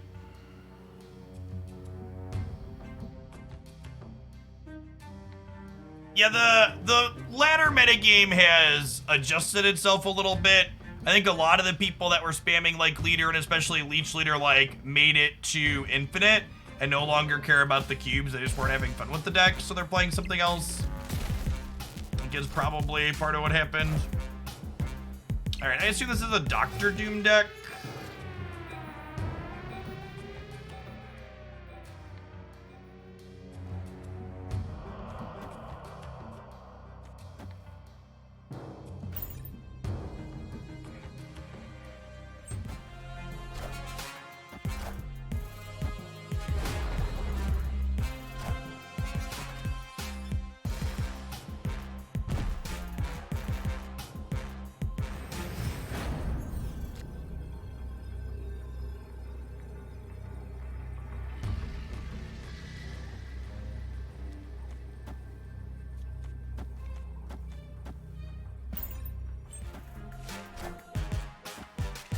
The claw! What a lucky draw. Edge.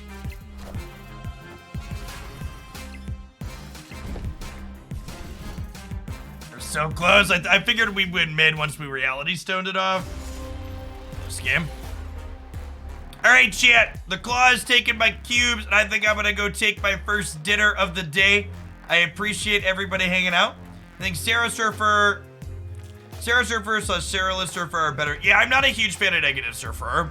For people that are new to the channel, if you want more, be sure to give the channel a follow, and I'll be back tomorrow morning about 9 a.m. Central. I do 7 to 8, sometimes even 9 or 10 hours of Snap every single day of the week. If you enjoy the vibes and you haven't checked out my other stuff before, be sure to check out my Snap dedicated YouTube channel. That video that I'm referencing in the title, these ultimate deck guides are a great resource if you want to build decks with any of these cards. If you haven't seen these before, I start off with a budget deck list that's that card plus almost all Series 1 and Series 2 cards, and then build up into a lot of different ways that you can play with the card more as you go the deeper collection.